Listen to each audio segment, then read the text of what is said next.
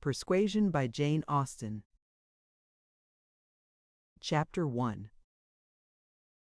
Sir Walter Elliot of Kellynch Hall in Somersetshire was a man who, for his own amusement, never took up any book with the baronetage.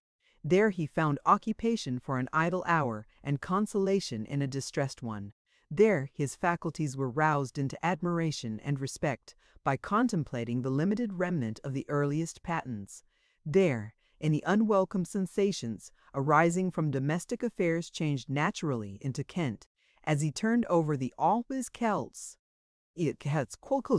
Walter Elliot, born March 1, 1760, married July 15, 1784, Elizabeth, daughter of James Stevenson Esk, of South Park in the county of Gloucester, by which lady who died 1800 he has issue Elizabeth, born June 1, 1785, Anne, born August 9, 1787, a stillborn son, November 5, 1789, Mary, born November 20, 1791.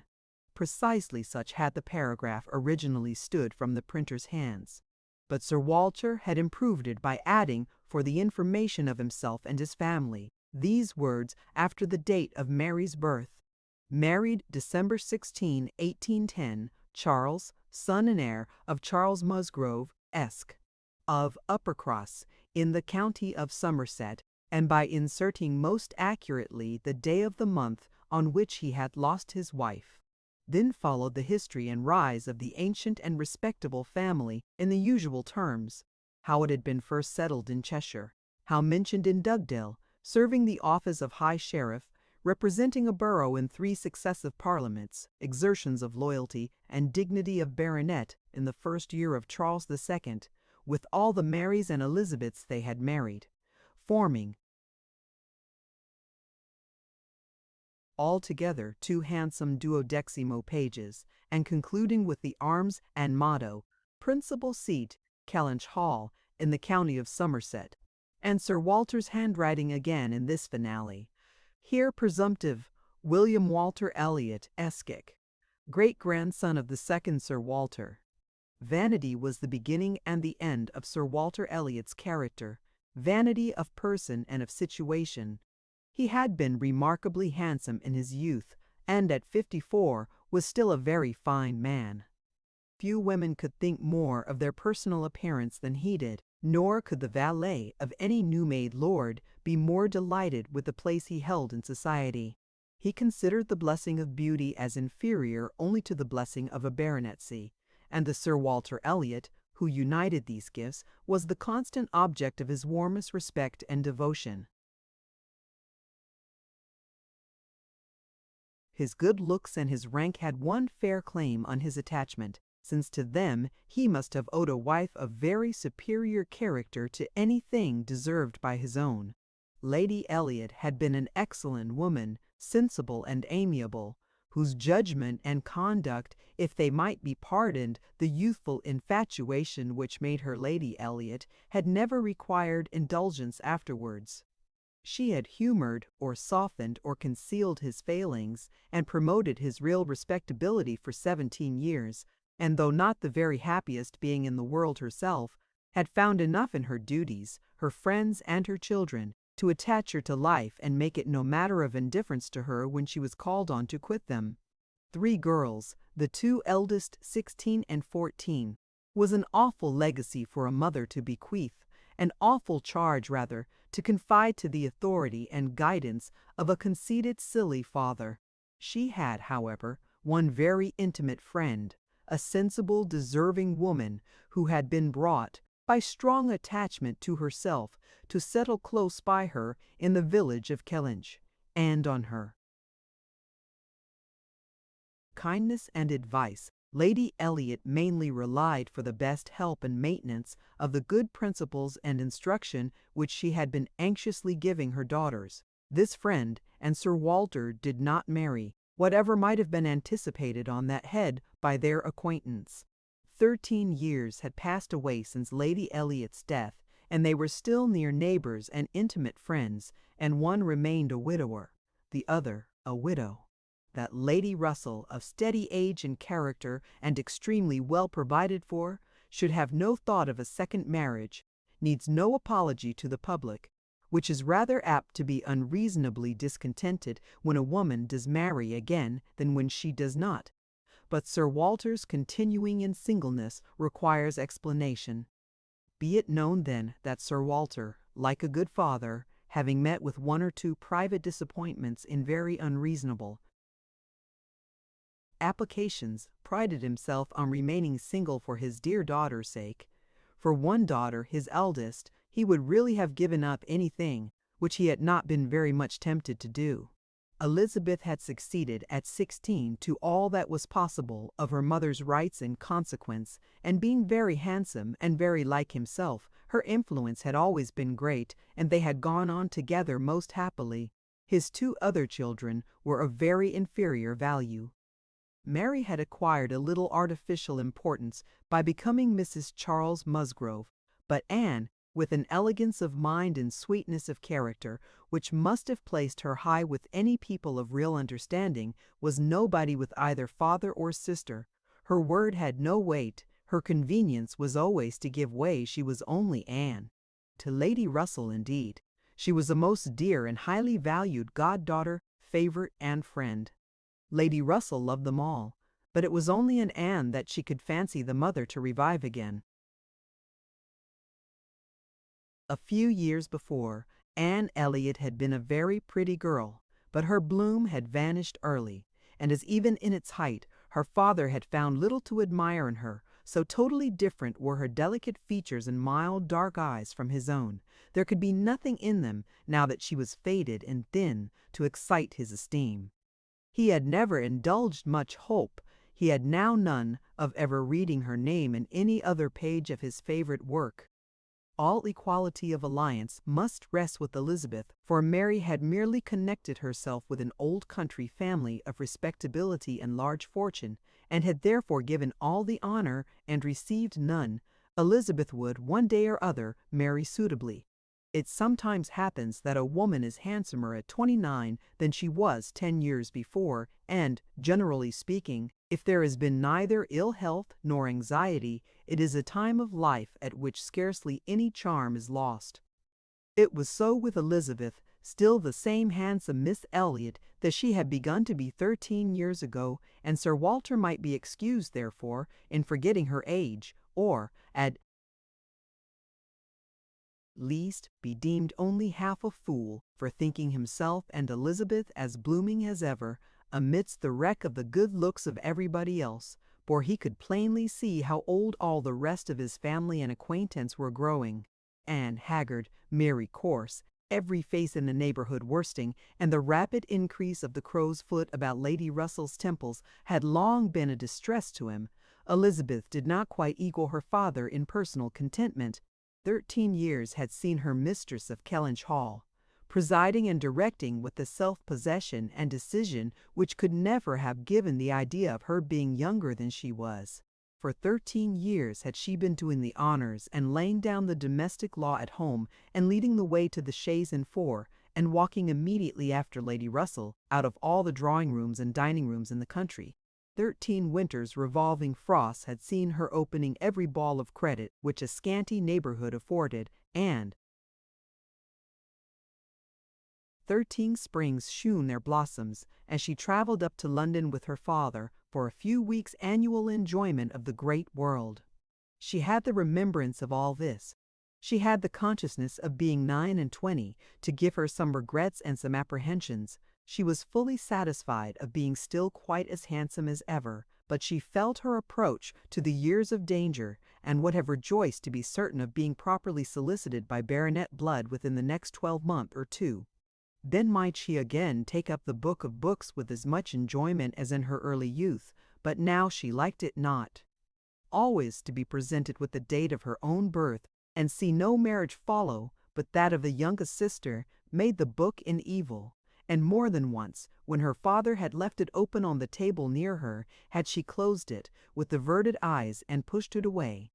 She had had a disappointment, moreover, which that book, and especially the history of her own family, must ever present the remembrance of.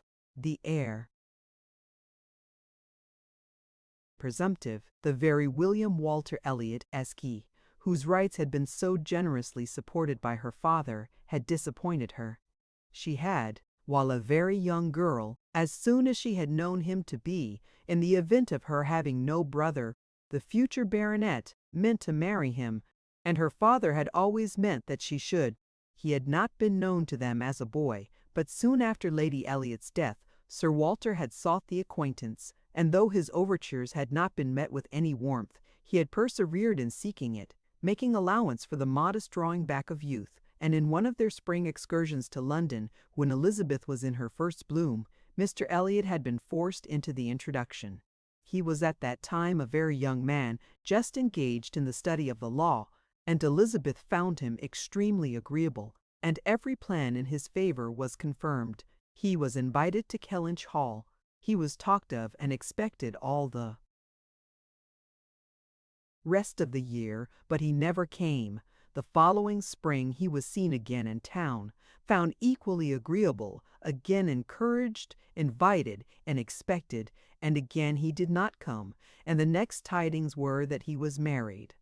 Instead of pushing his fortune in the line marked out for the heir of the house of Elliot, he had purchased independence by uniting himself to a rich woman of inferior birth.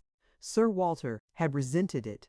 As the head of the house, he felt that he ought to have been consulted, especially after taking the young man so publicly by the hand. For they must have been seen together, he observed, once at Tattersall's and twice in the lobby of the House of Commons. His disapprobation was expressed, but apparently very little regarded. Mr. Elliot had attempted no apology and shewn himself as unsolicitous of being longer noticed by the family, as Sir Walter considered him unworthy of it. All acquaintance between them had ceased. This very awkward history of Mr. Elliot was still, after an interval of several years, felt with anger by Elizabeth, who had liked the man for himself, and still more for being her father's heir, and whose strong family pride could see only in him a proper match for Sir Walter Elliot's eldest daughter. There was not a baronet from A to Z whom her feelings could have so willingly acknowledged as an equal. Yet so miserably had he conducted himself that though she was at this present time, the summer of 1814, wearing black ribbons for his wife, she could not admit him to be worth thinking of again. The disgrace of his first marriage might, perhaps, as there was no reason to suppose it perpetuated by offspring, have been got over had he not done worse. But he had, as by the customary intervention of kind friends they had been informed, spoken most disrespectfully of them all, most slightingly and contemptuously of the very blood he belonged to, and the honors which were hereafter to be his own. This could not be pardoned. Such were Elizabeth Elliot's sentiments and sensations. Such the cares to alloy, the agitations to vary, the sameness and the elegance, the prosperity and the nothingness of her scene of life. Such the feelings to give interest to a long uneventful residence in one country circle, to fill the vacancies which there were no habits of utility abroad, no talents or accomplishments for home, to occupy. But now another occupation and solicitude of mind was beginning to be added to these. Her father was growing distressed for money. She knew that when he now took up the baronetage, it was to drive the heavy bills of his tradespeople and the unwelcome hints of Mr. Shepherd, his agent, from his thoughts. The Kellynch property was good, but not equal to Sir Walter's apprehension of the state required in its possessor. While Lady Elliot lived, there had been method, moderation, and economy which had just kept him within his income. But with her had died all such right-mindedness, and from that period he had been constantly exceeding it. It had not been possible for him to spend less. He had done nothing but what Sir Walter Elliot was imperiously called on to do. But blameless as he was not only growing dreadfully in debt, but was hearing of it so often that it became vain to attempt concealing it longer, even partially from his daughter. He had given her some hints of it the last spring in town. He had gone so far even as to say, "Can we retrench? Does it occur to you that there is any one article in which we can retrench?" and Elizabeth, to do her justice, had in the first ardor of female alarm set seriously to think what could be done, and had finally proposed these two branches of economy: to cut off some unnecessary charities, and to refrain from new furnishing the drawing-room, to which expedients she afterwards added the happy thought of their taking no present down to Anne, as had been the usual yearly custom. But these measures, however good in themselves, were insufficient for the real extent of the evil, the whole of which Sir Walter found himself obliged to confess to her soon afterwards. Elizabeth had nothing to propose of deeper efficacy. She felt herself ill-used and unfortunate, as did her father, and they were neither of them able to devise any means of lessening their expenses without compromising their dignity or relinquishing their comforts in a way not to be borne. There was only a small part of his estate that Sir Walter could dispose of, but had every acre been alienable, it would have made no difference. He had condescended to mortgage as far as he had the power, but he would never condescend to sell. No, he would never disgrace his name so far. The Kellynch estate should be transmitted whole and entire as he had received it. Their two confidential friends, Mr. Shepherd, who lived in the neighboring market town, and Lady Russell, were called on to advise them, and both father and daughter seemed to expect that something should be struck out by one or the other to remove their embarrassments and reduce their expenditure, without involving the loss of any indulgence of taste or pride. Chapter 2. Mr. Shepherd, a civil, cautious lawyer who, whatever might be his hold or his views on Sir Walter, would rather have the disagreeable prompted by anybody else, excused himself from offering the slightest hint, and only begged leave to recommend an implicit reference to the excellent judgment of Lady Russell, from whose known good sense he fully expected to have just such resolute measures advised as he meant to see finally adopted. Lady Russell was most anxiously zealous on the subject and gave it much serious consideration. She was a woman rather of sound than of quick abilities, whose difficulties in coming to any decision in this instance were great, from the opposition of two leading principles.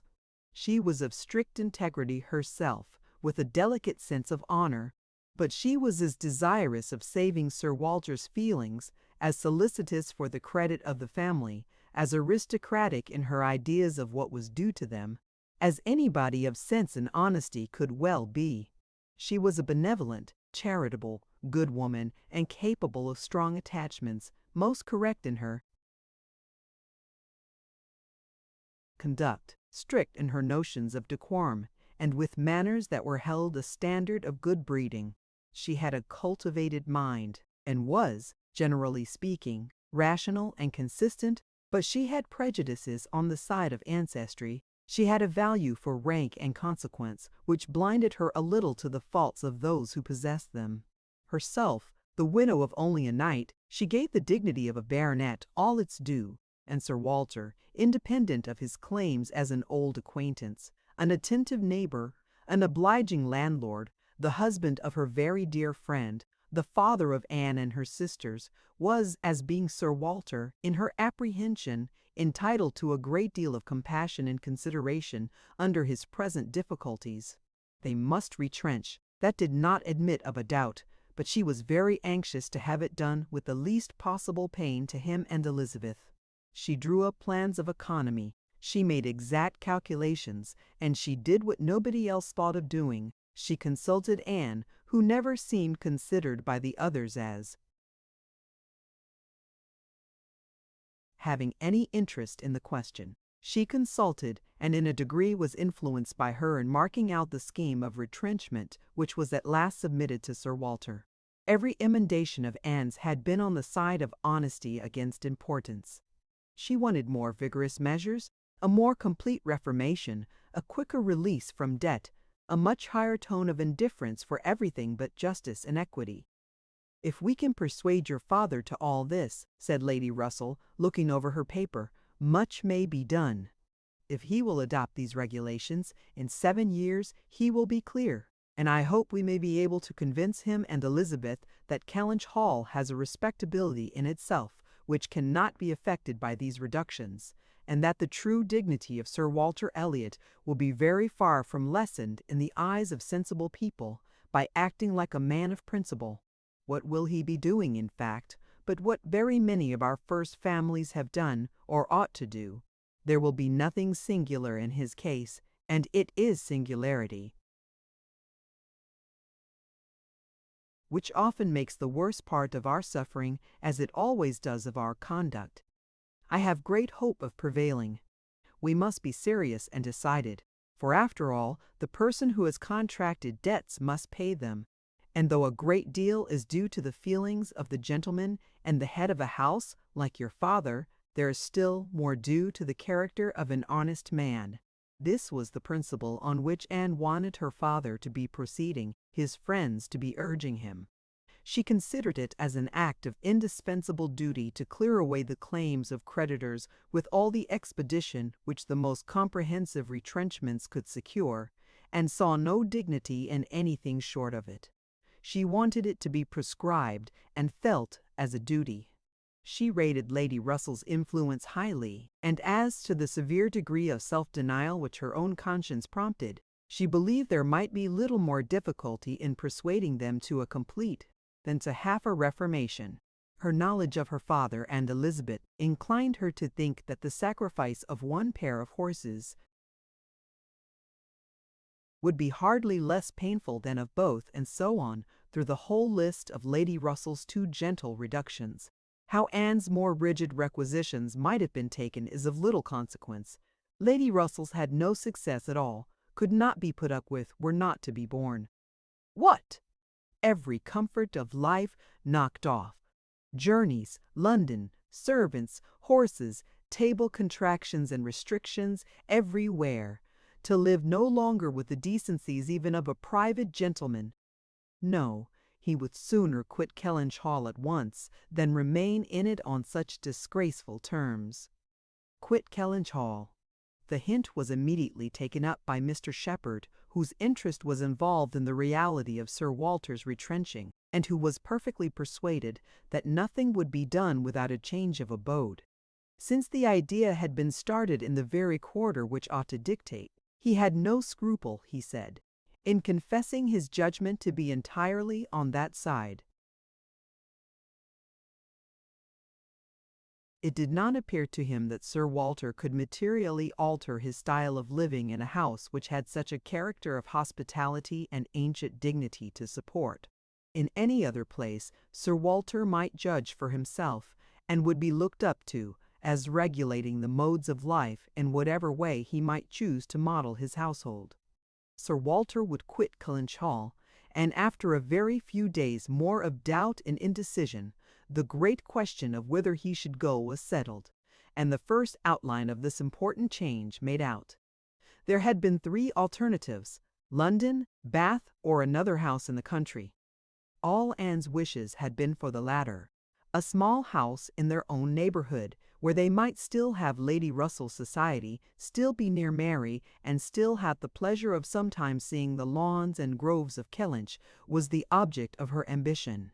But the usual fate of Anne attended her in having something very opposite from her inclination fixed on. She disliked Bath, and did not think it agreed with her, and Bath was to be her home. Sir Walter had at first thought more of London, but Mr. Shepherd felt that he could not be trusted in London, and had been skilful enough to dissuade him from it and make Bath preferred.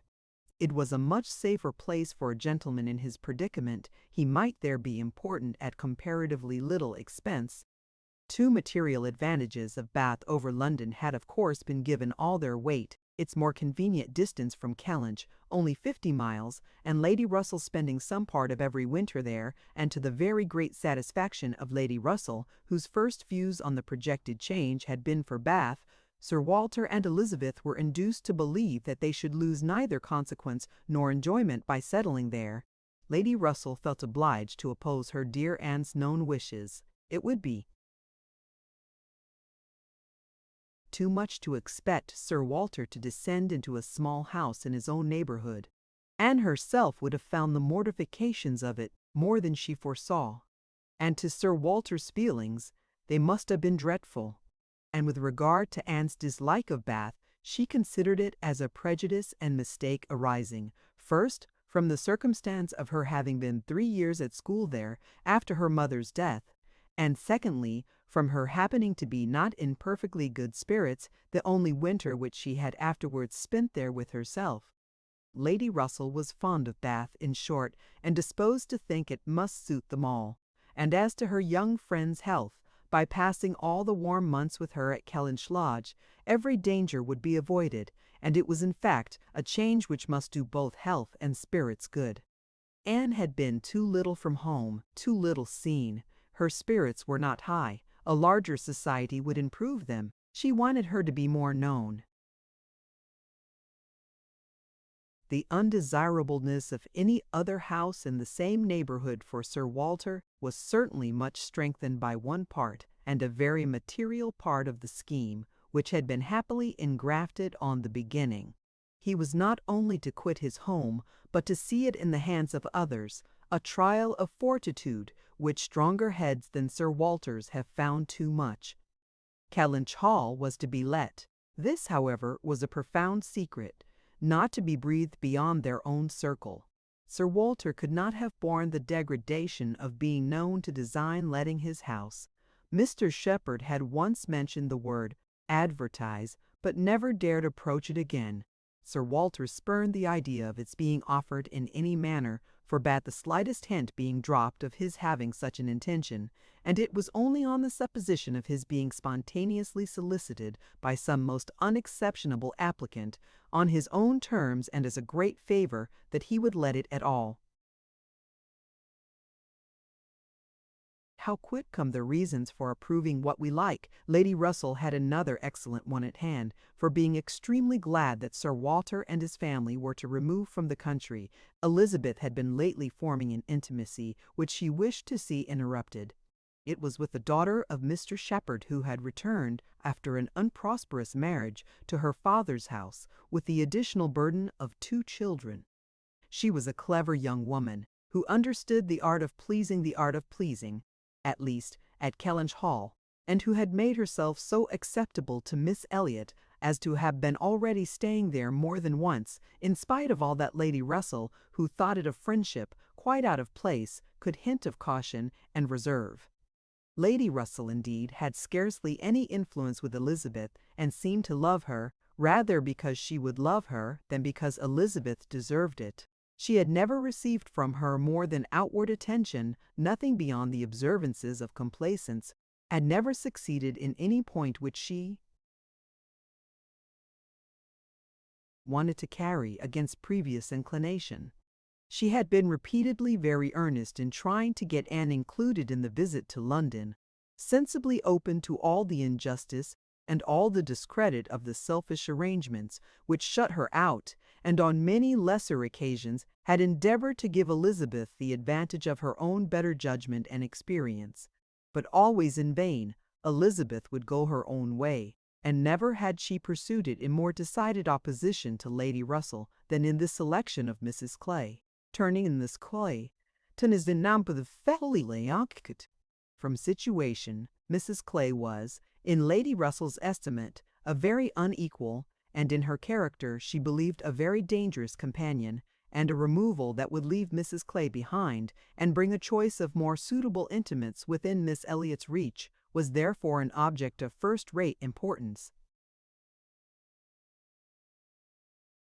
Chapter 3.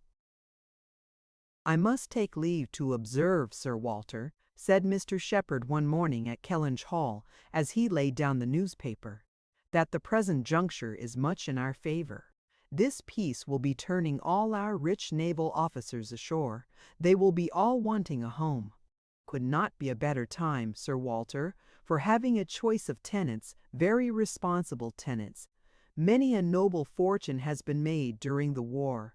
If a rich admiral were to come in our way, Sir Walter, he would be a very lucky man, Shepherd," replied Sir Walter. "That's all I have to remark. A prize indeed would Kellynch Hall be to him. Rather the greatest prize of all, let him have taken ever so many before. Hey, Shepherd?" Mr. Shepherd laughed, as he knew he must, at this wit, and then added, I presume to observe, Sir Walter, that in the way of business, gentlemen of the navy are well to deal with. I have had a little knowledge of their methods of doing business, and I am free to confess that they have very liberal notions and, as likely it is to tie the standing it of quandid world fambrida world from its world for be to can eat courtesies the other, concert was can page with body corusebling, but stand precart trike I tak tat while the pabed who sems repern bid ahimt for the fedeva as a facatim with a bit of a papa at bill van igavek. Sir Walter only nodded, but soon afterwards, rising and pacing the room, he observed sarcastically, "There are few among the gentlemen of the navy, I imagine, who would not be surprised to find themselves in a house of this description. They would look around them, no doubt, and bless their good fortune," said Mrs. Clay. For Mrs. Clay was present, her father had driven her over, nothing being of so much use to Mrs. Clay's health as a drive to Kellynch, but I quite agree with my father in thinking a sailor might be a very desirable tenant. I have known a good deal of the profession, and besides their liberality, they are so neat and careful in all their ways. These valuable pictures of yours, Sir Walter, if you chose to leave them, would be perfectly safe. Everything in and about the house would be taken such excellent care of. The gardens and shrubberies would be kept in almost as high order as they are now. You need not be afraid, Miss Elliot, of your own sweet flower gardens being neglected. As to all that, rejoined Sir Walter coolly, supposing I were induced to let my house, I have by no means made up my mind as to the privileges to be annexed to it. I am not particularly disposed to favor a tenant. The park would be open to him, of course, and few navy officers, or men of any other description, can have had such a range. But what restrictions I might impose on the use of the pleasure grounds is another thing. I am not fond of the idea of my shrubberies being always approachable, and I should recommend Miss Elliot to be on her guard with respect to her flower garden. I am very little disposed to grant a tenant of Kellynch Hall any extraordinary favor, I assure you, be he sailor or soldier. After a short pause, Mr. Shepherd presumed to say, in all these cases, there are established usages which make everything plain and easy between landlord and tenant. Your interest, Sir Walter, is in pretty safe hands. Depend upon me for taking care that no tenant has more than his just rights. I venture to hint that Sir Walter Elliot cannot be half so jealous for his own as John Shepherd will be for him. Here Anne spoke. The navy, I think, who have done so much for us, have at least an equal claim with any other set of men, for all the comforts and all the privileges which any home can give. Sailors work hard enough for their comforts, we must all allow. Very true, very true. What Miss Anne says is very true, was Mr. Shepherd's rejoinder, and, oh, certainly was his daughter's. But Sir Walter's remark was, soon afterwards, the profession has its utility, but I should be sorry to see any friend of mine belonging to it. Indeed, was the reply, and with a look of surprise. Yes, it is in 2 points offensive to me. I have 2 strong grounds of objection to it.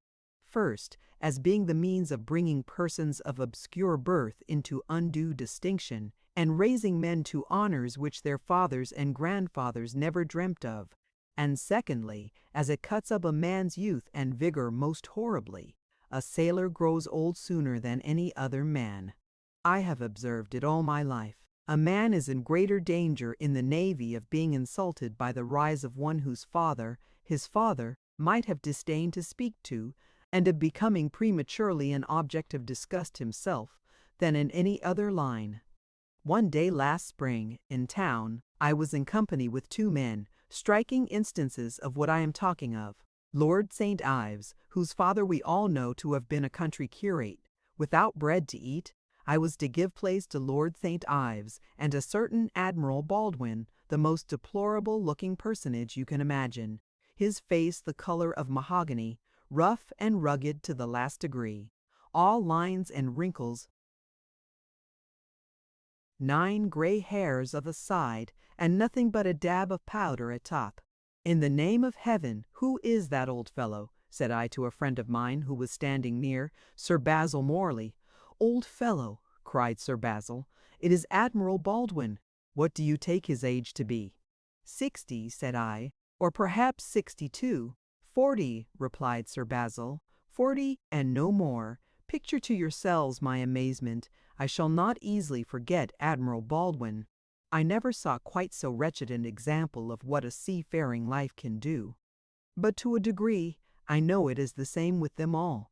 They are all knocked about and exposed to every climate and every weather till they are not fit to be seen. It is a pity they are not knocked on the head at once, before they reach Admiral Baldwin's age." "Nay, Sir Walter," cried Mrs. Clay, "this is being severe indeed. Have a little mercy on the poor men. We are not all born to be handsome. The sea is no beautifier, certainly. Sailors do grow old betimes. I have observed it. They soon lose the look of youth. But then, is not it the same with many other professions? Perhaps most other soldiers in active service are not at all better off, and even in the quieter professions there is a toil and a labor of the mind, if not of the body, which seldom leaves a man's looks to the natural effect of time. The lawyer plods, quite careworn. The physician is up at all hours, and traveling in all weather. And even the clergyman, she stop a moment to consider what might do for the clergyman. And even the clergyman, you know, is obliged to go into infected rooms, and expose his health and looks to all the injury of a poisonous atmosphere. In fact, as I have long been convinced, though every profession is necessary and honorable in its turn, it is only the lot of those who are not obliged to follow any, who can live in a regular way, in the country, choosing their own hours, following their own pursuits, and living on their own property, without the torment of trying for more. It is only their lot, I say, to hold the blessings of health and a good appearance to the utmost. I know no other set of men but what lose something they see by it. Young. It seemed as if Mr. Shepherd, in this anxiety to bespeak Sir Walter's goodwill towards a naval officer as tenant, had been gifted with foresight, for the very first application for the house was from an Admiral Croft, with whom he shortly afterwards fell into company, in attending the quarter sessions at Taunton, and indeed he had received a hint of the Admiral from a London correspondent. By the report which he hastened over to Kellynch to make, Admiral Croft was a native of Somersetshire, who, having acquired a very handsome fortune, was wishing to settle in his own country, and had come down to Taunton in order to look at some advertised places in that immediate neighbourhood, which, however, had not suited him. That accidentally hearing it was just as he had foretold. Mr. Shepherd observed Sir Walter's concerns could not be kept a secret. Accidentally hearing it was just as he had foretold. Mr. Shepherd observed Sir Walter's introduced himself to him in order to make particular inquiries, and had, in the course of a pretty long conference, expressed as strong an inclination for the place as a man who knew it only by description could feel, and given Mr. Shepherd, in his explicit account of himself, every proof of his being a most responsible, eligible tenant. "And who is Admiral Croft?" was Sir Walter's cold, suspicious inquiry. Mr. Shepherd answered for his being of a gentleman's family, and mentioned a place, and Anne, after the little pause which followed, added, "He is a rear admiral of the White. He was in the Trafalgar action, and has been in the East Indies since. He was stationed there, I believe, several years." "Then I take it for granted," observed Sir Walter, "that his face is about as orange as the cuffs and capes of my livery." Mr. Shepherd hastened to assure him that Admiral Croft was a very hale, hearty, well-looking man, a little weather-beaten, putmabon, to quite the gentleman in all his notions and behaviour, not likely to make the smallest difficulty about terms, only wanted a comfortable home, and to get into it as soon as possible, knew he must pay for his convenience, knew what rent a ready-furnished house of that consequence might fetch, should not have been surprised if Sir Walter had asked more. What gate glack-wide Mr. Shepherd was eloquent on the subject, pointing out all the circumstances of the Admiral's family, which made him peculiarly desirable as a tenant. He was a married man and without children, the very state to be wished for. A house was never taken good care of, Mr. Shepherd observed, without a lady he did not know, whether furniture might not be in danger of suffering as much wear. There was no lady, as where there were many children. A lady, without a family, was the very best preserver of furniture in the world. He had seen Mrs. Croft, too. She was at Taunton with the Admiral, and had been present almost all the time they were talking the matter over. And a very well-spoken, genteel, shrewd lady she seemed to be, continued he, asked more questions about the house, and terms, and taxes, than the Admiral himself, and seemed more conversant with business. And moreover, Sir Walter, I found she was not quite unconnected in this country, any more than her husband. That is to say, she is sister to a gentleman who did live amongst us once. She told me so herself, sister to the gentleman who lived a few years back a Monkford. Bless me, what was his name? At this moment I cannot recollect his name, though I have heard it so lately. Penelope, my dear, can you help me to the name of the gentleman who lived at Monkford, Mrs. Croft's brother? But Mrs. Clay was talking so eagerly with Miss Elliot that she did not hear the appeal. I have no conception whom you can mean, Shepherd. I remember no gentleman resident at Monkford since the time of old Governor Trent. Bless me, how very odd! I shall forget my own name soon, I suppose. A name that I am so very well acquainted with. Knew the gentleman so well by sight, seen him 100 times, came to consult me once, I remember, about a trespass of one of his neighbors, farmer's man, breaking into his orchard, wall torn down, apples stolen, caught in the fact, and afterwards, contrary to my judgment, submitted to an amicable compromise.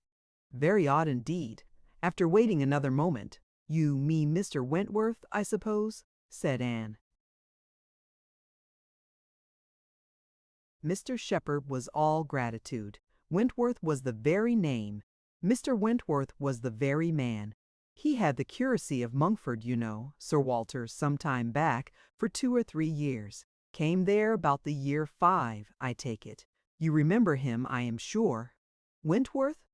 Oh, Mr. Wentworth, the curate of Monkford. You misled me by the term gentleman.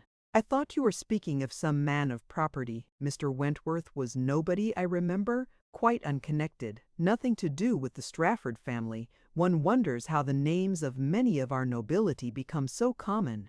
As Mr. Shepherd perceived that this connection of the Crofts did them no service with Sir Walter, he mentioned it no more, returning with all his zeal to dwell on the circumstances more indisputably in their favor, their age and number and fortune, the high idea they had formed of Kellynch Hall, and extreme solicitude for the advantage of renting it, making it appear as if they ranked nothing beyond the happiness of being the tenants of Sir Walter Elliot. An extraordinary taste, certainly, could they have been supposed in the secret of Sir Walter's estimate of the dues of a tenant. It succeeded, however, and though Sir Walter must ever look with an evil eye on anyone intending to inhabit that house, and think them infinitely too well off in being permitted to rent it on the highest terms, he was talked into allowing Mr. Shepherd to proceed in the treaty, and authorizing him to wait on Admiral Croft, who still remained at Taunton, and fix a day for the house being seen. Sir Walter was not very wise, but still he had experience enough of the world to feel that a more unobjectionable tenant, in all essentials, than Admiral Croft bid fair to be, could hardly offer. So far went his understanding, and his vanity supplied a little additional soothing in the Admiral's situation in life, which was just high enough and not too high. I have let my house to Admiral Croft would sound extremely well, very much better than to any mere Mr. I. A Mr. say, perhaps, some half-dozen in the nation, always needs a note of explanation. An admiral speaks his own consequence, and, at the same time, can never make a baronet look small. In all their dealings and intercourse, Sir Walter Elliot must ever have the precedence. Nothing could be done without a reference to Elizabeth, but her inclination was growing so strong for a removal that she was happy to have it fixed and expedited by a tenant at hand, and not a word to suspend decision was uttered by her. Mr. Shepherd was completely empowered to act, and no sooner had such an end been reached than Anne, who had been a most attentive listener to the whole, left the room to seek the comfort of cool air for her flushed cheeks, and as she walked along a favorite grove, said with a gentle sigh, "A few months more, and he, perhaps, may be walking here." Chapter 4. He was not Mr. Wentworth, the former curate of Monkford, however suspicious appearances may be, but a Captain Frederick Wentworth, his brother, who being made commander in consequence of the action off St. Domingo, and not immediately employed, had come into Somersetshire in the summer of 1806, and having no parent living, found a home for half a year at Monkford. He was, at that time, a remarkably fine young man, with a great deal of intelligence, spirit, and brilliancy, and Anne, an extremely pretty girl with gentleness, modesty, taste, and feeling. Half the sum of attraction on either side might have been enough, for he had nothing to do, and she had hardly anybody to love. But the encounter of such lavish recommendations could not fail. They were gradually acquainted, and when acquainted, rapidly and deeply in love. It would be difficult to say which had seen highest perfection in the other, or which had been the happiest, she in receiving his declarations and proposals, or he in having them accepted. A short period of exquisite felicity followed, and but a short one. Troubles soon arose. Sir Walter, on being applied to, without actually withholding his consent, or saying it should never be, gave it all the negative of great astonishment, great coldness, great silence, and a professed resolution of doing nothing for his daughter. He thought it a very degrading alliance, and Lady Russell, though with more tempered and pardonable pride, received it as a most unfortunate one. Anne Elliot, with all her claims of birth, beauty, and mind, to throw herself away at 19, involve herself at 19 in an engagement with a young man who had nothing but himself to recommend him, and no hopes of attaining affluence but in the chances of a most uncertain profession, and no connections to secure even his farther rise in the profession, would be, indeed, a throwing away which she grieved to think of. Anne Elliot, so young, known to so few, to be snatched off by a stranger without alliance or fortune, or rather sunk by him into a state of most wearing, anxious, youth-killing dependence. It must not be, if by any fair interference of friendship, any representations from one who had almost a mother's love and mother's rights, it would be prevented. Captain Wentworth had no fortune.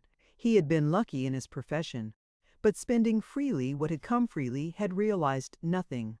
But he was confident that he should soon be rich, full of life and ardor. He knew that he should soon have a ship and soon be on a station that would lead to everything he wanted.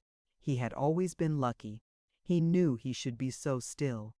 Such confidence, powerful in its own warmth, and bewitching in the wit which often expressed it, must have been enough for Anne, but Lady Russell saw it very differently. His sanguine temper and fearlessness of mind operated very differently on her. She saw in it but an aggravation of the evil. It only added a dangerous character to himself. He was brilliant, he was headstrong. Lady Russell had little taste for wit, and of anything approaching to imprudence a horror. She deprecated the connection in every light.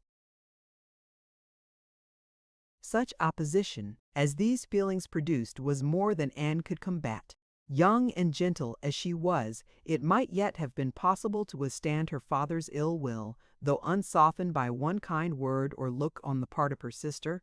But Lady Russell, whom she had always loved and relied on, could not, with such steadiness of opinion and such tenderness of manner, be continually advising her in vain. She was persuaded to believe the engagement a wrong thing, indiscreet, improper. hardly capable of success and not deserving it. But it was not a merely selfish caution under which she acted in putting an end to it. Had she not imagined herself consulting his good even more than her own, she could hardly have given him up. The belief of being prudent and self-denying, principally for his advantage, was her chief consolation, under the misery of a final parting, and every consolation was required, for she had to encounter all the additional pain of opinions, on his side, totally unconvinced and unbending, and of his feeling himself ill-used by so forced a relinquishment. He had left the country in consequence. A few months had seen the beginning and the end of their acquaintance, but not with a few months ended Anne's share of suffering from it. Her attachment and regrets had for a long time clouded every enjoyment of youth, and an early loss of bloom and spirits had been their lasting effect.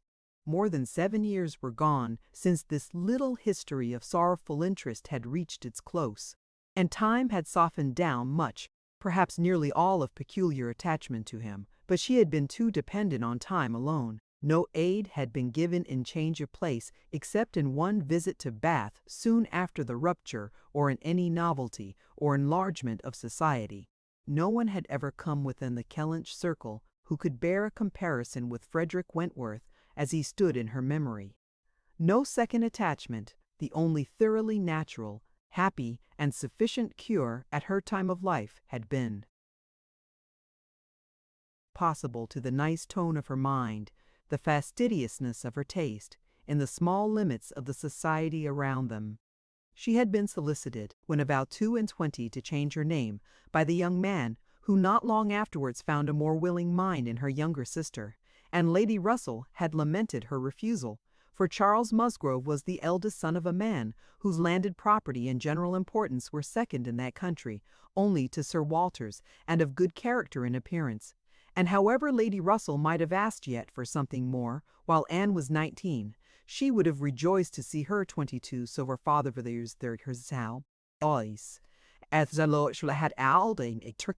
But in this case Anne had left nothing for advice to do, and though Lady Russell, as satisfied as ever with her own discretion, never wished the past undone, she began now to have the anxiety which borders on hopelessness for Anne's being tempted, by some man of talents and independence, to enter a state for which she held her to be peculiarly fitted by her warm affections and domestic habits. They knew not each other's opinion, either its constancy or its change, on the one leading point of Anne's conduct, for the subject was never alluded to, but Anne, at 27, thought very differently from what she had been made to think at 19.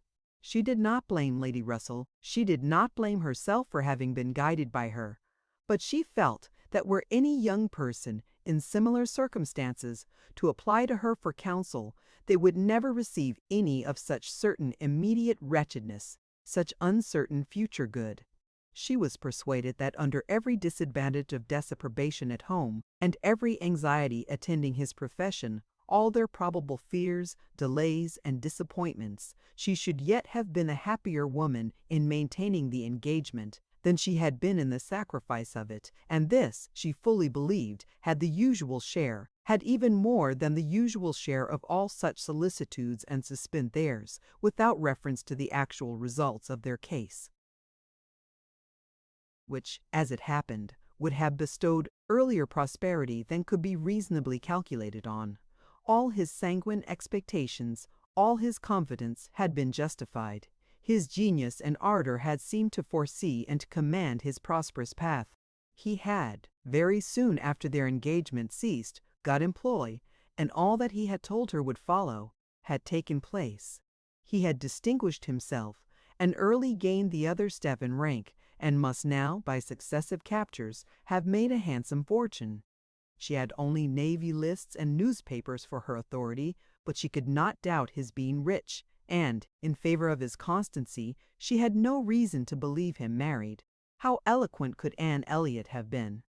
How eloquent, at least, were her wishes on the side of early warm attachment and a cheerful confidence in futurity, against that over-anxious caution which seems to insult exertion and distrust providence. She had been forced into prudence in her youth. She learned romance as she grew older, the natural sequel of an unnatural beginning.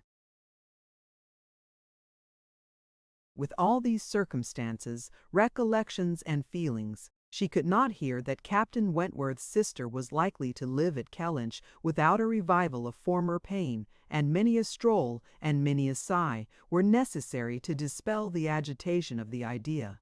She often told herself it was folly, before she could harden her nerves sufficiently to feel the continual discussion of the Crofts and their business no evil. She was assisted, however, by that perfect indifference and apparent unconsciousness among the only three of her own friends in the secret of the past, which seemed almost to deny any recollection of it. She could do justice to the superiority of Lady Russell's motives in this over those of her father and Elizabeth. She could honor all the better feelings of her calmness, but the general air of oblivion among them was highly important from whatever it sprung, and in the event of Admiral Crofts really taking Callan Hall, she rejoiced anew over the conviction, which had always been most grateful to her, of the past being known to those three only among her connections, by whom no syllable, she believed, would ever be whispered, and in the trust that among his, the brother only with whom he had been residing, had received any information of their short-lived engagement. That brother had been long removed from the country, and being a sensible man, and, moreover, a single man at the time, she had a fond dependence on no human creature's having heard of it from him. The sister, Mrs. Croft, had then been out of England, accompanying her husband on a foreign station, and her own sister Mary had been at school while it all occurred, and never admitted by the pride of some, and the delicacy of others, to the smallest knowledge of it afterwards. With these supports, she hoped that the acquaintance between herself and the Crofts, which with Lady Russell, still resident in Kellynch, and Mary fixed only 3 miles off, must be anticipated, need not involve any particular awkwardness. Chapter 5. On the morning appointed for Admiral and Mrs. Croft's seeing Kellynch Hall, Anne found it most natural to take her almost daily walk to Lady Russell's and keep out of the way till all was over, when she found it most natural to be sorry that she had missed the opportunity of seeing them. This meeting of the two parties proved highly satisfactory, and decided the whole business at once.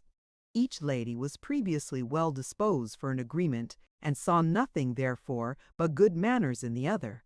And with regard to the gentleman, there was such an hearty good humour, such an open, trusting liberality on the Admiral's side, as could not but influence Sir Walter, who had besides been flattered into his very best and most polished behaviour by Mr. Shepherd's assurances of his being known, by report, to the Admiral, as a model of good breeding. The house and grounds and furniture were approved, the Crofts were approved, terms, time, everything and everybody was right, and Mr. Shepherd's clerks were set to work without there having been a single preliminary difference to modify of all that this indenture sheweth. Sir Walter, without hesitation, declared the Admiral to be the best-looking sailor he had ever met with, and went so far as to say that if his own man might have had the arranging of his hair, he should not be ashamed of being seen with him anywhere. And the Admiral, with sympathetic cordiality, observed to his wife as they drove back through the park, "I thought we should soon come to a deal, my dear, in spite of what they told us at Taunton. The baronet will never set the Thames on fire, but there seems to be no harm in him." Reciprocal compliments, which would have been esteemed about equal.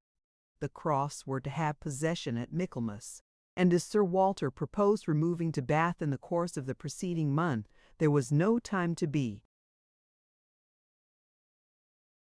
lost in making every dependent arrangement. Lady Russell, convinced that Anne would not be allowed to be of any use, or any importance in the choice of the house which they were going to secure, was very unwilling to have her hurried away so soon, and wanted to make it possible for her to stay behind till she might convey her to Bath herself after Christmas, but having engagements of her own which must take her from Kellynch for several weeks, she was unable to give the full invitation she wished.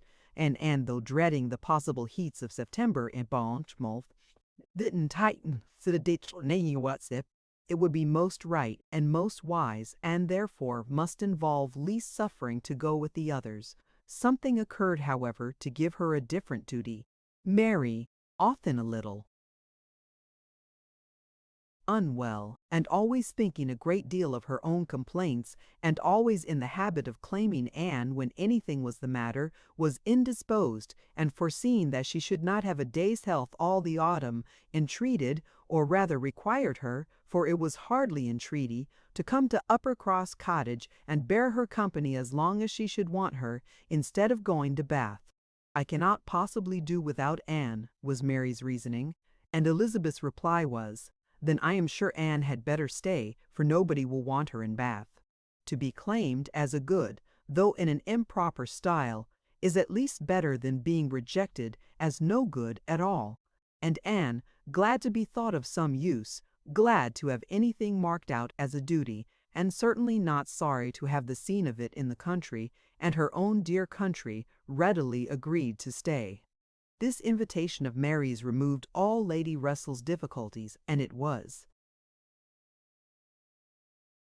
consequently soon settled that Anne should not go to Bath till Lady Russell took her, and that all the intervening time should be divided between Uppercross Cottage and Kellynch Lodge.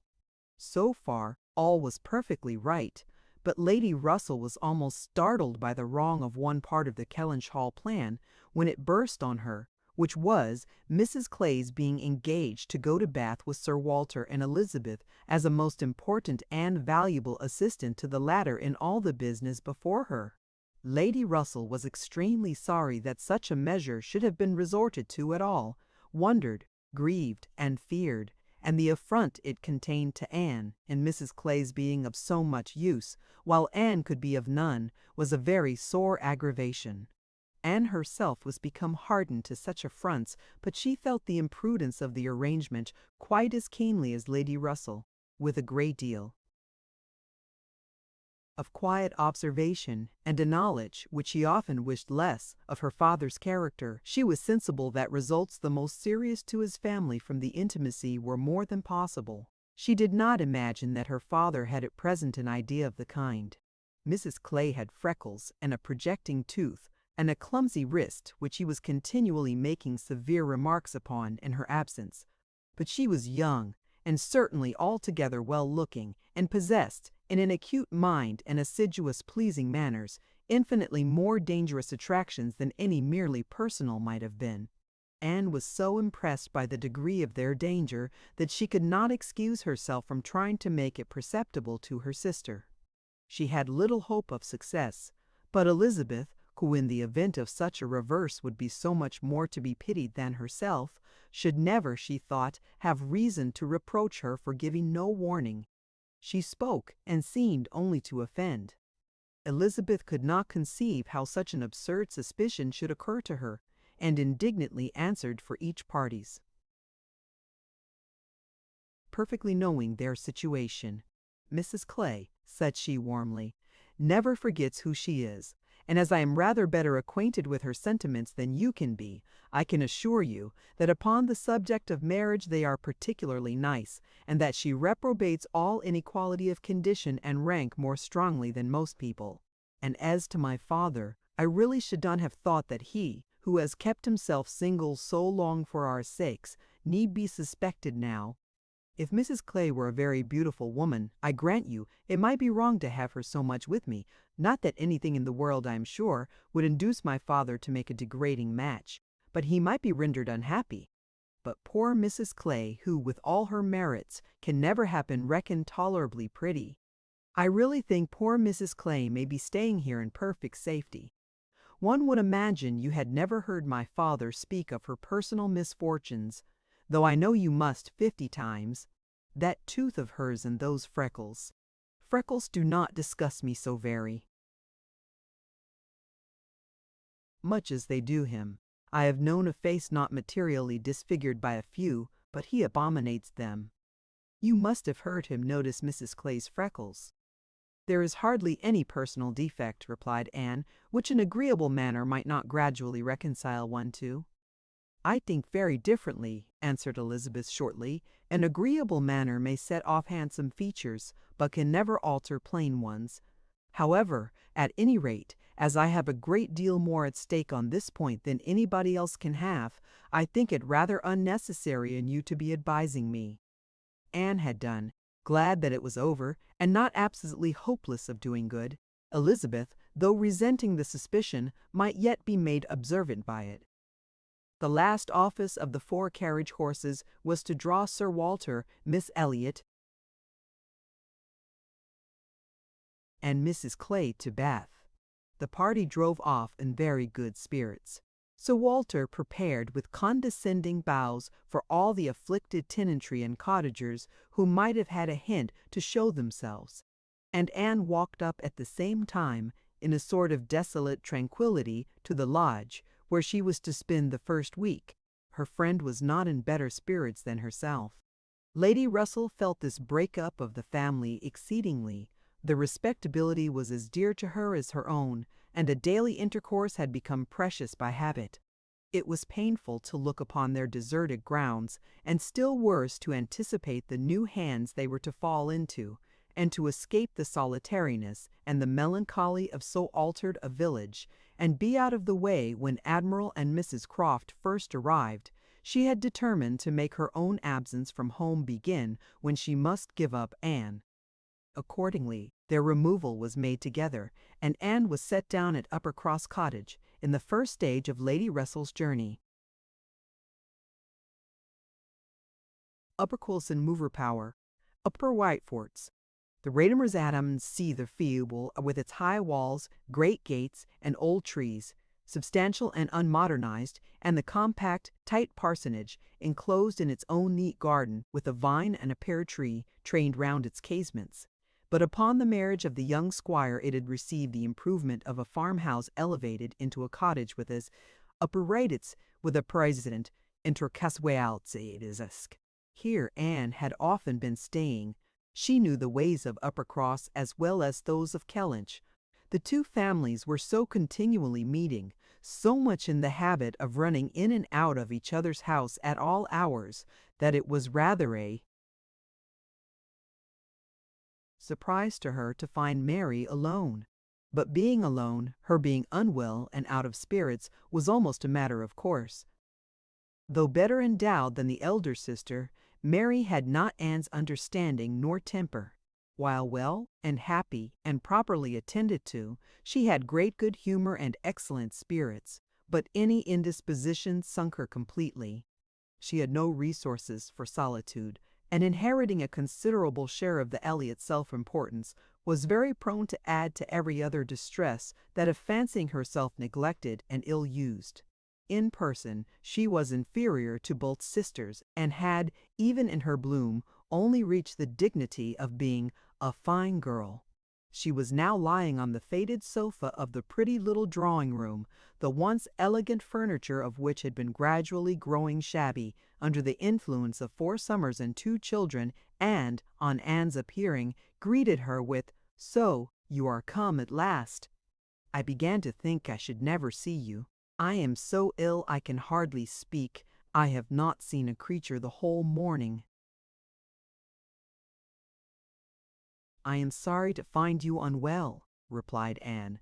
"You sent me such a good account of yourself on Thursday." "Yes, I made the best of it. I always do, but I was very far from well at the time, and I do not think I ever was so ill in my life as I have been all this morning, very unfit to be left alone, I am sure. Suppose I were to be seized of a sudden in some dreadful way, and not able to ring the bell? So, Lady Russell would not get out. I do not think she has been in this house 3 times this summer. Anne said what was proper, and inquired after her husband. "Oh, Charles is out shooting. I have not seen him since 7 o'clock. He would go, though I told him how ill I was." He said he should not stay out long, but he has never come back, and now it is almost 1. I assure you I have not seen a soul this whole long morning.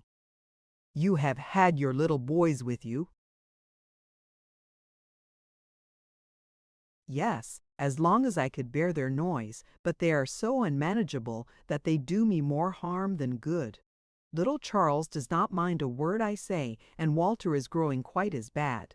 Well, you will soon be better now, replied Anne cheerfully. You know I always cure you when I come. How are your neighbors at the great house? I can give you no account of them. I have not seen one of them today, except Mr. Musgrove, who just stopped and spoke through the window, but without getting off his horse, and though I told him how ill I was, not one of them have been near me.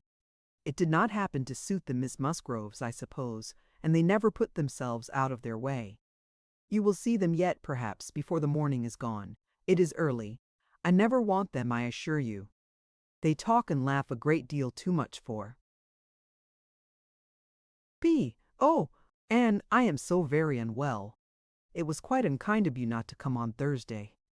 My dear Mary, recollect what a comfortable account you sent me of yourself. You wrote in the cheerfulest manner and said you were perfectly well and in no hurry for me.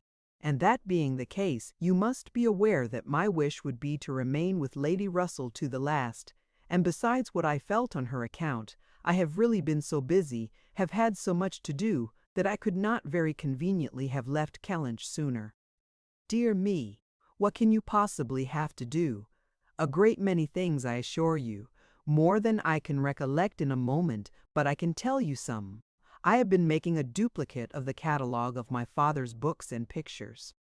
I have been several times in the garden with Mackenzie, trying to understand and make him understand which of Elizabeth's plants are for Lady Russell. I have had all my own little concerns to arrange, books and music to divide, and all my trunks to repack, from not having understood in time what was intended as to the wagons, and one thing I have had to do, Mary, of a more trying nature, going to almost every house in the parish as a sort of take leave.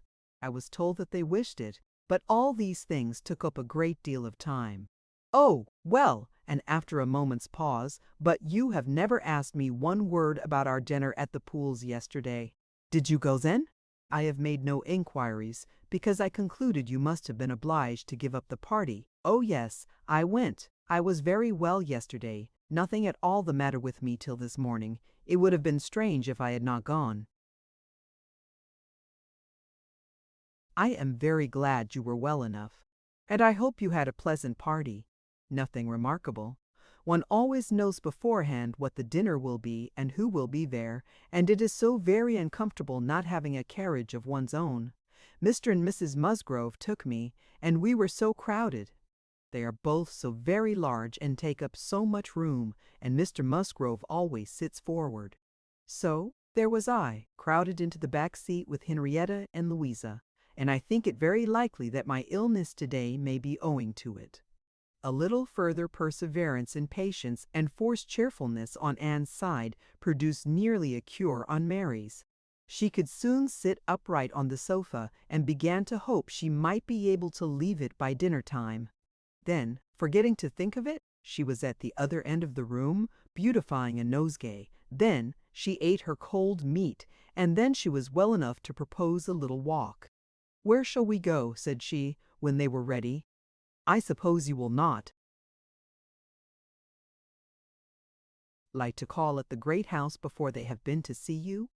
"I have not the smallest objection on that account," replied Anne. "I should never think of standing on such ceremony with people I know so well as Mrs. and the Miss Musgroves." "Oh, but they ought to call upon you as soon as possible. They ought to feel what is due to you as my sister. However, we may as well go and sit with them a little while, and when we have that over, we can enjoy our walk." Anne had always thought such a style of intercourse highly imprudent, but she had ceased to endeavor to check it, from believing that, though there were on each side continual subjects of offense, neither family could now do without it. To the great house, accordingly, they went, to sit the full half-hour in the old-fashioned square parlor, with a small carpet and shining floor, to which the present daughters of the house were gradually giving the proper air of confusion. By a grand pianoforte and a harp, flower stands and little tables placed in every direction. Oh, could the originals of the portraits against the wainscot, could the gentlemen in brown velvet and the ladies in blue satin have seen what was going on, have been conscious of such an overthrow of all order and neatness, the portraits themselves seemed to be staring in astonishment. The Musgroves, like their houses, were in a state of alteration, perhaps of improvement. The father and mother were in the old English style, and the young people in the new. Mr. and Mrs. Musgrove were a very good sort of people, friendly and hospitable, not much educated, and not at all elegant. Their children had more modern minds and manners. There was a numerous family, but the only two grown-up, excepting Charles, were Henrietta and Louisa, young ladies of 19 and 20, who had brought from school at Exeter all the usual stock of accomplishments, and were now like thousands of other young ladies, living to be fashionable, happy, and merry. Their dress had every advantage there. Faces were rather pretty, their spirits extremely good, their manner unembarrassed and pleasant. They were of consequence at home, and favorites abroad.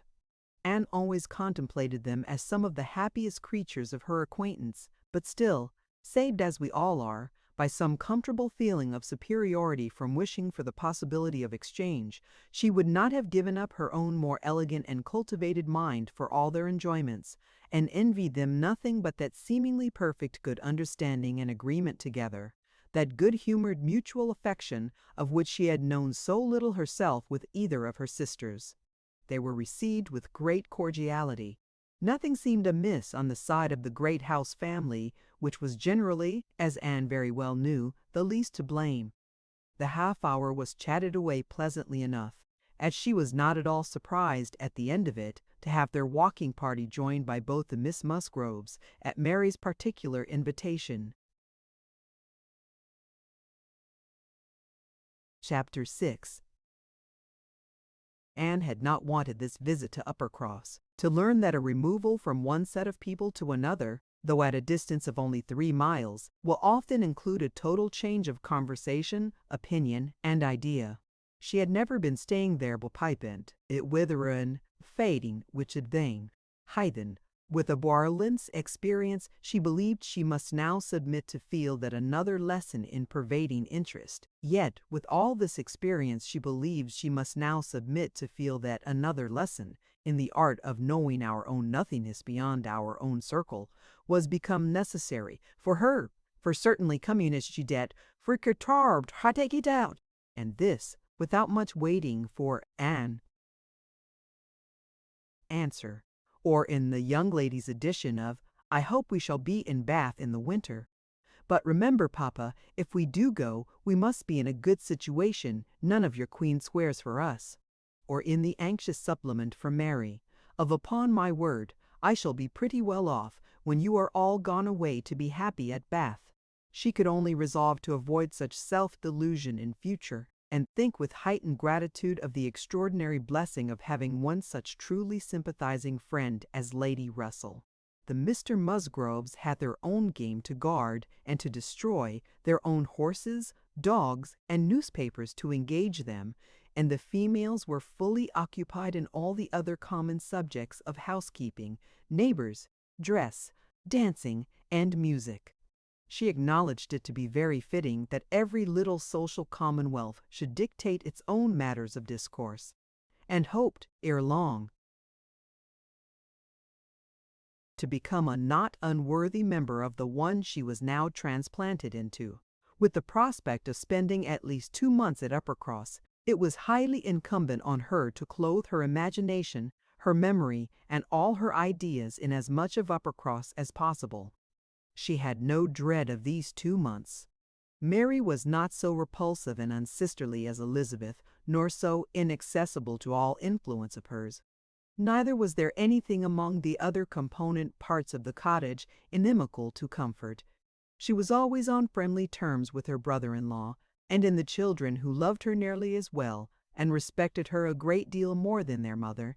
She had an object of interest, amusement, and wholesome exertion. Charles Musgrove was civil and agreeable. In sense and temper he was undoubtedly superior to his wife, but not of powers or conversation or grace to make the past, as they were connected together, at all a dangerous contemplation.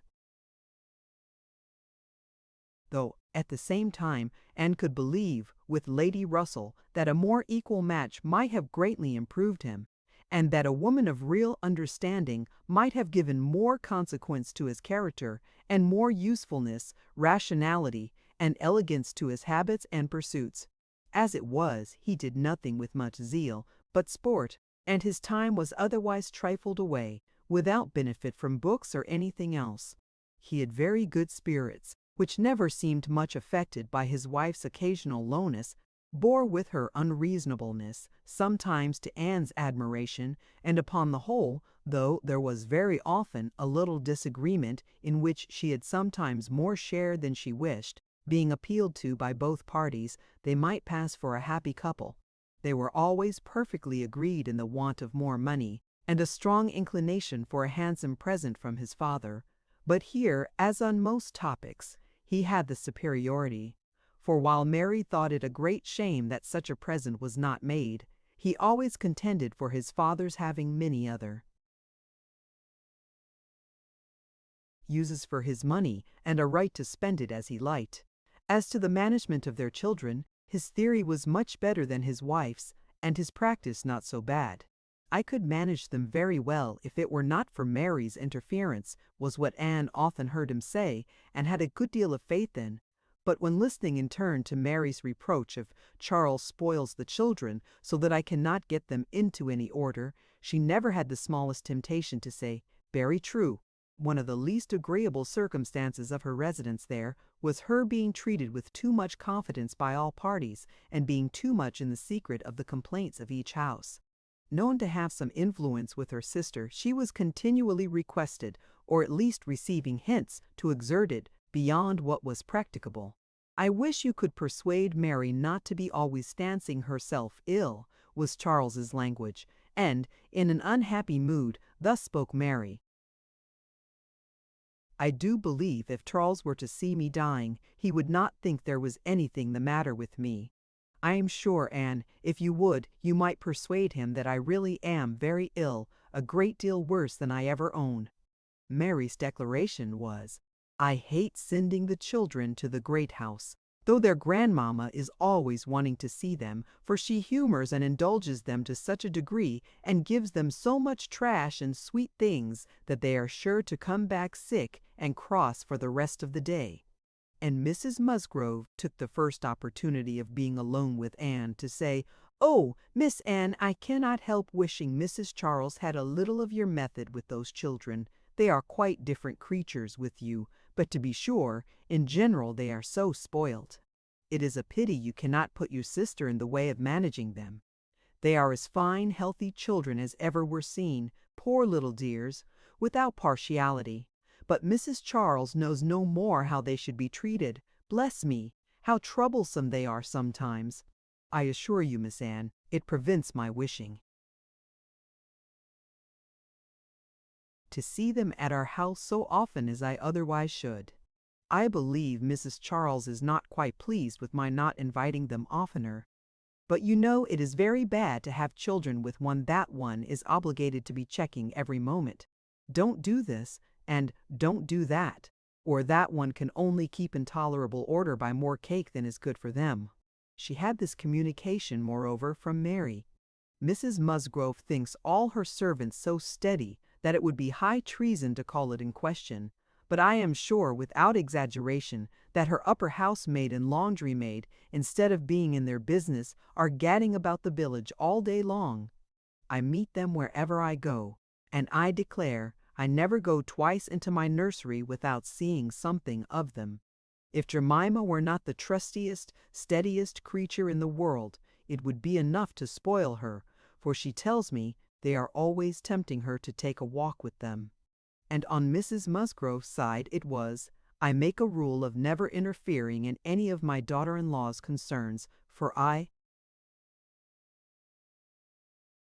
No, it would not do.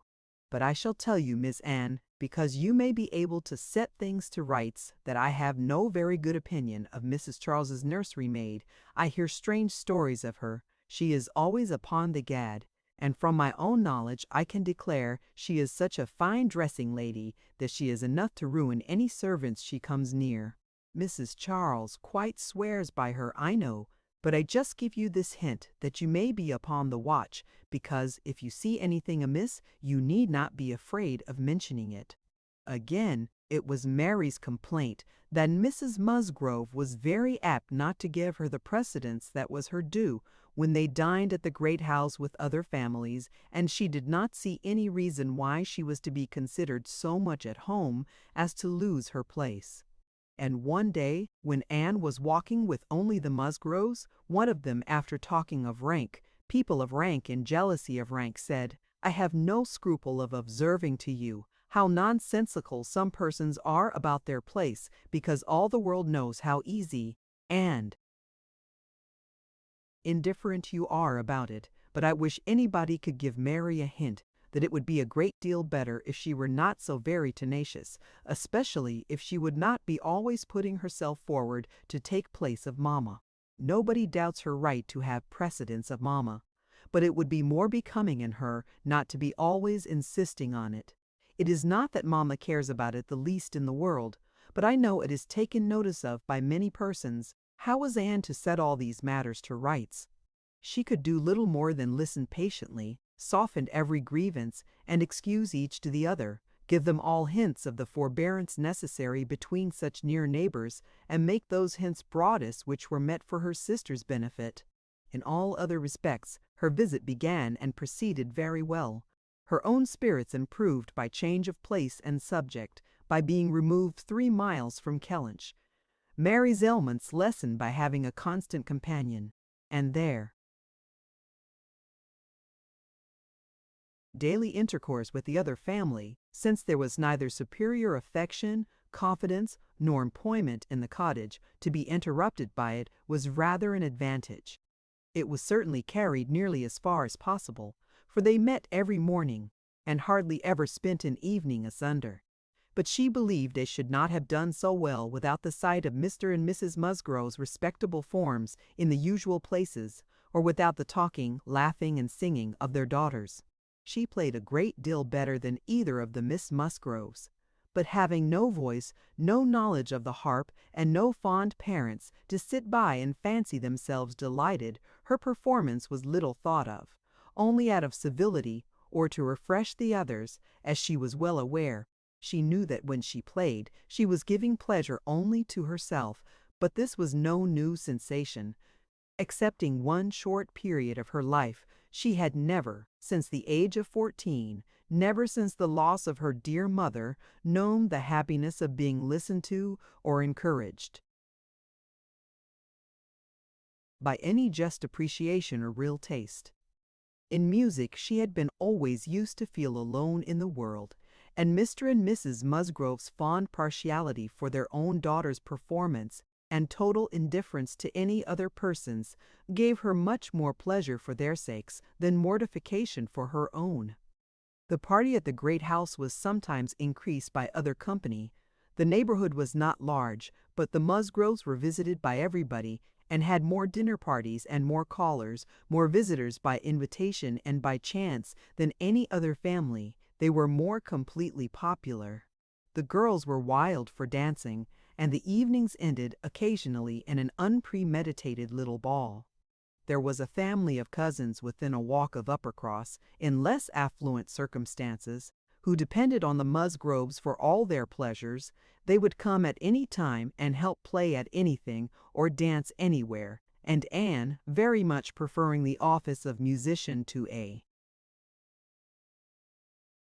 more active post, played country dances to them by the hour together, a kindness which always recommended her musical powers to the notice of Mr. and Mrs. Musgrove more than anything else, and often drew this compliment: "Well done, Miss Anne, very well done indeed. Lord bless me, how those little fingers of yours fly about!" So passed the first 3 weeks. Michaelmas came.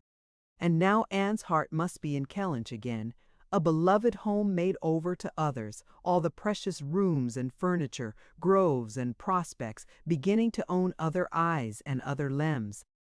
She could not think of much else on the 29th of September, and she had this sympathetic touch in the evening from Mary, who, on having occasion to note down the day of the month, exclaimed, "Dear me, is not this the day the Crofts were to come to Kellynch? I am glad I did not think of it before. How low it makes me!" The Crofts took possession with true naval alertness and were to be visited. Mary deplored the necessity for herself. Nobody knew how much she should suffer. She should put it off as long as she could, but was not easy till she had talked Charles into driving her over on an early day and was in a very animated, comfortable state of imaginary agitation when she came back. Anne had very sincerely rejoiced in there being no means of her going. She wished, however, to see the Crofts, and was glad to be within when the visit was returned. They came. The master of the house was not at home, but the two sisters were together, and as it chanced that Mrs. Croft fell to the share of Anne, while the Admiral sat by Mary, and made himself very agreeable by his good-humored notice of her little boys, she was well able to watch for a likeness, and if it failed her in the features, to catch it in the voice, or in the turn of sentiment and expression. Mrs. Croft, though neither tall nor fat, had a squareness, uprightness, and vigor of form which gave importance to her person. She had bright dark eyes, good teeth, and altogether an agreeable face, though her reddened and weather-beaten complexion, the consequence of her having been almost as much at sea as her husband, made her seem to have lived some years longer in the world than her real 8 and 30. Her manners were open, easy, and decided, like one who had no distrust of herself and no doubts of what to do, without any approach to coarseness, however, or any want of good humor. Anne gave her credit, indeed, for feelings of great consideration towards herself, in all that related to Kellynch, and it pleased her, especially as she had satisfied herself in the very first half-minute, in the instant even of introduction, that there was not the smallest symptom of any knowledge or suspicion on Mrs. Croft's side, to give a bias of any sort. She was quite easy on that head, and consequently full of strength and courage, till for a moment electrified by Mrs. Croft suddenly saying, "It was you and not your sister, I find, that my brother had the pleasure of being acquainted with when he was in this country." Anne hoped she had outlived the age of blushing, but the age of emotion she certainly had not. "Perhaps you may not have heard that he is married," added Mrs. Croft.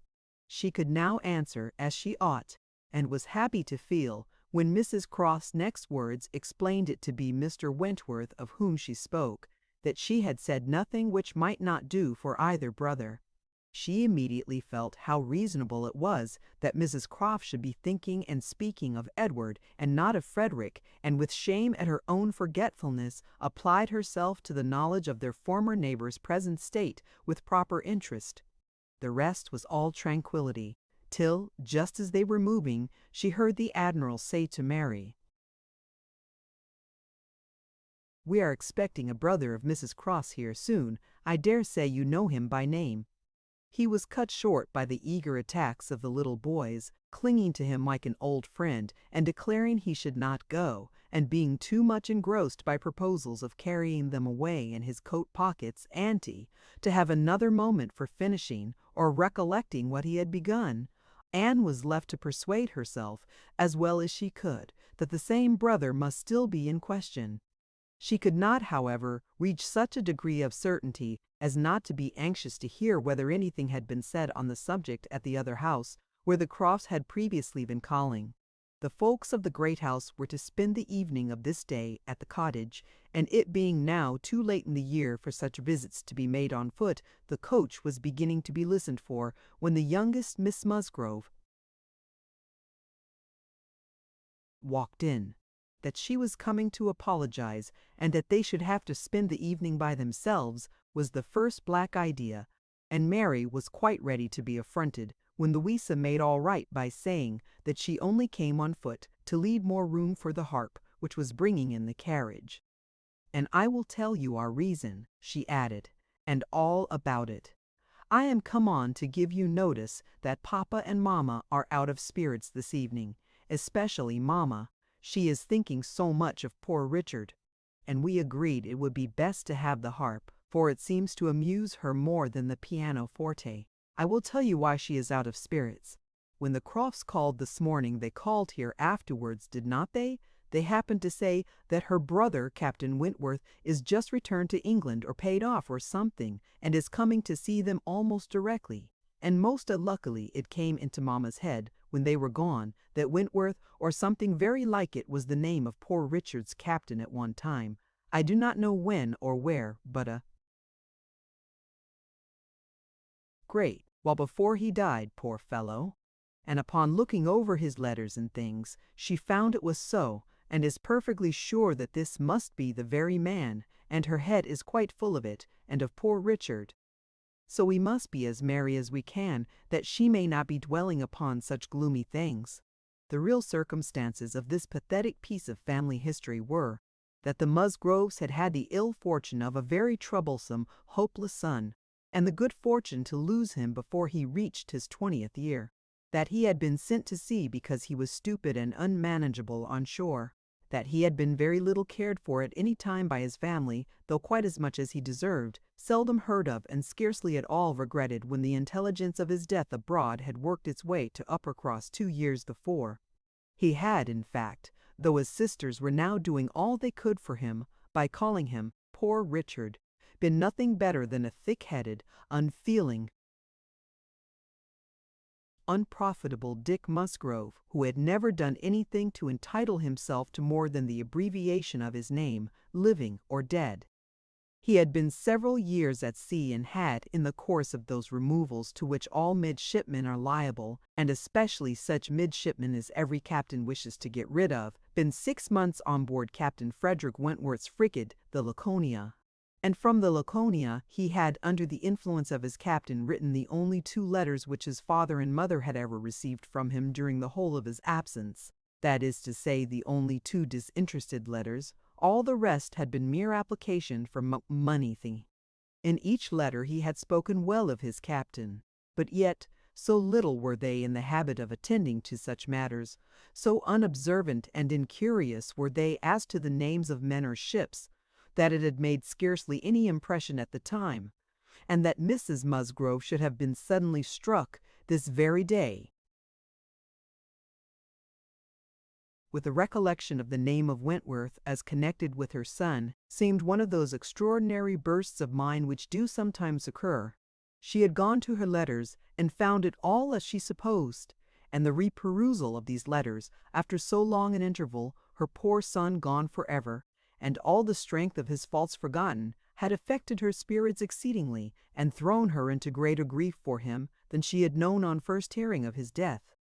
Mr. Musgrove was, in a lesser degree, affected likewise, and when they reached the cottage, they were evidently in want, first, of being listened to on this subject, and afterwards of all that they to hear them talking so much of Captain Wentworth, repeating his name so often, puzzling over past years, and at last ascertaining that it probably would, turn out to be the very same Captain Wentworth whom they recollected meeting, once or twice, after their coming back from Clifton. A very fine young man, but they could not say whether it was 7 or 8 years ago, was a new sort of trial to Anne's nerves. She found, however, that it was one to which she must inure herself.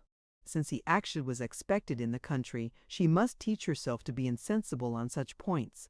And not only did it appear that he was expected, and speedily, but the Musgroves, in their warm gratitude for the kindness he had shewn poor Dick, in very high respect for his character, stamped as it was by poor Dick's having been 6 months under his care, and mentioning him in strong, though not perfectly well spelt praise, as a fine dashing fellow, only too particular about the schoolmaster, were bent on introducing themselves and seeking his acquaintance as soon as they could hear of his arrival. The resolution of doing so helped to form the comfort of their evening. Chapter 7. A very few days more, and Captain Wentworth was known to be at Kellynch, and Mr. Musgrove had called on him and come back warm in his praise, and he was engaged with the Crofts to dine at Uppercross by the end of another week. It had been a great disappointment to Mr. Musgrove to find that no earlier day could be fixed, so impatient was he to shew his gratitude by seeing Captain Wentworth under his own roof, and welcoming him to all that was strongest and best in his cellars. But a week must pass, only a week, in Anne's reckoning, and then, she supposed, they must meet, and soon she began to wish that she could feel secure even for a week.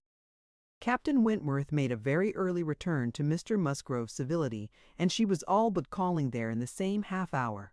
She and Mary were actually setting forward for the great house, where, as she afterwards learnt, they must inevitably have found him, when they were stopped by the eldest boy's being at that moment brought home in consequence of a bad fall. The child's situation put the visit entirely aside, but she could not hear of her escape with indifference, even in the midst of the serious anxiety which they afterwards felt on his account. His collarbone was found to be dislocated, and such injury received in the back as roused the most alarming ideas. It was an afternoon of distress, and Anne had everything to do at once: the apothecary to send for, the father to have pursued and informed, the mother to support and keep from hysterics, the servants to control, the youngest child to banish, and the poor suffering one to attend and soothe, besides sending, as soon as she recollected it, proper notice to the other house, which brought her accession rather of frightened, enquiring companions than of very useful assistants. Her brother's return was the first comfort. He could take best care of his wife, and the second blessing was the arrival of the apothecary, till he came and had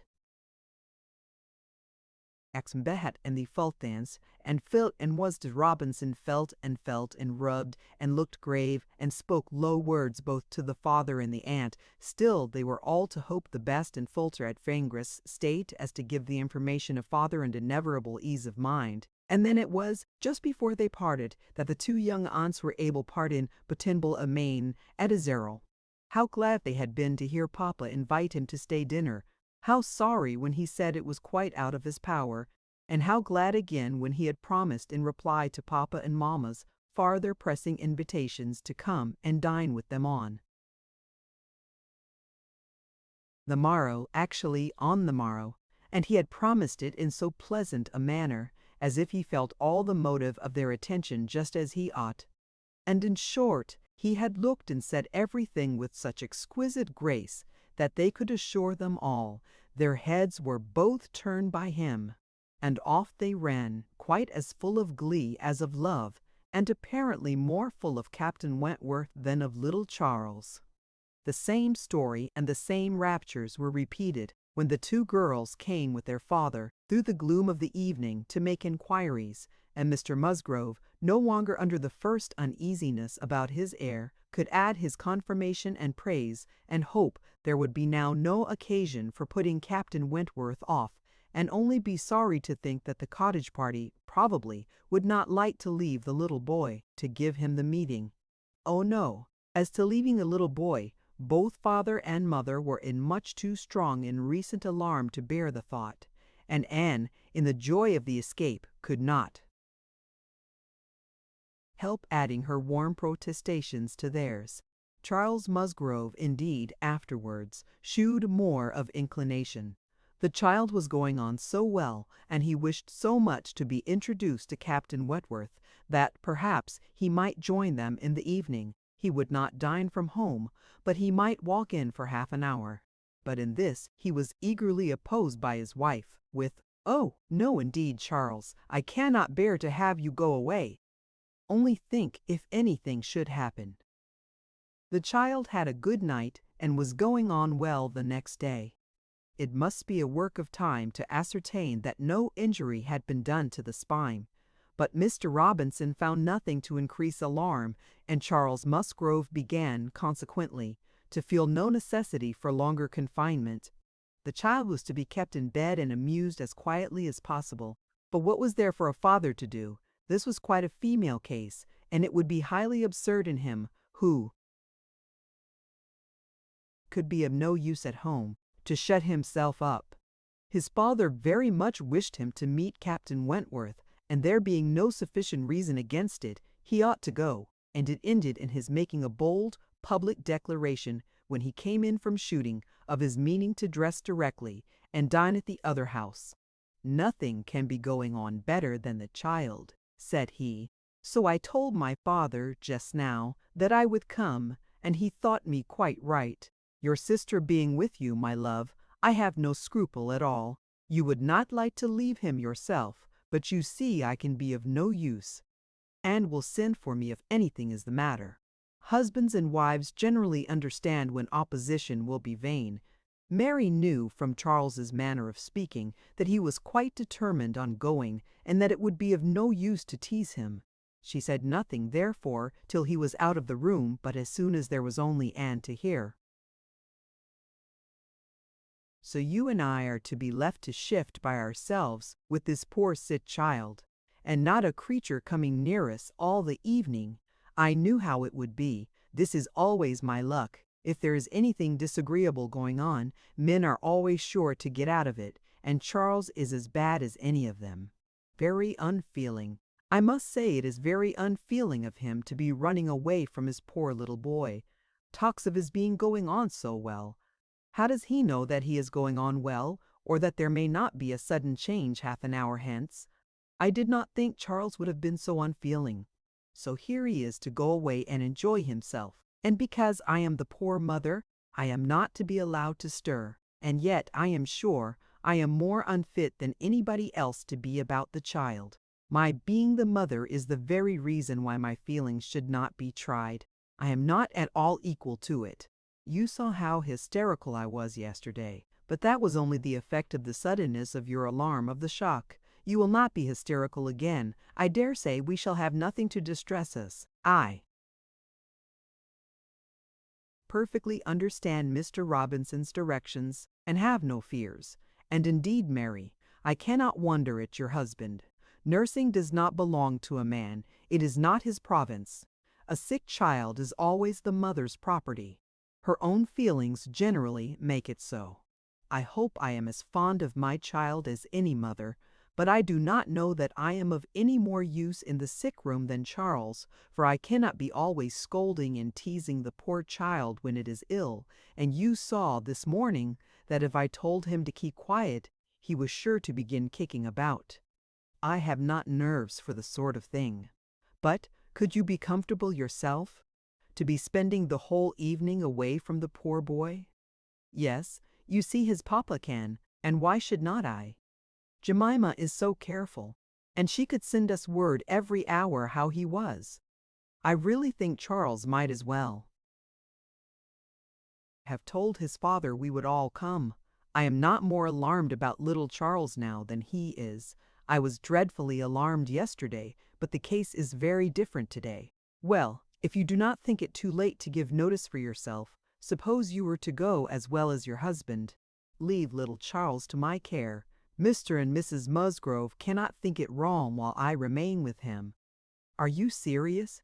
cried Mary, her eyes brightening. "Dear me, that's a very good thought, very good indeed. To be sure I may just as well go as not, for I am of no use at home, am I? And it only harasses me. You, who have not a mother's feelings, are a great deal the properest person. You can make little Charles do anything. He always minds you at a word. It will be a great deal better than leaving him only with Jemima." "Oh, I shall certainly go.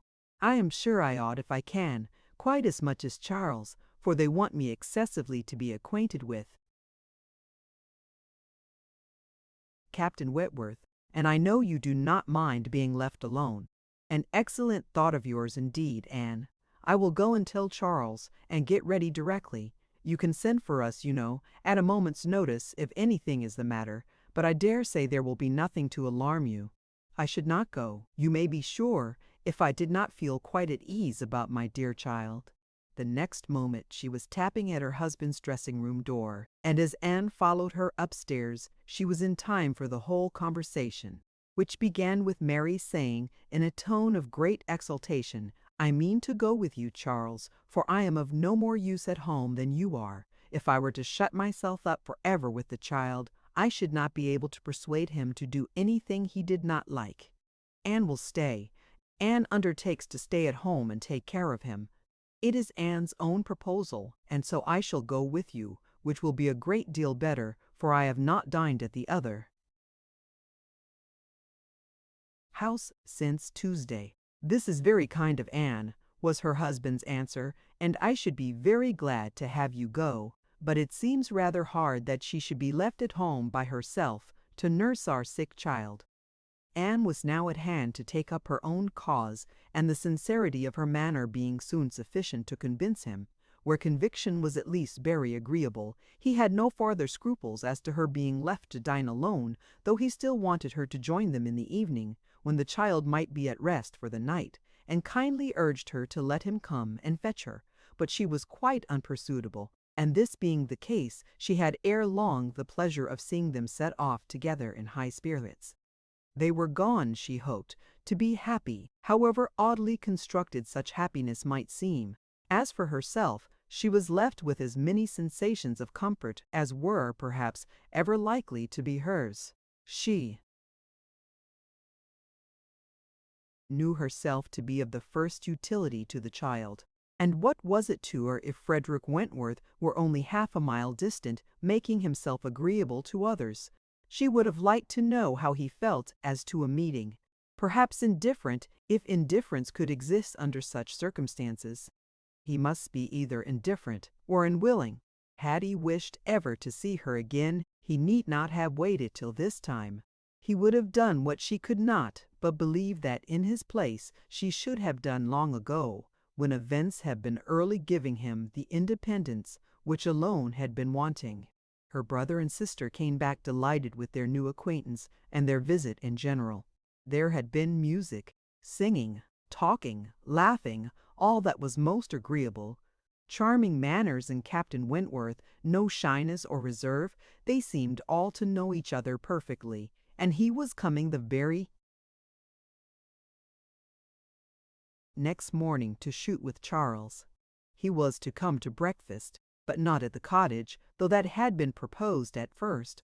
But then he had been pressed to come to the great house instead, and he seemed afraid of being in Mrs. Charles Musgrove's way on account of the child, and therefore, somehow, they hardly knew how, it ended in Charles's being to meet him to breakfast at his father's. Anne understood it. He wished to avoid seeing her. He had inquired after her, she found, slightly, as might suit a former slight acquaintance, seeming to acknowledge such as she had acknowledged, actuated, perhaps, by the same view of escaping introduction when they were to meet. The morning hours of the cottage were always later than those of the other house, and on the morrow the difference was so great that Mary and Anne were not more than beginning breakfast when Charles came in to say that they were just setting off, that he was come for his dogs, that his sisters were following with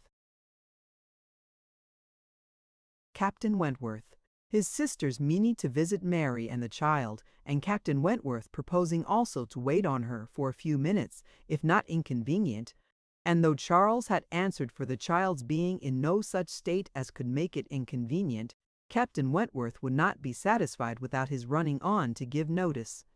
Mary, very much gratified by this attention, was delighted to receive him, while 1,000 feelings rushed on Anne, of which this was the most consoling, that it would soon be over. And it was soon over. In 2 minutes after Charles's preparation, the others appeared. They were in the drawing-room. Her eye half met Captain Wentworth's. A bow, a curtsy passed. She heard his voice. He talked to Mary, said all that was right, said something to the Miss Musgroves, enough to mark an easy footing. The room seemed full of persons and voices, but a few minutes ended it. Charles shewed himself at the window. All was ready. Their visitor had bowed and was gone. The Miss Musgroves were gone too suddenly. Resolving to walk to the end of the village with a sportsman, the room was cleared, and Anne might finish her breakfast as she could. "It is over, it is over," she repeated to herself again and again in nervous gratitude. The worst is over. Mary talked. but she could not attend. She had seen him, they had met, they had been once more in the same room. Soon, however, she began to reason with herself and try to be feeling less. 8 years, almost 8 years had passed since all had been given up. How absurd to be resuming the agitation which such an interval had banished into distance and indistinctness. What might not 8 years do? Events of every description, changes, alienations, removals, all must be comprised in it. An oblivion of the past. How natural, how certain too. It included nearly a third part of her own life. Alas, with all her reasoning she found that to retentive feelings 8 years may be little more than nothing. Now, how were his sentiments to be read? Was this like wishing to avoid her? And the next moment she was hating herself for the folly which asked the question. On one other question, which perhaps her utmost wisdom might not have prevented, she was soon spared all suspense, for, after the Miss Musgroves had returned and finished their visit at the cottage, she had this spontaneous information from Mary. "Captain Wentworth is not very gallant by you, Anne, though he was so attentive to me. Henrietta asked him what he thought of you when they went away, and he said you were so altered he should not have known you again." Mary had no feelings to make her respect her sisters in a common way, but she was perfectly unsuspicious of being inflicting any peculiar wound. Altered beyond his knowledge. Anne fully submitted, in silent deep mortification. Doubtless it was so, and she could take no revenge, for he was not altered, or not for the worse. She had already acknowledged it to herself, and she could not think differently. Let him think of her as he would. No. The years which had destroyed her youth and bloom had only given him a more glowing, manly, open look, in no respect lessening his personal advantages. She had seen the same Frederick Wentworth, so altered that he should not have known her again.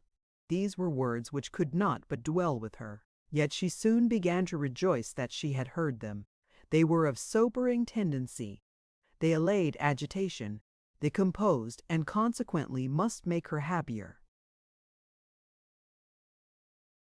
Frederick Wentworth had used such words, or something like them, but without an idea that they would be carried round to her. He had thought her wretchedly altered, and in the first moment of appeal had spoken as he felt. He had not forgiven Anne Elliot.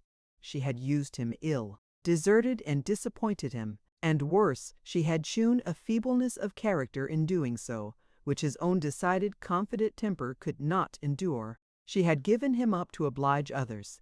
It had been the effect of over-persuasion. It had been the effect of over-persuasion. It had been weakness and timidity. He had been most warmly attached to her, and had never seen a woman since whom he thought her equal. But except from some natural sensation of curiosity, he had no desire of meeting her again. Her power with him was gone forever. It was now his object to marry. He was rich, and being turned on shore fully intended to settle as soon as he could be properly tempted, actually looking round, ready to fall in love with all the speed which a clear head and a quick taste could allow. He had a heart for either of the Miss Musgroves, if they could catch it. A heart, in short, for any pleasing young woman who came in his way, excepting Anne Elliot. This was his only secret exception, when he said to his sister, in answer to her suppositions, "Yes, here I am, Sophia, quite ready to make a foolish match. Anybody between 15 and 30 may have me for asking. A little beauty, and a few smiles, and a few compliments to the Navy, and I am a lost man. Should not this be enough for a sailor who has had no society among women to make him nice?" He said it, she knew, to be contradicted. His bright, proud eyes spoke the conviction that he was nice, and Anne Elliot was not out of his thoughts when he more seriously described the woman he should wish to meet with, a strong mind, with sweetness of manner, made the first and the last of the description. "That is the woman I want," said he. "Something a little inferior I shall of course put up with, but it must not be much. If I am a fool, I shall be a fool indeed, for I have thought on the subject more than most men. Chapter 8.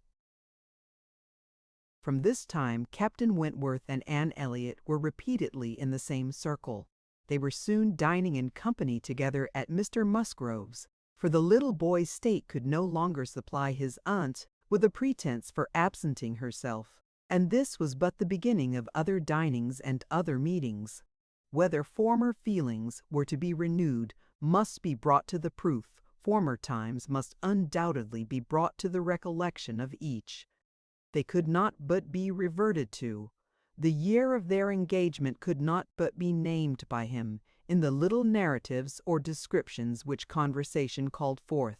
His profession qualified him, his disposition lead him to talk, and that was in the year 6. That happened before I went to sea in the year 6, occurred in the course of the first evening they spent together, and though his voice did not falter, and though she had no reason to suppose his eye wandering towards her while he spoke, Anne felt the utter impossibility, from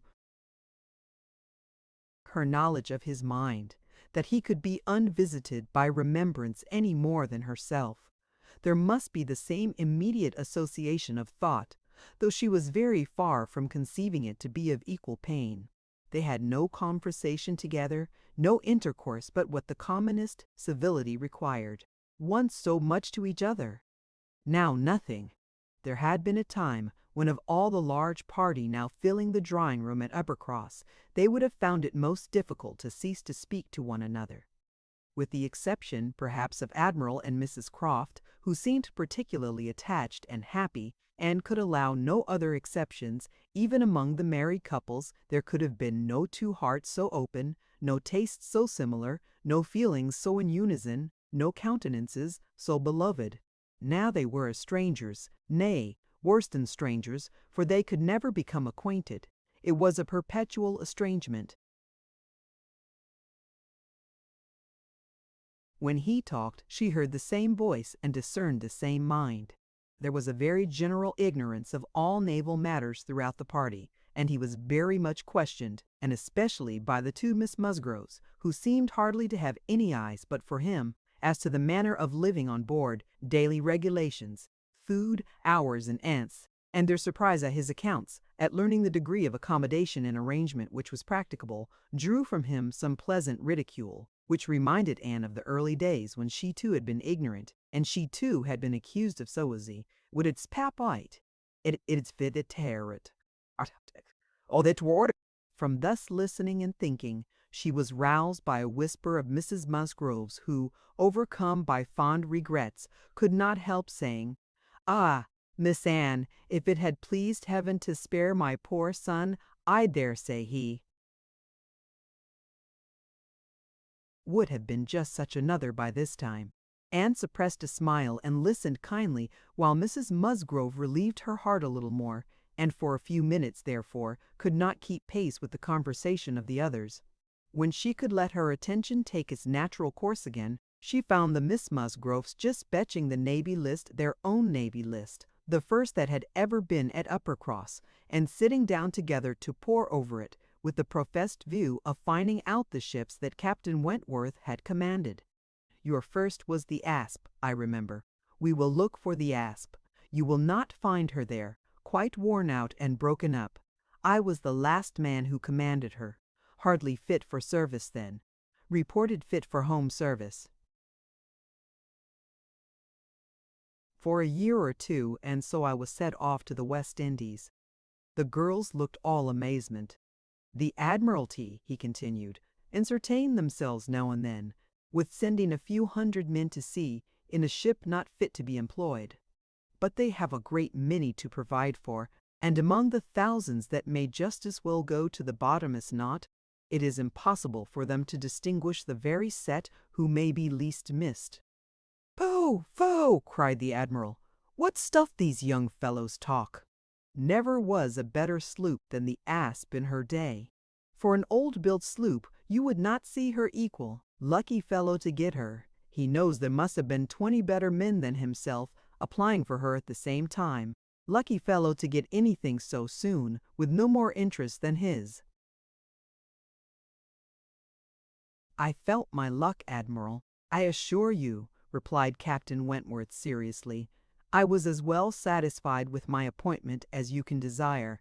It was a great object with me at that time to be at sea. A very great object. I wanted to be doing something." "To be sure you did. What should a young fellow like you do ashore for half a year together? If a man had not a wife, he soon wants to be afloat again." "But, Captain Wentworth," cried Louisa, "how vexed you must have been when you came to the Asp, to see what an old thing they had given you." "I knew pretty well what she was before that day," said he, smiling.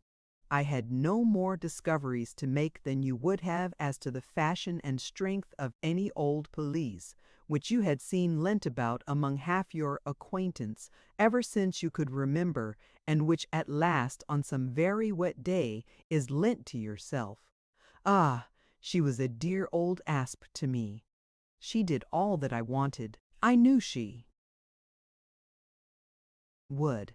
I knew that we should either go to the bottom together, or that she would be the making of me, and I never had 2 days of foul weather all the time I was at sea in her.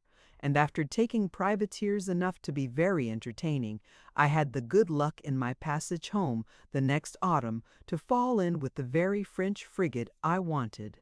I brought her into Plymouth, and here another instance of luck. We had not been 6 hours in the Sound when a gale came on, which lasted 4 days and nights, and which would have done for poor old Aspen half the time, our touch with the great nation not having much improved our condition. 24 hours later, and I should only have been a gallant Captain Wentworth in a small paragraph at one corner of the newspapers, and being lost in only a sloop, nobody would have thought about me. Anne's shudderings were to herself alone, but the Miss Musgroves could be as open as they were sincere in their exclamations of pity and horror. "And so then, I suppose," said Mrs. Musgrove in a low voice, as if thinking aloud, "so then he went away to the Laconia, and there he met with our poor boy. Charles, my dear," beckoning him to her, "do ask Captain Wentworth where it was he first met with your poor brother. I always forgot." "It was at Gibraltar, mother, I know." Dick had been left ill at Gibraltar, with a recommendation from his former captain to Captain Wentworth. "Oh, but Charles, tell Captain Wentworth he need not be afraid of mentioning poor Dick before me, for it would be rather a pleasure to hear him talked of by such a good friend." Charles, being somewhat more mindful of the probabilities of the case, only nodded in reply and walked away. The girls were now hunting for the Laconia, and Captain Wentworth could not deny himself the pleasure of taking the precious volume into his own hands to save them the trouble, and once more read aloud the little statement of her name and rate and present non-commissioned class, observing over it that she too had been one of the best friends man ever had. Ah, those were pleasant days when I had the Laconia. How fast I made money in her! A friend of mine and I had such a lovely cruise together off the Western Islands. Poor Harville, sister, you know how much he wanted money, worse than myself. He had a wife. Excellent fellow, I shall never forget his happiness. He felt it all, so much for her sake. I wished for him again the next summer, when I had still the same luck in the Mediterranean. And I am sure, sir, said Mrs. Musgrove, it was a lucky day for us when you were put captain into that ship. We shall never forget what you did." Her feelings made her speak low, and Captain Wentworth, hearing only in part, and probably not having Dick Musgrove at all near his thoughts, looked rather in suspense, and as if waiting for more. "My brother," whispered one of the girls, "Mamma is thinking of poor Richard. Poor dear fellow," continued Mrs. Musgrove, "he was grown so steady and such an excellent correspondent while he was under your care. Ah! It would have been a happy thing if he had never left you. I assure you, Captain Wentworth, we are very sorry he ever left you." There was a momentary expression in Captain Wentworth's face at this speech, a certain glance of his bright eye and curl of his handsome mouth, which convinced Anne that instead of sharing in Mrs. Musgrove's kind wishes as to her son, he had probably been at some pains to get rid of him, but it was too transient an indulgence of self-amusement to be detected by any who understood him less than herself. In another moment he was perfectly collected and serious, and almost instantly afterwards, coming up to the sofa on which she and Mrs. Musgrove were sitting, took a place by the latter and entered into conversation with her in a low voice, about her son, doing it with so much sympathy and natural grace as shewed the kindest consideration for all that was real and unabsurd in the parent's feelings. They were actually on the same sofa, for Mrs. Musgrove had most readily made room for him. They were divided only by Mrs. Musgrove. It was no insignificant barrier, indeed.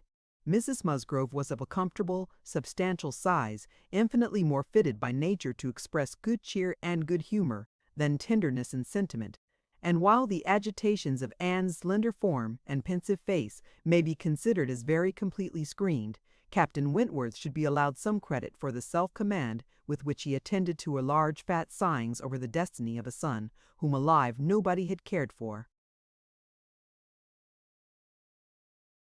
Personal size and mental sorrow have certainly no necessary proportions.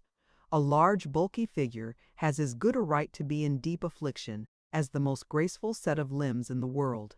But, fair or not fair, there are unbecoming conjunctions which reason will patronize in vain, which taste cannot tolerate, which ridicule will seize. The Admiral, after taking 2 or 3 refreshing turns about the room with his hands behind him, being called to order by his wife, now came up to Captain Wentworth, and without any observation of what he might be interrupting, thinking only of his own thoughts, began with, "If you had been a week later at Lisbon, last spring, Frederick, you would have been asked to give a passage to Lady Mary Grierson and her daughters." "Should I? I am glad I was not a week later then." The Admiral abused him for his want of gallantry. He defended himself, though professing that he would never willingly admit any ladies on board a ship of his, excepting for a ball or a visit, which a few hours might comprehend. "But if I know myself," said he, "this is from no want of gallantry towards them. It is rather from feeling how impossible it is, with all one's efforts and all one's sacrifices, to make the accommodations on board such as women ought to have. There can be no want of gallantry, Admiral, in rating the claims of women to every personal comfort high, and this is what I do. I hate to hear of women on board, or to see them on board, and no ship under my command shall ever convey a family of ladies anywhere, if I can help it." This brought his sister upon him. "Oh, Frederick, but I cannot believe it of you. All idle refinement. Women may be as comfortable on board as in the best house in England. I believe I have lived as much on board as most women, and I know nothing superior to the accommodations of a man of war. I declare I have not a comfort or an indulgence about me, even at Kellynch Hall, with a kind bow to Anne, beyond what I always had in most of the ships I have lived in, and they have been 5 altogether." "Nothing to the purpose," replied her brother. "You were living with your husband, and were the only woman on board. But you, yourself, brought Mrs. Harville, her sister, her cousin, and 3 children, round from Portsmouth to Plymouth. Where was this superfine, extraordinary sort of gallantry of yours then?" "All merged in my friendship, Sophia. I would assist any brother officer's wife that I could, and I would bring anything of Harville's from the world's end, if he wanted it. But do not imagine that I did not feel it an evil in itself. Depend upon it, they were all perfectly comfortable. I might not like them the better for that, perhaps. Such a number of women and children have no right to be comfortable on board." "My dear Frederick, you are talking quite idly. Pray, what would become of us poor sailors' wives, who often want to be conveyed to one port or another after our husbands, if everybody had your feelings?" "My feelings, you see, did not prevent my taking Mrs. Harville and all her family to Plymouth. But I hate to hear you talking so like a fine gentleman, And as if women were all fine ladies instead of rational creatures. We none of us expect to be in smooth water all our days. Ah, my dear, said the Admiral, when he has got a wife, he will sing a different tune. When he is married, if we have the good luck to live to another war, we shall see him do as you and I, and a great many others, have done. We shall have him very thankful to anybody that will bring him his wife. Aye, that we shall. Now I have done, cried Captain Wentworth. When once married, people begin to attack me with, "Oh, you will think very differently when you are married." I can only say, "No, I shall not," and then they say again, "Yes, you will," and there is an end of it. He got up and moved away. "What a great traveler you must have been, ma'am," said Mrs. Musgrove to Mrs. Croft. "Pretty well, ma'am, in the 15 years of my marriage, though many women have done more. I have crossed the Atlantic 4 times and have been once to the East Indies and back again, and only once, besides being in different places about home, Cork and Lisbon and Gibraltar. But I never went beyond the Straits and never was in the West Indies. We do not call Bermuda, or Bahama, you know, the West Indies." Mrs. Musgrove had not a word to say in dissent. She could not accuse herself of having ever called them anything in the whole course of her life.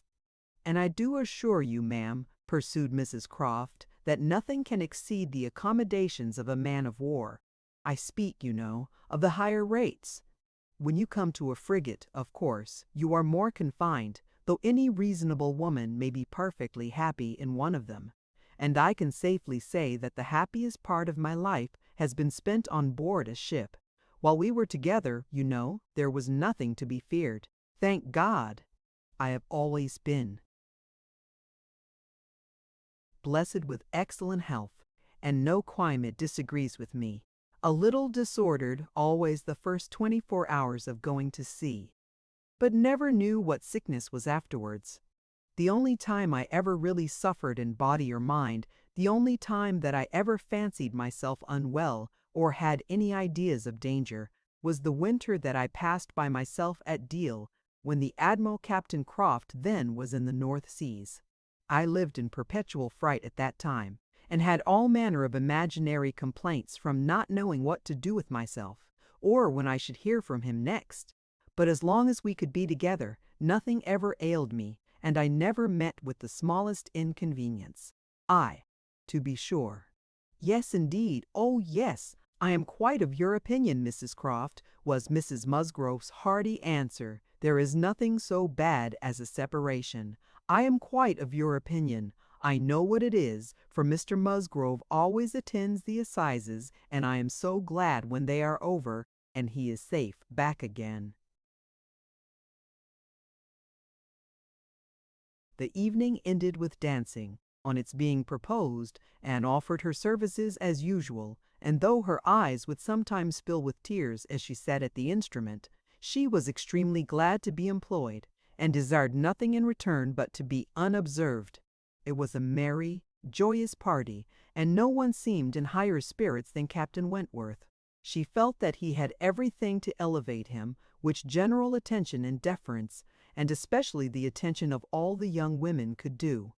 The Miss Hayters, the females of the family of cousins already mentioned, were apparently admitted to the honor of being in love with him, and as for Henrietta and Louisa, they both seemed so entirely occupied by him that nothing but the continued appearance of the most perfect goodwill between themselves could have made it credible that they were not decided rivals. If he were a little spoilt by such universal, such eager admiration, who could wonder? These were some of the thoughts which occupied Anne, while her fingers were mechanically at work, proceeding for half an hour together, equally without error and without consciousness. Once she felt that he was looking at herself, observing her altered features perhaps, trying to trace in them the ruins of the face which had once charmed him, and once she knew that he must have spoken of her. She was hardly aware of it till she heard the answer, but then she was sure of his having asked his partner whether Miss Elliot never danced. The answer was, "Oh no, never. She has quite given up dancing. She had rather play. She is never tired of playing. Once, too, he spoke to her. She had left the instrument on the dancing being over, and he had sat down to try to make out an air which he wished to give the Miss Musgroves an idea of. Unintentionally she returned to that part of the room. He saw her, and instantly rising said with studied politeness, "I beg your pardon, madam, this is your seat." And though she immediately drew back with a decided negative, he was not to be induced to sit down again. Anne did not wish for more of such looks and speeches. His cold politeness, his ceremonious grace, were worse than anything. Chapter 9. Captain Wentworth was come to Kellynch as to a home, to stay as long as he liked, being as thoroughly the object of the Admiral's fraternal kindness as of his wife's. He had intended, on first arriving, to proceed very soon into Shropshire and visit the brother settled in that country, but the attractions of Uppercross induced him to put this off. There was so much of friendliness and of flattery, and of everything most bewitching in his reception there. The old were so hospitable, the young so agreeable, that he could not but resolve to remain where he was and take all the charms and perfections of Edward's wife upon credit a little longer. It was soon Uppercross with them almost every day. The Musgroves could hardly be more ready to invite than he to come, particularly in the morning when he had no companion at home, for the Admiral and Mrs. Croft were generally out of doors together, interesting themselves in their new possessions, their grass and their sheep, and dawdling about in a way not endurable to a third person, or driving out in a gig, lately added to their establishment. Hitherto there had been but one opinion of Captain Wentworth among the Musgroves and their dependencies. It was unvarying, warm admiration everywhere, but this intimate footing was not more than established when a certain Charles Hayter returned among them, to be a good deal disturbed by it, and to think Captain Wentworth very much in the way.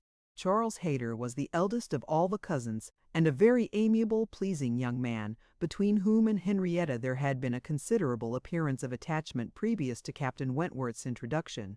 He was in orders, and having a curacy in the neighbourhood, where residence was not required, lived at his father's house, only 2 miles from Uppercross. A short absence from home had left his fair one unguarded by his attentions at this critical period, and when he came back he had the pain of finding very altered manners, and of seeing Captain Wentworth. Mrs. Musgrove and Mrs. Hayter were sisters. They had each had money, but their marriages had made a material difference in their degree of consequence. Mr. Hayter had some property of his own, but it was insignificant compared with Mr. Musgrove's, and while the Musgroves were in the first class of society in the country, the young Hayters would, from their parents' inferior, retired, and unpolished way of living, and their own defective education, have been hardly in any class at all, but for their connection with Uppercross. This eldest son, of course, exent porces will tothers ficade, who had have a becket ahum than me. The two families had always been on excellent terms, there being no pride on one side, and no envy on the other, and only such a consciousness of superiority in the Miss Musgroves as made them pleased to improve their cousins, Charles's. Attentions to Henrietta had been observed by her father and mother without any disapprobation. It would not be a great match for her, but if Henrietta liked him, and Henrietta did seem to like him, Henrietta fully thought so herself before Captain Wentworth came. But from that time, cousin Charles had been very much forgotten. Which of the two sisters was preferred by Captain Wentworth was as yet quite doubtful, as far as Anne's observation reached. Henrietta was perhaps the prettiest, Louisa had the higher spirits, and she knew not now whether the more gentle or the more lively character were most likely to attract him. Mr. and Mrs. Musgrove, either from seeing little or from an entire confidence in the discretion of both their daughters and of all the young men who came near them, seemed to leave everything to take its chance. There was not the smallest appearance of solicitude or remark about them in the mansion house, but it was Different at the cottage, the young couple there were more disposed to speculate and wonder, and Captain Wentworth had not been above 4 or 5 times in the Miss Musgrove's company, and Charles Hayter had but just reappeared, when Anne had to listen to the opinions of her brother and sister, as to which was the one liked best. Charles gave it for Louisa, Mary for Henrietta, but quite agreeing that to have him marry either could be extremely delightful. Charles had never seen a pleasanter man in his life, and from what he had once heard Captain Wentworth himself say, was very sure that he had not made less than £20,000 by the war. Here was a fortune at once, besides which there would be the chance of what might be done in any future war, and he was sure Captain Wentworth was as likely a man to distinguish himself as any officer in the navy. Oh, it would be a capital match for either of his sisters. "Upon my word it would," replied Mary. "Dear me, if he should rise to any very great honours, if he should ever be made a baronet. Lady Wentworth sounds very well. That would be a noble thing indeed, for Henrietta. She would take place of me then, and Henrietta would not dislike that. Sir Frederick and Lady Wentworth. It would be but a new creation, however, and I never think much of your new creations. It suited Mary best to think Henrietta the one preferred on the very account of Charles Hayter, whose pretensions she wished to see put an end to. She looked down very decidedly upon the Hayters, and thought it would be quite a misfortune to have the existing connection between the families renewed, very sad for herself and her children. "You know," said she, "I cannot think him at all a fit match for Henrietta, and considering the alliances which the Musgroves have made, she has no right to throw herself away. I do not think any young woman has a right to make a choice that may be disagreeable and inconvenient to the principal part of her family, and be giving bad connections to those who have not been used to them. And pray, who is Charles Hayter? Nothing but a country curate. A most improper match for Miss Musgrove, Uppercross." Her husband, however, would not agree with her here, for besides having a regard for his cousin, Charles Hayter was an eldest son, and he saw things as an eldest son himself. "Now you are talking nonsense, Mary," was therefore his answer. "It would not be a great match for Henrietta, but Charles has a very fair chance, through the Spicers, of getting something from the bishop in the course of a year or two, and you will please to remember that he is the eldest son. Whenever my uncle dies, he steps in the very pretty property. The estate at Winthrop is not less than 250 acres, besides the farm near Taunton, which is some of the best land in the country. I grant you that any of them but Charles would be a very shocking match for Henrietta, and indeed it could not be. He is the only one that could be possible, but he is a very good-natured, good sort of a fellow, and whenever Winthrop comes into his hands he will make a different sort of place of it, and live in a very different sort of place of it, and live in a very different sort of way. And with that property he will never be a contemptible man. Good, freehold property. No, no, Henrietta might do worse than marry Charles Hayter, and if she has him, and Louisa can get Captain Wentworth, I shall be very well satisfied." "Charles may say what he pleases," cried Mary to Anne, as soon as he was out of the room, "but it would be shocking to have Henrietta marry Charles Hayter, a very bad thing for her, and still worse for me. And therefore it is very much to be wished that Captain Wentworth may soon put him quite out of her head, and I have very little doubt that he has. She took hardly any notice of Charles Hayter yesterday. I wish she had been there to see her behaviour. And as to Captain Wentworth's liking Louisa as well as Henrietta, it is nonsense to say so, for he certainly does like Henrietta a great deal the best. But Charles is so positive. I wish you had been with us yesterday, for then you might have decided between us, and I am sure you would have thought as I did, unless you had been determined to give it against me." A dinner at Mr. Musgrove's had been the occasion when all these things should have been seen by Anne, but she had stayed at home, under the mixed plea of a headache of her own, and some return of indisposition in little Charles. She had thought only of avoiding Captain Wentworth, but an escape from being appealed to as umpire was now added to the advantages of a quiet evening. As to Captain Wentworth's views, she deemed it of more consequence that he should know his own mind early enough not to be endangering the happiness of either sister or impeaching his own honor, than that he should prefer Henrietta to Louisa, or Louisa to Henrietta. Either of them would, in all probability, make him an affectionate, good-humored wife. With regard to Charles Hayter, she had delicacy which must be pained by any lightness of conduct in a well-meaning young woman, and a heart to sympathize in any of the sufferings it occasioned. But if Henrietta found herself mistaken in the nature of her feelings, the alteration could not be understood too soon. Charles Hayter had met with much to disquiet and mortify him in his cousin's behavior. She had too old a regard for him to be so wholly estranged as might in two meetings extinguish every past hope and leave him nothing to do but to keep away from Uppercross. But there was such a change as became very alarming when such a man as Captain Wentworth was to be regarded as the probable cause. He had been absent only 2 Sundays, and when they parted had left her interested, even to the height of his wishes, in his prospect of soon quitting his present curacy and obtaining that of Uppercross instead. It had then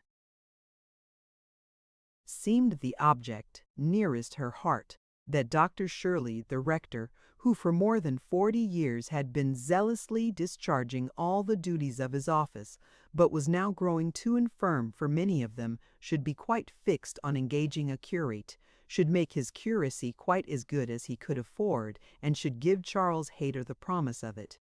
The advantage of his having to come only to Uppercross instead of going 6 miles another way, of his having, in every respect, a better curacy, of his belonging to their dear Dr. Shirley, and of dear good Dr. Shirley's being relieved from the duty which he could no longer get through without most injurious fatigue, had been a great deal, even to Louisa, but had been almost everything to Henrietta.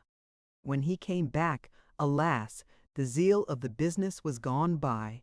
Louisa could not listen at all to his account of a conversation which he had just held with Dr. Shirley. She was at a window looking out for Captain Wentworth, and even Henrietta had at best only a divided attention to give, and seemed to have forgotten all the former doubt and solicitude of the negotiation.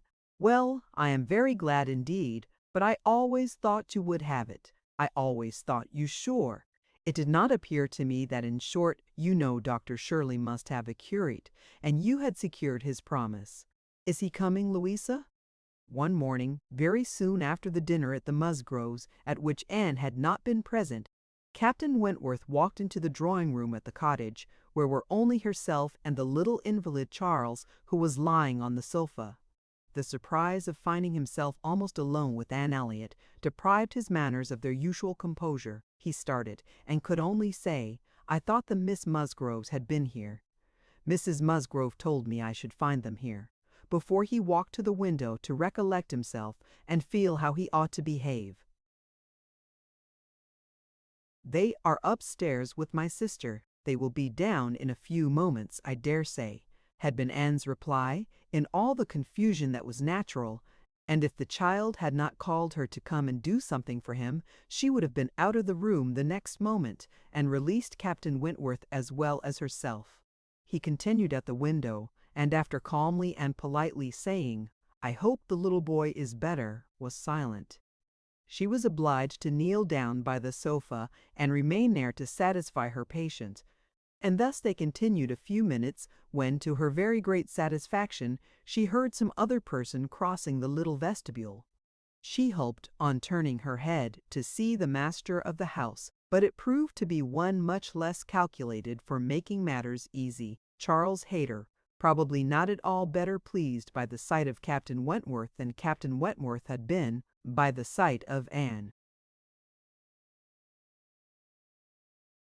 She only attempted to say, "How do you do? Will you not sit down? The others will be here presently." Captain Wentworth, however, came from his window, apparently not ill-disposed for conversation. But Charles Hayter soon put an end to his attempts by seating himself near the table and taking up the newspaper, and Captain Wentworth returned to his window. Another minute brought another addition.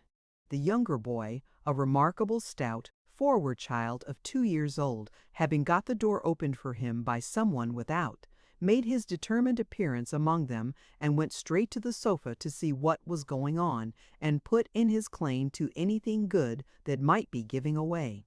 There being nothing to eat, he could only have some play, and as his aunt would not let him tease his sick brother, he began to fasten himself upon her, as she knelt, in such a way that, busy as she was about Charles, she could not shake him off. She spoke to him, ordered, entreated, and insisted in vain. Once she did contrive to push him away, but the boy had the greater pleasure in getting upon her back again directly. "Walter," said she, "get down this moment. You are extremely troublesome. I am very angry with you." "Walter," cried Charles Hayter, "why do you not do as you are bid? Do not you hear your aunt speak? Come to me, Walter, come to cousin Charles." But not a bit did Walter stir. In another moment, however, she found herself in the state of being released from him. Someone was taking him from her, though he had bent down her head so much that his little sturdy hands were unfastened from around her neck. And he was resolutely borne away before she knew that Captain Wentworth had done it.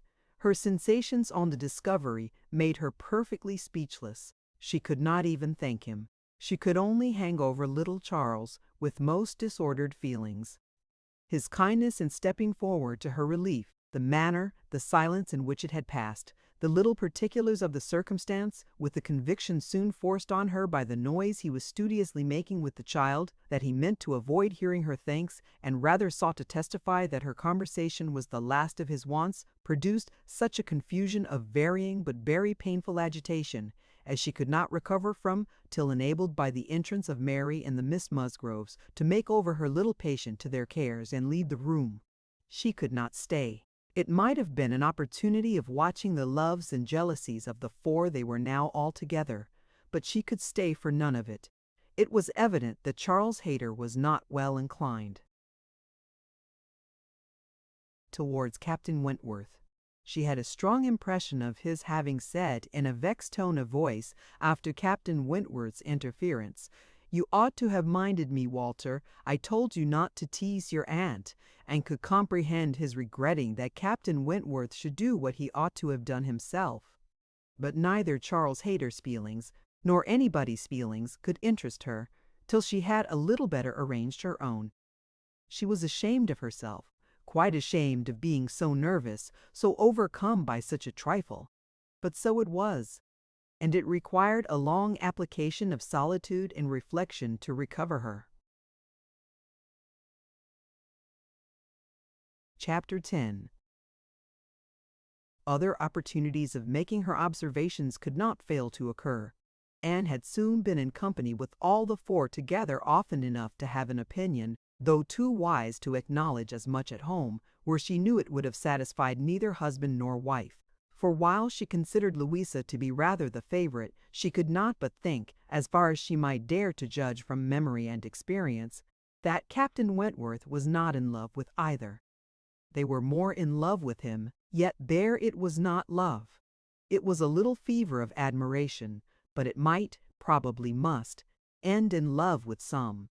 Charles Hayter seemed aware of being slighted, and yet Henrietta had sometimes the air of being divided between them, and longed for the power of representing to them all what they were about, and of pointing out some of the evils they were exposing themselves to. She did not attribute guile to any. It was the highest satisfaction to her to believe Captain Wentworth not in the least aware of the pain he was occasioning. There was no triumph, no pitiful triumph, in his manner. He had, probably, never heard and never thought of any claims of Charles Hayter. He was only wrong in accepting the attentions, for accepting must be the word, of two young women at once. After a short struggle, however, Charles Hayter seemed to quit the field. 3 days had passed without his coming once to Uppercross. a most decided change. He had even refused one regular invitation to dinner, and having been found on the occasion by Mr. Musgrove with some large books before him, Mr. and Mrs. Musgrove were sure all could not be right, and talked, with grave faces, of his studying himself to death.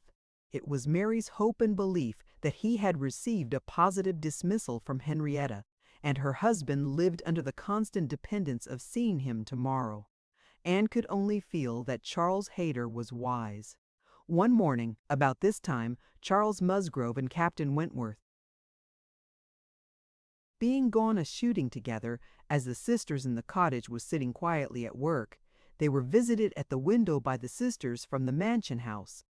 It was a very fine November day, and the Miss Musgroves came through the little grounds, and stopped for no other purpose than to say that they were going to take a long walk, and when Mary immediately replied, with some jealousy at not being supposed a good walker, "Oh yes, I should like to join you very much. I am very fond of a long walk," Anne felt persuaded, by the looks of the two girls, that it was precisely what they did not wish, and admired again the sort of necessity which the bimba pensicant, and redued, and it for own thing down of the tef.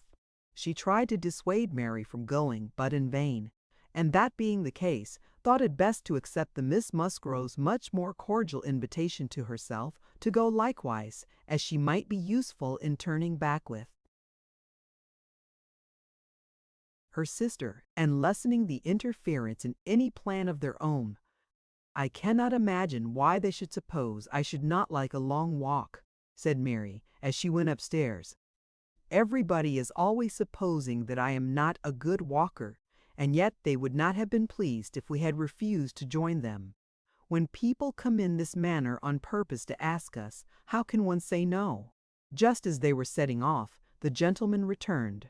They had taken out a young dog, who had spoilt their sport, and sent them back early.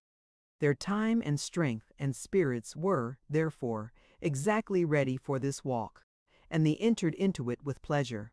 Could Anne have foreseen such a junction, she would have stayed at home, but, from some feelings of interest and curiosity, she fancied now that it was too late to retract, and the whole six set forward together in the direction chosen by the Miss Musgroves, who evidently considered the walk as under their guidance. Anne's object was not to be in the way of anybody, and where the narrow paths across the fields made many separations necessary to keep with her brother and sister, her pleasure in the walk must arise from the exercise and the day, from the view of the last smiles of the year upon the tawny leaves and withered hedges, and from repeating to herself some few of the thousand poetical descriptions extant of autumn, that season of peculiar and inexhaustible influence on the mind of taste and tenderness, that season which had drawn from every poet, worthy of being read, some attempt at description, or some lines of feeling. She occupied her mind as much as possible in such like musings and quotations, but it was not possible that when within reach of Captain Wentworth's conversation with either of the Miss Musgroves, she should not try to hear it, yet she caught little very remarkable. It was mere lively chat, such as any young persons on an intimate footing might fall into. He was more engaged with Louisa than with Henrietta. Louisa certainly put more forward for his notice than her sister. This distinction appeared to increase, and there was one speech of Louisa's which struck her. After one of the many praises of the day, which were continually bursting forth, Captain Wentworth added, "What glorious weather for the Admiral and my sister! They meant to take a long drive this morning. Perhaps we may hail them from some of these hills. They talked of coming into this side of the country. I wonder whereabouts they will upset today. Oh! It does happen very often, I assure you, but my sister makes nothing of it. She would as lieve be tossed out as not." "Ah! You make the most of it, I know," cried Louisa. "But if it were really so, I should do just the same in her place. If I loved a man as she loves the Admiral, I would always be with him. Nothing should ever separate us, and I would rather be overturned by him than driven safely by anybody else." It was spoken with enthusiasm. "Had you?" cried he, catching the same tone. "I honor you, and there was silence between them for a little while. Anne could not immediately fall into a quotation again. The sweet scenes of autumn were for a while put by, unless some tender sonnet, fraught with the apt analogy of the declining year, with declining happiness and the images of youth and hope and spring, all gone together, blessed her memory. She roused herself to say, as they struck by order into another path, "Is not this one of the ways to Winthrop?" But nobody heard, or at least nobody answered her. Winthrop, however, or its environs for young men are, sometimes to be met with, strolling about near home was their destination, and after another half-mile of gradual ascent through large enclosures where the ploughs at work and the fresh-made path spoke the farmer counteracting the sweets of poetical despondence and meaning to have spring again, they gained the summit of the most considerable hill which parted Uppercross and Winthrop, and soon commanded a full view of the latter, at the foot of the hill on the other side.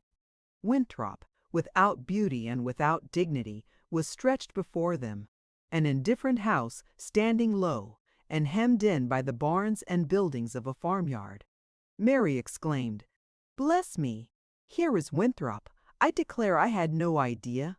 Well now, I think we had better turn back. I am excessively tired."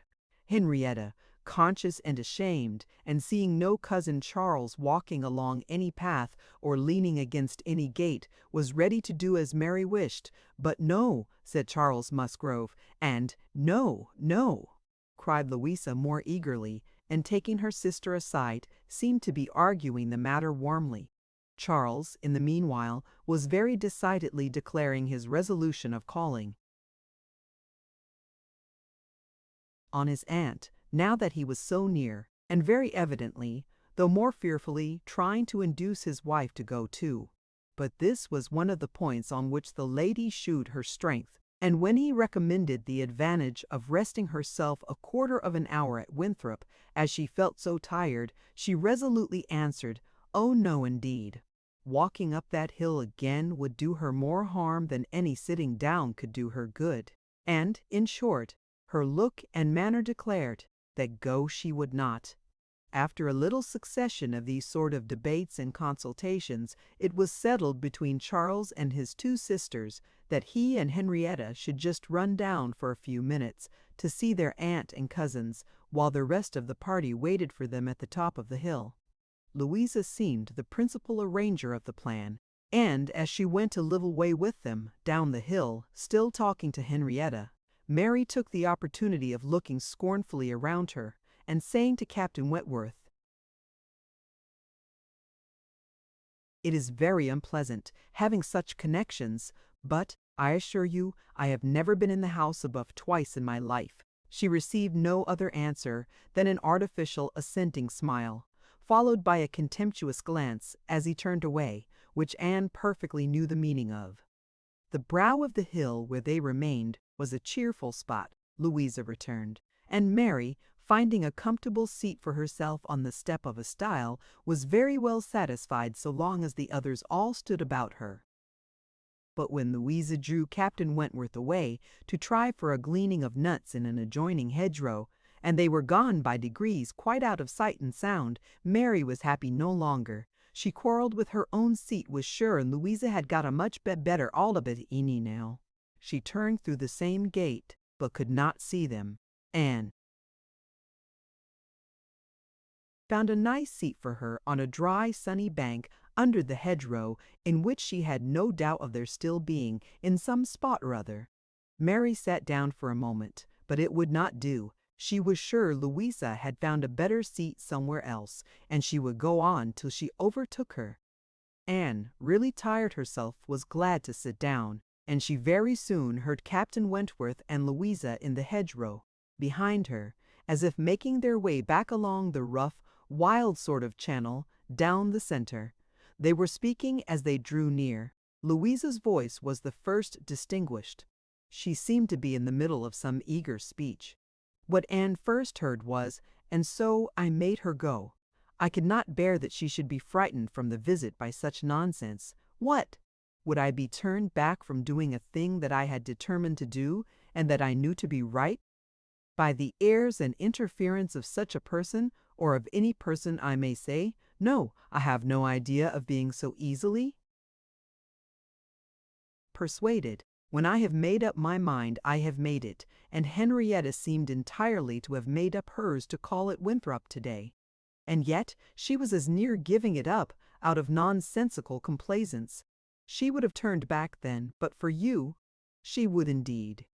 I am almost ashamed to say it. Happy for her, to have such a mind as yours at hand, after the hints you gave just now, which did but confirm my own observations. The last time I was in company with him, I need not affect to have no comprehension of what is going on. I see that more than a mere dutiful morning visit to your aunt was in question, and woe betide him, and her too, when it comes to things of consequence, when they are placed in circumstances requiring fortitude and strength of mind, if she have not resolution enough to resist idle interference in such a trifle as this. Your sister is an amiable creature, but yours is the character of decision and firmness, I see. If you value her conduct or happiness, infuse as much of your own spirit into her as you can. But this, no doubt, you have been always doing. It is the worst evil of too yielding and indecisive a character, that no influence over it can be depended on. You are never sure of a good impression being durable. Everybody may sway it. Let those who would be happy be firm. Here is a nut, said he, catching one down from an upper bough, to exemplify, a beautiful glossy nut, which, blessed with original strength, has outlived all the storms of autumn. Not a puncture, not a weak spot anywhere. This nut, he continued with playful solemnity, while so many of his brethren have fallen and been trodden under foot, is still in possession of all the happiness that a hazelnut can be supposed capable of. Then, returning to his former earnest tone, my first wish for all whom I am interested in is that they should be firm. If Louisa Musgrove would be beautiful and happy in her November of life, she will cherish all her present powers of mind. He had done, and was unanswered. It would have surprised Anne if Louisa could have readily answered such a speech. Words of such interest, spoken with such serious warmth. She could imagine what Louisa was feeling. For herself, she feared to move lest she should be seen. For herself, she feared to move lest she should be seen.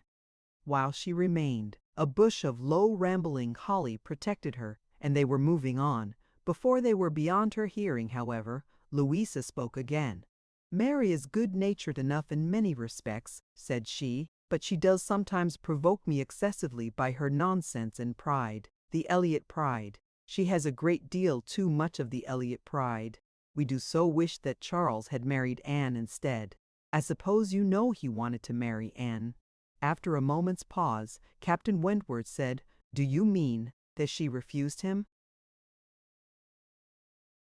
"Oh, yes, certainly. When did that happen?" "I do not exactly know, for Henrietta and I were at school at the time, but I believe about a year before he married Mary. I wish she had accepted him. We should all have liked her a great deal better. And Papa and Mamma always think it was her great friend, Lady Russell's doing, that she did not. They think Charles might not be learned and bookish enough to please Lady Russell, and that therefore she persuaded Anne to refuse him." The sounds were retreating, and Anne distinguished no more. Her own emotions still kept her fixed. She had much to recover from before she could move. The listener's proverbial fate was not absolutely hers. She had heard no evil of herself, but she had heard a great deal of very painful import. She saw how her own character was considered by Captain Wentworth, and there had been just that degree of feeling and curiosity about her in his manner which must give her extreme agitation. As soon as she could, she went after Mary, and having found, and walked back with her to their former station, by the stile, felt some comfort in their whole party being immediately afterwards collected, and once more in motion together. Her spirits wanted the solitude and silence which only numbers could give. Charles and Henrietta returned, bringing, as may be conjectured, Charles Hayter with them. The minutiae of the business Anne could not attempt to understand. Even Captain Wentworth did not seem admitted to perfect competence here, but that there had been a withdrawing on the gentleman's side and a relenting on the ladies', and that they were now very glad to be together again, did not admit a doubt. Henrietta looked a little ashamed, but very well pleased, Charles Hayter exceedingly happy, and they were devoted to each other. Almost from the first instant of their all setting forward for Uppercross, everything now marked out Louisa for Captain Wentworth. Nothing could be plainer, and where many divisions were necessary, or even where they were not, they walked side by side nearly as much as the other two. In a long strip of meadowland, where there was ample space for all, they were thus divided, forming three distinct parties, and to that party of the three which boasted least animation and least complaisance, Anne necessarily belonged. She joined Charles and Mary, and was tired enough to be very glad of Charles's other arm. But Charles, though in very good humor with her, was out of temper with his wife. Mary had shewn herself disobliging to him, and was now to reap the consequence, which consequence was his dropping her arm almost every moment to cut off the heads of some nettles in the hedge with his switch. And when Mary began to complain of it, and lament her being ill-used according to custom, in being on the hedge side, while Anne was never in calamite and in the feet and confront to her kind of thing, dropped the arms of both to hunt after a weasel which he had a momentary glance of, and they could hardly get him along at all. This long meadow bordered a lane, which their footpath at the end of it was to cross, and when the party had all reached the gate of exit, the carriage, advancing in the same direction, which had been some time heard, was just coming up, and proved to be Admiral Croft's gig. He and his wife had taken their intended drive, and were returning home. Upon hearing how long a walk the young people had engaged in, they kindly offered a seat to any lady who might be particularly tired. It would save her a full mile, and they were going through Uppercross. The invitation was general, and generally declined. The Miss Musgroves were not at all tired, and Mary was either offended by not being asked before any of the others, or what Louisa called the Elliot pride could not endure to make a third in a one-horse chaise. The walking party had crossed the lane and were surmounting an opposite stile, and the Admiral was putting his horse in motion again, when Captain Wentworth cleared the hedge in the moment to say something to his sister. The something might be guessed by its effects. "Miss Elliot, I am sure you are tired," cried Mrs. Croft. "Do let us have the pleasure of taking you home. Here is excellent room for three, I assure you. If we were all like you, I believe we might sit four. You must indeed, you must." Anne was still in the lane, and though instinctively beginning to decline, she was not allowed to proceed. The Admiral's kind urgency came in support of his wife's. They would not be refused. They compressed themselves into the smallest possible space to leave her a corner, and Captain Wentworth, without saying a word, turned to her, and quietly obliged her to be assisted into the carriage. Yes, he had done it. She was in the carriage and felt that he had placed her there, that his will and his hands had done it, that she owed it to his perception of her fatigue and his resolution to give her rest. She was very much affected by the view of his disposition towards her, which all these things made apparent. This little circumstance seemed the completion of all that had gone before. She understood him. He could not forgive her, but he could not be unfeeling. Though condemning her for the past and considering it with high and unjust resentment, though perfectly careless of her, and though becoming attached to another, still he could not see her suffer without the desire of giving her relief. It was a remainder of former sentiment. It was an impulse of pure, though unacknowledged friendship. It was a proof of his own warm and amiable heart, which she could not contemplate without emotions so compounded of pleasure and pain, that she knew not which prevailed. Her answers to the kindness and the remarks of her companions were at first unconsciously given. They had travelled half their way along the rough lane before she was quite awake to what they said. She then found them talking of Frederick. "He certainly means to have one or other of those two girls, Sophie," said the Admiral. but there is no saying which. He has been running after them too long enough, one would think, to make up his mind. Aye, this comes of the peace. If it were war now, he would have settled it long ago. We sailors, Miss Elliot, cannot afford to make long courtships in time of war. How many days was it, my dear, between the first time of my seeing you and our sitting down together in our lodgings at North Yarmouth? We had better not talk about it, my dear, replied Mrs. Croft pleasantly, for if Miss Elliot were to hear how soon we came to an understanding, she would never be persuaded that we could be happy together. I had known you by character, however, long before. Well, and I had heard of you as a very pretty girl, and what were we to wait for besides? I do not like having such things so long in hand. I wish Frederick would spread a little more canvas and bring us home one of these young ladies to Kellynch. Then there would always be company for them. And very nice young ladies they both are. I hardly know one from the other. Very good-humored, unaffected girls indeed, said Mrs. Croft in a tone of calmer praise, such as made Anne suspect that her keener powers might not consider either of them as quite worthy of her brother, and a very respectable family. One could not be connected with better people. My dear Admiral, that post, we shall certainly take that post. But by coolly giving the reins a better direction herself, they happily passed the danger, and by once afterwards judiciously putting out her hand, they neither fell into a rut nor ran foul of a dung cart, and Anne, with some amusement at their style of driving, which she imagined no bad representation of the general guidance of their affairs, found herself safely deposited by them at the cottage. Chapter 11. The time now approached for Lady Russell's return. The day was even fixed, and Anne, being engaged to join her as soon as she was resettled, was looking forward to an early removal to Kellynch, and beginning to think how her own comfort was likely to be affected by it.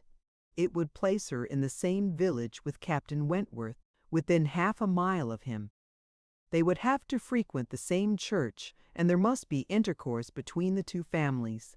This was against her, but on the other hand, he spent so much of his time at Uppercross that in removing thence she might be considered rather as leaving him behind than as going towards him, and, upon the whole, she believed she must, on this interesting question, be the gainer, almost as certainly as in her change of domestic society, in leaving poor Mary for Lady Russell.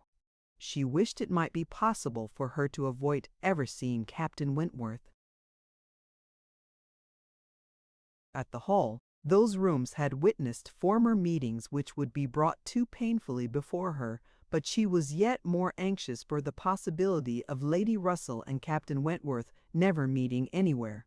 They did not like each other, and no renewal of acquaintance now could do any good. And were Lady Russell to see them together, she might think that he had too much self-possession and she too little. These points formed her chief solicitude in anticipating her removal from Uppercross, where she felt she had been stationed quite long enough. Her usefulness to little Charles would always give some sweetness to the memory of her 2 months' visit there. But he was gaining strength apace, and she had nothing else to stay for. The conclusion of her visit, however, was diversified in a way which she had not at all imagined. Captain Wentworth, after being unseen and unheard of at Uppercross for 2 whole days, appeared again among them to justify himself by a relation of what had kept him away. A letter from his friend, Captain Harville, having found him out at last, had brought intelligence of Captain Harville's being settled with his family at Lyme for the winter, of their being therefore, quite unknowingly, within 20 miles of each other. Captain Harville had never been in good health since a severe wound which he received 2 years before, and Captain Wentworth's anxiety to see him had determined him to go immediately to Lyme. He had been there for 24 hours.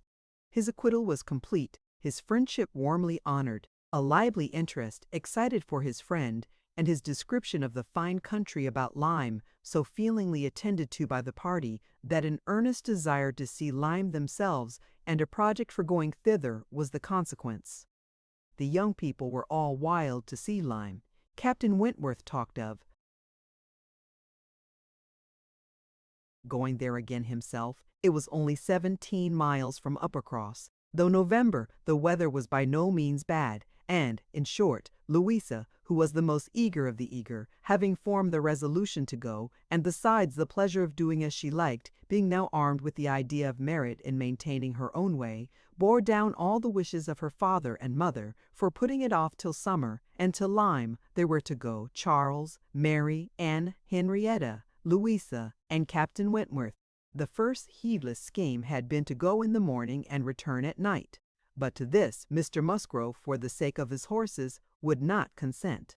And when it came to be rationally considered, a day in the middle of November would not leave much time for seeing a new place, after deducting 7 hours, as the nature of the country required, for going and returning. They were, consequently, to stay the night there, and not to be expected back till the next day's dinner. This was felt to be a considerable amendment, and though they all met at the Great House at rather an early breakfast hour, and set off very punctually, it was so much past noon before the 2 carriages, Mr. Musgrove's coach containing the 4 ladies, and Charles's curricle in which he drove Captain Wentworth, were descending the long hill into Lyme, and entering upon the still steeper street of the town itself, that it was very evident they would not have more than time for looking about them before the light and warmth of the day were gone. After securing accommodations and ordering a dinner at one of the inns, the next thing to be done was unquestionably to walk directly down to the sea. They were come too late in the year for any amusement or variety which Lyme, as a public place, might offer. The rooms were shut up, the lodgers almost all gone, scarcely any family but of the residents left, and, as there is nothing to admire in the buildings themselves, the remarkable situation of the town, the principal street almost hurrying into the water, the walk to the Cobb, skirting round the pleasant little bay, which, in the season, is animated with bathing machines, and the Chamiz, if the mining, sayings in its neighborhood, charmeth, with its hired udbile browned, with the sayings in unword or seemed, befriled, for child of a sight, of a sort of states of the said with its a type of the sight, walk back to the must be visited and visited again to make the worth of Lyme understood. The party from Uppercross, passing down by the now deserted and melancholy-looking rooms, and still descending, soon found themselves on the seashore, and lingering only, as all must linger and gaze on a first return to the sea, whoever deserved to look on it at all, proceeded towards the Cobb, equally their object in itself, and on Captain Wentworth's account. For in a small house, near the foot of an old pier of unknown date, were the Harvilles settled. Captain Wentworth turned in to call on his friend, the others walked on, and he was to join them on the Cobb. They were by no means tired of wondering and admiring, and not even Louisa seemed to feel that they had parted with Captain Wentworth long when they saw him coming after them with 3 companions, all well known already by description to be Captain and Mrs. Harville, and a Captain Benwick, who was staying with them. Captain Benwick had some time ago been first lieutenant of the Laconia, and the account which Captain Wentworth had given of him, on his return from Lyme before, his warm praise of him as an excellent young man and an officer, whom he had always valued highly, which must have stamped him well in the esteem of every listener, had been followed by a little history of his private life, which rendered him perfectly interesting in the eyes of all the ladies. He had been engaged to Captain Harville's sister, and was now mourning her loss. They had been a year or 2 waiting for fortune and promotion. Fortune came, his prize money as lieutenant being great. Promotion, too, came at last, but Fanny Harville did not live to know it. She had died the preceding summer while he was at sea. Captain Wentworth believed it impossible for man to be more attached to woman than poor Benwick had been to Fanny Harville, or to be more deeply afflicted under the dreadful change. He considered his disposition as of the sort which must suffer heavily, uniting very strong feelings with quiet, serious, and retiring manners, and a decided taste for reading and sedentary pursuits. To finish the interest of the story, the friendship between him and the Harvilles seemed, if possible, augmented by the event which closed all their views of alliance, and Captain Benwick was now living with them entirely. Captain Harville had taken his present house for half a year, his taste, and his health, and his fortune, all directing him to a residence inexpensive and by the sea, and the grandeur of the country, and the retirement of Lyme in the winter, appeared exactly adapted to Captain Benwick's state of mind. The sympathy and goodwill excited towards Captain Benwick was very great. And yet, said Anne to herself, as they now moved forward to meet the party, he has not, perhaps, a more sorrowing heart than I have. I cannot believe his prospects so blighted forever. He is younger than I am, younger in feeling, if not in fact, younger as a man. He will rally again and be happy with another. They all met and were introduced. Captain Harville was a tall, dark man with a sensible, benevolent countenance, a little lame, and from strong features in want of health, looking much older than Captain Wentworth. Captain Benwick looked, and was, the youngest of the three, and, compared with either of them, a little man. He had a pleasing face and a melancholy air, just as he ought to have, and drew back from conversation. Captain Harville, though not equaling Captain Wentworth in manners, was a perfect gentleman, unaffected, warm, and obliging. Mrs. Harville, a degree less polished than her husband, seemed, however, to have the same good feelings, and nothing could be more pleasant than their desire of considering the whole party as friends of their own, because the friends of Captain Wentworth, or more kindly hospitable than their entreaties for their all promising to dine with them.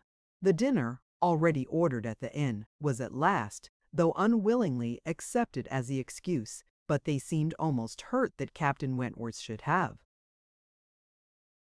brought any such party to Lyme without considering it as a thing of course that they should dine with them.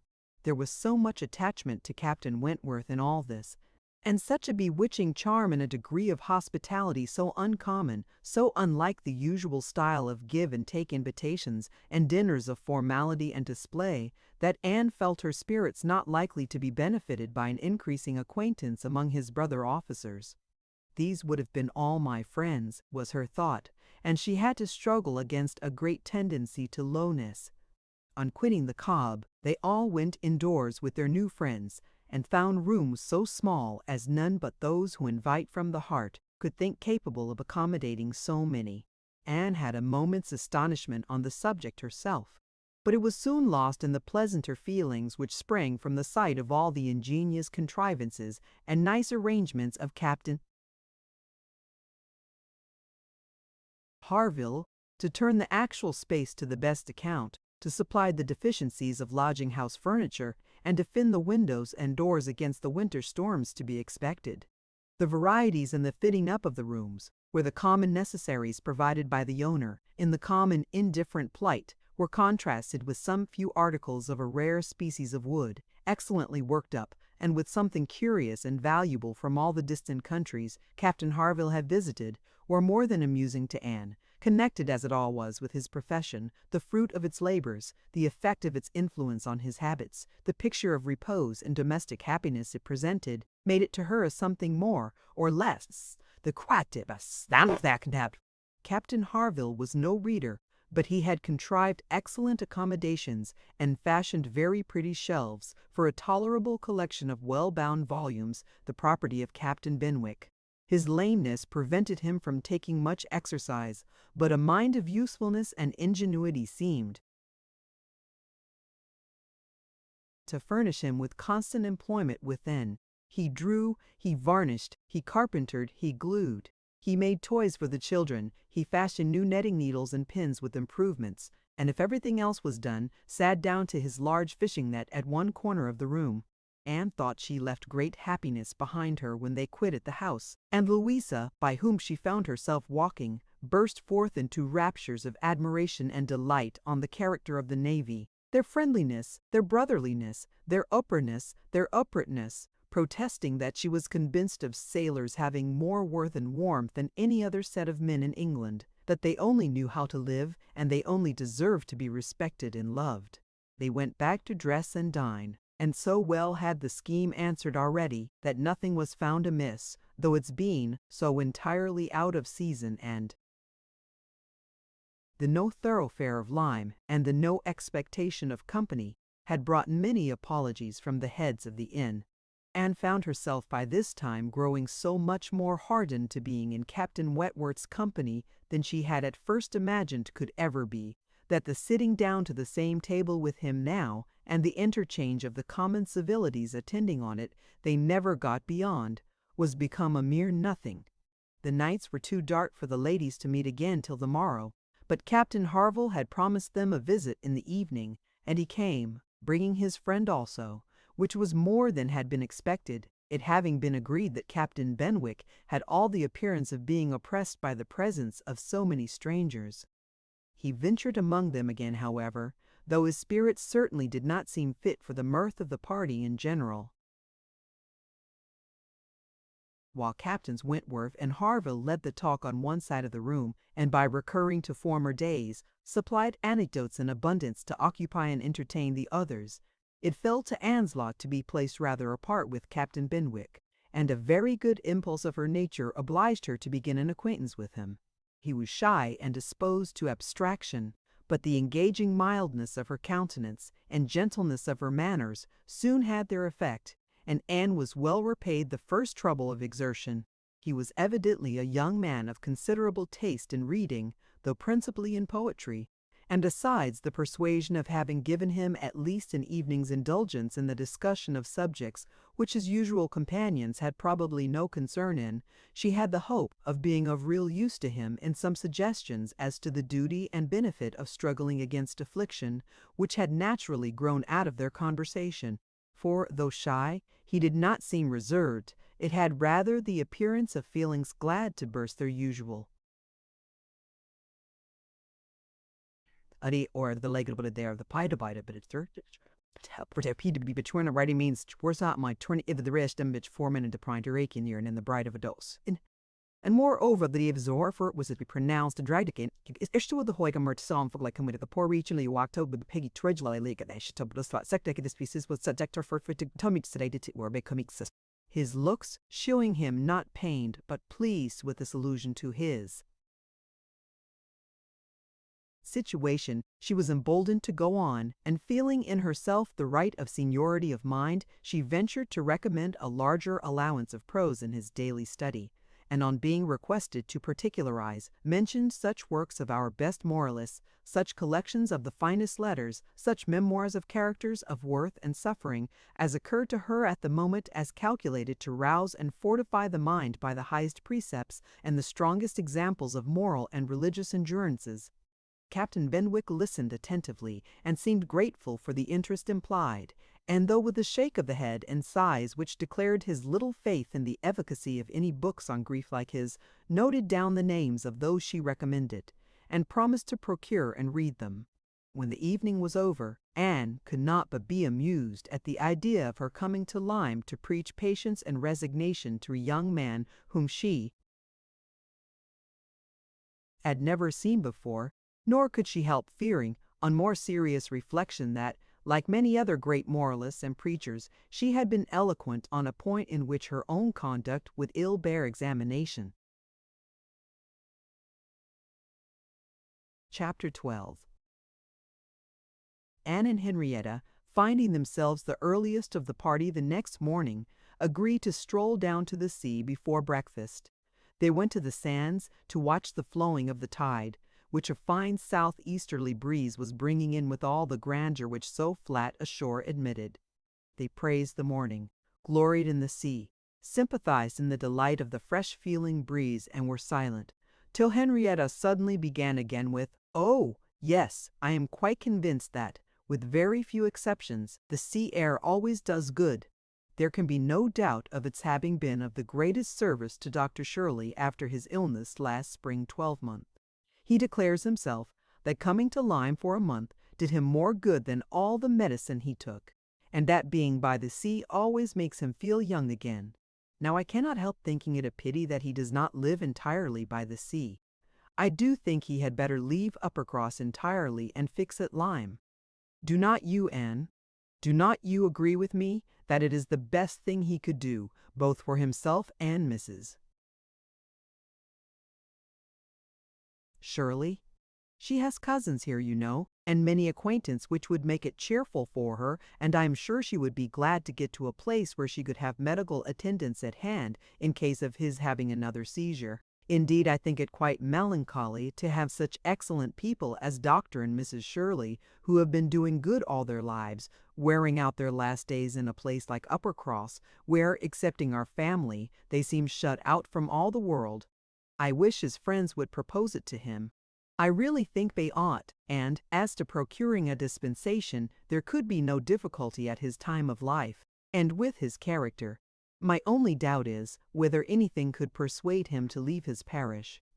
He is so very strict and scrupulous in his notions, over-scrupulous, I must say. Do not you think, Anne, it is being over-scrupulous? Do not you think it is quite a mistaken point of conscience when the clergyman sacrifices his health for the sake of duties which may be just as well performed by another person? And at Lyme, too, only 17 miles off, he would be near enough to hear if people thought there was anything to complain of. Anne smiled more than once to herself during this speech, and entered into the subject, as ready to do good by entering into the feelings of a young lady as of a young man, though here it was good of a lower standard, for what could be offered but general acquiescence. She said all that was reasonable and proper on the business, felt the claims of Dr. Shirley to repose as she ought, saw how very desirable it was that he should have some active, respectable young man as a resident curate, and was even courteous enough to hint at the advantage of such resident curates being married. "I wish," said Henrietta, very well pleased with her companion, "I wish Lady Russell lived at Uppercross and were intimate with Dr. Shirley. I have always heard of Lady Russell as a woman of the greatest influence with everybody. I always look upon her as able to persuade a person to anything. I am afraid of her, as I have told you before, quite afraid of her because she is so very clever. But I respect her amazingly and wish we had such a neighbor at Uppercross." Anne was amused by Henrietta's manner of being grateful, and amused also that the course of events and the new interests of Henrietta's views should have placed her friend at all in favor with any of the Musgrove family. She had only time, however, for a general answer, and a wish that such another woman were at Uppercross, before all subjects suddenly ceased, on seeing Louisa and Captain Wentworth coming towards them. They came also for a stroll till breakfast was likely to be ready, but Louisa, recollecting immediately afterwards that she had something to procure at a shop, invited them all to go back with her into the town. They were all at her disposal. When they came to the steps leading upwards from the beach, a gentleman at the same moment preparing to come down, politely drew back and stopped to give them way. They ascended and passed him, and as they passed, Anne's face caught his eye, and he looked at her with a degree of earnest admiration which she could not be insensible of. She was looking remarkably well, her very regular, very pretty features having the bloom and freshness of youth restored by the fine wind which had been blowing on her complexion, and by the animation of eye which it had also produced. It was evident that the gentleman, completely a gentleman in manner, admired her exceedingly. Captain Wentworth looked round at her instantly in a way which shewed his noticing of it. He gave her a momentary glance, a glance of brightness, which seemed to say, "That man is struck with you, and even I at this moment see something like Anne Elliot again." After attending Louisa through her business and loitering about a little longer, they returned to the inn, and Anne, in passing afterwards quickly from her own chamber to their dining room, had nearly run against the very same gentleman as he came out of an adjoining apartment. She had before conjectured him to be a stranger like themselves, and determined that a well-looking groom, who was strolling about near the two inns as they came back, should be his servant. Both master and man being in mourning assisted the idea. It was now proved that he belonged to the same inn as themselves, and this second meeting, short as it was, also proved again by the gentleman's looks that he thought hers very lovely, and by the readiness and propriety of his apologies, that he was a man of exceedingly good manners. He seemed about 30, and, though not handsome, had an agreeable person. Anne felt that she should like to know who he was. They had nearly done breakfast when the sound of a carriage, almost the first they had heard since entering Lyme, drew half the party to the window. It was a gentleman's carriage, a coicle, but only coming round from the stable yard to the front door. Somebody must be going away. It was driven by a servant in mourning. The word coracle made Charles Musgrove jump up, that he might compare it with his own. The servant in mourning roused Anne's curiosity, and the whole six were collected to look by the time the owner of the coracle was to be seen issuing from the door amidst the bows and civilities of the household, and taking his seat to drive off.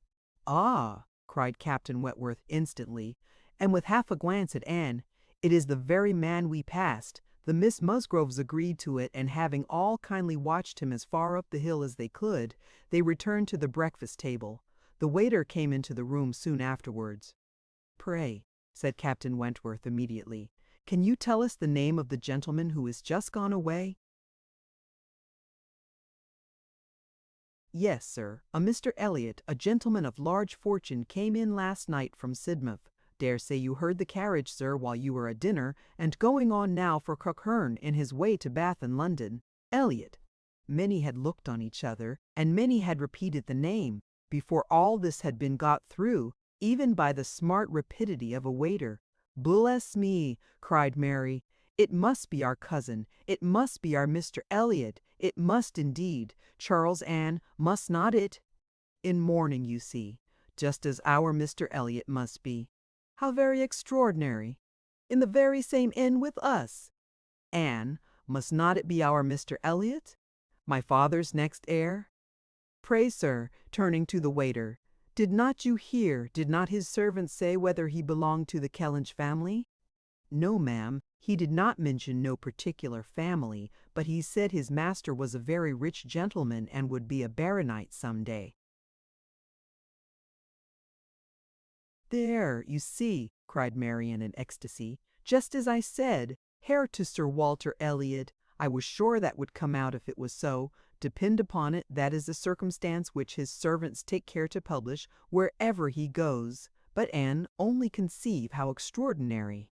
I wish I had looked at him more. I wish we had been aware in time who it was, that he might have been introduced to us. What a pity that we should not have been introduced to each other. Do you think he had the Elliot countenance? I hardly looked at him. I was looking at the horses, but I think he had something of the Elliot countenance. I wonder the arms did not strike me. Oh, the great coat was hanging over the panel, and hid the arms, so it did. Otherwise, I am sure, I should have observed them, and the livery too. If the servant had not been in mourning, one should have known him by the livery." "Putting all these very extraordinary circumstances together," said Captain Wentworth, "we must consider it to be the arrangement of Providence that you should not be introduced to your cousin." When she could command Mary's attention, Anne quietly tried to convince her that their father and Mr. Elliot had not, for many years, been on such terms as to make the power of attempting an introduction at all desirable. At the same time, however, it was a secret gratification to herself to have seen her cousin, and to know that the future owner of Kellynch was undoubtedly a gentleman and had an air of good sense. She would not, upon any account, mention her having met with him the second time. Luckily, Mary did not much attend to their having passed close by him in their earlier walk, but she would have felt quite ill-used by Anne's having actually run against him in the passage, and received his very polite excuses, while she had never been near him at all. No, that cousinly little interview must remain a perfect secret. "Of course," said Mary, "you will mention our seeing Mr. Elliot the next time you write to Bath. I think my father certainly ought to hear of it. Do mention all about him." Anne avoided a direct reply, but it was just the circumstance which she considered as not merely unnecessary to be communicated, but as what ought to be suppressed. The offence which had been given her father many years back she knew. Elizabeth's particular share in it she suspected, and that Mr. Elliot's idea always produced irritation in both was beyond a doubt. Mary never wrote to Bath herself. All the toil of keeping up a slow and unsatisfactory correspondence with Elizabeth fell on Anne. Breakfast had not been long over when they were joined by Captain and Mrs. Harville and Captain Benwick, with whom they had appointed to take their last walk about Lyme. They ought to be setting off for Uppercross by 1, and in the meanwhile were to be all together and out of doors as long as they could. Anne found Captain Benwick getting near her as soon as they were all fairly in the street. Their conversation the preceding evening did not disincline him to seek her again, and they walked together some time, talking as before of Mr. Scott and Lord Byron, and still as unable as before, and as unable as any other two readers, to think exactly alike of the merits of either, till something occasioned an almost general change amongst their party, and instead of Captain Benwick, she had Captain Harville by her side. "Miss Elliot," said he, speaking rather low, "you have done a good deed in making that poor fellow talk so much. I wish he could have such company oftener. It is bad for him, I know, to be shut up as he is. But what can we do? We cannot part." "No," said Anne, "that I can easily believe to be impossible, but in time, perhaps we know what time does in every case of affliction, and you must remember, Captain Harville, that your friend may yet be called a young mourner. Only last summer, I understand." "Aye, true enough," with a deep sigh. "Only June, and not known to him, perhaps, so soon. Not till the first week of August, when he came home from the Cape, just made into the Grappler. I was at Plymouth dreading to hear of him. He sent in letters, but the Grappler was under orders for Portsmouth. There the news must follow him, but who was to tell it? Not I. I would as soon have been run up to the yard arm. Nobody could do it but that good fellow," pointing to Captain Wentworth. "The Laconia had come into Plymouth a week before. No danger of her being sent to sea again.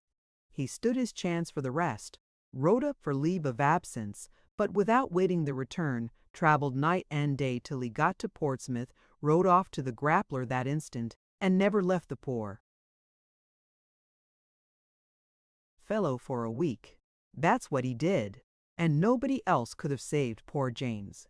You may think, Miss Elliot, whether he is dear to us." Anne did think on the question with perfect decision, and said as much in reply as her own feeling could accomplish, or as his seemed able to bear, for he was too much affected to renew the subject, and when he spoke again it was of something totally different. Mrs. Harville's giving it as her opinion that her husband would have quite walking enough by the time he reached home, determined the direction of all the party in what was to be their last walk. They would accompany them to their door, and then return and set off themselves. By all their calculations there was just time for this, but as they drew near the Cobb, there was such a general wish to walk along it once more. All were so inclined, and Louisa soon grew so determined, that the difference of a quarter of an hour, it was found, would be no difference at all. So, with all the kind leave-taking and all the kind interchange of invitations and promises which may be imagined, they parted from Captain and Mrs. Harville at their own door, and still accompanied by Captain Benwick, who seemed to cling to them to the last, proceeded to make the proper adieus to the Cobb. Anne found Captain Benwick again drawing near her. Lord Byron's dark blue seas could not fail of being brought forward by their present view, and she gladly gave him all her attention, as long as attention was possible. It was soon drawn, perforce, another way. There was too much wind to make the high part of the new Cobb pleasant for the ladies, and they agreed to get down the steps to the lower, and all were contented to pass quietly and carefully down the steep flight, excepting Louisa. She must be jumped down them by Captain Wentworth. In all their walks, he had had to jump her from the stiles. The sensation was delightful to her. The hardness of the pavement for her feet made him less willing upon the present occasion. He did it, however. She was safely down, and instantly, to show her enjoyment, ran up the steps to be jumped down again. He advised her against it, thought the jar too great, But no, he reasoned and talked in vain. She smiled and said, I am determined I will. He put out his hands. She was too precipitate by half a second. She fell on the pavement on the lower cob, and was taken up, lifeless. There was no wound, no blood, no visible bruise, but her eyes were closed. She breathed not. Her face was like death. The horror of the moment to all who stood around. Captain Wentworth, who had caught her up, knelt with her in his arms, looking on her with a face as pallid as her own, in an agony of silence. "She is dead! She is dead!" screamed Mary, catching hold of her husband, and contributing with his own horror to make him immovable, and in another moment Henrietta, sinking under the conviction, lost her senses too, and would have fallen on the steps but for Captain Benwick and Anne, who caught and supported her between them. "Is there no one to help me?" were the first words which burst from Captain Wentworth, in a tone of despair, and as if all his own strength were gone. "Go to him, go to him," cried Anne. "For heaven's sake, go to him. I can support her myself. Leave me and go to him. Rub her hands, rub her temples. Here are salts. Take them, take them." Captain Benwick obeyed, and Charles at the same moment, disengaging himself from his wife, they were both with him, and Louisa was raised up and supported more firmly between them, and everything was done that Anne had prompted, but in vain, while Captain Wentworth, staggering against the wall for his support, exclaimed in the bitterest agony, "Oh God, her father and mother!" "A surgeon!" said Anne. He caught the word. It seemed to rouse him at once, and saying only "True, true, a surgeon this instant," was darting away when Anne eagerly suggested, "Captain Benwick. Would not it be better for Captain Benwick? He knows where a surgeon is to be found." Everyone capable of thinking felt the advantage of the idea, and in a moment it was all done in rapid moments. Captain Benwick had resigned the poor corpse-like figure entirely to the brothers' care, and was off for the town with the utmost rapidity. As to the wretched party left behind, it could scarcely be said which of the three who were completely rational was suffering most, Captain Wentworth, Anne, or Charles, who, really a very affectionate brother, hung over Louisa with sobs of grief, and could only turn his eyes from one sister to see the other in a state as insensible, or to witness the hysterical agitations of his wife, calling on him for help, which he could not give. Anne, attending with all the strength and zeal and thought which instinct supplied to Henrietta, still tried at intervals to suggest comfort to the others, tried to quiet Mary, to animate Charles, to assuage the feelings of Captain Wentworth. Both seemed to look to her for directions. "Anne, Anne," cried Charles, "what is to be done next? What, in heaven's name, is to be done next?" Captain Wentworth's eyes were also turned towards her. Had not she better be carried to the inn? "Yes, I am sure. Carry her gently to the inn?" "Yes, I am sure. Carry her gently to the inn." "Yes, yes, to the inn," repeated Captain Wentworth, comparatively collected and eager to be doing something. "I will carry her myself. Musgrove, take care of the others." By this time the report of the accident had spread among the workmen and boatmen about the Cobb, and many were collected near them, to be useful if wanted, at any rate to enjoy the sight of a dead young lady, nay, 2 dead young ladies, for it proved twice as fine as the first report. To some of the best looking of these good people Henrietta was consigned, for though partially revived, she was quite helpless, and in this manner, Anne walking by her side, and Charles attending to his wife, they set forward, treading back with feelings unutterable, the ground which so lately, so very lately, and so light of heart, they had passed along. They were not off the Cobb before the Harvilles met them. Captain Benwick had been seen flying by their house, with a countenance which showed something to be wrong, and they had set off immediately, informed and directed as they passed, towards the spot. Shocked as Captain Harville was, he brought senses and nerves that could be instantly useful, and a look between him and his wife decided what was to be done. She must be taken to their house, All must go to their house and await the surgeon's arrival there.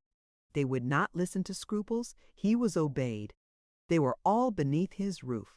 And while Louisa, under Mrs. Harville's direction, was conveyed upstairs and given possession of her own bed, assistance, cordials, restoratives were supplied by her husband to all who needed them.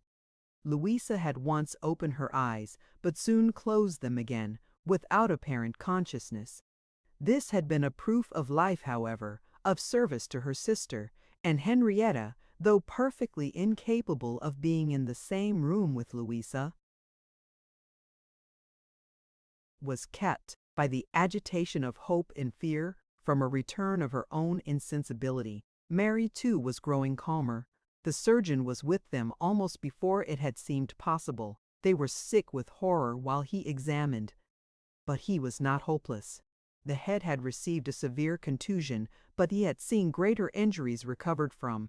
He was by no means hopeless. He spoke cheerfully, that he did not regard it as a desperate case, that he did not say a few hours must end it, was at first felt beyond the hope of most, and the ecstasy of such a reprieve, the rejoicing deep and silent after a few fervent ejaculations of gratitude to heaven had been offered, may be conceived. The tone, the look, with which "thank God" was uttered by Captain Wentworth, Anne was sure could never be forgotten by her, nor the sight of him afterwards as he sat near a table, leaning over it with folded arms and face concealed, as if overpowered by the various feelings of his soul, and trying by prayer and reflection to calm them. Louisa's limbs had escaped. There was no injury but to the head. It now became necessary for the party to consider what was best to be done as to their general situation. They were now able to speak to each other and consult. That Louisa must remain where she was, however distressing to her friends to be involving the Harvilles in such trouble, did not admit a doubt. Her removal was impossible. The Harvilles silenced all scruples, and as much as they could, all gratitude. They had looked forward and arranged everything before the others began to reflect. Captain Benwick must give up his room to them and get another bed elsewhere, and the whole was settled. They were only concerned that the house could accommodate no more, and yet, perhaps, by putting the children away in the maid's room or swinging a cot somewhere, they could hardly bear. To think of not finding room for 2 or 3, besides, supposing they might wish to stay, though with regard to any attendance on Miss Musgrove, there need not be the least uneasiness in leaving her to Mrs. Harville's care entirely. Mrs. Harville was a very experienced nurse, and her nursery maid, who had lived with her long and gone about with her everywhere, was just such another. Between these two, she could want no possible attendance by day or night, and all this was said with a truth and sincerity of feeling irresistible. Charles, Henrietta, and Captain Wentworth were the 3 in consultation, and for a little while it was only an interchange of perplexity and terror. Uppercross, the necessity of someone's going to Uppercross, the news to be conveyed, how it could be broken to Mr. and Mrs. Musgrove, the lateness of the morning, an hour already gone since they ought to have been off, the impossibility of being in tolerable time, the impossibility of being in tolerable time. At first they were capable of nothing more to the purpose than such exclamations, but after a while Captain Wentworth, exerting himself, said, "We must be decided, and without the loss of another minute. Every minute is valuable. Someone must resolve on being off for Uppercross instantly. Musgrove, either you or I must go." Charles agreed, but declared his resolution of not going away. He would be as little encumbrance as possible to Captain and Mrs. Harville, but as to leaving his sister in such a state, he neither ought nor would. So far it was decided, and Henrietta at first declared the same. She, however, was soon persuaded to think differently, the usefulness of her staying.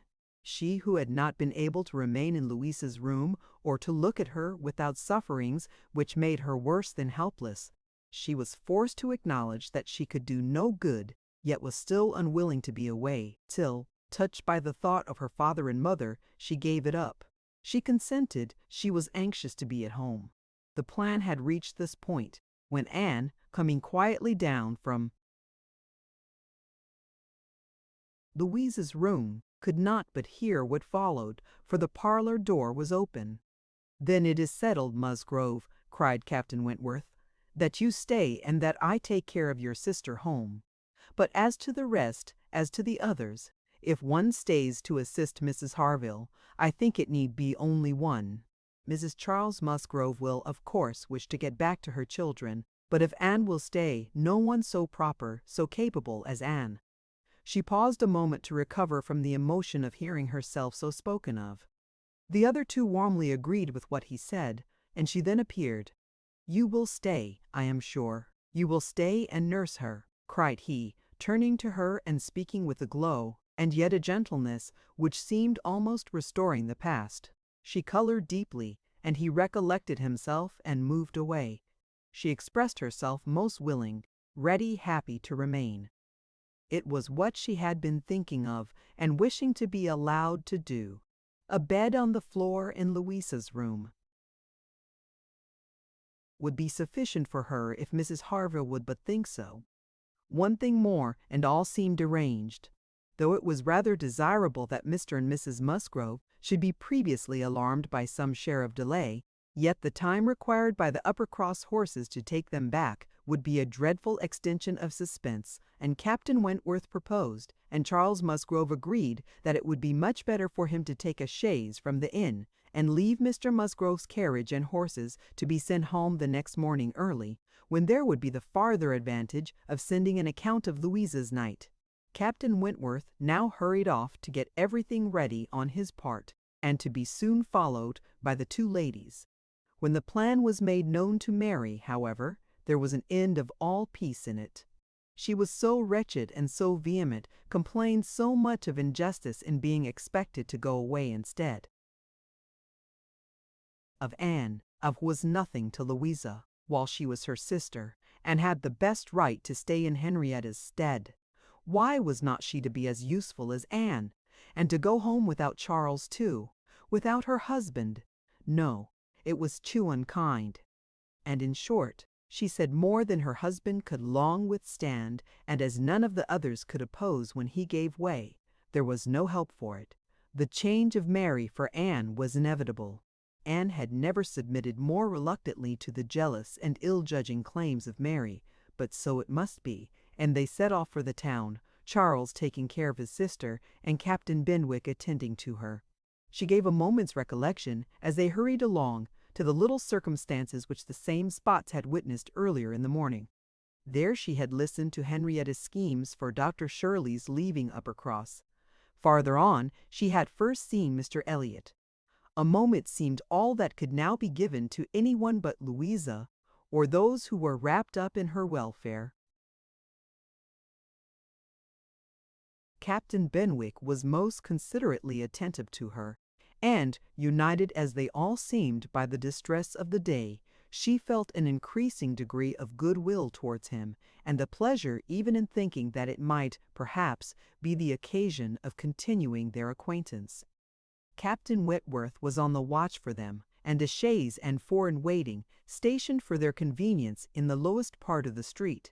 But his evident surprise and vexation at the substitution of one sister for the other, the change in his countenance, the astonishment, the expressions begun and suppressed, with which Charles was listened to, made but a mortifying reception of Anne, or must at least convince her that she was valued only as she could be useful to Louisa.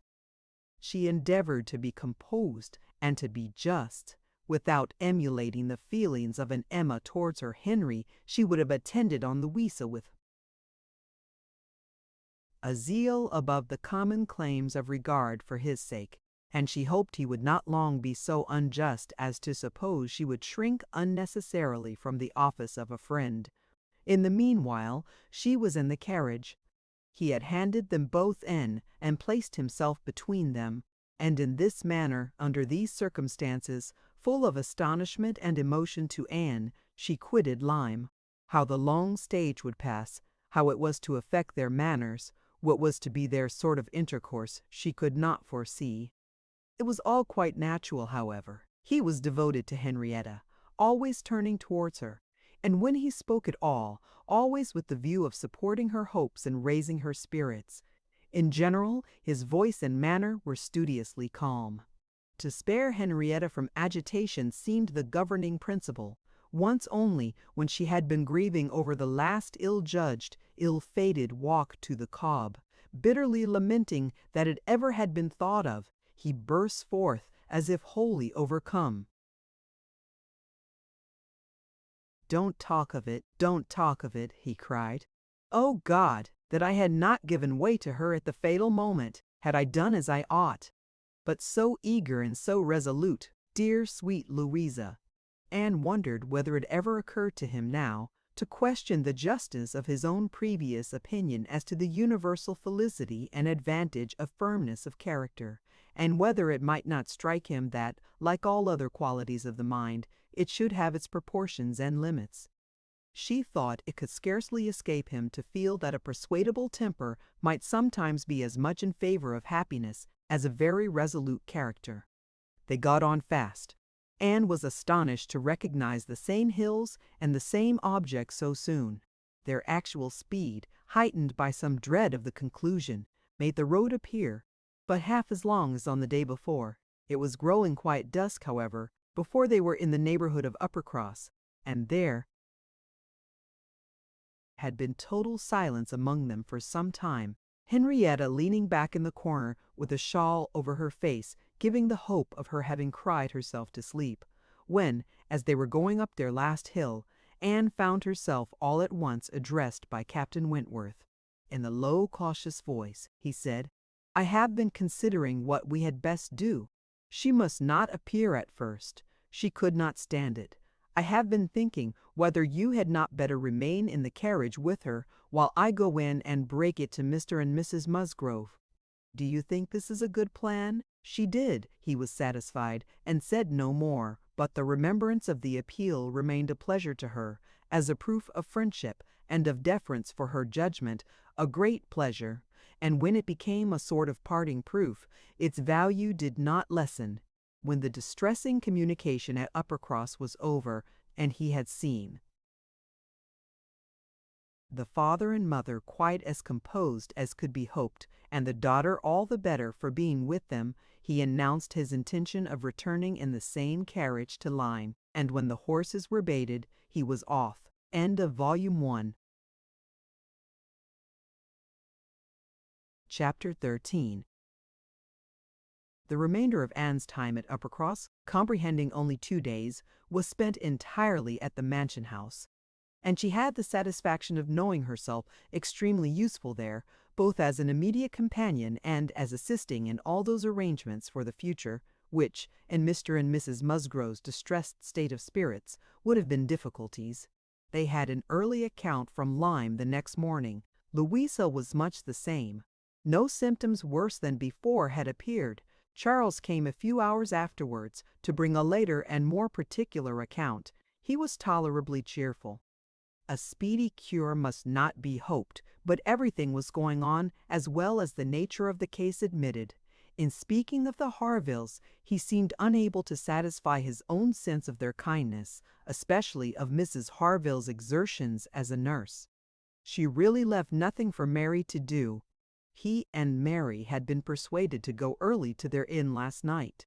Mary had been hysterical again this morning. When he came away, she was going to walk out with Captain Benwick, which he hoped would do her good. He almost wished she had been prevailed on to come home the day before, but the truth was that Mrs. Harville left nothing for anybody to do. Charles was to return to Lyme the same afternoon, and his father had at first half a mind to go with him, but the ladies could not consent. It would be going only to multiply trouble to the others, and increase his own distress, and a much better scheme followed and was acted upon. A chaise was sent for from Crewkerne, and Charles conveyed back a far more useful person in the old nursery maid of the family. one who, having brought up all the children and seen the very last, the lingering and long-petted Master Harry, sent to school after his brothers, was now living in her deserted nursery to mend stockings and dress all the blains and bruises she could get near her, and who, consequently, was only too happy in being allowed to go and help nurse dear Miss Louisa. Vague wishes of getting Sarah thither had occurred before to Mrs. Musgrove and Henrietta, but without Anne it would hardly have been resolved on and found practicable so soon. They were indebted the next day to Charles Hayter for all the minute knowledge of Louisa, which it was so essential to obtain every 24 hours. He made it his business to go to Lyme, and his account was still encouraging. The intervals of sense and consciousness were believed to be stronger. Every report agreed in Captain Wentworth's appearing fixed in Lyme. Anne was to leave them on the morrow, an event which they all dreaded. What should they do without her? They were wretched comforters for one another, and so much was said in this way that Anne thought she could not do better than impart among them the general inclination to which she was privy, and persuaded them all to go to Lyme at once. She had little difficulty. It was soon determined that they would go tomorrow, fix themselves at the inn, or get into lodgings as it suited, and there remain till dear Louisa could be moved. They must be taking off some trouble from the good people she was with. They might at least relieve Mrs. Harville from the care of her own children, and in short, they were so happy in the decision that Anne was delighted with what she had done, and felt that she could not spend her last morning at Uppercross better than in assisting their preparations, and sending them off at an early hour, though her being left to the solitude of manner, she was the last, excepting the little boys at the cottage, she was the very last, the only remaining one of all that had filled and animated both houses, of all that had given Uppercross its cheerful character. A few days had made a change indeed. If Louisa recovered, it would all be well again. More than former happiness would be restored. There could not be a doubt. To her mind there was none of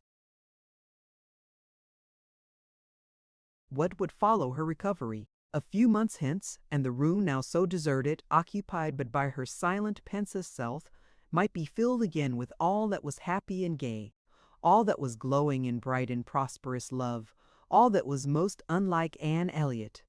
An hour's complete leisure for such reflections as these, on a dark November day, a small thick rain almost blotting out the very few objects ever to be discerned from the windows, was enough to make the sound of Lady Russell's carriage exceedingly welcome, and yet, though desirous to be gone, she could not quit the mansion house or look an adieu to the cottage with its black, dripping, and comfortless veranda, or even notice through the misty glasses the last humble tenements of the village, without a saddened heart. Scenes had passed in Uppercross which made it precious.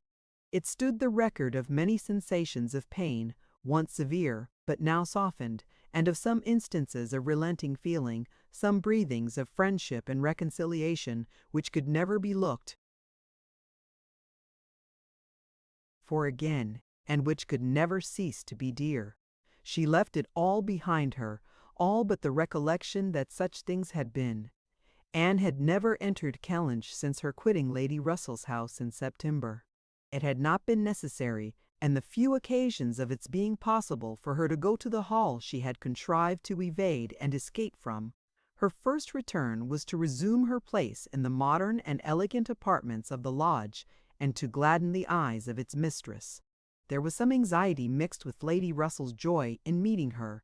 She knew who had been frequenting Uppercross, but happily either Anne was improved in plumpness and looks, or Lady Russell fancied her so, and Anne, in receiving her compliments on the occasion, had the amusement of connecting them with the silent admiration of her cousin, and of hoping that she was to be blessed with a second spring of youth and beauty. When they came to converse, she was soon sensible of some mental change. The subjects of which her heart had been full on leaving Kellynch, and which she had felt slighted, and been compelled to smother among the Musgroves, were now become but of secondary interest. She had lately lost sight even of her father and sister in Bath. Their concerns had been sunk under those of Uppercross, and when Lady Russell reverted to their former hopes and fears, and spoke her satisfaction in the house in Camden Place, which had been taken, and her regret that Mrs. Clay should still be with them, Anne would have been ashamed to have it known how much more she was thinking of Lyme and Louisa Musgrove, and all her acquaintance there, how much more interesting to her was the home and the friendship of the Harvilles and Captain Benwick than her own father's house in Camden Place, or her oaths Isaac Nant. She was actually forced to exert herself to meet Lady Russell with anything like the appearance of equal solicitude on topics which had by nature the first claim on her. There was a little awkwardness at first in their discourse on another subject. They must speak of the accident at Lyme. Lady Russell had not been arrived 5 minutes the day before when a full account of the whole had burst on her. But still it must be talked of. She must make inquiries. She must regret the imprudence, lament the result, and Captain Wentworth's name must be mentioned by both. Anne was conscious of not doing it so well as Lady Russell. She could not speak the name and look straight forward to Lady Russell's eye till she had adopted the expedient of telling her briefly what she thought of the attachment between him and Louisa. When this was told, his name distressed her no longer. Lady Russell had only to listen composedly and wish them happy, but internally her heart revelled in angry pleasure, in pleased contempt, that the man, who at 23 had seemed to understand somewhat of the value of an Anne Elliot, should, 8 years afterwards, be charmed by Louisa Musgrove. The first 3 or 4 days passed most quietly, with no circumstance to mark them excepting the receipt of a note or two from Lyme, which found their way to Anne, she could not tell how, and brought a rather improving account of Louisa. At the end of that period, Lady Russell's politeness could repose no longer, and the fainter self-threatenings of the past became in a decided tone. I must call on Mrs. Croft. I really must call upon her soon. Anne, have you courage to go with me and pay a visit in that house? It will be some trial to us both. Anne did not shrink from it. On the contrary, she truly felt, as she said, in observing, I think you are very likely to suffer the most of the two. Your feelings are less reconciled to the change than mine. By remaining in the neighborhood, I am become injured to it. She could have said more on the subject, for she had in fact so high an opinion of the Crofts, and considered her father so very fortunate in his tenants, felt the parish to be so sure of a good example, and the poor of the best attention and relief, that however sorry and ashamed for the necessity of the removal, she could not but in conscience feel that they were gone who deserved not to stay, and that Kellynch Hall had passed into better hands than its owners. These convictions must unquestionably have their own pain, and severe was its kind, but they precluded that pain which Lady Russell would suffer in entering the house again and returning through the well-known apartments. In such moments Anne had no power of saying to herself, these rooms ought to belong only to us. Oh, how fallen in their destination, how unworthily occupied, an ancient family to be so driven away, strangers filling their place. No, except when she thought of her mother and remembered where she had been used to sit and preside, she had no sigh of that description to heave. Mrs. Croft always met her with a kindness which gave her the pleasure of fancying herself a favorite, and on the present occasion, receiving her in that house, there was particular attention. The sad accident at Lyme was soon the prevailing topic, and on comparing their latest accounts of the invalid, it appeared that each lady dated her intelligence from the same hour of yestermorn, that Captain Wentworth had been in Kellynch yesterday the first time since the accident, had brought Anne the last note, which she had not been able to trace the exact steps of, had stayed a few hours and then returned again to Lyme, and without any present intention of quitting it any more. He had inquired after her, she found, particularly, had expressed his hope of Miss Elliot's not being the worse for her exertions, and had spoken of those exertions as great. This was handsome, and gave her more pleasure than almost anything else could have done.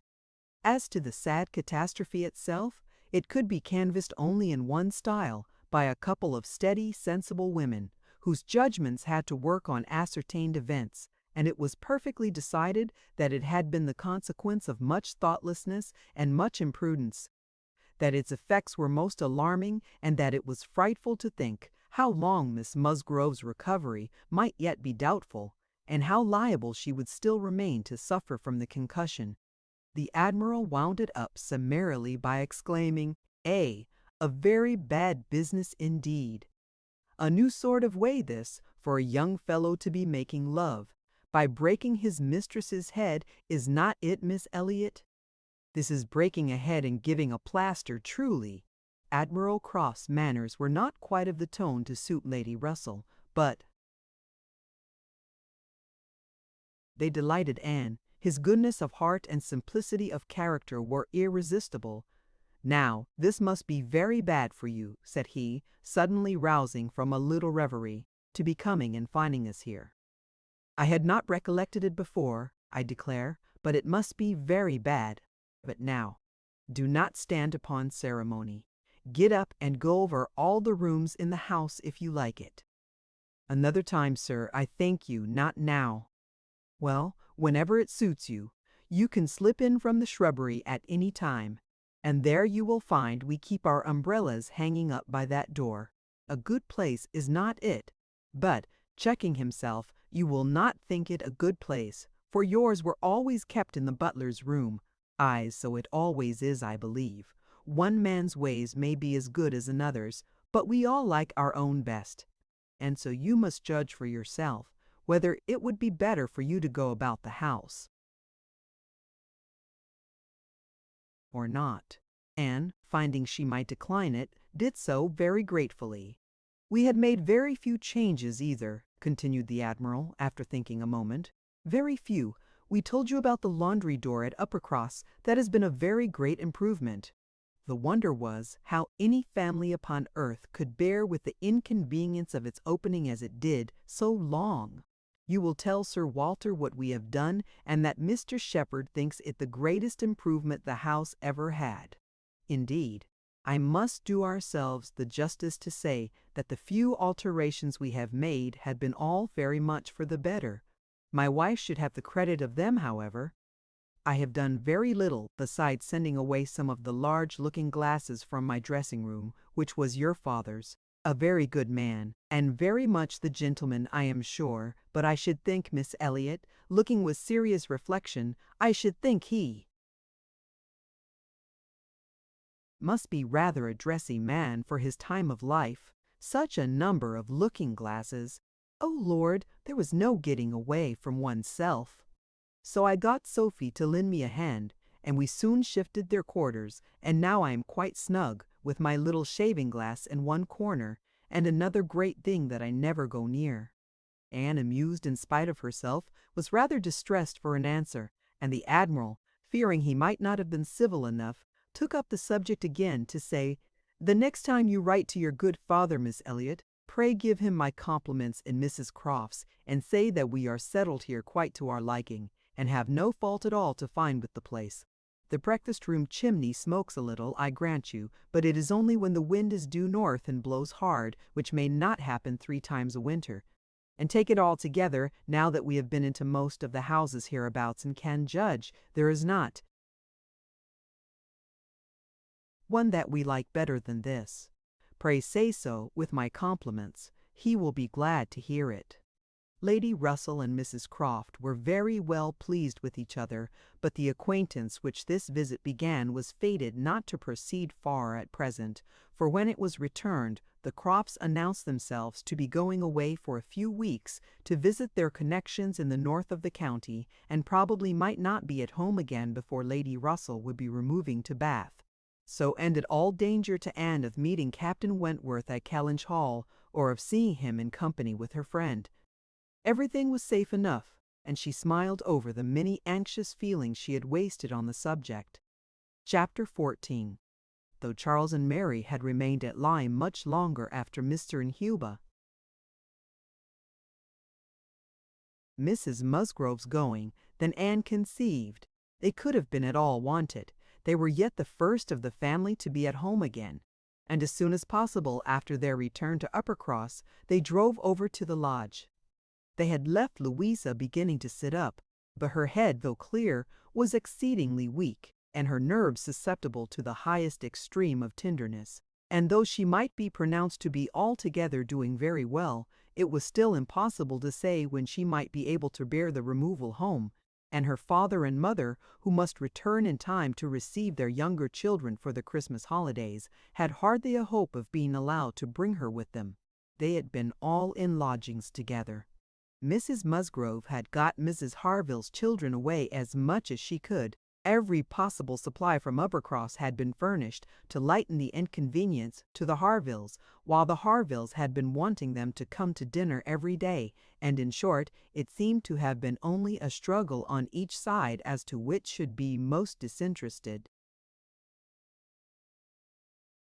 and hospitable. Mary had had her evils, but upon the whole, as was evident by her staying so long, she had found more to enjoy than to suffer.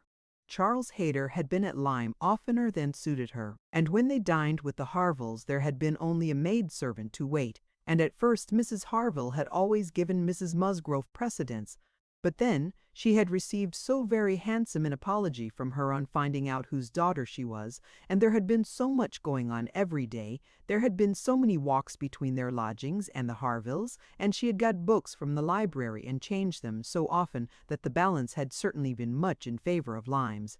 She had been taken to Charmouth too, and she had bathed, and she had gone to church, and there were a great many more people to look at in the church at Lyme than at Uppercross, and all this, joined to the sense of being so very useful, had made really an agreeable fortnight.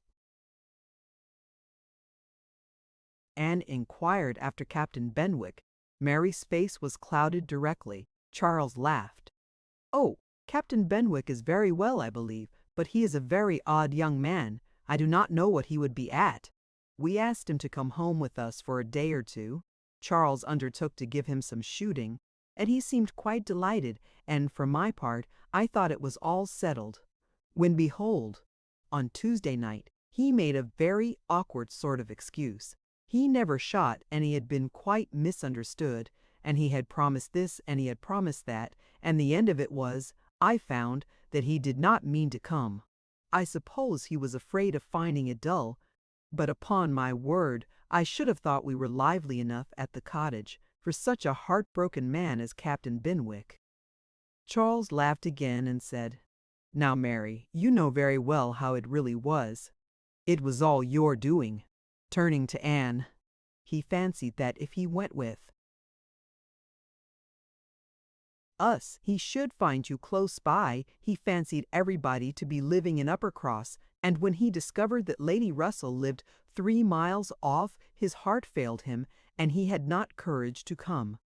That is the fact, upon my honor. Mary knows it is. But Mary did not give in to it very graciously, whether from not considering Captain Benwick entitled by birth and situation to be in love with an Elliot, or from not wanting to believe Anne a greater attraction to Uppercross than herself, must be left to be guessed. Anne's goodwill, however, was not to be lessened by what she heard. She boldly acknowledged herself flattered, and continued her enquiries. "Oh, he talks of you," cried Charles, "in such terms." Mary interrupted him. "I declare, Charles, I never heard him mention Anne twice all the time I was there. I declare, Anne, he never talks of you at all." "No," admitted Charles, "I do not know that he ever does, in a general way, but however, it is a very clear thing that he admires you exceedingly. His head is full of some books that he is reading upon your recommendation, and he wants to talk to you about them. He has found out something or other in one of them which he thinks, oh, I cannot pretend to remember it, but it was something very fine. I overheard him telling Henrietta all about it, and then Miss Elliot was spoken of in the highest terms. Now, Mary, I declare it was so. I heard it myself, and you were in the other room. Elegance, sweetness, beauty. Oh, there was no end of Miss Elliot's charms." "And I am sure," cried Mary warmly, "it was a very little to his credit, if he did. Miss Harville only died last June. Such a heart is very little worth having, is it, Lady Russell? I am sure you will agree with me." "I must see Captain Benwick before I decide," said Lady Russell, smiling. "And that you are very likely to do very soon, I can tell you, ma'am," said Charles. Though he had not nerves for coming away with us and setting off again afterwards to pay a formal visit here, he will make his way over to Kellynch one day by himself, you may depend on it. I told him the distance and the road, and I told him of the churches being so very well worth seeing, for as he has a taste for those sort of things, I thought that would be a good excuse, and he listened with all his understanding and soul. And I am sure from his manner that you will have him calling here soon. So I give you notice, Lady Russell. Any acquaintance of Anne's will always be welcome to me, was Lady Russell's kind answer. "Oh, as to being Anne's acquaintance," said Mary, "I think he is rather my acquaintance, for I have been seeing him every day this last fortnight." "Well, as your joint acquaintance, then, I shall be very happy to see Captain Benwick. You will not find anything very agreeable in him, I assure you, ma'am. He is one of the dullest young men that ever lived. He has walked with me sometimes from one end of the sands to the other, without saying a word. He is not at all a well-bred young man. I am sure you will not like him." "There we differ, Mary," said Anne. "I think Lady Russell would like him. I think she would be so much pleased with his mind that she would very soon see no deficiency in his manner." "So do I, Anne," said Charles. "I am sure Lady Russell would like him." "He is just Lady Russell's sort. Give him a book, and he will read all day long." "Yes, that he will," exclaimed Mary, tauntingly. "He will sit poring over his book, and not know when a person speaks to him or when one drops one's scissors or anything that happens. Do you think Lady Russell would like that?" Lady Russell could not help laughing. "Upon my word," said she, "I should not have supposed that my opinion of anyone could have admitted of such difference of conjecture, steady and matter-of-fact as I may call myself. I have really a curiosity to see the person who can give occasion to such directly opposite notions. I wish he may be induced to call here, and when he does, Mary, you may depend upon hearing my opinion. But I am determined not to judge him beforehand. You will not like him, I will answer for it." Lady Russell began talking of something else. Mary spoke with animation of their meeting with, or rather missing, Mr. Elliot so extraordinarily. "He is a man," said Lady Russell, "whom I have no wish to see. His declining to be on cordial terms with the head of his family has left a very strong impression in his disfavor with me." This decision checked Mary's eagerness, and stopped her short in the midst of the Elliot countenance. With regard to Captain Wentworth, though Anne hazarded no inquiries, there was voluntary communication sufficient. His spirits had been greatly recovering lately, as might be expected. As Louisa improved, he had improved, and he was now quite a different creature from what he had been the first week. He had not seen Louisa, and was so extremely fearful of any ill consequence to her from an interview that he did not press for it at all, and, on the contrary, seemed to have a plan of going away for a week or 10 days, till her head was stronger. He had talked of going down to Plymouth for a week, and wanted to persuade Captain Benwick to go with him, but, as Charles maintained to the last, Captain Benwick seemed much more disposed to ride over to Kellynch. There can be no doubt that Lady Russell and Anne were both occasionally thinking of Captain Benwick from this time. Lady Russell could not hear the door-bell without feeling that it might be his herald, nor could Anne return from any stroll of solitary indulgence in her father's grounds, or any visit of charity in the village, without wondering whether she might see him or hear of him. Captain Benwick came not, however. He was either less disposed for it than Charles had imagined, or he was too shy, and after giving him a week's indulgence, Lady Russell determined him to be unworthy of the interest which he had been beginning to excite. The Musgroves came back to receive their happy boys and girls from school. bringing with them Mrs. Harville's little children to improve the noise of Uppercross and lessen that of Lyme. Henrietta remained with Louisa, but all the rest of the family were again in their usual quarters. Lady Russell and Anne paid their compliments to them once, when Anne could not but feel that Uppercross was already quite alive again. Though neither Henrietta, nor Louisa, nor Charles Hayter, nor Captain Wentworth were there, the room presented as strong a contrast as could be wished to the last state she had seen it in. Immediately surrounding Mrs. Musgrove were the little Harvilles, whom she was sedulously guarding from the tyranny of the two children from the cottage, expressly arrived to amuse them.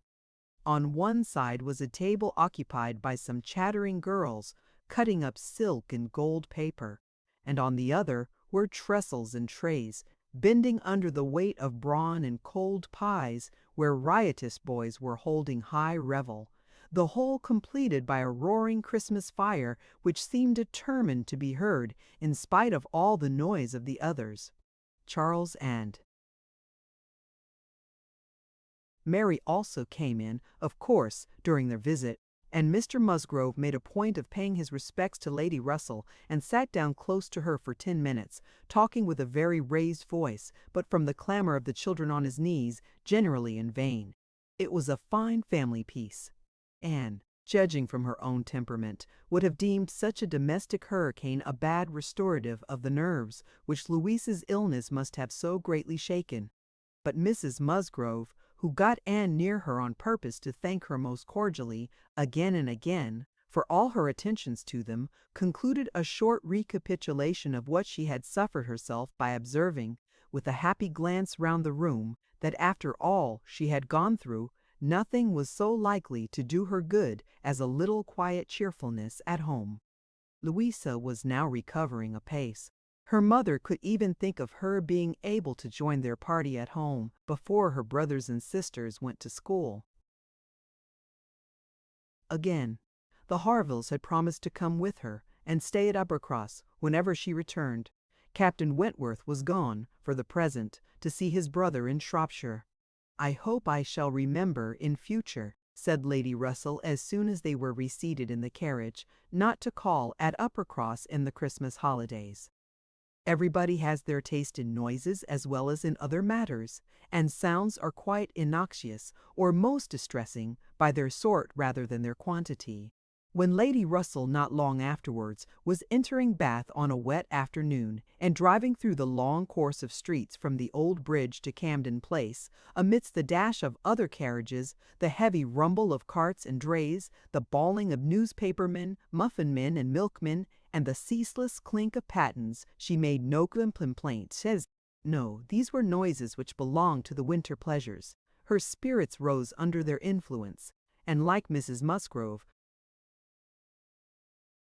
she was feeling, though not saying, that after being long in the country, nothing could be so good for her as a little quiet cheerfulness.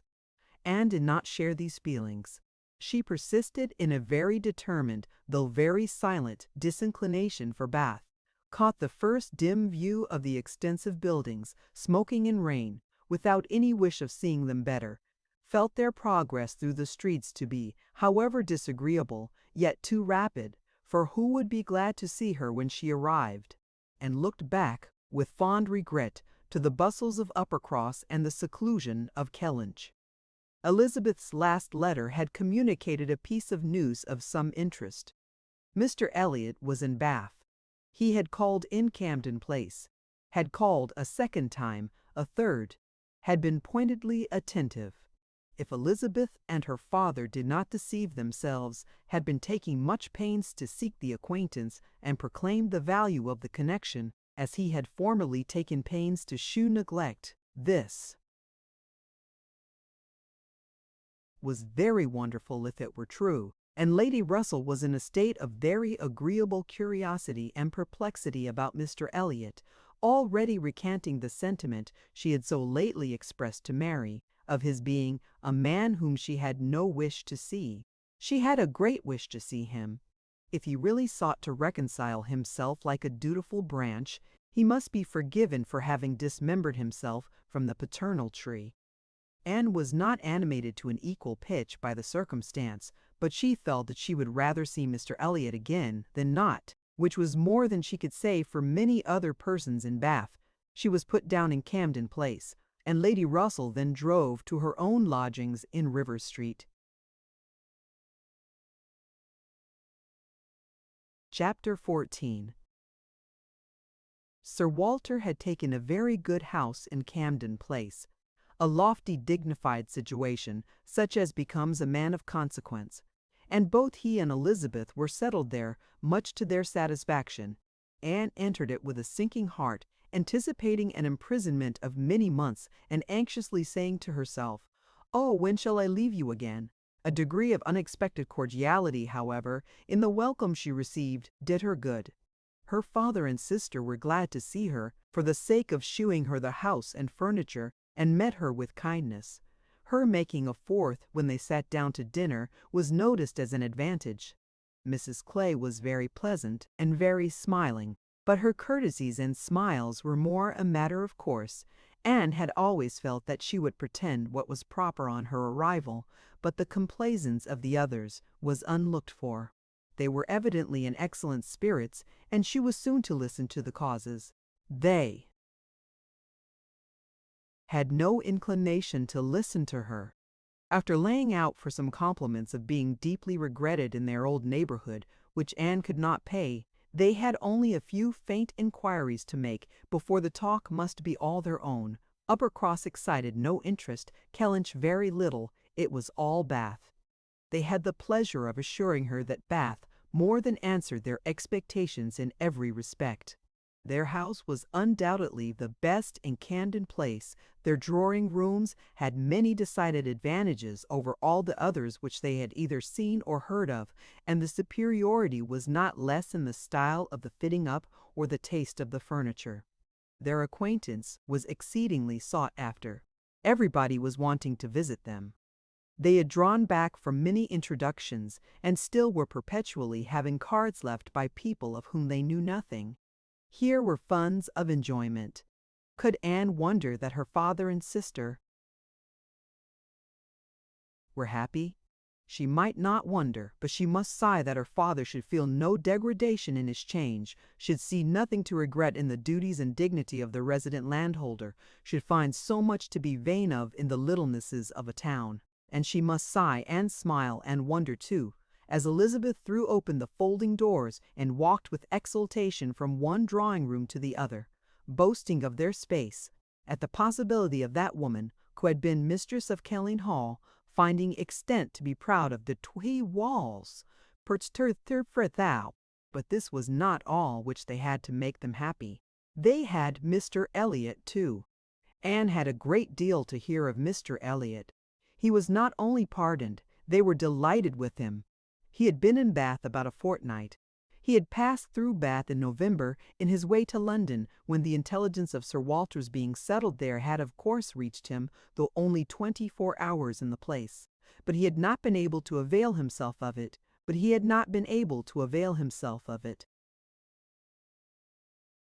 Now been a fortnight in Bath, and his first object on arriving had been to leave his card in Camden Place, following it up by such assiduous endeavours to meet, and when they did meet, by such great openness of conduct, such readiness to apologize for the past, such solicitude to be received as a relation again, that their former good understanding was completely re-established. They had not a fault to find in him. He had explained away all the appearance of neglect on his own side. It had originated in misapprehension entirely. He had never had an idea of throwing himself off.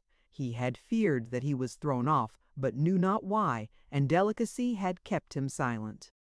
Upon the hint of having spoken disrespectfully or carelessly of the family and the family honors, he was quite indignant.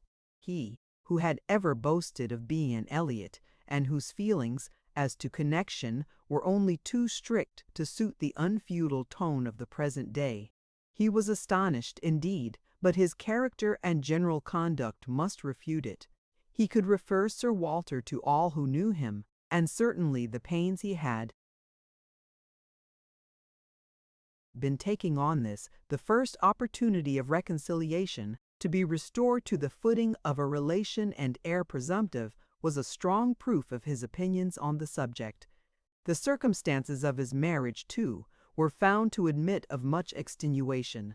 This was an article not to be entered on by himself, but a very intimate friend of his, a Colonel Wallace, a highly respectable man, perfectly the gentleman, and not an ill-looking man, Sir Walter added, who was living in very good style in Marlborough Buildings, and had, at his own particular request, been admitted to their acquaintance through Mr. Elliot, had mentioned one or two things relative to the marriage, which made a material difference in the discredit of it.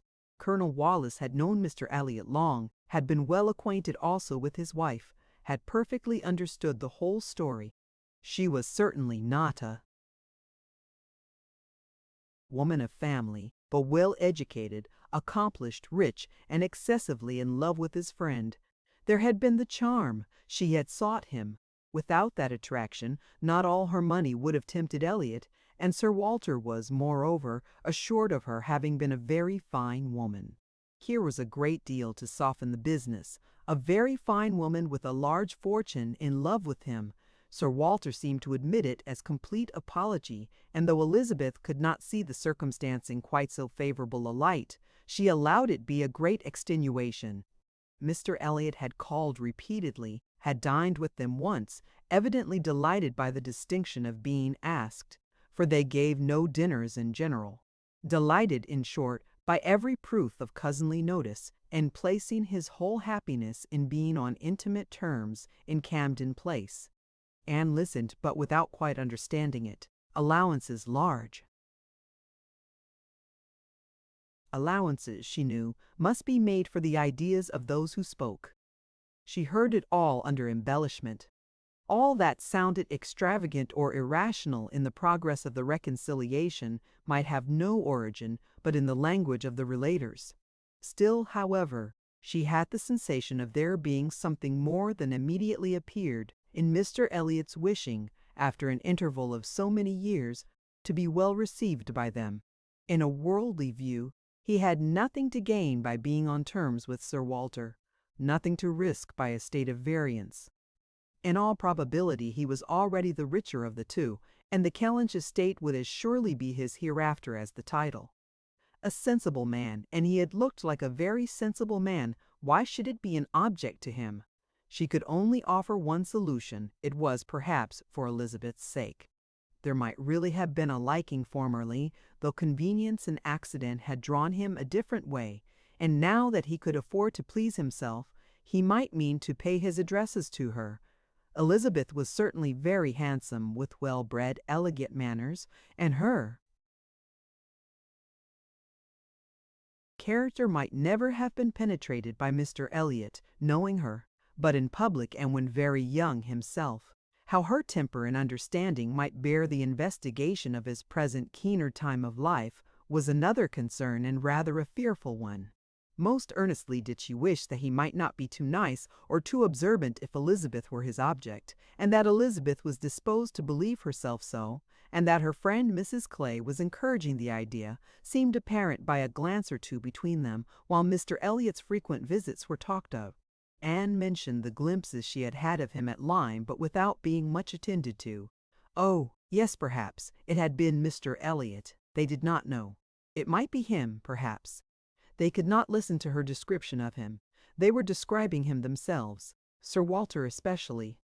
He did justice to his very gentleman-like appearance, his air of elegance and fashion, his good-shaped face, his sensible eye, but, at the same time, must lament his being very much under hung, a defect which time seemed to have increased, nor could he pretend to say that 10 years had not altered almost every feature for the worse. Mr. Elliot appeared to think that he, Sir Walter, was looking exactly as he had done when they last parted. But Sir Walter had not been able to return the compliment entirely, which had embarrassed him. He did not mean to complain, however. Mr. Elliot was better to look at than most men, and he had no objection to being seen with him anywhere. Mr. Elliot and his friends in Marlborough Buildings were talked of the whole evening. Colonel Wallace had been so impatient to be introduced to them, and Mr. Elliot so anxious that he should. And there was a Mrs. Wallace, at present known only to them by description, as she was in daily expectation of her confinement. But Mr. Elliot spoke of her as a most charming woman, quite worthy of being known in Camden Place. And as soon as she recovered, they were to be acquainted. Sir Walter thought much of Mrs. Wallace. She was said to be an excessively pretty woman, beautiful. He longed to see her. He hoped she might make some amends for the many very plain faces he was continually passing in the streets. The worst of Bath was the number of its plain women. He did not mean to say that there were no pretty women, but the number of the plain was out of all proportion. He had frequently observed as he walked that one handsome face would be followed by 30 or 35 frights. And once, as he had stood in a shop on Bond Street, he had counted 87 women go by, one after another, without there being a tolerable face among them. It had been a frosty morning, to be sure, a sharp frost which hardly one woman in 1,000 could stand the test of, but still there certainly were a dreadful multitude of ugly women in Bath, and as for the men, they were infinitely worse. Such scarecrows as the streets were full of. It was evident how little the women were used to the sight of anything tolerable by the effect which a man of decent appearance produced. He had never walked anywhere arm in arm with Colonel Wallace, who was a fine military figure, though sandy-haired, without observing that every woman's eye was upon him. Every woman's eye was sure to be upon Colonel Wallace. Modest Sir Walter, he was not allowed to escape, however. His daughter and Mrs. Clay united in hinting that Colonel Wallace's companion might have as good a figure as Colonel Wallace, and certainly was not sandy-haired. "How is Mary looking?" said Sir Walter, in the height of his good humor. "The last time I saw her she had a red nose, but I hope that may not happen every day." "Oh, no, that must have been quite accidental. In general she has been in very good health and very good looks since Michaelmas. If I thought it would not tempt her to go out in sharp winds and grow coarse, I would send her a new hat and pelisse." Anne was considering whether she should venture to suggest that a gown or a cap would not be liable to any such misuse, when a knock at the door suspended everything. A knock at the door! And so late! It was 10 o'clock. Could it be Mr. Elliot? They knew he was to dine in Lansdowne Crescent. It was possible that he might stop in his way home to ask them how they did. They could think of no one else. Mrs. Clay decidedly thought it Mr. Elliot's knock. Mrs. Clay was right. With all the state which a butler and footboy could give, Mr. Elliot was ushered into the room. It was the very same man, with no difference but of dress. Anne drew a little back, while the others received his compliments, and her sister his apologies for calling at so unusual an hour, but he could not be so near without wishing to know that neither she nor her friend had taken cold the day before, Aunt Nancy, which was all as politely done and as politely taken as possible, but her part must follow then. Sir Walter talked of his youngest daughter. Mr. Elliot must give him leave to present him to his youngest daughter. There was no occasion for remembering Mary, and Anne, smiling and blushing, very becomingly shewed to Mr. Elliot the pretty features which he had by no means forgotten, and instantly saw, with amusement at his little start of surprise, that he had not been at all aware of who she was. He looked completely astonished, but not more astonished than pleased. His eyes brightened, and with the most perfect alacrity he welcomed the relationship, alluded to the past, and entreated to be received as an acquaintance already. He was quite as good-looking as he had appeared at Lyme. His countenance improved by speaking, and his manners were so exactly what they ought to be, so polished, so easy, so particularly agreeable, that she could compare them in excellence to only one person's manners. They were not the same, but they were, perhaps, equally good. He sat down with them and improved their conversation very much. There could be no doubt of his being a sensible man. 10 minutes were enough to certify that his tone, his expressions, his choice of subject, his knowing where to stop, It was all the operation of a sensible, discerning mind. As soon as he could, he began to talk to her of Lyme, wanting to compare opinions respecting the place, but especially wanting to speak of the circumstance of their happening to be guests in the same inn at the same time, to give his own route, understand something of hers, and regret that he should have lost such an opportunity of paying his respects to her. She gave him a short account of her party and business at Lyme. His regret increased as he listened. He had spent his whole solitary evening in the room adjoining theirs, had heard voices, mirth continually, thought they must be a most delightful set of people, longed to be with them, but certainly without the smallest suspicion of his possessing the shadow of a right to introduce himself. If he had but asked who the party were, the name of Musgrove would have told him enough. Well, it would serve to cure him of an absurd practice of never asking a question at an inn, which he had adopted, when quite a young man, on the principle of its being very ungenteel to be curious. The notions of a young man of 21 or 22, said he, as to what is necessary in manners to make him quite the thing, are more absurd, I believe, than those of any other set of beings in the world. The folly of the means they often employ is only to be equaled by the folly of what they have in view.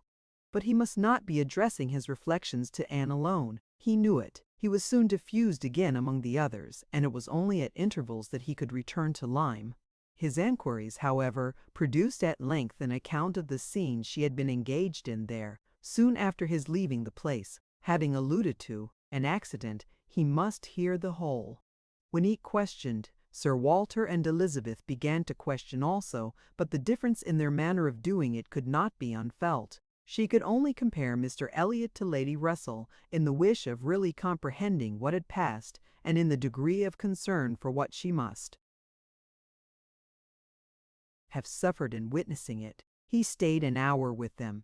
The elegant little clock on the mantelpiece had struck 11 with its silver sounds, and the watchman was beginning to be heard at a distance telling the same tale, before Mr. Elliot or any of them seemed to feel that he had been there long. Anne could not have supposed it possible that her first evening in Camden Place could have passed so well.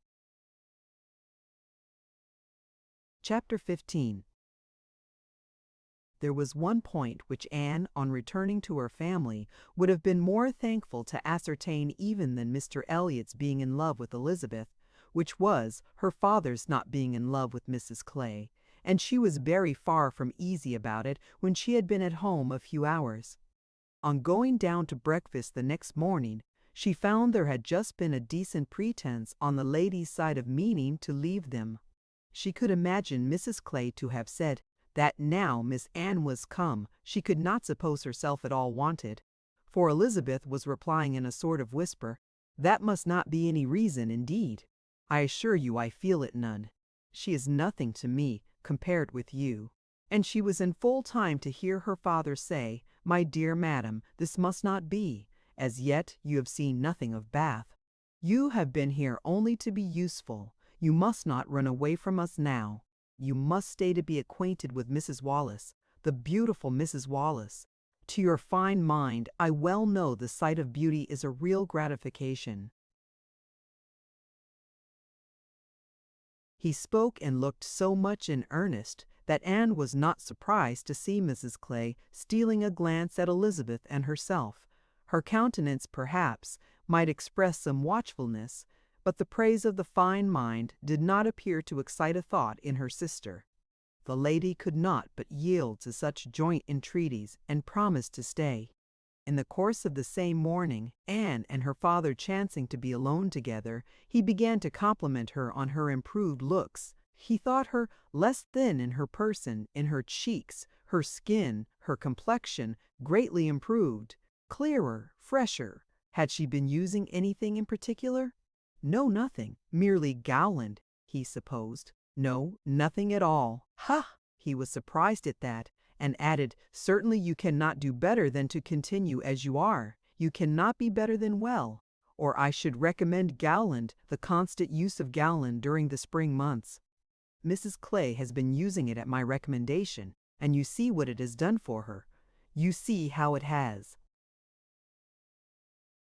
carried away her freckles. If Elizabeth could but have heard this, such personal praise might have struck her, especially as it did not appear to Anne that the freckles were at all lessened. But everything must take its chance. The evil of a marriage would be much diminished if Elizabeth were also to marry. As for herself, she might always command a home with Lady Russell. Lady Russell's composed mind and polite manners were put to some trial on this point, in her intercourse in Camden Place. The sight of Mrs. Clay in such favor, and of Anne so overlooked, was a perpetual provocation to her there, and vexed her as much when she was away, as a person in Bath who drinks the water, gets all the new publications, and has time to be vexed. As Mr. Elliot became known to her, she grew more charitable or more indifferent towards the others. His manners were an immediate recommendation, and on conversing with him, she found the solid so fully supporting the superficial, that she was at first, as she told Anne, almost ready to exclaim, "Can this be Mr. Elliot?" and could not seriously picture to herself a more agreeable or estimable man. Everything united in him: good understanding, correct opinions, knowledge of the world, and a warm heart. He had strong feelings of family attachment and family honor. Without pride or weakness, he lived with the liberality of a man of fortune without display. He judged for himself in everything essential, without defying public opinion in any point of worldly decorum. He was steady, observant, moderate, candid, never run away with by spirits or by selfishness, which fancied itself strong feeling, and yet with a sensibility to what was amiable and lovely, and a value for all the felicities of domestic life which characters of fancied enthusiasm and violent agitation seldom really possess. She was sure that he had not been happy in marriage. Colonel Wallis said it, and Lady Russell saw it, but it had been no unhappiness to sour his mind, nor, she began pretty soon to suspect, to prevent his thinking of a second choice. Her satisfaction in Mr. Elliot outweighed all the plague of Mrs. Clay. It was now some years since Anne had begun to learn that she and her excellent friend could sometimes think differently, and it did not surprise her, therefore, that Lady Russell should see nothing suspicious or inconsistent, nothing to require more motives than appeared, in Mr. Elliot's great desire of a reconciliation. In Lady Russell's view, it was perfectly natural that Mr. Elliot, at a mature time of life, should feel it a most desirable object, and what would very generally recommend him among all sensible people, to be on good terms with the head of his family, the simplest process in the world of time upon a head naturally clear, and only erring in the heyday of youth. Anne presumed, however, still to smile about it, and at last to mention Elizabeth. Lady Russell listened, and looked, and made only this cautious reply: "Elizabeth, very well, time will explain." It was a reference to the future, which Anne, after a little observation, felt she must submit to. She could determine nothing at present. In that house, Elizabeth must be first, and she was in the habit of such general observance as Miss Elliot that any particularity of attention seemed almost impossible. Mr. Elliot, too, it must be remembered, had not been a widower 7 months. A little delay on his side might be very excusable. In fact, Anne could never see the crape round his hat without fearing that she was the inexcusable one in attributing to him such imaginations. For though his marriage had not been very happy, still it had existed so many years that she could not comprehend a very rapid recovery from the awful impression of its being dissolved. However it might end, he was without any question their pleasantest. Acquaintance in Bath, she saw nobody equal to him, and it was a great indulgence now and then to talk to him about Lyme, which he seemed to have as lively a wish to see again, and to see more of, as herself. They went through the particulars of their first meeting a great many times. He gave her to understand that he had looked at her with some earnestness. She knew it well, and she remembered another person's look also. They did not always think alike. His value for rank and connection, she perceived, was greater than hers. It was not merely complacence, it must be a liking to the cause, which made him enter warmly into her father and sister's solicitudes on a subject which she thought unworthy to excite them. The Bath paper one morning announced the arrival of the Dowager Viscountess Dalrymple and her daughter, the Honorable Miss Carteret, and all the comfort of No. Downford of Camden Place was swept away for many days. For the Dalrymples, in Anne's opinion, most unfortunately were cousins of the Elliots, and the agony was how to fituity. Introduce themselves properly. Anne had never seen her father and sister before in contact with nobility, and she must acknowledge herself disappointed.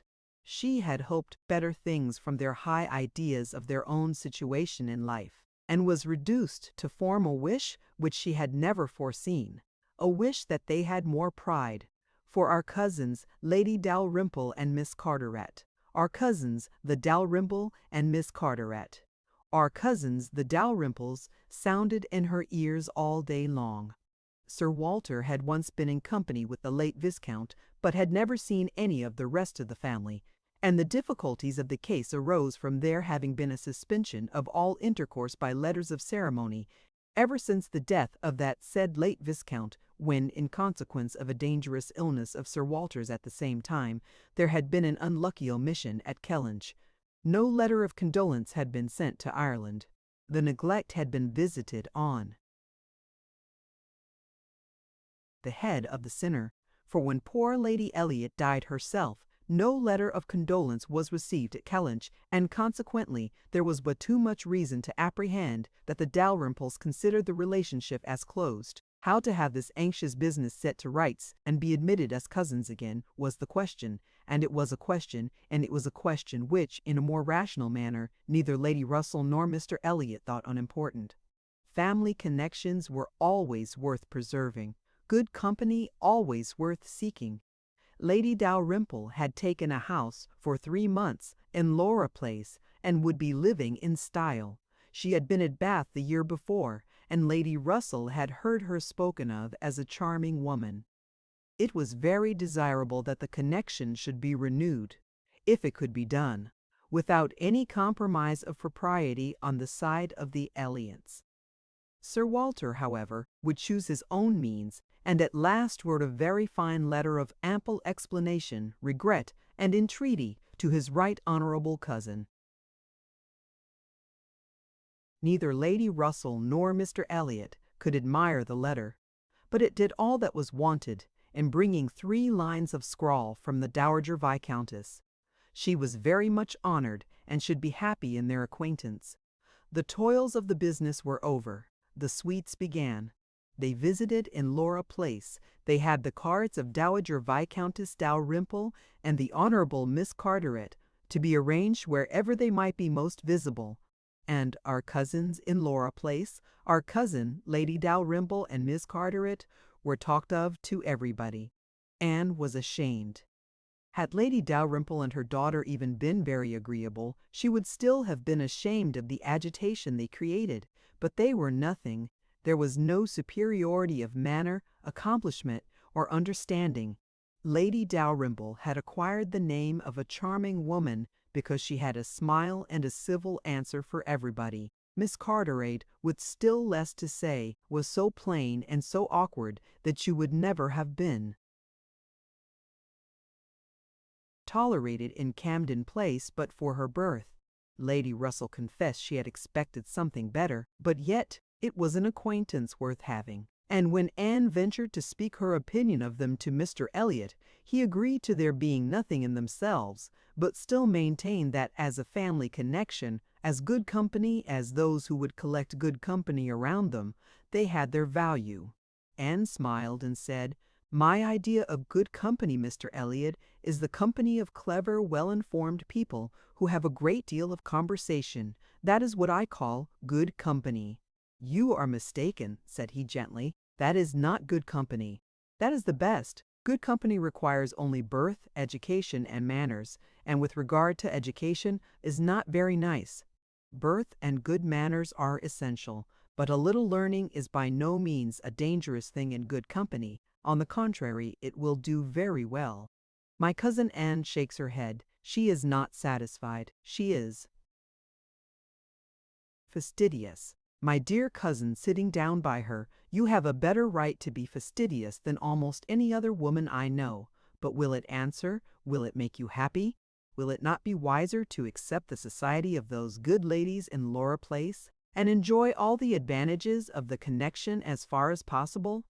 You may depend upon it that they will move in the first set in Bath this winter, and as rank is rank, your being known to be related to them will have its use in fixing your family, our family, let me say, in that degree of consideration which we must all wish for.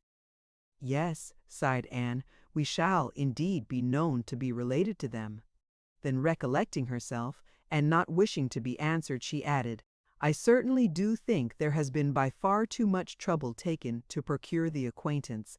I suppose, smiling, I have more pride than any of you, but I confess it does vex me that we should be so solicitous to have the relationship acknowledged, which we may be very sure is a matter of perfect indifference to them. Pardon me, dear cousin, you are unjust in your own claims. In London, perhaps, in your present quiet style of living, it might be as you say, but in Bath, Sir Walter Elliot and his family will always be worth knowing, always acceptable as acquaintance. Well, said Anne, I certainly am proud, too proud to enjoy a welcome which depends so entirely upon place.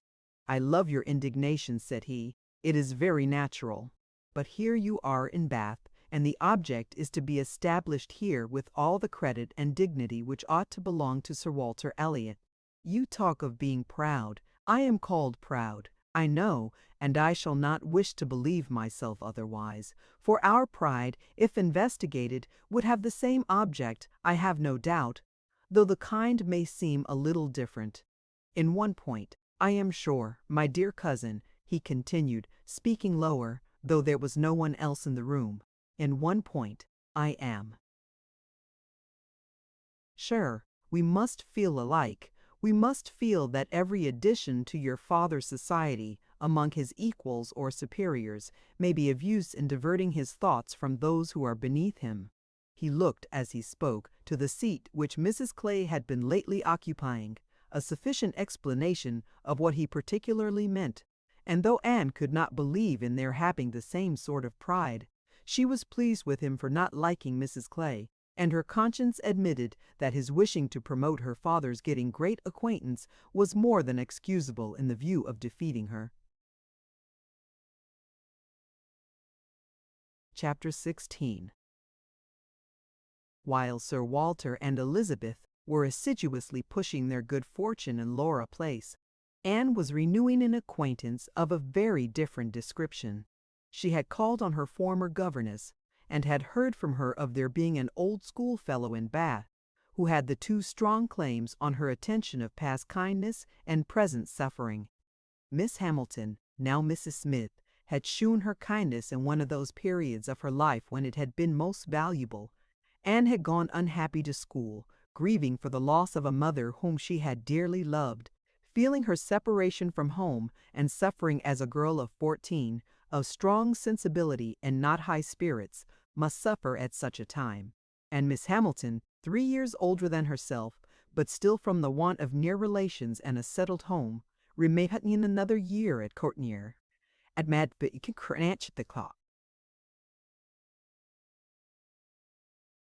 Miss Hamilton had left school, had married not long afterwards, was said to have married a man of fortune, and this was all that Anne had known of her, till now that their governess's account brought her situation forward in a more decided but very different form. She was a widow, and poor. Her husband had been extravagant, and at his death about 2 years before, had left his affairs dreadfully involved.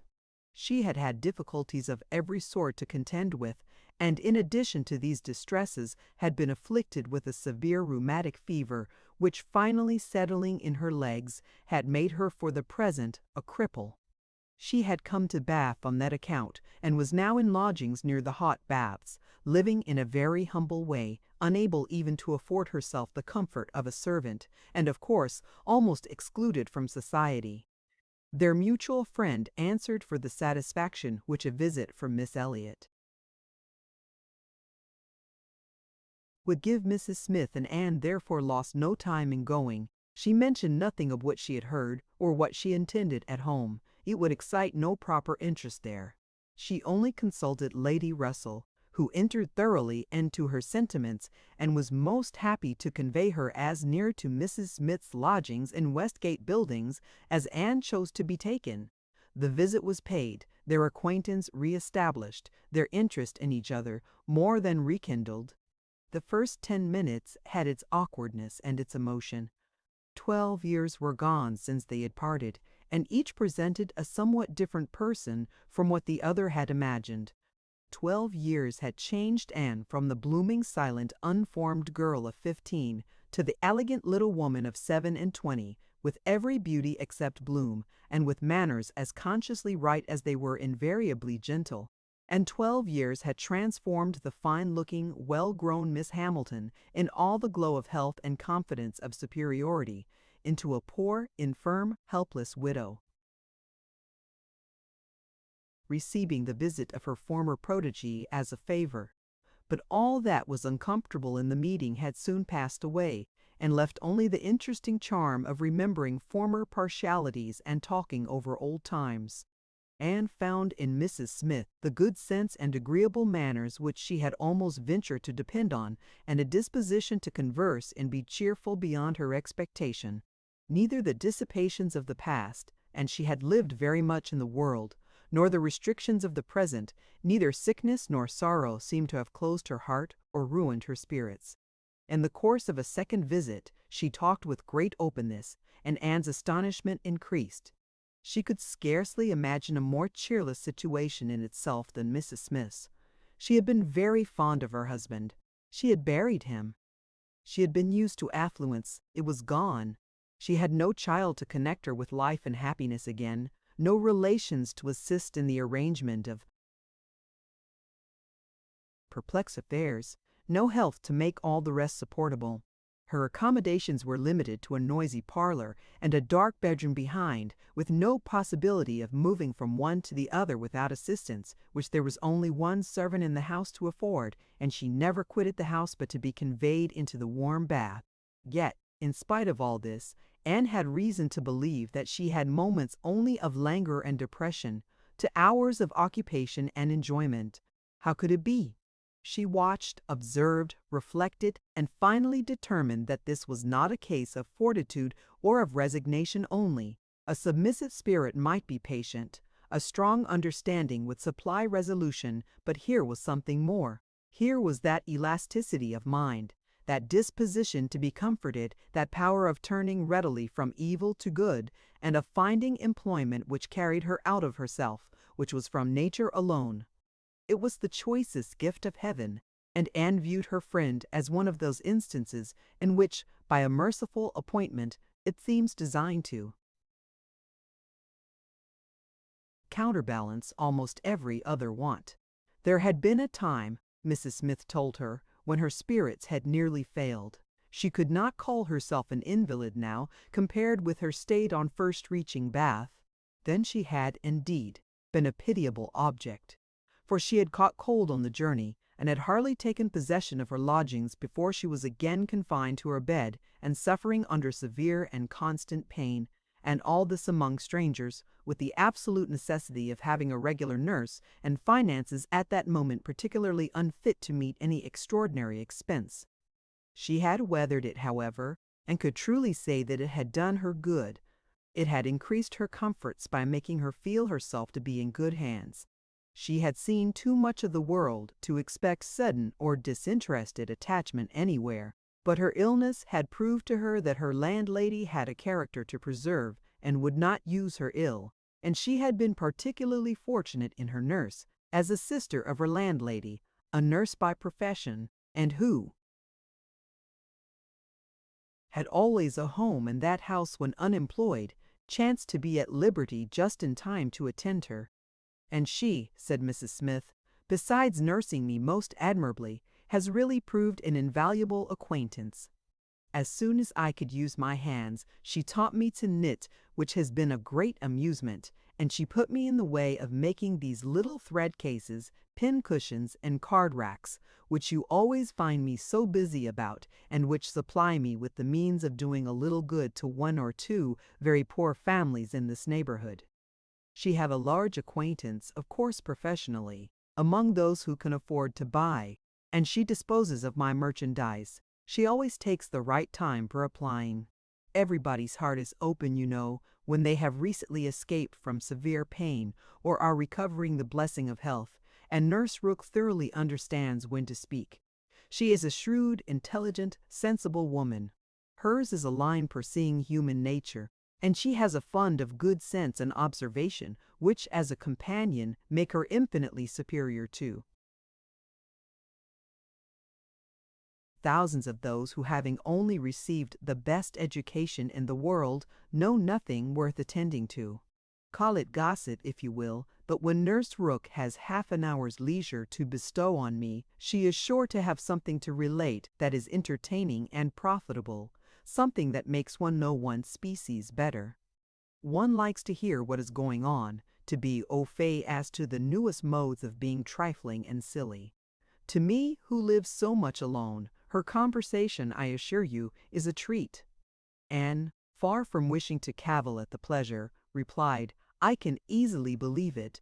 Women of that class have great opportunities, and if they are intelligent, may be well worth listening to, such varieties of human nature as they are in the habit of witnessing.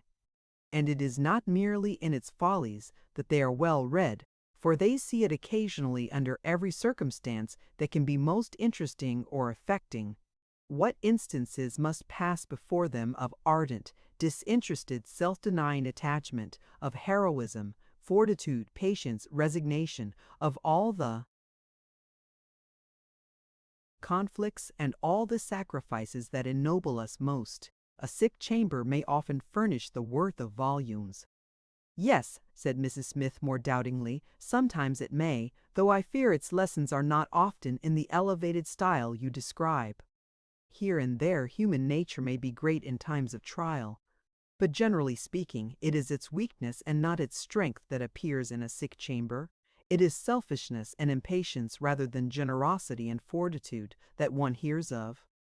There is so little real friendship in the world, and unfortunately, speaking low and tremulously, there are so many who forget to think seriously till it is almost too late. Anne saw the misery of such feelings. The husband had not been what he ought, and the wife had been led among that part of mankind which made her think worse of the world than she hoped it deserved. It was but a passing emotion, however, with Mrs. Smith. She shook it off, and soon added in a different tone, I do not suppose the situation my friend Mrs. Rook is in at present will furnish much either to interest or edify me. She is only nursing Mrs. Wallace of Marlborough Buildings. A mere pretty, silly, expensive, fashionable woman, I believe, and of course will have nothing to report but of lace and finery. I mean to make my profit of Mrs. Wallace, however. She has plenty of money, and I intend she shall buy all the high-priced things I have in hand now. Anne had called several times on her friend before the existence of such a person was known in Camden Place. At last, it became necessary to speak of her. Sir Walter, Elizabeth, and Mrs. Clay returned one morning from Laura Place with a sudden invitation from Lady Dalrymple for the same evening, and Anne was already engaged to spend that evening in Westgate Buildings. She was not sorry for the excuse. They were only asked, she was sure, because Lady Dalrymple, being kept at home by a bad cold, was glad to make use of the relationship which had been so pressed on her, and she declined on her own account with great alacrity. She was engaged to spend the evening with an old schoolfellow. They were not much interested in anything relative to Anne, but still there were questions enough asked to make it understood what this old schoolfellow was, and Elizabeth was disdainful and Sir Walter severe. Westgate Buildings, said he, and who is Miss Anne Elliot to be visiting in Westgate Buildings? A Mrs. Smith. A widow, Mrs. Smith. And who was her husband? One of 5,000 Mr. Smiths whose names are to be met with everywhere. And what is her attraction? that she is old and sickly. Upon my word, Miss Anne Elliot, you have the most extraordinary taste. Everything that revolts other people, low company, paltry rooms, foul air, disgusting associations are inviting to you. But surely you may put off this old lady till tomorrow. She is not so near her end, I presume, but that she may hope to see another day. What is her age? 40? No, sir, she is not 1 and 30. But I do not think I can put off my engagement, because it is the only evening for some time which will at once suit her and myself. She goes into the warm bath tomorrow, and for the rest of the week, you know, we are engaged. But what does Lady Russell think of this acquaintance? Asked Elizabeth. She sees nothing to blame in it, replied Anne. On the contrary, she approves it, and has generally taken me when I have called on Mrs. Smith. Westgate Buildings must have been rather surprised by the appearance of a carriage drawn up near its pavement, observed Sir Walter. Sir Henry Russell's widow, indeed, has no honours to distinguish her arms, but still it is a handsome equipage, and no doubt is well known to convey a Miss Elliot. A widow, Mrs. Smith, the lodging in Westgate Buildings. A poor widow barely able to live, between 30 and 40. A mere Mrs. Smith, and every day Mrs. Smith of all people and all names in the world, to be the chosen friend of Miss Anne Elliot, and to be preferred by her to her own family connections among the nobility of England and Ireland. Mrs. Smith, such a name! Mrs. Clay, who had been present while all this passed, now thought it advisable to leave the room, and Anne could have said much, and did long to say a little in defense of her friend's not very dissimilar claims to theirs, but her sense of personal respect to her father prevented her. She made no reply. She left it to himself to recollect that Mrs. Smith was not the only widow in Bath between 30 and 40, with little to live on, and no surname of dignity. Anne kept her appointment, the others kept theirs, and of course she heard the next morning that they had had a delightful evening. She had been the only one of the set absent, for Sir Walter and Elizabeth had not only been quite at her ladyship's service themselves, but had actually been happy to be employed by her in collecting others, and had been at the trouble of inviting both Lady Russell and Mr. Elliot, and Mr. Elliot had made a point of leaving Colonel Wallis early, and Lady Russell had fresh arranged all her evening engagements in order to wait on her. Anne had the whole history of all that such an evening could supply from Lady Russell. To her, its greatest interest must be in having been very much talked of between her friend and Mr. Elliot, in having been wished for, regretted, and at the same time honored for staying away in such a cause. Her kind, compassionate visits to this old schoolfellow, sick and reduced, seemed to have quite delighted Mr. Elliot. He thought her a most extraordinary young woman, in her temper, manners, mind, a model of female excellence. He could meet even Lady Russell in a discussion of her merits, and Anne could not be given to understand so much by her friend, could not know herself to be so highly rated by a sensible man, without many of those agreeable sensations which her friend meant to create. Lady Russell was now perfectly decided in her opinion of Mr. Elliot. She was as much convinced of his meaning to gain Anne in time as of his deserving her, and was beginning to calculate the number of weeks which would free him from all the remaining restraints of widowhood, and leave him at liberty to exert his most open powers of pleasing. She would not speak to Anne with half the certainty she felt on the subject. She would venture on little more than hints of what might be hereafter, of a possible attachment on his side, of the desirableness of the alliance, supposing such attachment to be real, and returned. Anne heard her, and made no violent exclamations. She only smiled, blushed, and gently shook her head. "I am no matchmaker, as you well know," said Lady Russell, being much too well aware of the uncertainty of all human events and calculations. "I only mean that if Mr. Elliot should some time hence pay his addresses to you, and if you should be disposed to accept him, I think there would be every possibility of your being happy together. A most suitable connection. Everybody must consider it, but I think it might be a very happy one. Mr. Elliot is an exceedingly agreeable man, and in many respects I think highly of him," said Anne, "but we should not suit." Lady Russell let this pass, and only said in rejoinder, "I own that to be able to regard you as the future mistress of Kellynch, the future Lady Elliot, to look forward and see you occupying your dear mother's place, succeeding to all her rights and all her popularity, as well as to all her virtues, would be the highest possible gratification to me. You are your mother's self in countenance and disposition, and if I might be allowed to fancy you such as she was, in situation and name and home, presiding and blessing in the same spot, and only superior to her in being more highly valued. My dearest Anne, it would give me more delight than is often felt at my time of life."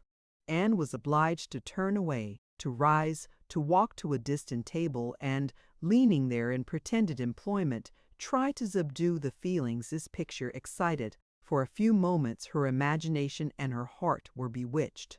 The idea of becoming what her mother had been, of having the precious name of Lady Elliot first revived in herself, of being restored to Kellynch, calling it her home again, her home forever, was a charm which she could not immediately resist. Lady Russell said not another word, willing to leave the matter to its own operation, and believing that, could Mr. Elliot at that moment with propriety have spoken for himself. She believed, in short, what Anne did not believe. The same image of Mr. Elliot speaking for himself brought Anne to composure again. The charm of Kellynch and of Lady Elliot all faded away. She never could accept him. And it was not only that her feelings were still adverse to any man, save one. Her judgment, on a serious consideration of the possibilities of such a case, was against Mr. Elliot. Though they had now been acquainted a month, she could not be satisfied that she really knew his character, that he was a sensible man, an agreeable man, that he talked well, professed good opinions, seemed to judge properly, and as a man of principle this was all clear enough. He certainly knew what was right, nor could she fix on any one article of moral duty evidently transgressed, but yet she would have been afraid to answer for his conduct. She distrusted the past, if not the present. The names which occasionally dropped of former associates, the allusions to former practices and pursuits, suggested suspicions not favorable of what he had been. She saw that there had been bad habits, that Sunday trifling had been a common thing, that there had been a period of his life, and probably not a short one, when he had been, at least, careless in all serious matters, and, though he might now think very differently, who could answer for the true sentiments of a clever, cautious man grown old enough to appreciate a fair character? How could it ever be ascertained that his mind was truly cleansed? Mr. Elliot was rational, discreet, polished, but he was not open. There was never any bursts of feeling, any warmth of indignation or delight at the evil or good of others. This, to Anne, was a decided imperfection. Her early impressions were incurable. She prized the frank, the open-hearted, the eager character beyond all others. Warmth and enthusiasm did captivate her still. She felt that she could so much more depend upon the sincerity of those who sometimes looked or said a careless or a hasty thing, than of those whose presence of mind never varied, whose tongue never slipped. Mr. Elliot was too generally agreeable. Various as were the tempers in her father's house, he pleased them all. He endured too well, stood too well with everybody. He had spoken to her with some degree of openness, of Mrs. Clay, had appeared completely to see what Mrs. Clay was about, and to hold her in contempt, and yet Mrs. Clay found him as agreeable as anybody. Lady Russell saw either less or more than her young friend, for she saw nothing to excite distrust. She could not imagine a man more exactly what he ought to be than Mr. Elliot, nor did she ever enjoy a sweeter feeling than the hope of seeing him receive the hand of her beloved Anne in Kellynch Church in the course of the following autumn. Chapter 17. It was the beginning of February, and Anne, having been a month in Bath, was growing very eager for news from Uppercross and Lyme. She wanted to hear much more than Mary had communicated. It was 3 weeks since she had heard it all. She only knew that Henrietta was at home again, and that Louisa, though considered to be recovering fast, was still in Lyme, and she was thinking of them all very intently one evening when a thicker letter than usual from Mary was delivered to her, and to quicken the pleasure and surprise, with Admiral and Mrs. Croft's compliments. The Crofts must be in Bath, a circumstance to interest her. They were people whom her heart turned to very naturally. "What is this?" cried Sir Walter. "The Crofts have arrived in Bath? The Crofts have arrived in Bath? The Crofts who rent Kellynch? What have they brought you?" "A letter from Uppercross Cottage, sir." "Oh, those letters are convenient passports. They secure an introduction. I should have visited Admiral Croft, however. At any rate, I know what is due to my tenant." Anne could listen no longer. She could not even have told how the poor Admiral's complexion escaped. Her letter engrossed her. It had been begun several days back, February 1st. "Emmywar, dear Annie, I make no apology for my silence, because I know how little people think of letters in such a place as Bath. You must be a great deal too happy to care for Uppercross, which, as you well know, affords little to write about. We have had a very dull Christmas. Mr. and Mrs. Musgrove have not had one dinner party all the holidays. I do not reckon the Hayters as anybody. The holidays, however, are over at last. I believe no children ever had such long ones. I am sure I had not. The house was cleared yesterday, except of the little Harvilles, but you will be surprised to hear they have never gone home. Mrs. Harville must be an odd mother to part with them so long. I do not understand it. They are not at all nice children, in my opinion, but Mrs. Musgrove seems to like them quite as well, if not better, than her grandchildren. What dreadful weather we have had! It may not be felt in Bath, with your nice pavements, but in the country it is of some consequence. I have not had a creature call on me since the 2nd week in January, except Charles Hayter, who had been calling much oftener than was welcome. Between ourselves, I think it a great pity Henrietta did not remain at Lyme as long as Louisa. It would have kept her a little out of his way. The carriage is gone today, to bring Louisa and the Harvilles tomorrow. We are not asked to dine with them, however, till the day after. Mrs. Musgrove is so afraid of her being fatigued by the journey, which is not very likely, considering the care that will be taken of her, and it would be much more convenient to me to dine there tomorrow. I am glad you find Mr. Elliot so agreeable, and wish I could be acquainted with him too, but I have my usual luck. I am always out of the way when anything desirable is going on, always the last of my family to be noticed. What an immense time Mrs. Clay has been staying with Elizabeth. Does she never mean to go away? But perhaps if she were to leave the room vacant, we might not be invited. Let me know what you think of this. I do not expect my children to be asked, you know. I can leave them at the Great House very well, for a month or 6 weeks. I have this moment heard that the Crofts are going to Bath almost immediately. They think the Admiral gouty. Charles heard it quite by chance. They have not had the civility to give me any notice, or of offering to take anything. I do not think they improve at all as neighbors. We see nothing of them, and this is really an instance of gross inattention. Charles joins me in love, and everything proper. Yours affectionately, Mary M. I am sorry to say that I am very far from well, and Jemima has just told me that the butcher says there is a bad sore throat very much about. I dare say I shall catch it, and my sore throats, you know, are always worse than anybody's. So ended the first part, which had been afterwards put into an envelope, containing nearly as much more. I kept my letter open, that I might send you word how Louisa bore her journey, and now I am extremely glad I did, having a great deal to add. In the first place, I had a note from Mrs. Croft yesterday offering to convey anything to you. A very kind, friendly note indeed, addressed to me just as it ought. I shall therefore be able to make my letter as long as I like. The Admiral does not seem very ill, and I sincerely hope Bath will do him all the good he wants. I shall be truly glad to have them back again. Our neighborhood cannot spare such a pleasant family. But now for Louisa. I have something to communicate that will astonish you not a little. She and the Harvilles came on Tuesday very safely, and in the evening we went to ask her how she did, when we were rather surprised not to find Captain Benwick of the party, for he had been invited as well as the Harvilles. And what do you think was the reason? Neither more nor less than his being in love with Louisa, and not choosing to venture to Uppercross till he had had an answer from Mr. Musgrove. For it was all settled between him and her before she came away, and he had written to her father by Captain Harville. True, upon my honor.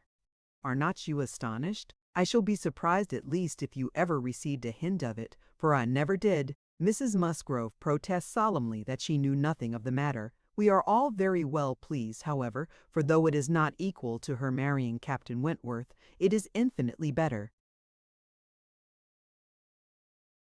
Fan Charles Hayter, and Mr. Musgrove has written his consent, and Captain Benwick is expected today. Mrs. Harville says her husband feels a good deal on his poor sister's account, but, however, Louisa is a great favorite with both. Indeed, Mrs. Harville and I quite agree that we love her the better for having nursed her. Charles wonders what Captain Wentworth will say, but if you remember, I never thought him attached to Louisa. I never could see anything of it. And this is the end, you see, of Captain Benwick's being supposed to be an admirer of yours. How Charles could take such a thing into his head was always incomprehensible to me. I hope he will be more agreeable now. Certainly not a great match for Louisa Musgrove, but a million times better than marrying among the Hayters. Mary need not have feared her sister's being in any degree prepared for the news. She had never in her life been more astonished. Captain Benwick and Louisa Musgrove, it was almost too wonderful for belief, and it was with the greatest effort that she could remain in the room, preserve an air of calmness, and answer the common questions of the moment. Happily for her, they were not many. Sir Walter wanted to know whether the Crofts travelled with 4 horses, and whether they were likely to be situated in such a part of Bath as it might suit Miss Elliot and himself to visit in, but had little curiosity beyond. "How is Mary?" said Elizabeth, and without waiting for an answer. "And pray what brings the Crofts to Bath?" "They come on the Admiral's account. He is thought to be gouty." "Gout and decrepitude," said Sir Walter. "Poor old gentleman. Have they any acquaintance here?" asked Elizabeth. "I do not know, but I can hardly suppose that, at Admiral Croft's time of life, and in his profession, he should not have many acquaintance in such a place as this. I suspect," said Sir Walter coolly, "that Admiral Croft will be best known in Bath as the renter of Kellynch Hall. Elizabeth, may we venture to present him and his wife in Laura Place?" "Oh, no, I think not. Situated as we are with Lady Dalrymple, cousins, we ought to be very careful not to embarrass her with acquaintance she might not approve. If we were not related, it would not signify, but as cousins she would feel scrupulous as to any proposal of ours. We had better leave the Crofts to find their own level. There are several odd-looking men walking about here who, I am told, are sailors. The Crofts will associate with them." This was Sir Walter and Elizabeth's share of interest in the letter. When Mrs. Clay had paid her tribute of more decent attention in an inquiry after Mrs. Charles Musgrove and her fine little boys, Anne was at liberty. In her own room she tried to comprehend it. Well might Charles wonder how Captain Wentworth would feel. Perhaps he had quitted the field, had given Louisa up, had ceased to love, had found he did not love her. She could not endure the idea of treachery or levity, or anything akin to ill usage between him and his friend. She could not endure that such a friendship as theirs should be severed unfairly. Captain Benwick and Louisa Musgrove. The high-spirited, joyous-talking Louisa Musgrove and the dejected, thinking, feeling, reading Captain Benwick seemed each of them everything that would not suit the other, their minds most dissimilar. Where could have been the attraction? The answer soon presented itself. It had been in situation. They had been thrown together several weeks. They had been living in the same small family party. Since Henrietta's coming away, they must have been depending almost entirely on each other, and Louisa, just recovering from illness, had been in an interesting state, and Captain Benwick was not inconsolable. That was a point which Anne had not been able to avoid suspecting before, and instead of drawing the same conclusion as Mary from the present course of events, they served only to confirm the idea of his having felt some dawning of tenderness toward herself. She did not mean, however, to derive much more from it to gratify her vanity than Mary might have allowed. She was persuaded that any tolerably pleasing young woman who had listened and seemed to feel for him would have received the same compliment. He had an affectionate heart. He must love somebody. She saw no reason against their being happy. Louisa had fine naval fervor to begin with, and they would soon grow more alike. He would gain cheerfulness, and she would learn to be an enthusiast for Scott and Lord Byron. Nay, that was probably learnt already. Of course they had fallen in love over poetry. The idea of Louisa Musgrove turned into a person of literary taste, and sentimental reflection was amusing, but she had no doubt of its being so. The day at Lyme, the fall from the Cobb might influence her health, her nerves, her courage, her character to the end of her life, as thoroughly as it appeared to have influenced her fate. The conclusion of the whole was, that if the woman who had been sensible of Captain Wentworth's merits could be allowed to prefer another man, there was nothing in the engagement to excite lasting wonder, and if Captain Wentworth lost no friend by it, certainly nothing to be regretted. No, it was not regret which made Anne's heart beat in spite of herself, and brought the color into her cheeks when she thought of Captain Wentworth unshackled and free. She had some feelings which she was ashamed to investigate. They were too much like joy, senseless joy. She longed to see the Crofts, but when the meeting took place, it was evident that no rumor of the news had yet reached them. The visit ceremony was paid and returned, and Louisa Musgrove was mentioned, and Captain Benwick, too, without even half a smile. The Crofts had placed themselves in lodgings in Gay Street, perfectly to Sir Walter's satisfaction. He was not at all ashamed of the acquaintance, and did, in fact, think and talk a great deal more about the Admiral than the Admiral ever thought or talked about him. The Crofts knew quite as many people in Bath as they wished for, and considered their intercourse with the Elliots as a mere matter of form, and not in the least likely to afford them any pleasure. They brought with them their country habit of being almost always together. He was ordered to walk to keep off the gout, and Mrs. Croft seemed to go shares with him in everything, and to walk for her life to do him good. Anne saw them wherever she went. Lady Russell took her out in her carriage almost every morning, and she never failed to think of them, and never failed to see them. Knowing their feelings as she did, it was a most attractive picture of happiness to her. She always watched them as long as she could, delighted to fancy she understood what they might be talking of as they walked along in happy independence, or equally delighted to see the Admiral's hearty shake of the hand when he encountered an old friend, and observed their eagerness of conversation when occasionally forming into a little knot of the Navy, Mrs. Croft looking as intelligent and keen as any of the officers around her.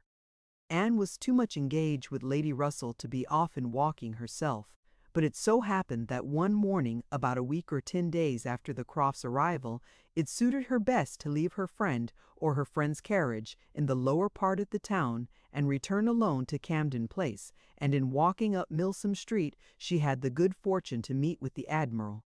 He was standing by himself at a print shop window with his hands behind him, in earnest contemplation of some print, and she not only might have passed him unseen, but was obliged to touch as well as address him before she could catch his notice. When he did perceive and acknowledge her, however, it was done with all his usual frankness and good humor. "Ha! Is it you? Thank you, thank you. This is treating me like a friend. Here I am, you see, staring at a picture. I can never get by this shop without stopping. But what a thing here is by way of a boat. Do look at it. Did you ever see the like? What queer fellows your fine painters must be, to think that anybody would venture their lives in such a shapeless old cockleshell as that. And yet here are two gentlemen stuck up in it mightily at their ease, and looking about them at the rocks and mountains as if they were not to be upset the next moment, which they certainly must be. I wonder where that boat was built," laughing heartily. "I would not venture over a horse pond in it." Well, turning away. "Now, where are you bound? Can I go anywhere for you or with you? Can I be of any use?" "None. I thank you, unless you will give me the pleasure of your company. Little way our road lies together. I am going home." "That I will, with all my heart, and farther too." "Yes, yes, we will have a snug walk together, and I have something to tell you as we go along. There, take my arm, that's right. I do not feel comfortable if I have not a woman there. Lord, what a boat it is!" taking a last look at the picture as they began to be in motion. "Did you say that you had something to tell me, sir?" "Yes, I have, presently. But here comes a friend, Captain Brigden. I shall only say, 'How d'ye do?' as we pass, however. I shall not stop, 'How d'ye do?' as we pass, however." Brigden stares to see anybody with me but my wife. She, poor soul, is tied by the leg. She has a blister on one of her heels, as large as a 3-shilling piece. If you look across the street, you will see Admiral Brand coming down, and his brother, shabby fellows, both of them. I am glad they are not on this side of the way. Sophie cannot bear them. They played me a pitiful trick once, got away with. Some of my best men. I will tell you the whole story another time. There comes old Sir Archibald Drew and his grandson. Look, he sees us. He kisses his hand to you. He takes you for my wife. Ah, the peace has come too soon for that younker. Poor old Sir Archibald. How do you like Bath, Miss Elliot? It suits us very well. We are always meeting with some old friend or other. The streets full of them every morning, sure to have plenty of chat. And then we get away from them all, and shut ourselves in our lodgings, and draw in our chairs, and are as snug as if we were at Kellynch, or as we used to be even at North Yarmouth and Deal. We do not like our lodgings here the worse, I can tell you, for putting us in mind of those we first had at North Yarmouth and Deal. The wind blows through one of the cupboards just in the same way. When they were got a little farther, Anne ventured to press again for what he had to communicate. She hoped when clear of Milsom Street to have her curiosity gratified, but she was still obliged to wait, for the Admiral had made up his mind not to begin till they had gained the greater space and quiet of Belmont, and as she was not really Mrs. Croft, she must let him have his own way. As soon as they were fairly ascending Belmont, he began, "Well, now you shall hear something that will surprise you. But first of all, you must tell me the name of the young lady I am going to talk about. That young lady, you know, that we have all been so concerned for. The Miss Musgrove that all this has been happening to. Her Christian name, I always forget her Christian name." Anne had been ashamed to appear to comprehend so soon as she really did, but now she could safely suggest the name of Louisa. Aye, Miss Louisa Musgrove, that is the name. I wish young ladies had not such a number of fine Christian names. I should never be out if they were all sophists, or something of that sort. Well, this Miss Louisa, we all thought, you. No, was to marry Frederick. He was courting her week after week. The only wonder was, what they could be waiting for till the business at Lyme came. Then, indeed, it was clear enough that they must wait till her brain was set to right. But even then there was something odd in their way of going on. Instead of staying at Lyme, he went off to Plymouth, and then he went off to see Edward. When we came back from Minehead, he was gone down to Edward's, and there he has been ever since. We have seen nothing of him since November. Even Sophie could not understand it, but now the matter has taken the strangest turn of all, for this young lady, the same Miss Musgrove, instead of being to marry Frederick, is to marry James Benwick. You know James Benwick. A little. I am a little acquainted with Captain Benwick. Well, she is to marry him. Nay, most likely they are married already, for I do not know what they should wait for. I thought Captain Benwick a very pleasing young man, said Anne, and I understand that he bears an excellent character. Oh, yes, yes, there is not a word to be said against James Benwick. He is only a commander, it is true, made last summer, and these are bad times for getting on, but he has not another fault that I know of. An excellent good-hearted fellow, I assure you. A very active, zealous officer, too, which is more than you would think for, perhaps, for that soft sort of manner does not do him justice. Indeed, you are mistaken there, sir. I should never augur want of spirit from Captain Benwick's manners. I thought them particularly pleasing, and I will answer for it. They would generally please. Well, well, ladies are the best judges, but James Benwick is rather too piano for me, and though very likely it is all our partiality, Sophie and I cannot help thinking Frederick's manners better than his. There is something about Frederick more to our taste. Anne was caught. She had only meant to oppose the too common idea of spirit and gentleness being incompatible with each other, not at all to represent Captain Benwick's manners as the very best that could possibly be. And, after a little hesitation, she was beginning to say, I was not entering into any comparison of the two friends. But the Admiral interrupted her with, and the thing is certainly true. It is not a mere bit of gossip. We have it from Frederick himself. His sister had a letter from him yesterday, in which he tells us of it, and he had just had it in a letter from Harville, written upon the spot, from Uppercross. I fancy they are all at Uppercross. This was an opportunity which Anne could not resist. She said, therefore, I hope, Admiral, I hope there is nothing in the style of Captain Wentworth's letter to make you and Mrs. Croft particularly uneasy. It did seem last autumn as if there were an attachment between him and Louisa Musgrove, but I hope it may be understood to have worn out on each side equally and without violence. I hope his letter does not breathe the spirit of an ill-used man. Not at all, not at all. There is not an oath or a murmur from beginning to end. Anne looked down to hide her smile. No, no, Frederick is not a man to whine and complain. He has too much spirit for that. If the girl likes another man better, it is very fit she should have him, certainly. But what I mean is, that I hope there is nothing in Captain Wentworth's manner of writing to make you suppose he thinks himself ill-used by his friend, which might appear, you know, without its being absolutely said. I should be very sorry that such a friendship as has subsisted between him and Captain Benwick should be destroyed, or even wounded, by a circumstance of this sort.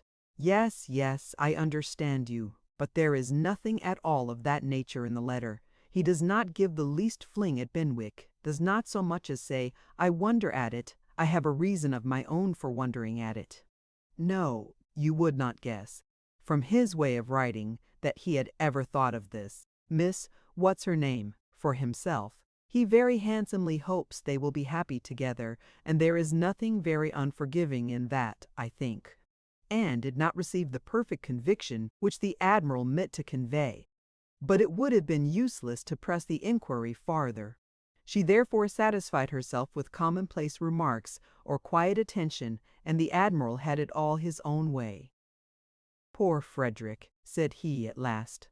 Now he must begin all over again with somebody else. I think we must get him to Bath. Sophia must write and beg him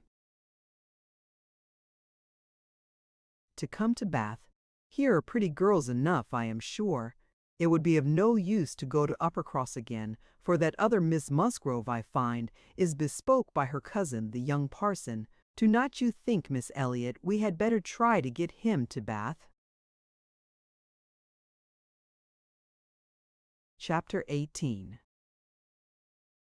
While Admiral Croft was taking this walk with Anne and expressing his wish of getting Captain Wentworth to Bath, Captain Wentworth was already on his way thither.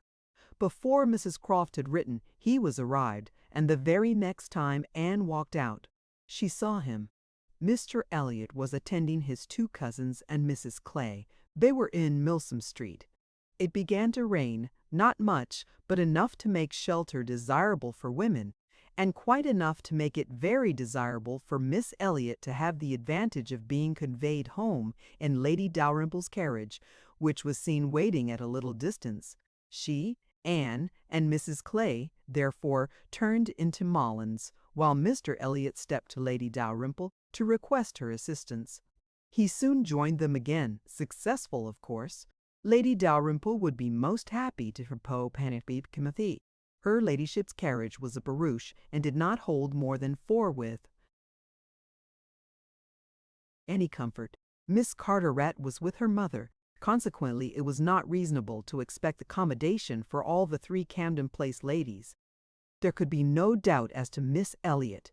Whoever suffered inconvenience, she must suffer none, but it occupied a little time to settle the point of civility between the other two. The rain was a mere trifle, and Anne was most sincere in preferring a walk with Mr. Elliot. But the rain was also a mere trifle to Mrs. Clay. She would hardly allow it even to drop at all, and her boots were so thick, much thicker than Miss Anne's, and, in short, her civility rendered her quite as anxious to be left to walk with Mr. Elliot as Anne could be, and it was discussed between them with a generosity so polite and so determined that the others were obliged to settle it for them, Miss Elliot maintaining that Mrs. Clay had a little cold already, and Mr. Elliot deciding on appeal that his cousin Anne's boots were rather the thickest. It was fixed accordingly that Mrs. Clay should be of the party in the carriage. And they had just reached this point, when Anne, as she sat near the window, descried, most decidedly and distinctly, Captain Wentworth walking down the street. Her start was perceptible only to herself, but she instantly felt that she was the greatest simpleton in the world, the most unaccountable and absurd. For a few minutes she saw nothing before her. It was all confusion. She was lost, and when she had scolded back her senses, she found the others still waiting for the carriage, and Mr. Elliot always obliging, just setting off for Union Street on a commission of Mrs. Clay's. She now felt a great inclination to go to the outer door. She wanted to see if it rained. Why was she to suspect herself of another motive? Captain Wentworth must be out of sight. She left her seat. She would go. One half of her should not be always so much wiser than the other half, or always suspecting the other of being. Worse than it was, she would see if it rained. She was sent back, however, in a moment by the entrance of Captain Wentworth himself, among a party of gentlemen and ladies, evidently his acquaintance, and whom he must have joined a little below Milsom Street. He was more obviously struck and confused by the sight of her than she had ever observed before. He looked quite red. For the first time since their renewed acquaintance, she felt that she was betraying the least sensibility of the two. She had the advantage of him in the preparation of the last few moments. All the overpowering, blinding, bewildering first effects of strong surprise were over with her. Still, however, she had enough to feel. It was agitation, pain, pleasure, a something between delight and misery. He spoke to her and then turned away. The character of his manner was embarrassment. She could not have called it either cold or friendly, or anything so certainly as embarrassed.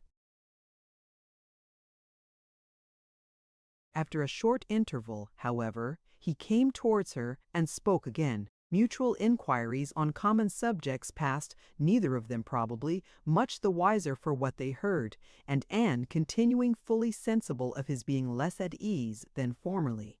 They had, by dint of being so very much together, got to speak to each other with a considerable portion of apparent indifference and calmness, but he could not do it now. Time had changed him, or Louisa had changed him. There was consciousness of some sort or other. He looked very well, not as if he had been suffering in health or spirits, and he talked of Uppercross, of the Musgroves, nay, even of Louisa, and had even a momentary look of his own arch significance as he named her. But yet it was Captain Wentworth not comfortable, not easy, not able to feign that he was. It did not surprise, but it grieved Anne to observe that Elizabeth would not know him. She saw that he saw Elizabeth, that Elizabeth saw him, that there was complete internal recognition on each side. She was convinced that he was ready to be acknowledged as an acquaintance, expecting it, and she had the pain of seeing her sister turn away with unalterable coldness. Lady Dalrymple's carriage, for which Miss Elliot was growing very impatient, now drew up. The servant came in to announce it. It was beginning to rain again, and altogether there was a delay and a bustle and a talking, which must make all the little crowd in the shop understand that Lady Dalrymple was calling to convey Miss Elliot. At last Miss Elliot and her friend, unattended but by the servant, for there was no cousin returned, were walking off, and Captain Wentworth, watching them, turned again to Anne, and by manner, rather than words, was offering his services to her. "I am much obliged to you," was her answer, "but I am not going with them. The carriage would not accommodate so many. I walk. I prefer walking, but it rains."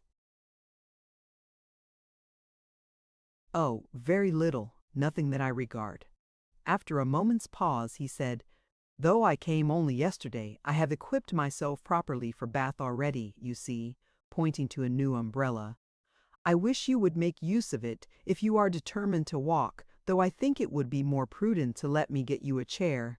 She was very much obliged to him, but declined it all, repeating her conviction that the rain would come to nothing at present, and adding, "I am only waiting for Mr. Elliot. He will be here in a moment, I am sure." She had hardly spoken the words when Mr. Elliot walked in. Captain Wentworth recollected him perfectly. There was no difference between him and the man who had stood on the steps at Lyme, admiring Anne as she passed, except in the air and look and manner of the privileged relation and friend. He came in with eagerness, appeared to see and think only of her, apologized for his stay, was grieved to have kept her waiting, and anxious to get her away without further loss of time and before the rain increased. And in another moment they walked off together, her arm under his, a gentle and embarrassed glance, and a good morning to you, being all that she had time for as she passed away. As soon as they were out of sight, the ladies of Captain Wentworth's party began talking of them. "Mr. Elliot does not dislike his cousin, I fancy." "Oh, no, that is clear enough. One can guess what will happen there. He is always with them, half lives in the family, I believe. What a very good-looking man. Yes, and Miss Atkinson, who dined with him once at the Wallaces, says he is the most agreeable man she ever was in company with. She is pretty, I think, Anne Elliot, very pretty when one comes to look at her. It is not the fashion to say so, but I confess I admire her more than her sister." "Oh, so do I, and so do I. No comparison, but the men are all wild after Miss Elliot. Anne is too delicate for them." Anne would have been particularly obliged to her cousin if he would have walked by her side all the way to Camden Place without saying a word. She had never found it so difficult to listen to him, though nothing could exceed his solicitude and care, and though his subjects were principally such as were wont to be always interesting, praise, warm, just, and discriminating, of Lady Russell, and insinuations highly rational against Mrs. Clay. But just now she could think only of Captain Wentworth. She could not understand his present feelings, whether he were really suffering much from disappointment or not, until that point were settled. She could not be quite herself. She hoped to be wise and reasonable in time. But alas, alas, she must confess to herself that she was not wise yet. Another circumstance, very essential for her to know, was how long he meant to be in Bath. He had not mentioned it, or she could not recollect it. He might be only passing through. but it was more probable that he should be come to stay. In that case, so liable as everybody was to meet everybody in Bath, Lady Russell would in all likelihood see him somewhere. Would she recollect him? How would it all be? She had already been obliged to tell Lady Russell that Louisa Musgrove was to marry Captain Benwick. It had cost her something to encounter Lady Russell's surprise, and now if she were by any chance to be thrown into company with Captain Wentworth, her imperfect knowledge of the matter might add another shade of prejudice against him. The following morning Anne was out with her friend, and for the first hour in an incessant and fearful sort of watch for him in vain, but at last, in returning down Pulteney Street, she distinguished him on the right-hand pavement at such a distance as to have him in view the greater part of the street. There were many other men about him, many groups walking the same way, but there was no mistaking him. She looked instinctively at Lady Russell, but not from any mad idea of her recognizing him so soon as she did herself. No, it was not to be supposed that Lady Russell would perceive him till they were nearly opposite. She looked at her, however, from time to time anxiously, and when the moment approached which must point him out, though not daring to look again for her own countenance she knew was unfit to be seen, she was yet perfectly conscious of Lady Russell's eyes being turned exactly in the direction for him, of her being, in short, intently observing him, of her being, in short, intently observing him. She could thoroughly comprehend the sort of fascination he must possess over Lady Russell's mind, the difficulty it must be for her to withdraw her eyes, the astonishment she must be feeling that 8 or 9 years should have passed over him, and in foreign climes and in active service too, without robbing him of one personal grace. At last Lady Russell drew back her head. Now, how would she speak of him? "You will wonder," said she, "what has been fixing my eyes so long, but I was looking after some window curtains which Lady Alicia and Mrs. Franklin were telling me of last night." They described the drawing-room window curtains of one of the houses on this side of the way and this part of the street as being the handsomest and best hung of any in Bath, but could not recollect the exact number, and I have been trying to find out which it could be, but I confess I can see no curtains hereabouts that answer their description. Anne sighed and blushed and smiled, in pity and disdain, either at her friend or herself. The part which provoked her most was that in all this waste of foresight and caution, she should have lost the right moment for seeing whether he saw them. A day or two passed without producing anything.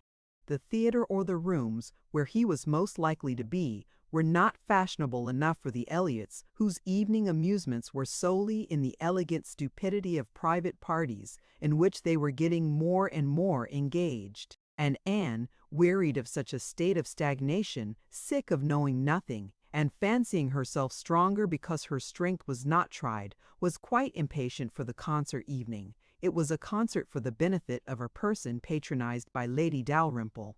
Of course they must attend. It was really expected to be a good one, and Captain Wentworth was very fond of music. If she could only have a few minutes' conversation with him again, she fancied she should be satisfied. And as to the power of addressing him, she felt all over courage if the opportunity occurred. Elizabeth had turned from him. Lady Russell overlooked him. Her nerves were strengthened by these circumstances. She felt that she owed him attention. She had once partly promised Mrs. Smith to spend the evening with her, but in a short hurried call she excused herself and put it off, with the more decided promise of a longer visit on the morrow. Mrs. Smith gave a most good-humored acquiescence. "By all means," said she. "Only tell me all about it when you do come. Who is your party?" Anne named them all. Mrs. Smith made no reply, but when she was leaving her said, and with an expression half serious, half arch, "Well, I heartily wish your concert may answer, and do not fail me tomorrow if you can come, for I begin to have a foreboding that I may not have many more visits from you." Anne was startled and confused, but after standing in a moment's suspense was obliged, and not sorry to be obliged, to hurry away. Chapter 19. Sir Walter, his two daughters, and Mrs. Clay were the earliest of all their party at the rooms in the evening, and as Lady Dalrymple must be waited for, they took their station by one of the fires in the octagon room. But hardly were they so settled when the door opened again and Captain Wentworth walked in alone. Anne was the nearest to him, and making yet a little advance, she instantly spoke. He was preparing only to bow and pass on, but her gentle "How do you do?" brought him out of the straight line to stand near her and make inquiries in return, in spite of the formidable father and sister in the background. Their being in the background was a support to Anne. She knew nothing of their looks, and felt equal to everything which she believed right to be done. While they were speaking, a whispering between her father and Elizabeth caught her ear. She could not distinguish, but she must guess the subject, and on Captain Wentworth's making a distant bow, she comprehended that her father had judged so well as to give him that simple acknowledgment of acquaintance. And she was just in time by a side glance to see a slight curtsy from Elizabeth herself. This, though late and reluctant and ungracious, was yet better than nothing, and her spirits improved. After talking, however, of the weather, and Bath, and the concert, their conversation began to flag, and so little was said at last that she was expecting him to go every moment, but he did not. He seemed in no hurry to leave her, and presently, with renewed spirit, with a little smile, a little glow, he said, "I have hardly seen you since our day at Lyme. I am afraid you must have suffered from the shock, and the more from its not overpowering you at the time." She assured him that she had not. "It was a frightful hour," said he, "a frightful day," and he passed his hand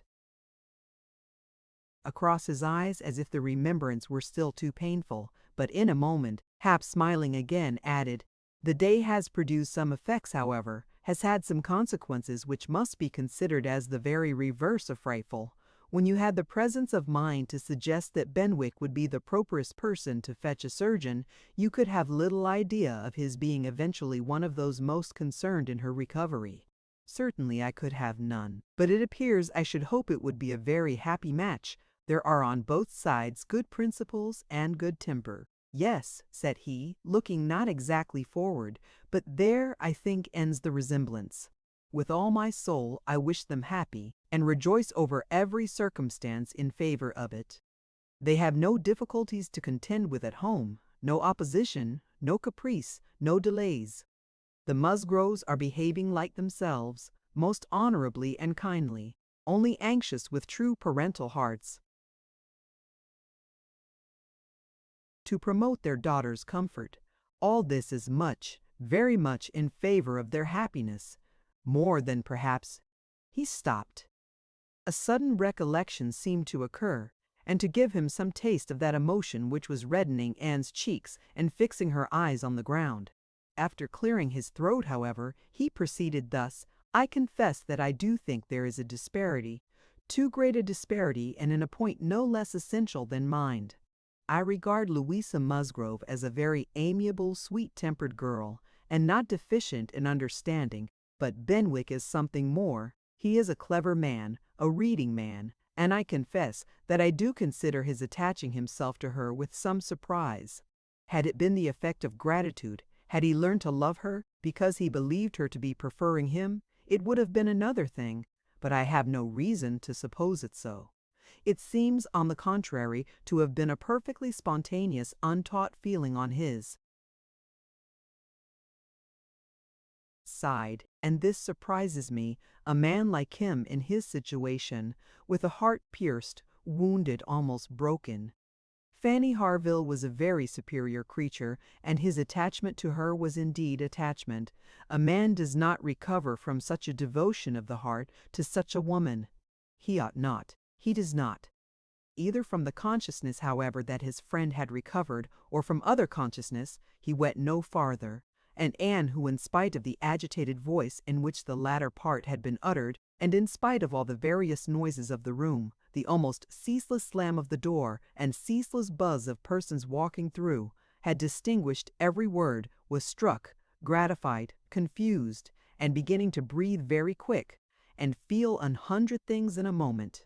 It was impossible for her to enter on such a subject, and yet, after a pause, feeling the necessity of speaking and having not the smallest wish for a total change, she only deviated so far as to say, "You were a good while at Lyme, I think?" "About a fortnight. I could not leave it till Louisa's doing well was quite ascertained. I had been too deeply concerned in the mischief to be soon at peace. It had been my doing, solely mine. She would not have been obstinate if I had not been weak. The country round Lyme is very fine. I walked and rode a great deal, and the more I saw, the more I found to admire." "I should very much like to see Lyme again," said Anne. "Indeed, I should not have supposed that you could have found anything in Lyme to inspire such a feeling. The horror and distress you were involved in, the stretch of mind, the wear of spirits. I should have thought your last impressions of Lyme must have been strong disgust." "The last hours were certainly very painful," replied Anne, "but when pain is over, the remembrance of it often becomes a pleasure. One does not love a place the less for having suffered in it, unless it has been all suffering, nothing but suffering, which was by no means the case at Lyme. We were only in anxiety and distress during the last 2 hours, and previously there had been a great deal of enjoyment. So much novelty and beauty. I have traveled so little that every fresh place would be interesting to me. But there is real beauty at Lyme, and in short, with a faint blush at some recollections, altogether my impressions of the place are very agreeable." As she ceased, the entrance door opened again, and the very party appeared for whom they were waiting. "Lady Dalrymple, Lady Dalrymple," was the rejoicing sound, and with all the eagerness compatible with anxious elegance, Sir Walter and his 2 ladies stepped forward to meet her. Lady Dalrymple and Miss Carteret, escorted by Mr. Elliot and Colonel Wallis, who had happened to arrive nearly at the same instant, advanced into the room. The others joined them, and it was a group in which Anne found herself also necessarily included. She was divided from Captain Wentworth. Their interesting, almost too interesting conversation must be broken up for a time, but slight was the penance compared with the happiness which brought it on. She had learnt, in the last 10 minutes, more of his feelings towards Louisa, more of all his feelings than she dared to think of, and she gave herself up to the demands of the party, to the needful civilities of the moment, with exquisite though agitated sensations. She was in good humor with all. She had received ideas which disposed her to be courteous and kind to all, and to pity everyone as being less happy than herself. The delightful emotions were a little subdued when, on stepping back from the group, to be joined again by Captain Wentworth, she saw that he was gone. She was just in time to see him turn into the concert room. He was gone. He had disappeared. She felt a moment's regret. But they should meet again. He would look for her. He would find her out before the evening were over, and at present, perhaps it was as well to be asunder. She was in need of a little interval for recollection. Upon Lady Russell's appearance soon afterwards, the whole party was collected, and all that remained was to marshal themselves and proceed into the concert room, and be of all the consequence in their power, draw as many eyes, excite as many whispers, and disturb as many people as they could. Very, very happy were both Elizabeth and Anne Elliot as they walked in, Elizabeth arm in arm with Miss Carteret, and looking on the broad back of the Dowager Viscountess Dalrymple before her, had nothing to wish for which did not seem within her reach, and Anne but. It would be an insult to the nature of Anne's felicity to draw any comparison between it and her sister's, the origin of one all selfish vanity, of the other all generous attachment. Anne saw nothing, thought nothing of the brilliancy of the room. Her happiness was from within. Her eyes were bright and her cheeks glowed, but she knew nothing about it. She was thinking only of the last half hour, and as they passed to their seats, her mind took a hasty range over it. His choice of subjects, his expressions, and still more, his manner and look, had been such as she could see in only one light. His opinion of Louisa Musgrove's inferiority, an opinion which he had seemed solicitous to give, his wonder at Captain Binwick, his feelings as to a first strong attachment. Sentences begun which he could not finish, his half-averted eyes and more than half-expressive glance, all declared that he had a heart returning to her at least, that anger, resentment, avoidance were no more, and that they were succeeded not merely by friendship and regard, but by the tenderness of, yes, some share of the tenderness of the past. She could not contemplate the change as implying less. He must love her. These were thoughts, with their attendant visions, which occupied and flurried her too much to leave her any power of observation, and she passed along the room without having a glimpse of him, without even trying to discern him. When their places were determined on, and they were all properly arranged, she looked round to see if he should happen to be in the same part of the room, but he was not. Her eye could not reach him, and the concert being just opening, she must consent for a time to be happy in a humbler way. The party was divided and disposed of on two contiguous benches. Anne was among those on the foremost, and Mr. Elliot had manoeuvred so well, with the assistance of his friend Colonel Wallis, as to have a seat by her. Miss Elliot, surrounded by her cousins and the principal object of Colonel Wallis's gallantry, was quite contented. Anne's mind was in a most favorable state for the entertainment of the evening. It was just occupation enough. She had feelings for the tender, spirits for the gay, attention for the scientific, and patience for the wearisome, and had never liked a concert better, at least during the first act. Towards the close of it, in the intervals succeeding an Italian song, she explained the words of the song to Mr. Elliot. They had a concert bill between them. "This," said she, "is nearly the sense, or rather the meaning of the words, for certainly the sense of an Italian love song must not be talked of, but it is as nearly the meaning as I can give, for I do not pretend to understand the language. I am a very poor Italian scholar." Yes, I see you are. I see you know nothing of the matter. You have only knowledge enough of the language to translate at sight these inverted, transposed, curtailed Italian lines into clear, comprehensible, elegant English. You need not say anything more of your ignorance. Here is complete proof. I will not oppose such kind politeness, but I should be sorry to be examined by a real proficient. "I have not had the pleasure of visiting in Camden Place so long," replied he, "without knowing something of Miss Anne Elliot, and I do regard her as one who is too modest for the world in general to be aware of half her accomplishments, and too highly accomplished for modesty to be natural in any other woman. For shame, for shame! This is too much flattery. I forget what we are to have next," turning to the bill. "Perhaps," said Mr. Elliot, speaking low, "I have had a longer acquaintance with your character than you are aware of." "Indeed? How so?"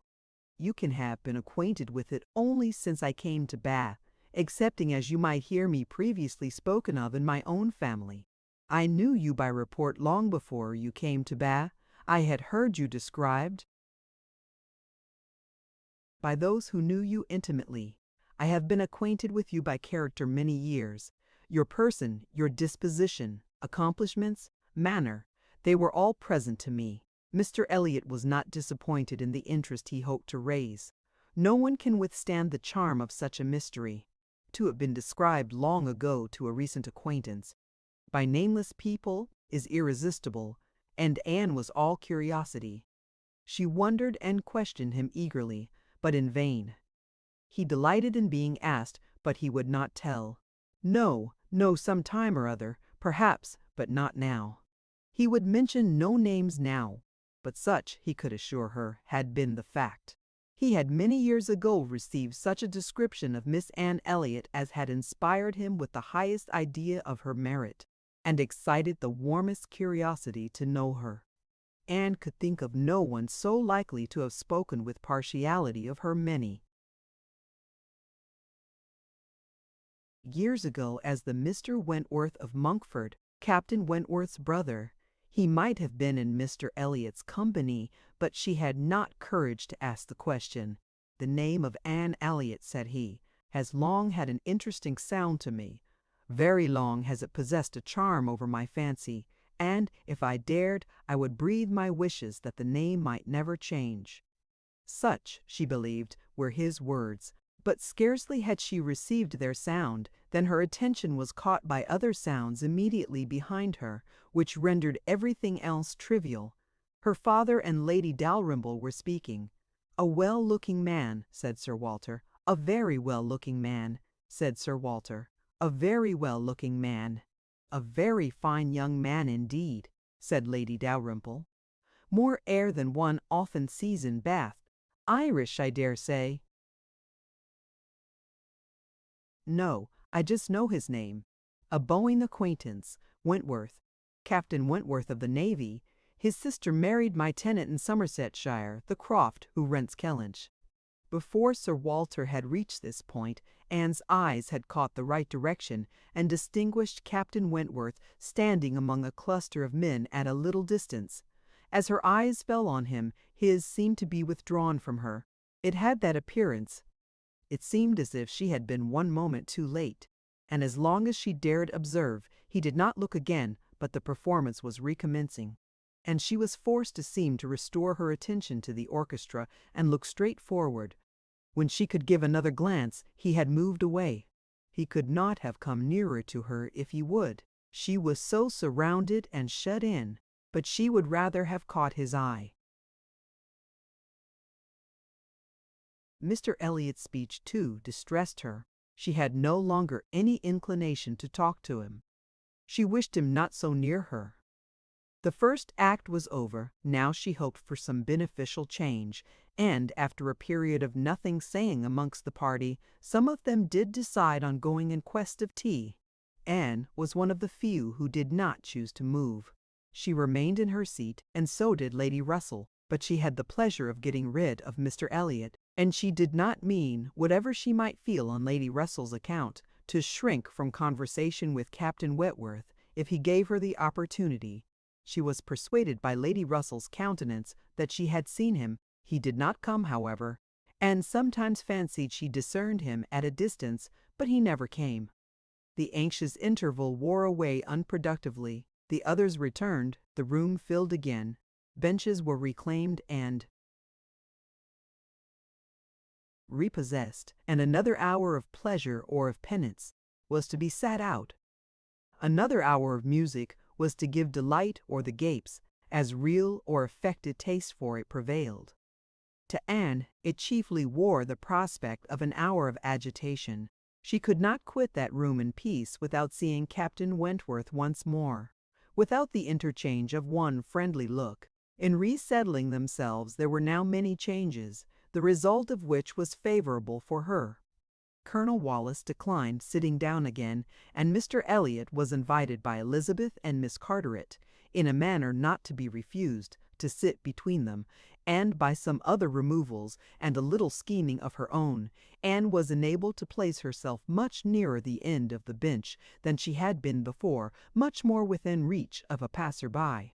She could not do so without comparing herself with Miss Larolles, the inimitable Miss Larolles, but still she did it, and not with much happier effect, though by what seemed prosperity in the shape of an early abdication in her next neighbours, she found herself at the very end of the bench before the concert closed.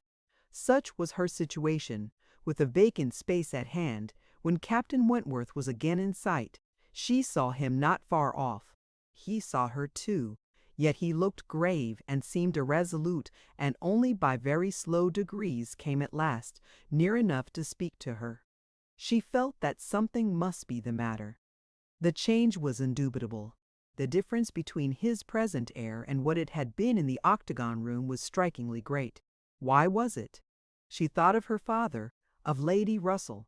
Could there have been any unpleasant glances? He began by speaking of the concert gravely, more like the Captain Wentworth of Uppercross, owned himself disappointed, had expected singing, and in short, must confess that he should not be sorry when it was over. Anne replied, and spoke in defense of the performance so well, and yet in allowance for his feelings so pleasantly, that his countenance improved, and he replied again with almost a smile. They talked for a few minutes more. The improvement held. He even looked down towards the bench, as if he saw a place on it well worth occupying, when at that moment a touch on her shoulder obliged Anne to turn round. It came from Mr. Elliot. He begged her pardon, but she must be applied to explain Italian again.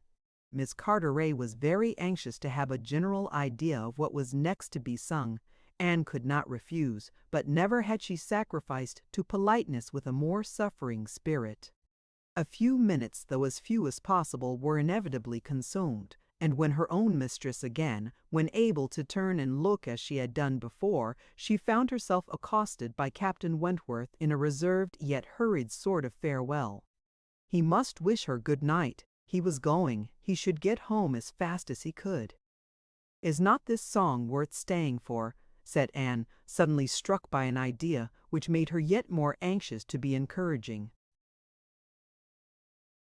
"No," he replied impressively. "There is nothing worth my staying for," and he was gone directly. Jealousy of Mr. Elliot, it was the only intelligible motive. Captain Wentworth jealous of her affection. Could she have believed it a week ago, 3 hours ago? For a moment the gratification was exquisite. But, alas, there were very different thoughts to succeed.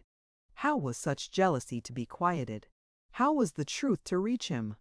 How, in all the peculiar disadvantages of their respective situations, would he ever learn of her real sentiments? It was misery to think of Mr. Elliot's attentions. Their evil was incalculable. Chapter 20. Anne recollected with pleasure the next morning her promise of going to Mrs. Smith, meaning that it should engage her from home at the time when Mr. Elliot would be most likely to call, for to avoid Mr. Elliot was almost a first object. She felt a great deal of goodwill towards him. In spite of the mischief of his attentions, she owed him gratitude and regard, perhaps compassion. She could not help thinking much of the extraordinary circumstances attending their acquaintance, of the right which he seemed to have to interest her, by everything in situation, by his own sentiments, by his early prepossession. It was altogether very extraordinary, flattering, but painful. There was much to regret. How she might have felt had there been no Captain Wentworth in the case was not worth inquiry, for there was a Captain Wentworth, and be the conclusion of the present suspense good or bad, her affection would be his forever. Their union, she believed, could not divide her more from other men than their final separation. Prettier musings of high-wrought love and eternal constancy could never have passed along the streets of Bath than Anne was sporting with from Camden Place to Westgate Buildings. It was almost enough to spread purification and perfume all the way. She was sure of a pleasant reception, and her friends seemed this morning particularly obliged to her for coming, seemed hardly to have expected her, though it had been an appointment. An account of the concert was immediately claimed, and Anne's recollections of the concert were quite happy enough to animate her features and make her rejoice to talk of it. All that she could tell she told most gladly. But the all was little for one who had been there, and unsatisfactory for such an inquirer as Mrs. Smith, who had already heard, through the short cut of a laundress and a waiter, rather more of the general success and produce of the evening than Anne could relate, and who now asked in vain for several particulars of the company. Everybody of any consequence or notoriety in Bath was well known by name to Mrs. Smith. "The little Durands were there, I conclude," said she, "with their mouths open to catch the music like unfledged sparrows ready to be fed." "They never miss a concert." "Yes. I did not see them myself, but I heard Mr. Elliot say they were in the room." "The Ibbotsons, were they there? And the 2 new beauties, with the tall Irish officer who was talked of for one of them?" "I do not know. I do not think they were." "Old Lady Mary MacLane?" "I need not ask after her. She never misses, I know." "And you must have seen her. She must have been in your own circle, for as you went with Lady Dalrymple, you were in the seats of grandeur, round the orchestra, of course. No, that was what I dreaded. It would have been very unpleasant to me in every respect. But happily Lady Dalrymple always chooses to be farther off, and we were exceedingly well placed, that is, for hearing. I must not say for seeing, because I appear to have seen very little. Oh, you saw enough for your own amusement. I can understand. There's a sort of domestic enjoyment to be known even in a crowd, and this you had. You were a large party in yourselves, and you wanted nothing beyond. But I ought to have looked about me more, said Anne, conscious while she spoke that there had in fact been no want of looking about, that the object only had been deficient. No, no, you were better employed. You need not tell me that you had a pleasant evening. I see it in your eye. I perfectly see how the hours passed, that you had always something agreeable to listen to. In the intervals of the concert it was conversation. Anne half smiled and said, "Do you see that in my eye?" "Yes, I do." "Your countenance perfectly informs me that you were in company last night with the person whom you think the most agreeable in the world, the person who interests you at this present time more than all the rest of the world put together." A blush overspread Anne's cheeks. She could say nothing.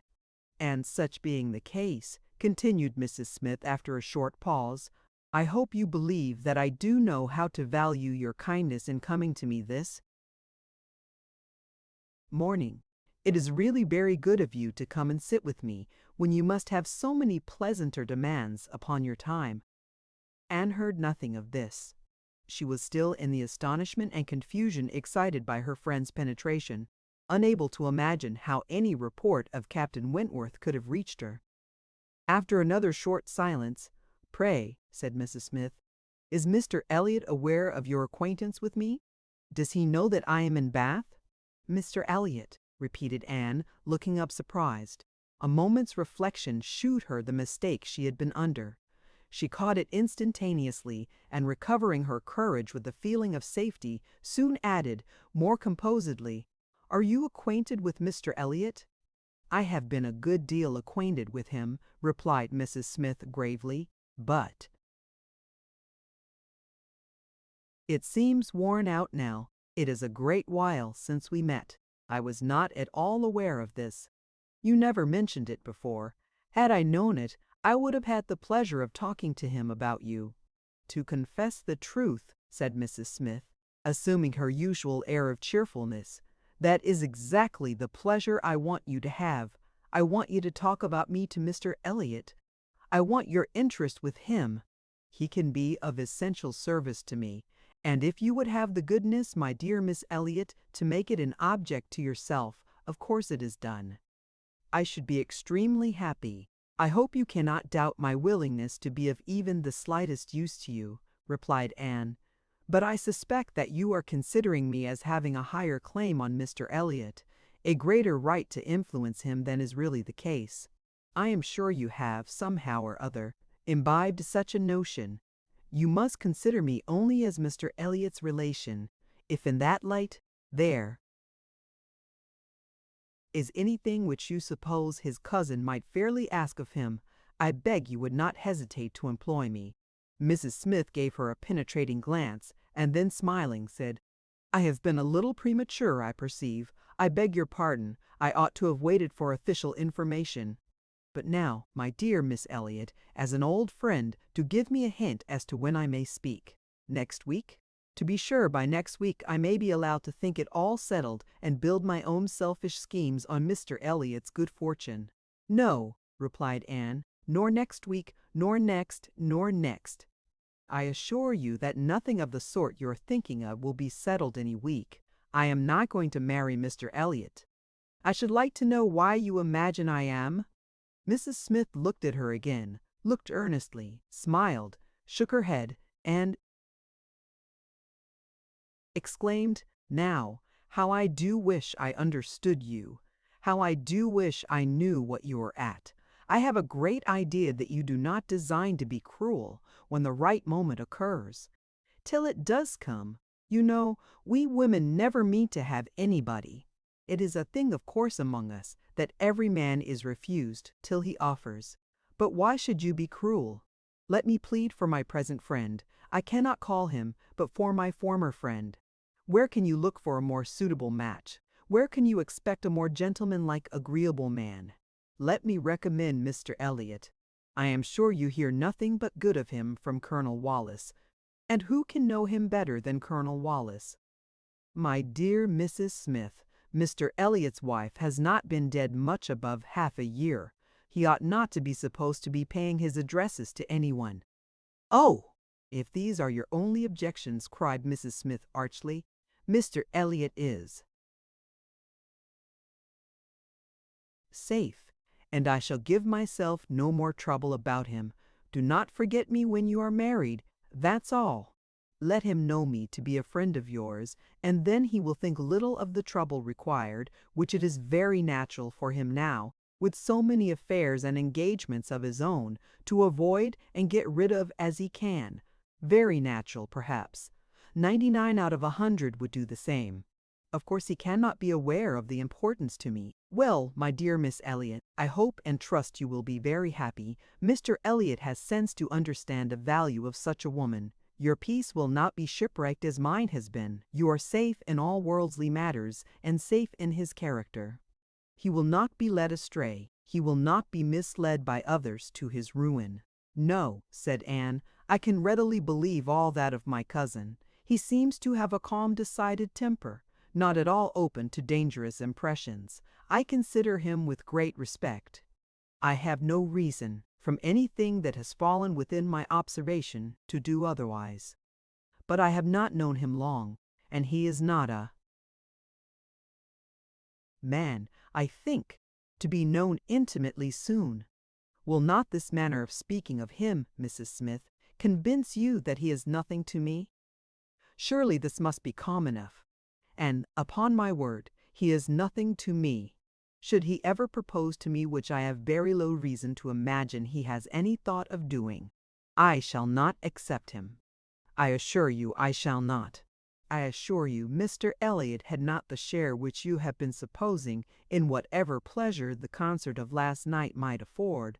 Not Mr. Elliot. It is not Mr. Elliot that she stopped, regretting with a deep blush that she had implied so much, but less would hardly have been sufficient. Mrs. Smith would hardly have believed so soon in Mr. Elliot's failure, but from the perception of there being a somebody else. As it was, she instantly submitted, and with all the semblance of seeing nothing beyond, and Anne, eager to escape farther notice, was impatient to know why Mrs. Smith should have fancied she was to marry Mr. Elliot, where she could have received the idea, or from whom she could have heard it. Do tell me how it first came into your head. It first came into my head, replied Mrs. Smith, upon finding how much you were together, and feeling it to be the most probable thing in the world to be wished for by everybody belonging to either of you, and you may depend upon it that all your acquaintance have disposed of you in the same way. But I never heard it spoken of till 2 days ago. And has it indeed been spoken of? Did you observe the woman who opened the door to you when you called yesterday? No. Was not it Mrs. Speed, as usual, or the maid? I observed no one in particular. It was my friend Mrs. Rook, Nurse Rook, who, by the by, had a great curiosity to see you, and was delighted to be in the way to let you in. She came away from Marlborough Buildings only on Sunday, and she it was who told me you were to marry Mr. Elliot. She had had it from Mrs. Wallace herself, which did not seem bad authority. She sat an hour with me on Monday evening, and gave me the whole history. The whole history, repeated Anne, laughing. She could not make a very long history, I think, of one such little article of unfounded news.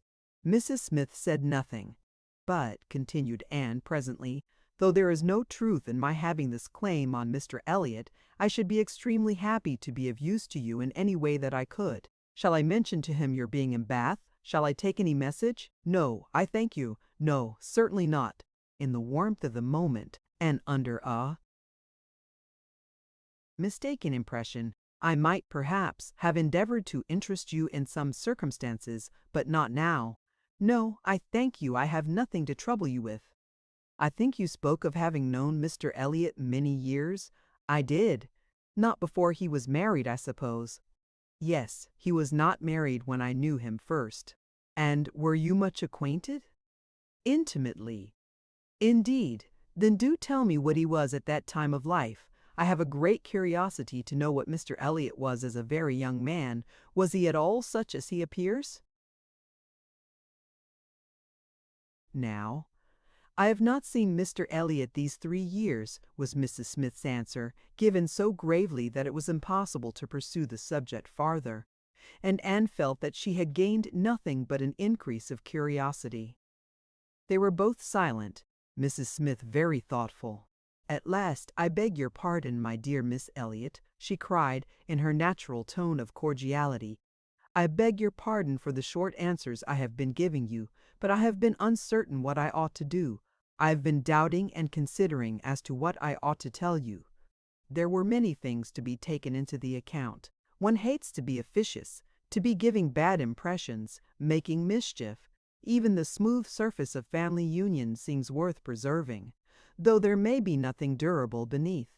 However, I am determined. I think I am right. I think you ought to be made acquainted with Mr. Elliot's real character, though I fully believe that at present you have not the smallest intention of accepting him. There is no saying what may happen. You might, some time or other, be differently affected towards him. Hear the truth, therefore, now, while you are unprejudiced. Mr. Elliot is a man without heart or conscience, a designing, wary, cold-blooded being who thinks only of himself, whom for his own interest or ease would be guilty of any cruelty or any treachery that could be perpetrated without risk of his general character. He has no feeling for others.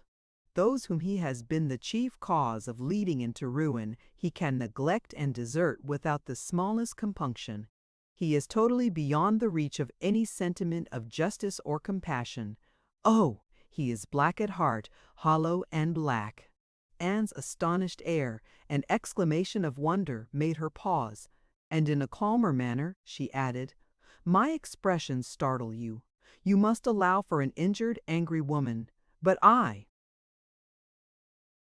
will try to command myself. I will not abuse him. I will only tell you what I have found him.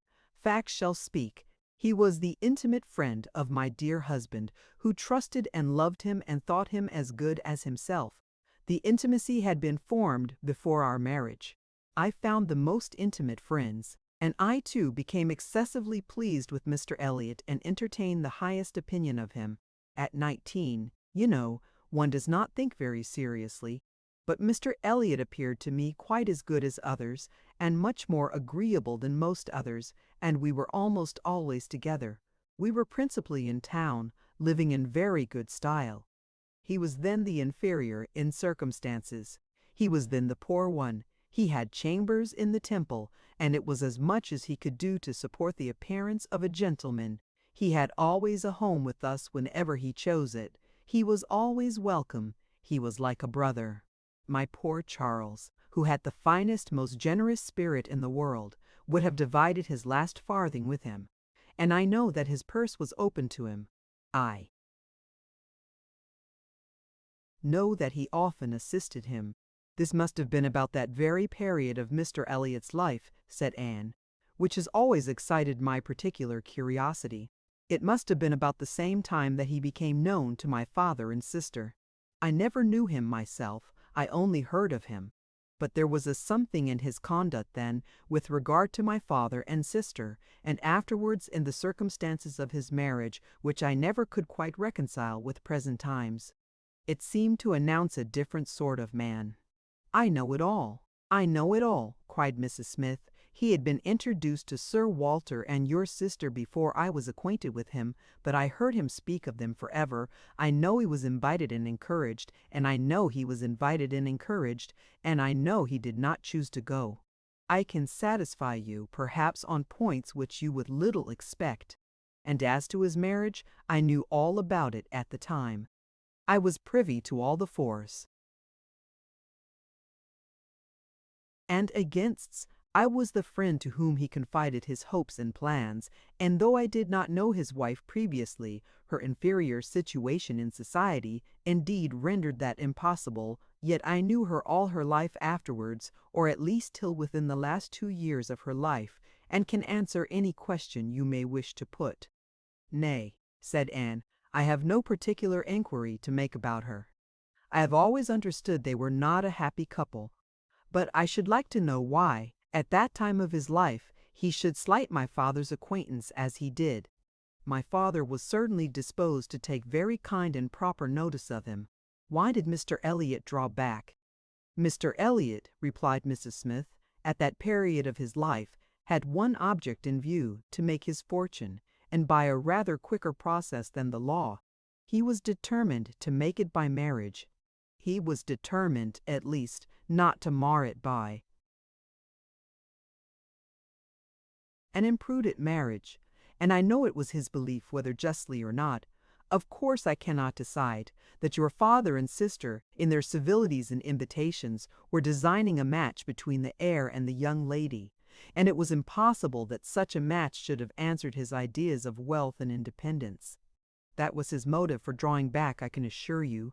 He told me the whole story. He had no concealments with me.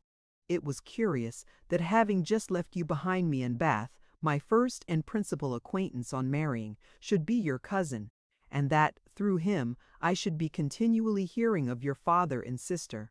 He described one Miss Elliot, and I thought very affectionately of the other." "Perhaps," cried Anne, struck by a sudden idea, "you sometimes spoke of me to Mr. Elliot?" "To be sure I did, very often. I used to boast of my own Anne Elliot, and vouch for your being a very different creature from." She checked herself just in time. "This accounts for something which Mr. Elliot said last night," cried Anne. "This explains it. I found he had been used to hear of me. I could not comprehend how. What wild imaginations one forms where dear self is concerned. How sure to be mistaken. But I beg your pardon, I have interrupted you. Mr. Elliot married then completely for money?" "The circumstances, probably, which first opened your eyes to his character." Mrs. Smith hesitated a little here. "Oh, those things are too common. When one lives in the world, a man or woman's marrying for money is too common to strike one as it ought. I was very young, and associated only with the young, and we were a thoughtless, gay set, without any strict rules of conduct. We lived for enjoyment. I think differently now. Time and sickness and sorrow have given me other notions, but at that period I must own I saw nothing reprehensible in what Mr. Elliot was doing. To do the best for himself passed as a duty. But was not she a very low woman? Yes, which I objected to, but he would not regard. Money was all that he wanted. Her father was a grazier. Her grandfather had been a butcher, but that was all nothing. She was a fine woman, had had a decent education, was brought forward by some cousins, thrown by chance into Mr. Elliot's company, and fell in love with him. And not a difficulty or a scruple was there on his side, with respect to her birth. All his caution was spent in being secured of the real amount of her fortune, before he committed himself. Depend upon it, whatever esteem Mr. Elliot may have for his own situation in life now, as a young man, he had not the smallest value for it. His chance for the Kellynch estate was something, but all the honor of the family he held as cheap as dirt. I have often heard him declare that if baronetcies were saleable, anybody should have his for £50, arms and motto, name and livery included. But I will not pretend to repeat half that I used to hear him say on that subject. It would not be fair, and yet you ought to have proof, for what is all this but assertion, and you shall have proof." "Indeed, my dear Mrs. Smith, I want none," cried Anne.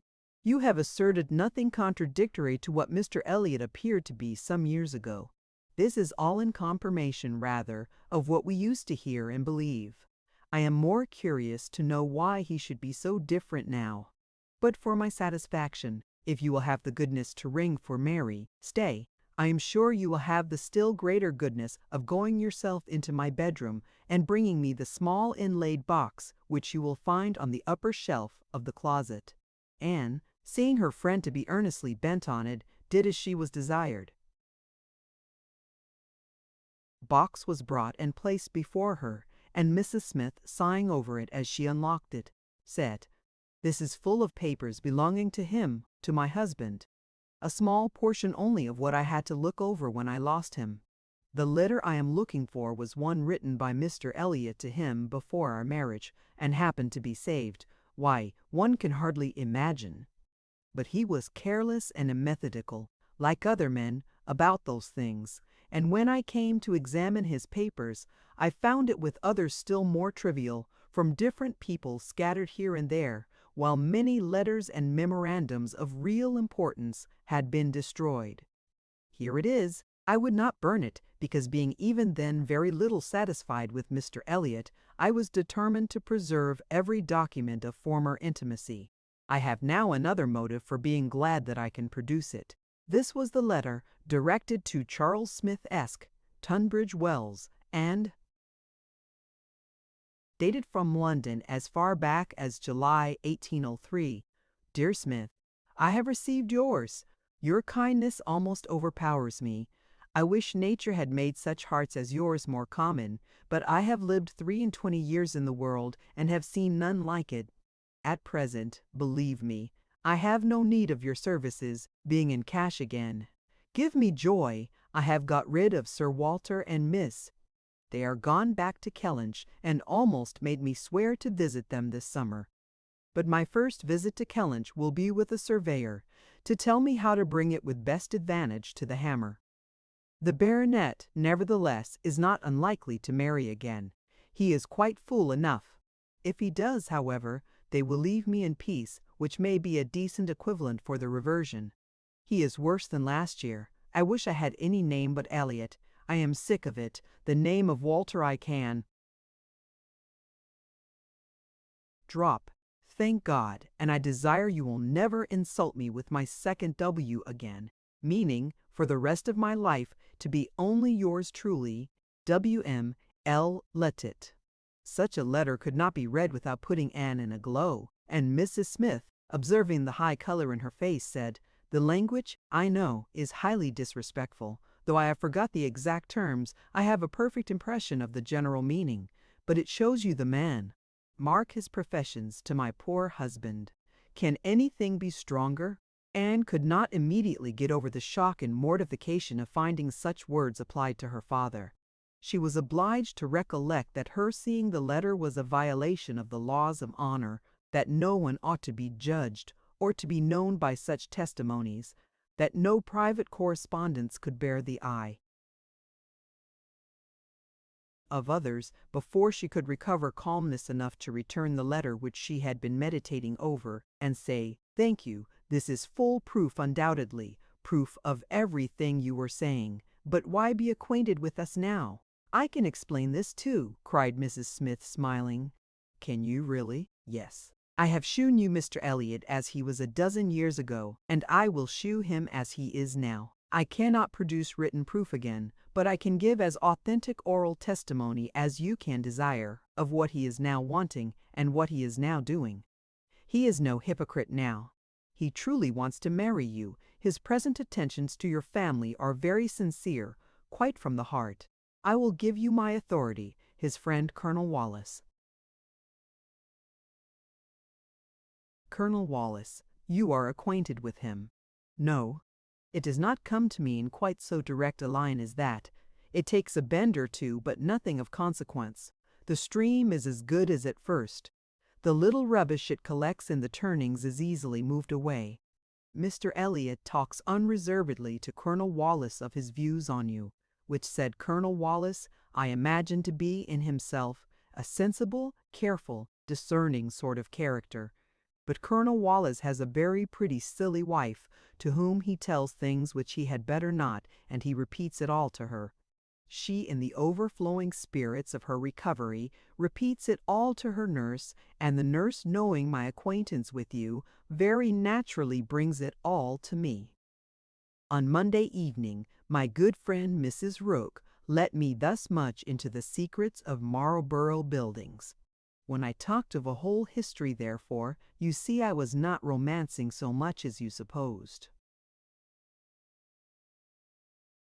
My dear Mrs. Smith, your authority is deficient. This will not do. Mr. Elliot's having any views on me will not in the least account for the efforts he made towards a reconciliation with my father. That was all prior to my coming to Bath. I found them on the most friendly terms when I arrived. I know you did. I know it all perfectly, but indeed, Mrs. Smith, we must not expect to get real information in such a line. Facts or opinions which are to pass through the hands of so many, to be misconceived by folly in one and ignorance in another, can hardly have much truth left. Only give me a hearing. You will soon be able to judge of the general credit due, by listening to some particulars which you can yourself immediately contradict or confirm. Nobody supposes that you were his first inducement. He had seen you, indeed, before he came to Bath, and admired you, but without knowing it to be you. So says my historian, at least. Is this true? Did he see you last summer or autumn, somewhere down in the West, to use her own words, without knowing it to be you? He certainly did. So far it is very true. At Lyme. I happened to be at Lyme. Well, continued Mrs. Smith triumphantly, grant my friend the credit due to the establishment of the first point asserted. He saw you then at Lyme, and liked you so well as to be exceedingly pleased to meet with you again in Camden Place, as Miss Anne Elliot, and from that moment, I have no doubt, had a double motive in his visits there. But there was another, and an earlier, which I will now explain. If there is anything in my story which you know to be either false or improbable, stop me. My account states that your sister's friend, the lady now staying with you, whom I have heard you mention, came to Bath with Miss Elliot and Sir Walter as long ago as September, in short when they first came themselves, and has been staying there ever since, that she is a clever, insinuating, handsome woman, poor and plausible, and altogether such in situation and manner as to give a general idea, among Sir Walter's acquaintance, of her meaning to be Lady Elliot, and as general a surprise that Miss Elliot should be apparently blind to the danger. Here Mrs. Smith paused a moment, but Anne had not a word to say, and she continued, "This was the light in which it appeared to those who knew the family, long before you returned to it, and Colonel Wallis had his eye upon your father enough to be sensible of it, though he did not then visit in Camden Place. But his regard for Mr. Elliot gave him an interest in watching all that was going on there.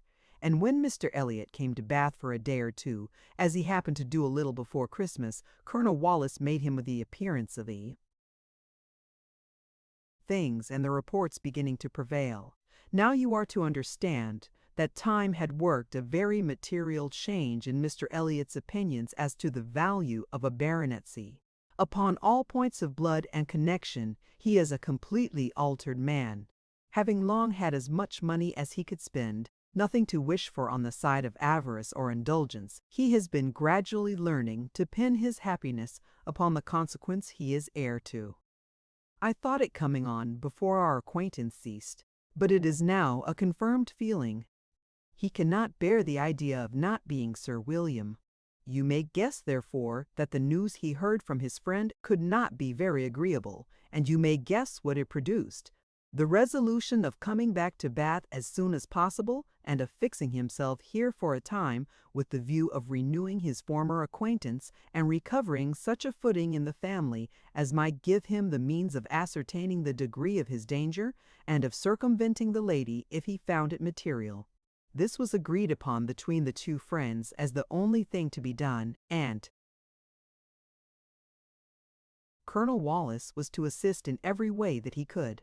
He was to be introduced, and Mrs. Wallis was to be introduced, and everybody was to be introduced.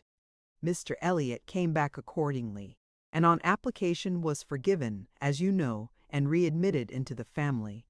And there it was, his constant object, and his only object, till your arrival added another motive, to watch Sir Walter and Mrs. Clay. He omitted no opportunity of being with them, threw himself in their way, called at all hours, but I need not be particular on this subject. You can imagine what an artful man would do, and with this guide, perhaps, may recollect what you have seen him do. Yes, said Anne, you tell me nothing which does not accord with what I have known or could imagine. There is always something offensive in the details of cunning. The manoeuvres of selfishness and duplicity must ever be revolting, but I have heard nothing which really surprises me. I know those who would be shocked by such a representation of Mr. Elliot, who would have difficulty in believing it, but I have never been satisfied. I have always wanted some other motive for his conduct than appeared. I should like to know his present opinion as to the probability of the event he has been in dread of, whether he considers the danger to be lessening or not. Lessening, I understand, replied Mrs. Smith. He thinks Mrs. Clay afraid of him, aware that he sees through her, and not daring to proceed as she might do in his absence. But since he must be absent some time or other, I do not perceive how he can ever be secure while she holds her present influence. Mrs. Wallace has an amusing idea, as nurse tells me, that it is to be put into the marriage articles when you and Mr. Elliot marry that your father is not to marry Mrs. Clay. A scheme worthy of Mrs. Wallace's understanding by all accounts, but my sensible nurse Rooke sees the absurdity of it. Why, to be sure, ma'am, said she, it would not prevent his marrying anybody else, and, indeed, to own the truth, I do not think nurse, in her heart, is a very strenuous opposer of Sir Walter's making a second match. She must be allowed to be a favor of matrimony, you know, and since self will intrude, who can say that she may not have some flying visions of attending the next Lady Elliot through Mrs. Wallace's recommendation? I am very glad to know all this, said Anne, after a little thoughtfulness. It will be more painful to me in some respects to be in company with him, but I shall know better what to do. My line of conduct will be more direct. Mr. Elliot is evidently a disingenuous, artificial, worldly man, who has never had any better principle to guide him than selfishness. But Mr. Elliot was not done with. Mrs. Smith had been carried away from her first direction, and Anne had forgotten, in the interest of her own family concerns, how much had been originally implied against him. But her attention was now called to the explanation of those first hints, and she listened to a recital which, if it did not perfectly justify the unqualified bitterness of Mrs. Smith, proved him to have been very unfeeling in his conduct towards her, very deficient both in justice and compassion. She learned that the intimacy between them continuing unimpaired by Mr. Elliot's marriage, they had been as before always together, and Mr. Elliot had led his friend into expenses much beyond his fortune. Mrs. Smith did not want to take blame to herself, and was most tender of throwing any on her husband, but Anne could collect that their income had never been equal to their style of living, and that from the first there had been a great deal of general and joint extravagance. From his wife's account of him, she could discern Mr. Smith to have been a man of warm feelings, easy temper, careless habits, and not strong understanding, much more amiable than his friend, and very unlike him, led by him, and probably despised by him. Mr. Elliot, raised by his marriage to great affluence, and disposed to every gratification of pleasure and vanity which could be commanded without involving himself, for with all his self-indulgence he had become a prudent man, and beginning to be rich, just as his friend ought to have found himself to be poor, seemed to have had no concern at all for that friend's probable finances, but, on the contrary, had been prompting and encouraging expenses which could end only in ruin, and the Smiths accordingly had been ruined. The husband had died just in time to be spared the full knowledge of it. They had previously known embarrassments enough to try the friendship of their friends, and to prove that Mr. Elliot's had better not be tried. But it was not till his death that the wretched state of his affairs was fully known. With a confidence in Mr. Elliot's regard, more creditable to his feelings than his judgment, Mr. Smith had appointed him the executor of his will, but Mr. Elliot would not act, and the difficulties and distress which this refusal had heaped on her, in addition to the inevitable sufferings of her situation, had been such as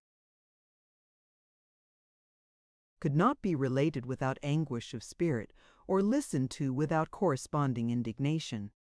Anne was shewn some letters of his on the occasion, answers to urgent applications from Mrs. Smith, which all breathed the same stern resolution of not engaging in a fruitless trouble, and, under a cold civility, the same hard-hearted indifference to any of the evils it might bring on her. It was a dreadful picture of ingratitude and inhumanity, and Anne felt, at some moments, that no flagrant open crime could have been worse.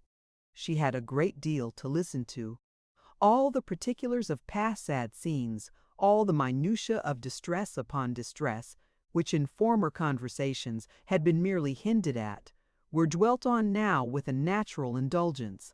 Anne could perfectly comprehend the exquisite relief, and was only the more inclined to wonder at the composure of her friend's usual state of mind.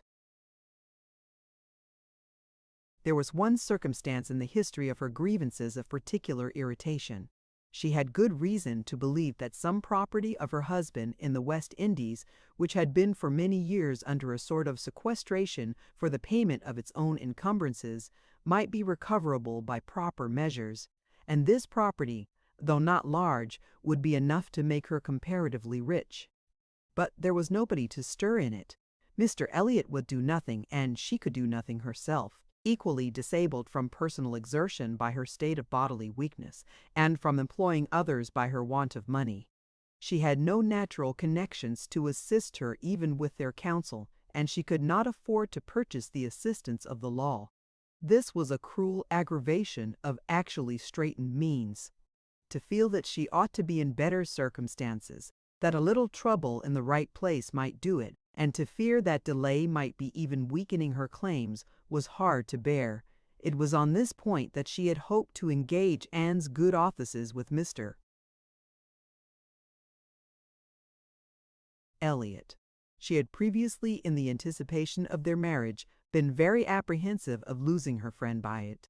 But on being assured that he could have made no attempt of that nature, since he did not even know her to be in Bath, it immediately occurred that something might be done in her favor by the influence of the woman he loved, and she had been hastily preparing to interest Anne's feelings, as far as the observances due to Mr. Elliot's character would allow, when Anne's refutation of the supposed engagement changed things far. After listening to this full description of Mr. Elliot, Anne could not but express some surprise at Mrs. Smith's having spoken of him so favorably in the beginning of their conversation. She had seemed to recommend and praise him.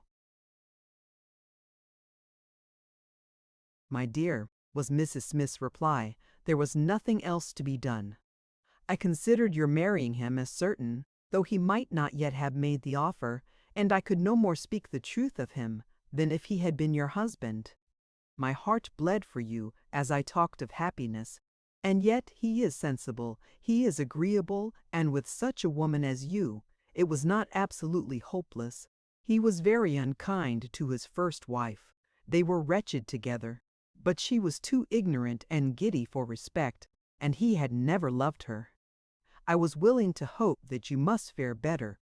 Anne could just acknowledge within herself such a possibility of having been induced to marry him, as made her shudder at the idea of the misery which must have followed. It was just possible that she might have been persuaded by Lady Russell, and under such a supposition, which would have been most miserable when time had disclosed all too late. It was very desirable that Lady Russell should be no longer deceived, and one of the concluding arrangements of this important conference, which carried them through the greater part of the morning, was, that Anne had full liberty to communicate to her friend everything relative to Mrs. Smith in which his conduct was involved. Chapter 21. Anne went home to think over all that she had heard, and one point, her feelings were relieved by this knowledge of Mr. Elliot. There was no longer anything of tenderness due to him. He stood as opposed to Captain Wentworth in all his own unwelcome obtrusiveness, and the evil of his attentions last night, the irremediable mischief he might have done, was considered with sensations unqualified, unperplexed. Pity for him was all over, but this was the only point of relief. In every other respect, in looking around her, or penetrating forward, she saw more to distrust and to apprehend.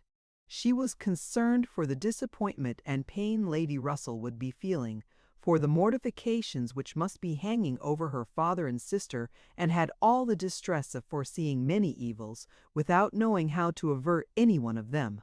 She was most thankful for her own knowledge of him. She had never considered herself as entitled to reward for not slighting an old friend like Mrs. Smith, but here was a reward indeed springing from it. Mrs. Smith had been able to tell her what? No one else could have done, could the knowledge have been extended through her family. But this was a vain idea.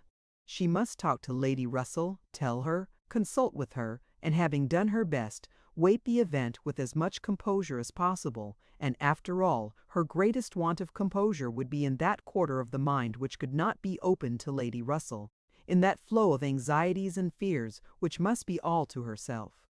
She found, on reaching home, that she had, as she intended, escaped seeing Mr. Elliot, that he had called and paid them a long morning visit, but hardly had she congratulated herself and felt safe when she heard that he was coming again in the evening. "I had not the smallest intention of asking him," said Elizabeth with affected carelessness, "but he gave so many hints, so Mrs. Clay says, at least." "Indeed, I do say it. I never saw anybody in my life spell harder for invitation. Poor man, I was really in pain for him, for your hard-hearted sister, Miss Anne, seems bent on cruelty." "Oh," cried Elizabeth, "I have been rather too much used to the game to be soon overcome by a gentleman's hints. However, when I found how excessively he was regretting that he should miss my father this morning, I gave way immediately, for I would never really omit an opportunity of bringing him and Sir Walter together. They appear to so much advantage in company with each other, each behaving so pleasantly, Mr. Elliot looking up with so much respect." "Quite delightful," cried Mrs. Clay, not daring, however, to turn her eyes towards Anne. "Exactly like father and son." "Dear Miss Elliot, may I not say father and son?" "Oh, I lay no embargo on anybody's words, if you will have such ideas. But, upon my word, I am scarcely sensible of his attentions being beyond those of other men, my dear Miss Elliot," exclaimed Mrs. Clay, lifting her hands and eyes, and sinking all the rest of her astonishment in a convenient silence. "Well, my dear Penelope, you need not be so alarmed about him. I did invite him, you know. I sent him away with smiles. When I found he was really going to his friends at Thornbury Park for the whole day tomorrow, I had compassion on him."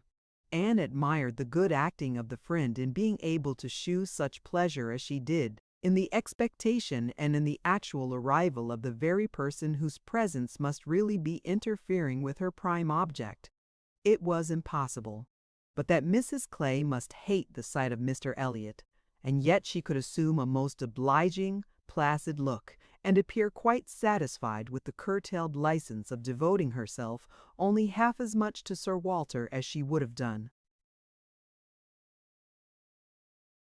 otherwise. To Anne herself it was most distressing to see Mr. Elliot enter the room, and quite painful to have him approach and speak to her. She had been used before to feel that he could not be always quite sincere, but now she saw insincerity in everything. His attentive deference to her father, contrasted with his former language, was odious, and when she thought of his cruel conduct towards Mrs. Smith, she could hardly bear the sight of his present smiles and mildness, or the sound of his artificial good sentiments. She meant to avoid any such alteration of manners as might provoke a remonstrance on his side. It was a great object to her to escape all inquiry or éclat, but it was her intention to be as decidedly cool to him as might be compatible with their relationship, and to retrace, as quietly as she could, the few steps of unnecessary intimacy she had been gradually led along. She was, accordingly, more guarded and more cool than she had been the night before. He wanted to animate her curiosity again as to how and where he could have heard her formerly praised, wanted very much to be gratified by more solicitation. But the charm was broken. He found that the heat and animation of a public room was necessary to kindle his modest cousin's vanity. He found, at least, that it was not to be done now by any of those attempts which he could hazard among the too commanding claims of the others. He little surmised that it was a subject acting now exactly against his interest, bringing immediately to her thoughts all those parts of his conduct which were least excusable. She had some satisfaction in finding that he was really going out of Bath the next morning, going early, and that he would be gone the greater part of 2 days. He was invited again to Camden Place the very evening of his return, but from Thursday to Saturday evening his absence was certain. It was bad enough that a Mrs. Clay should be always before her, but that a deeper hypocrite should be added to their party seemed the destruction of everything like peace and comfort. It was so humiliating to reflect on the constant deception practiced on her father and Elizabeth, to consider the various sources of mortification preparing for them. Mrs. Clay's selfishness was not so complicate nor so revolting as his, and Anne would have compounded for the marriage at once with all its evils, to be clear of Mr. Elliot's subtleties in endeavoring to prevent it. On Friday morning she meant to go very early to Lady Russell and accomplish the necessary communication, and she would have gone directly after breakfast, but that Mrs. Clay was also going out on some obliging purpose of saving her sister trouble, which determined her to wait till she might be safe from such a companion. She saw Mrs. Clay fairly off, therefore, before she began to talk of spending the morning in Rivers Street. "Very well," said Elizabeth. "I have nothing to send but my love." "Oh, you may as well take back that tiresome book she would lend me, and pretend I have read it through. I really cannot be plaguing myself forever with all the new poems and states of the nation that come out. Lady Russell quite bores one with her new publications. You need not tell her so, but I thought her dress hideous the other night. I used to think she had some taste in dress, but I was ashamed of her at the concert. Something so formal and orangé in her air. And she sits so upright. My best love, of course." "And mine," added Sir Walter. "Kindest regards. And you may say that I mean to call upon her soon. Make a civil message, but I shall only leave my card. Morning visits are never fair by women at her time of life, who make themselves up so little. If she would only wear rouge, she would not be afraid of being seen. But last time I called, I observed the blinds were let down immediately." While her father spoke, there was a knock at the door. Who could it be? Anne, remembering the preconcerted visits at all hours of Mr. Elliot, would have expected him but for his known engagement 7 miles off. After the usual period of suspense, the usual sounds of approach were heard, and Mr. and Mrs. Charles Musgrove were ushered into the room. Surprise was the strongest emotion raised by their appearance, but Anne was really glad to see them, and the others were not so sorry, but that they could put on a decent air of welcome, and as soon as it became clear that these, their nearest relations, were not arrived with any views of accommodation in that house, Sir Walter and Elizabeth were able to rise in cordiality and do the honors of it very well. They were come to Bath for a few days with Mrs. Musgrove, and were at the White Hart. So much was pretty soon understood, but till Sir Walter and Elizabeth were walking merry into the other drawing-room, and regaling themselves with her admiration, Anne could not draw upon Charles's brain for a regular history of their coming, or an explanation of some smiling hints of particular business which had been ostentatiously dropped by Mary, as well as of some apparent confusion as to whom their party consisted of. She then found that it consisted of Mrs. Musgrove, Henrietta, and Captain Harville, beside their 2 selves. He gave her a very plain, intelligible account of the whole, a narration in which she saw a great deal of most characteristic proceeding. The scheme had received its first impulse by Captain Harville's wanting to come to Bath on business.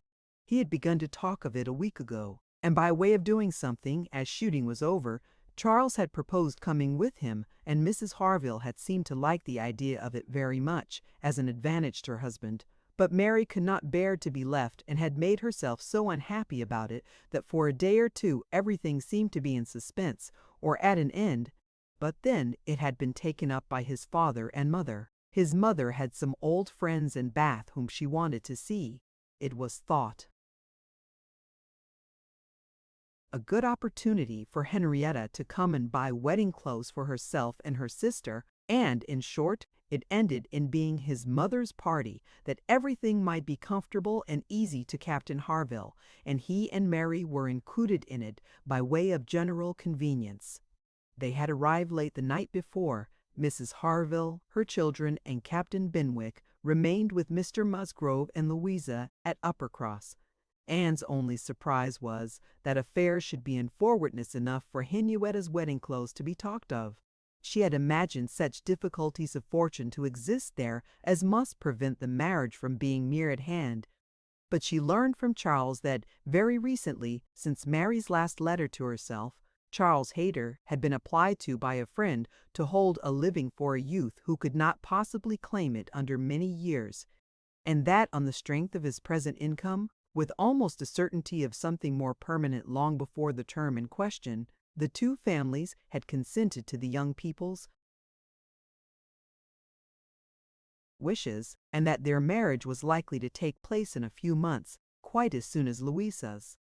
And a very good living it was, Charles added, only 25 miles from Uppercross, and in a very fine country, fine part of Dorsetshire, in the centre of some of the best preserves in the kingdom, surrounded by 3 great proprietors, each more careful and jealous than the other. And to 2 of the 3 at least, Charles Hayter might get a special recommendation. Not that he will value it as he ought, he observed. Charles is too cool about sporting. That's the worst of him. I am extremely glad indeed, cried Anne. Particularly glad that this should happen, and that of 2 sisters who both deserve equally well, and who have always been such good friends, the pleasant prospect of one should not be dimming those of the other, that they should be so equal in their prosperity and comfort. I hope your father and mother are quite happy with regard to both. Oh, yes, my father would be well pleased if the gentleman were richer, but he has no other fault to find. Money, you know, coming down with money 2 daughters at once, it cannot be a very agreeable operation, and it straightens him as to many things. However, I do not mean to say they have not a right to it. It is very fit they should have daughters' shares, and I am sure he has always been a very kind, liberal father to me. Mary does not above half like Henrietta's match. She never did, you know. But she does not do him justice, nor think enough about Winthrop. I cannot make her attend to the value of the property. It is a very fair match as times go, and I have liked Charles Hayter all my life, and I shall not leave off now. Such excellent parents as Mr. and Mrs. Musgrove, exclaimed Anne, should be happy in their children's marriages. They do everything to confer happiness, I am sure. What a blessing to young people to be in such hands!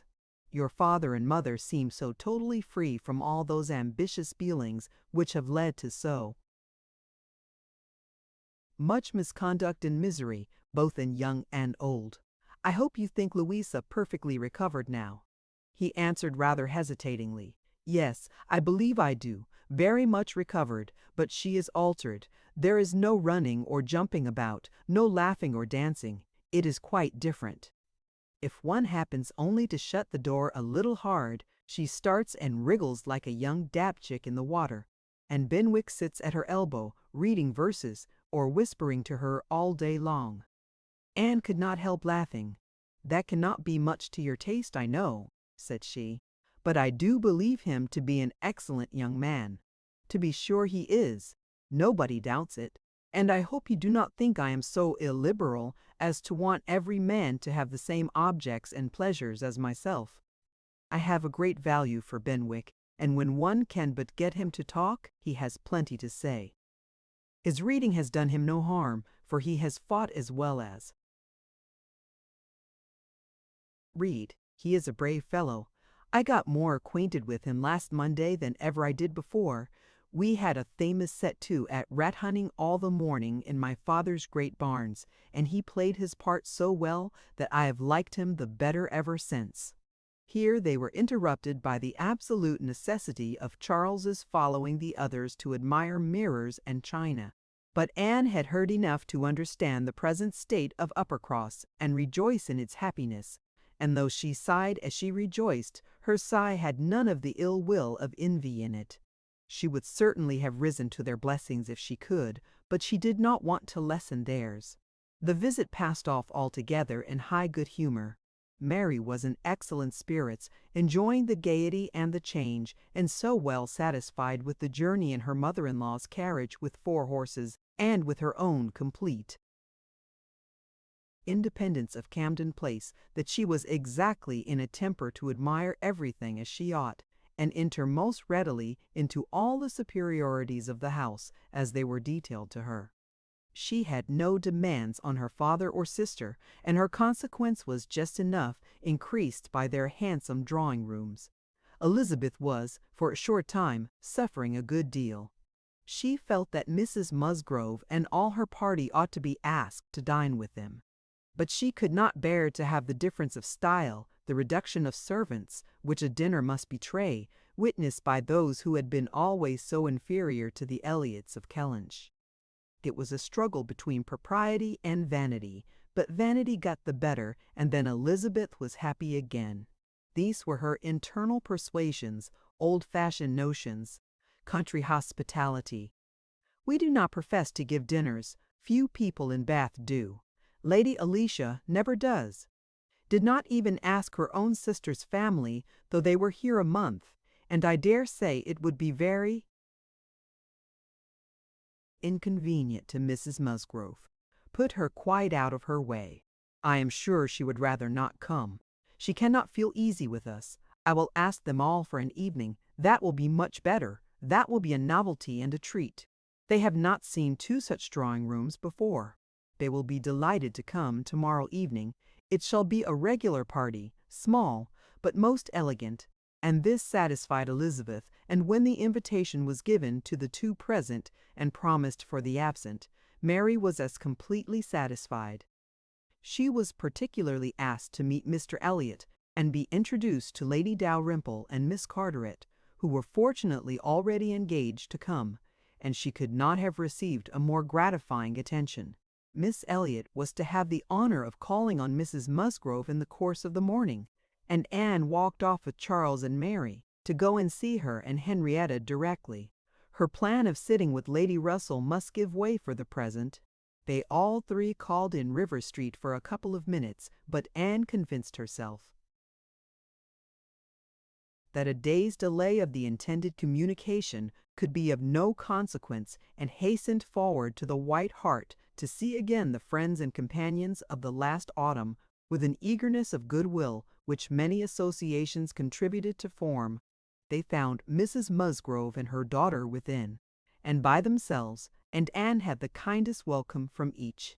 Henrietta was exactly in that state of recently improved views, of fresh-formed happiness, which made her full of regard and interest for everybody she had ever liked before at all, and Mrs. Musgrove's real affection had been won by her usefulness when they were in distress. It was a heartiness and a warmth and a sincerity which Anne delighted in the more from the sad want of such blessings at home. She was entreated to give them as much of her time as possible, invited for every day and all day long, or rather claimed as part of the family, and, in return, she naturally fell into all her wonted ways of attention and assistance, and on Charles's leaving them together was listening to Mrs. Musgrove's history of Louisa and to Henrietta's of herself, giving opinions on business and recommendations to shops, with intervals of every help which Mary required, from altering her ribbon to settling her accounts, from finding her keys and assorting her trinkets to trying to convince her that she was not ill-used by anybody, which Mary, well amused as she generally was in her station at a window overlooking the entrance to the pump-room, could not but have her moments of imagining. A morning of thorough confusion was to be expected. A large party in an hotel ensured a quick-changing, unsettled scene.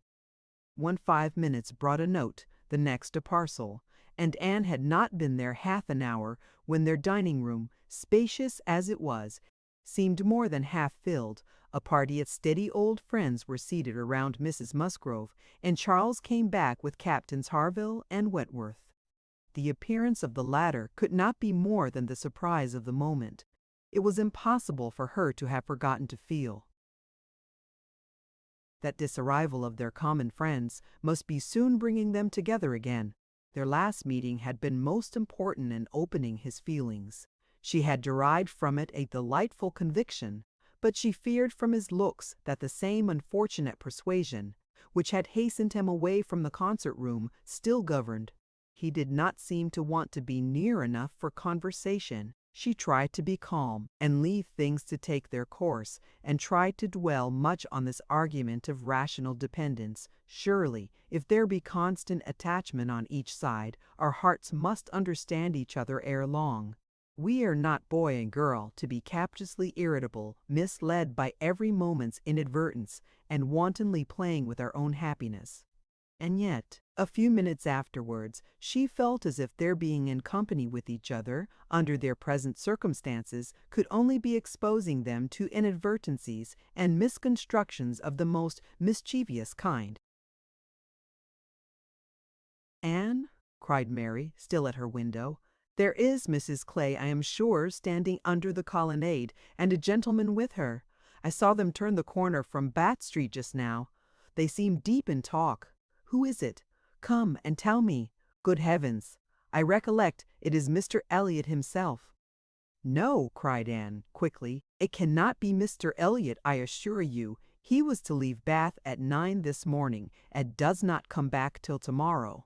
As she spoke, she felt that Captain Wentworth was looking at her, the consciousness of which vexed and embarrassed her, and made her regret that she had said so much, simple as it was. Mary, resenting that she should be supposed not to know her own cousin, began talking very warmly about the family features, and protesting still more positively that it was Mr. Elliot, calling again upon Anne to come and look for herself. But Anne did not mean to stir, and tried to be cool and unconcerned. Her distress returned, however, on perceiving smiles and intelligent glances pass between 2 or 3 of the lady visitors, as if they believed themselves quite in the secret. It was evident that the report concerning her had spread, and a short pause succeeded, which seemed to ensure that it would now spread farther. "Do come, Anne," cried Mary. "Come and look yourself. You will be too late if you do not make haste. They are parting. They are shaking hands." "He is turning away. Not know Mr. Elliot, indeed. You seem to have forgot all about Lyme." To pacify Mary, and perhaps screen her own embarrassment, Anne did move quietly to the window. She was just in time to ascertain that it really was Mr. Elliot, which she had never believed, before he disappeared on one side, as Mrs. Clay walked quickly off on the other. And checking the surprise which she could not but feel at such an appearance of friendly conference between two persons of totally opposite interest, she calmly said, "Yes, it is Mr. Elliot, certainly. He has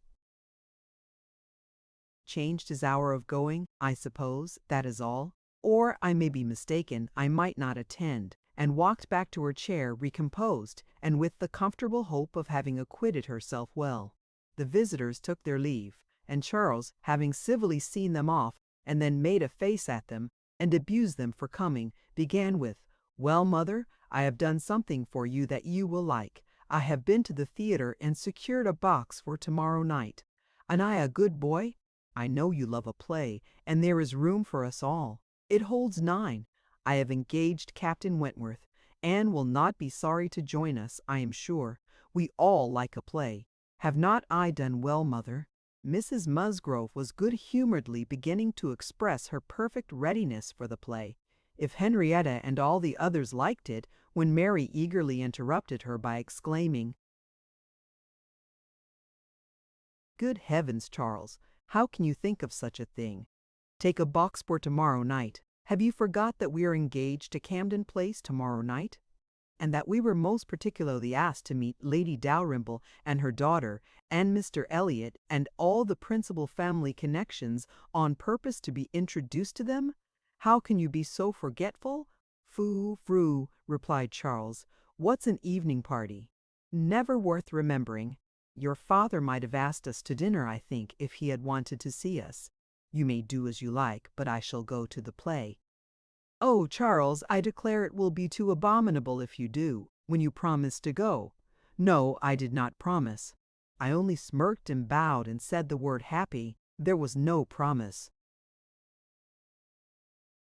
But you must go, Charles. It would be unpardonable to fail. We were asked on purpose to be introduced. There was always such a great connection between the Dalrymples and ourselves. Nothing ever happened on either side that was not announced immediately.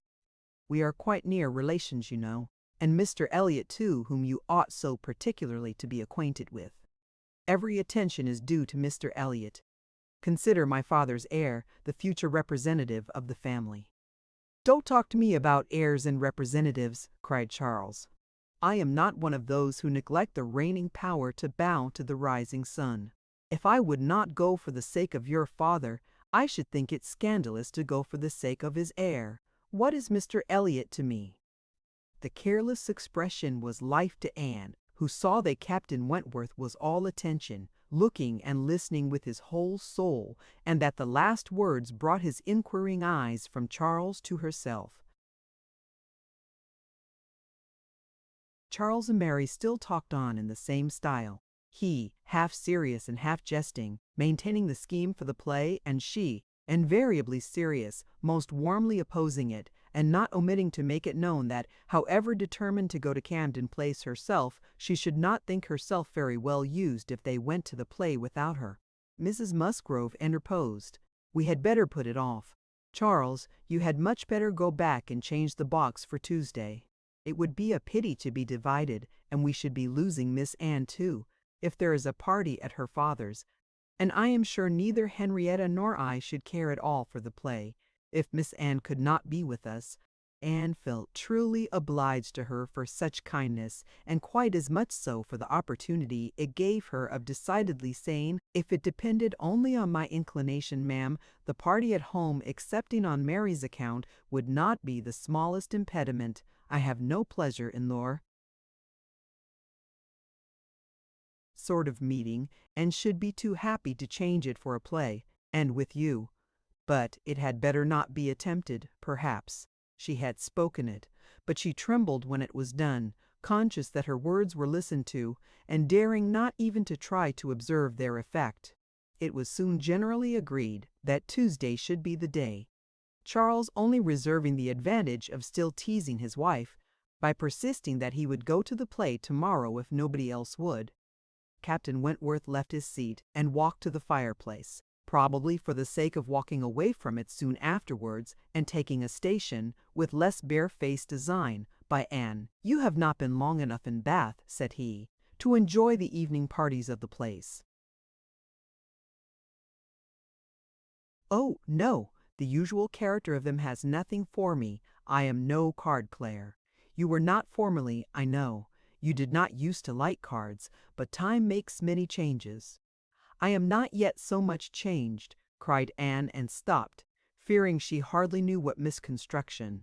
After waiting a few moments, he said, and as if it were the result of immediate feeling, it is a period indeed, 8 years and a half is a period. Whether he would have proceeded farther was left to Anne's imagination to ponder over in a calmer hour.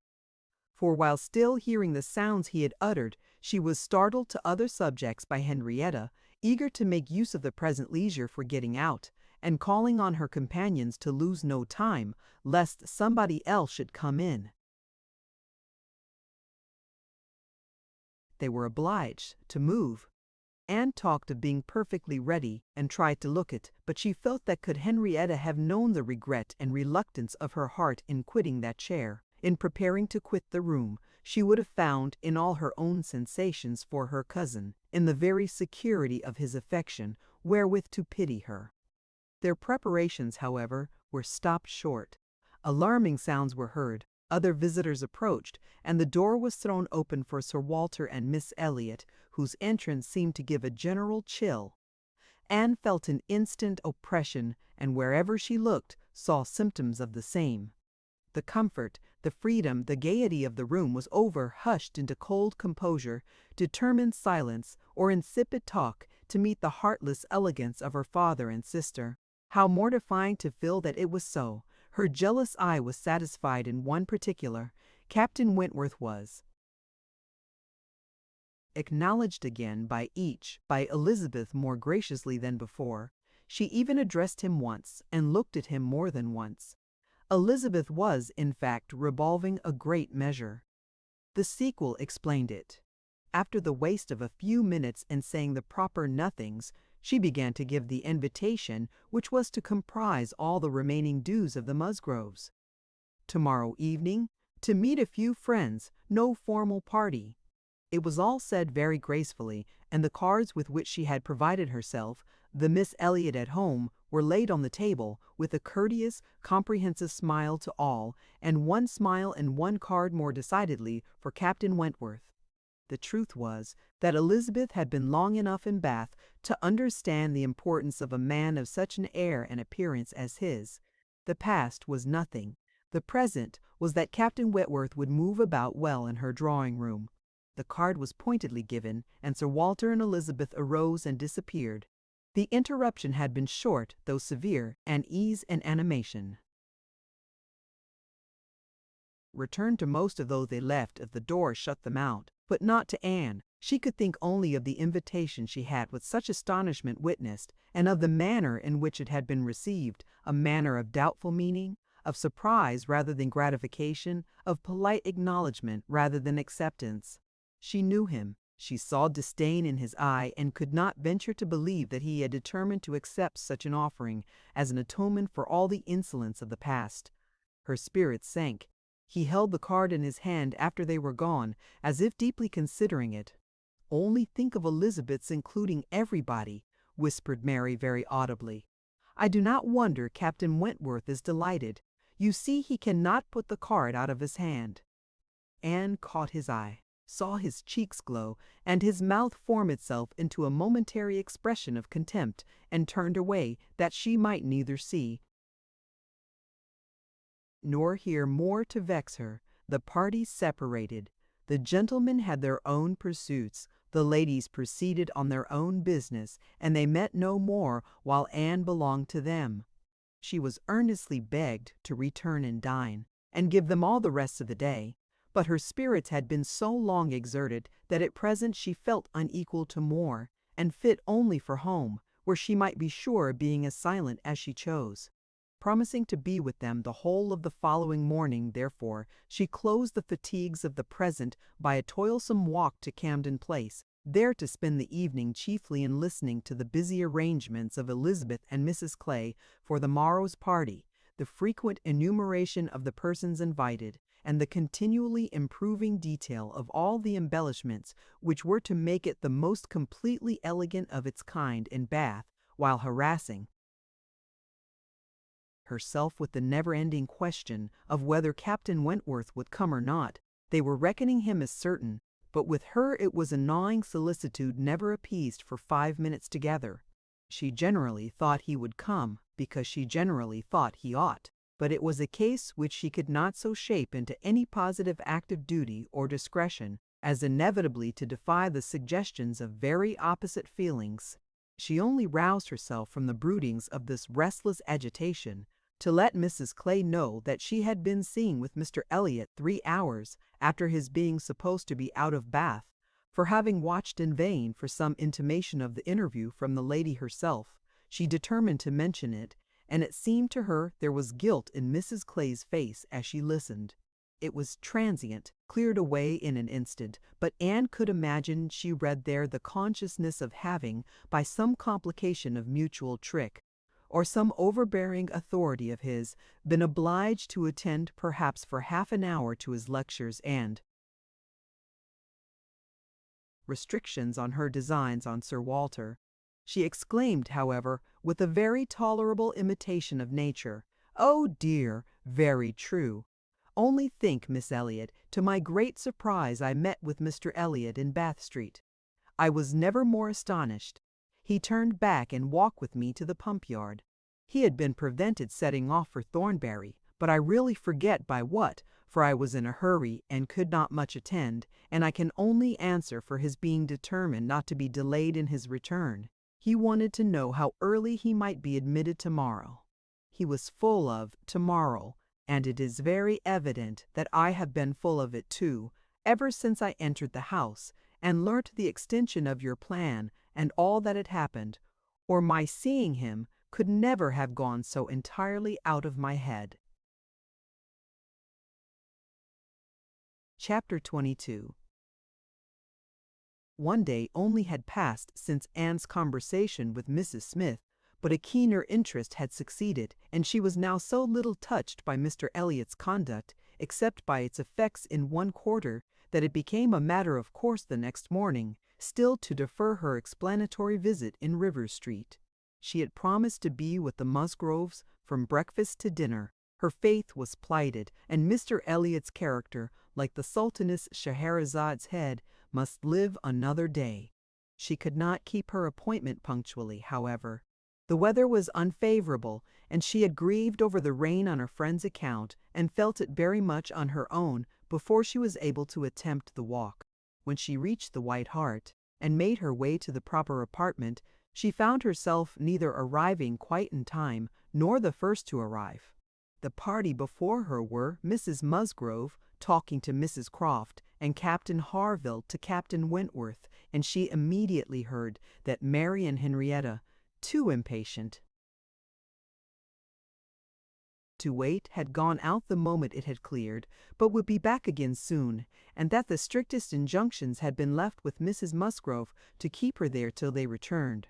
She had only to submit, sit down, be outwardly composed, and feel herself plunged at once in all the agitations which she had merely laid her account of tasting a little before the morning closed. There was no delay, no waste of time.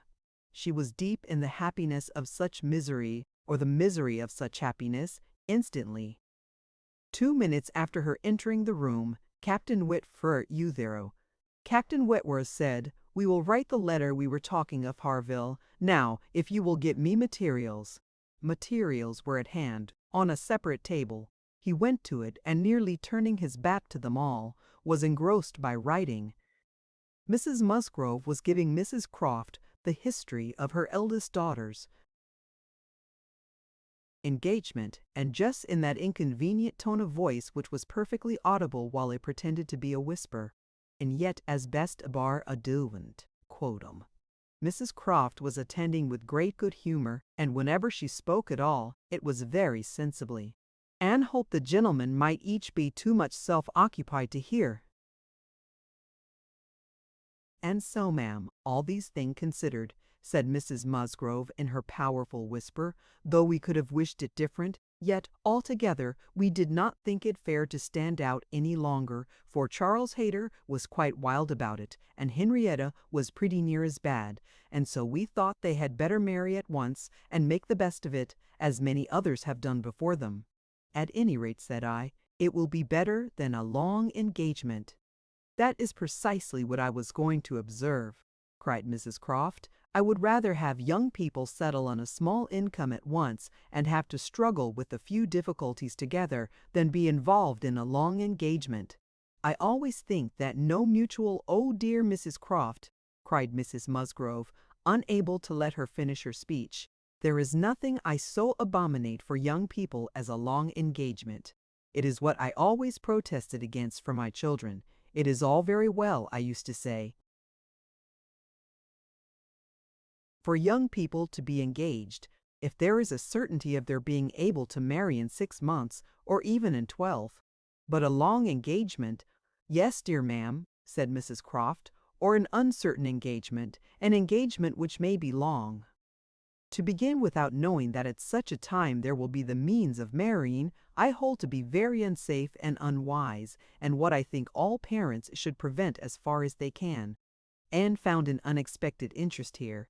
She felt its application to herself, felt it in a nervous thrill all over her, and at the same moment that her eyes instinctively glanced towards the distant table, Captain Wentworth's pen ceased to move. His head was raised, pausing, listening, and he turned round the next instant to give a look, one quick, conscious look at her. The two ladies continued to talk, to re-urge the same admitted truths and enforce them with such examples of the ill effect of a contrary practice as had fallen within their observation, but Anne heard nothing distinctly. It was only a buzz of words in her ear. Her mind was in confusion. Captain Harville, who had in truth been hearing none of it, now left his seat and moved to a window, and Anne, seeming to watch him, though it was from thorough absence of mind, became gradually sensible that he was inviting her to join him where he stood. He looked at her with a smile and a little motion of the head which expressed, "Come to me, I have something to say," and the unaffected, easy kindness of manner which denoted the feelings of an older acquaintance than he really was, strongly enforced the invitation. She roused herself and went to him. The window at which he stood was at the other end of the room from where the two ladies were sitting, and though nearer to Captain Wentworth's table, not very near. As she joined him, Captain Harville's countenance reassumed the serious, thoughtful expression which seemed its natural character. "Look here," said he, unfolding a parcel in his hand and displaying a small miniature painting. "Do you know who that is?" "Certainly, Captain Benwick." "Yes, and you may guess who it is for." But, in a deep tone, "It was not done for her. Miss Elliot, do you remember our walking together at Lyme and grieving for him? I little thought then, but no matter, this was drawn at the Cape. He met with a clever young German artist at the Cape, and in compliance with a promise to my poor sister, sacked him, and was bringing it home for her, and I have now the charge of getting it properly set for another. It was a commission to me. But who else was there to employ? I hope I can allow for him. I am not sorry, indeed, to make it over to another. He undertakes it." Looking towards Captain Wentworth, "He is writing about it now." And with a quivering lip he wound up the whole by adding, "Poor Fanny, she would not have forgotten him so soon." "No," replied Anne in a low, feeling voice, "that I can easily believe. It was not in her nature. She doted on him. It would not be the nature of any woman who truly loved." Captain Harville smiled, as much as to say, "Do you claim that for your sex?" And she answered the question, smiling also, "Yes, we certainly do not forget you as soon as you forget us. It is perhaps our fate rather than our merit. We cannot help ourselves. We live at home, quiet, confined, and our feelings prey upon us. You are forced on exertion. You have always a profession, pursuits, business of some sort or other, to take you back into the world immediately, and continual occupation and change soon weaken impressions. Granting your assertion that the world does all this so soon for men which, however, I do not think I shall grant, it does not apply to Benwick. He has not been forced upon any exertion. The peace turned him on shore at the very moment, and he has been living with us in our little family circle ever since." "True," said Anne, "very true. I did not recollect. But what shall we say now, Captain Harville? If the change be not from outward circumstances, it must be from within. It must be nature, man's nature, which has done the business for Captain Benwick." "No, no, it is not man's nature. I will not allow it to be more man's nature than woman's. To be inconstant and forget those they do love, or have loved. I believe the reverse. I believe in a true analogy between our bodily frames and our mental, and that as our bodies are the strongest, so are our feelings, capable of bearing most rough usage and riding out the heaviest weather." "Your feelings may be the strongest," replied Anne, "but the same spirit of analogy will authorize me to assert that ours are the most tender. Man is more robust than woman, but he is not longer lived, which exactly explains my view of the nature of their attachments. Nay, it would be too hard upon you if it were otherwise." You have difficulties and privations and dangers enough to struggle with. You are always laboring and toiling, exposed to every risk and hardship. Your home, country, friends, all quitted, neither time nor health nor life to be called your own. It would be hard, indeed, with a faltering voice, if woman's feelings were to be added to all this. We shall never agree upon this question, Captain Harville was beginning to say, when a slight noise called their attention to Captain Wentworth's hitherto perfectly quiet division of the room. It was nothing more than that his pen had fallen down, but Anne was startled at finding him nearer than she had supposed, and half inclined to suspect that the pen had only fallen because he had been occupied by them, striving to catch sounds which yet she did not think he could.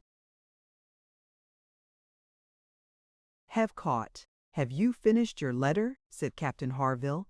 "Not quite. A few lines more. I shall have done in 5 minutes. There is no hurry on my side. I am only ready whenever you are.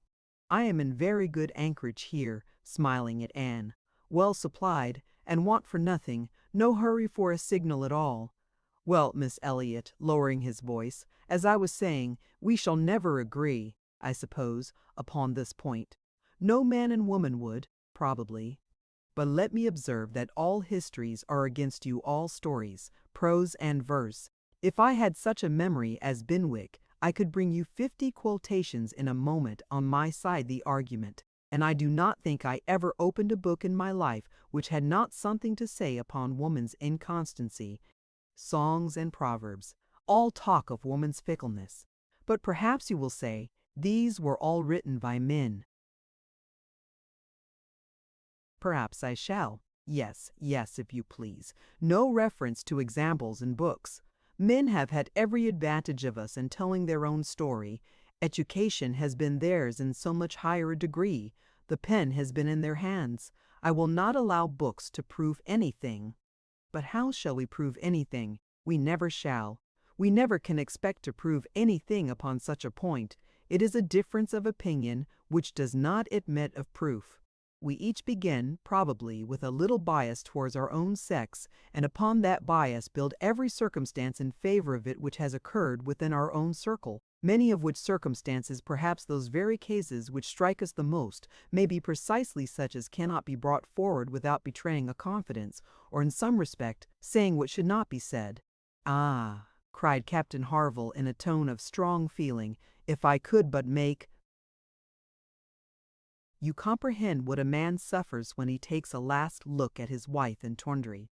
Then so to be his skin in sight, and then turns away and says, "God knows whether we ever meet again." And then, if I could convey to you the glow of his soul when he does see them again, when coming back after a 12 months' absence, perhaps, and obliged to put into another port, he calculates how soon it be possible to get them there, pretending to deceive himself, and saying they cannot be here till such a day, but fim than vow, verdet somewhat than fan or like. If I could explain to you all this, and all that a man can bear and do, and glories to do, for the sake of these treasures of his existence, I speak, you know, only of such men as have hearts, pressing his own with emotion. "Oh," cried Anne eagerly, "I hope I do justice to all that is felt by you, and by those who resemble you. God forbid that I should undervalue the warm and faithful feelings of any of my fellow creatures. I should deserve utter contempt if I dared to suppose that true attachment and constancy were known only by woman. No, I believe you capable of everything great and good in your married lives. I believe you equal to every important exertion, and to every domestic forbearance, so long as, if I may be allowed the expression, so long as you have an object. I mean while the woman you love lives, and lives for you. All the privilege I claim for my own sex. It is not a very enviable one. You need not covet it. Is that of loving longest, when existence or when hope is gone. She could not immediately have uttered another sentence. Her heart was too full, her breath too much oppressed. "You are a good soul," cried Captain Harville, putting his hand on her arm quite affectionately. "There is no quarrelling with you, and when I think of Benwick, my tongue is tied. their attention was called towards the others. Mrs. Croft was taking leave. "Here, Frederick, you and I part company, I believe," said she. "I am going home, and you have an engagement with your friend. Tonight we may have the pleasure of all meeting again at your party," turning to Anne. "We had your sister's card yesterday, and I understood Frederick had a card too, though I did not see it. And you are disengaged, Frederick, are you not, as well as ourselves?" Captain Wentworth was folding up a letter in great haste, and either could not or would not answer fully. "Yes," said he, "very true. Here we separate, but Harville and I shall soon be after you. That is, Harville, if you are ready. I am in half a minute. I know you will not be sorry to be off. I shall be at your service in half a minute." Mrs. Croft left them, and Captain Wentworth, having sealed his letter with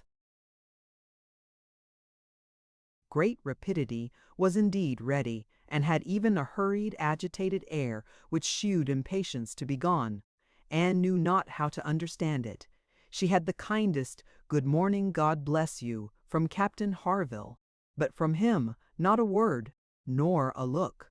He had passed out of the room without a look. She had only time, however, to move closer to the table where he had been writing, when footsteps were heard returning. The door opened. It was himself. He begged their pardon, but he had forgotten his gloves, and instantly crossing the room to the writing table, he drew out a letter from under the scattered paper, placed it before Anne with eyes of glowing entreaty fixed on her for a time, and hastily collecting his gloves, was again out of the room almost before Mrs. Grove was aware of his being in it. The work of an instant. The revolution which one instant had made in Anne was almost beyond expression. The letter, with a direction hardly legible, to Miss A.E., was evidently the one which he had been folding so hastily. While supposed to be writing only to Captain Benwick, he had been also addressing her. On the contents of that letter depended all which this world could do for her. Anything was possible. Anything might be defied rather than suspense. Mrs. Musgrove had little arrangements of her own at her own table. To their protection she must trust, and sinking into the chair which he had occupied, succeeding to the very spot where he had leaned and written, her eyes devoured the following words: "I can listen no longer in silence. I must speak to you by such means as are within my reach. You pierce my soul. I am half agony, half hope. Tell me not that I am too late, that such precious feelings are gone forever. I offer myself to you again with a heart even more your own than when you almost broke it, 8 years and a half ago. Dare not say that man forgets sooner than woman, that his love has an earlier death. I have loved none but you. Unjust I may have been, weak and resentful I have been, but never inconstant. You alone have brought me to Bath. For you alone I think and plan. Have you not seen this? Can you fail to have understood my wishes? I had not waited even these 10 days. Could I have read your feelings, as I think you must have penetrated mine? I can hardly write. I am every instant hearing something which overpowers me. You sink your voice, but I can distinguish the tones of that voice when they would be lost on others. Too good, too excellent creature, you do us justice indeed. You do believe that there is true attachment and constancy among men. Believe it to be most fervent, most undeviating in F.W. Alberim. I must go, uncertain of my fate, but I shall return hither or follow your party as soon as possible. A word, a look, will be enough to decide whether I enter your father's house this evening or never. Such a letter was not to be soon recovered from. Half an hour's solitude and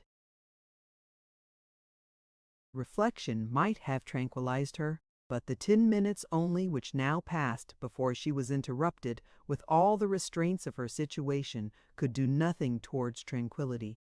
Every moment rather brought fresh agitation. It was overpowering happiness. And before she was beyond the first stage of full sensation, Charles, Mary, and Henrietta all came in. The absolute necessity of seeming like herself produced then an immediate struggle, but after a while she could do no more. She began not to understand a word they said, and was obliged to plead indisposition and excuse herself. They could then see that she looked very ill, were shocked and concerned, and would not stir without her for the world. This was dreadful. Would they only have gone away, and left her in the quiet possession of that room, it would have been her cure. But to have them all standing or waiting around her was distracting, and in desperation she said she would go home. "By all means, my dear," cried Mrs. Musgrove, "go home directly, and take care of yourself, that you may be fit for the evening. I wish Sarah was here to doctor you, but I am no doctor myself. Charles, ring and order a chair. She must not walk." But the chair would never do. Worse than all, to lose the possibility of speaking 2 words to Captain Wentworth in the course of her quiet, solitary progress up the town, and she felt almost certain of meeting him, could not be borne. The chair was earnestly protested against, and Mrs. Musgrove, who thought only of one sort of illness, having assured herself with some anxiety that there had been no fall in the case, that Anne had not at any time lately slipped down and got a blow on her head, that she was perfectly convinced of having had no fall, could part with her cheerfully and depend on finding her better at night. Anxious to omit no possible precaution, Anne struggled and said, "I am afraid, ma'am, that it is not perfectly understood. Pray be so good as to mention to the other gentlemen that we hope to see your whole party this evening. I am afraid there had been some mistake, and I wish you particularly to assure Captain Harville and Captain Wentworth that we hope to see them both." "Oh, my dear, it is quite understood. I give you my word. Captain Harville has no thought but of going. Do you think so? But I am afraid, and I should be so very sorry. Will you promise me to mention it when you see them again? You will see them both this morning, I dare say. Do promise me." "To be sure I will, if you wish it. Charles, if you see Captain Harville anywhere, remember to give Miss Anne's message. But indeed, my dear, you need not be uneasy. Captain Harville holds himself quite engaged, I'll answer for it, and Captain Wentworth the same, I dare say." Anne could do no more, but her heart prophesied some mischance to damp the perfection of her felicity. It could not be very lasting, however. Even if he did not come to Camden Place himself, it would be in her power to send an intelligible sentence by Captain Harville. Another momentary vexation occurred. Charles, in his real concern and good nature, would go home with her. There was no preventing him. This was almost cruel, but she could not be long ungrateful. He was sacrificing an engagement at a gunsmith's to be of use to her, and she set off with him with no feeling but gratitude apparent. They were on Union Street when a quicker step behind, a something of familiar sound, gave her 2 moments' preparation for the sight of Captain Wentworth. He joined them, but as if irresolute whether to join or to pass on, said nothing, only looked. Anne could command herself enough to receive that look, and not repulsively. The cheeks which had been pale now glowed, and the movements which had hesitated were decided. He walked by her side. Presently, struck by a sudden thought, Charles said, "Captain Wentworth, which way are you going?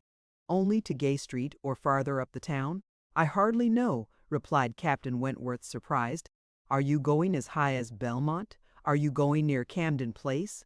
Because, if you are, I shall have no scruple in asking you to take my place and give Anne your arm to her father's door.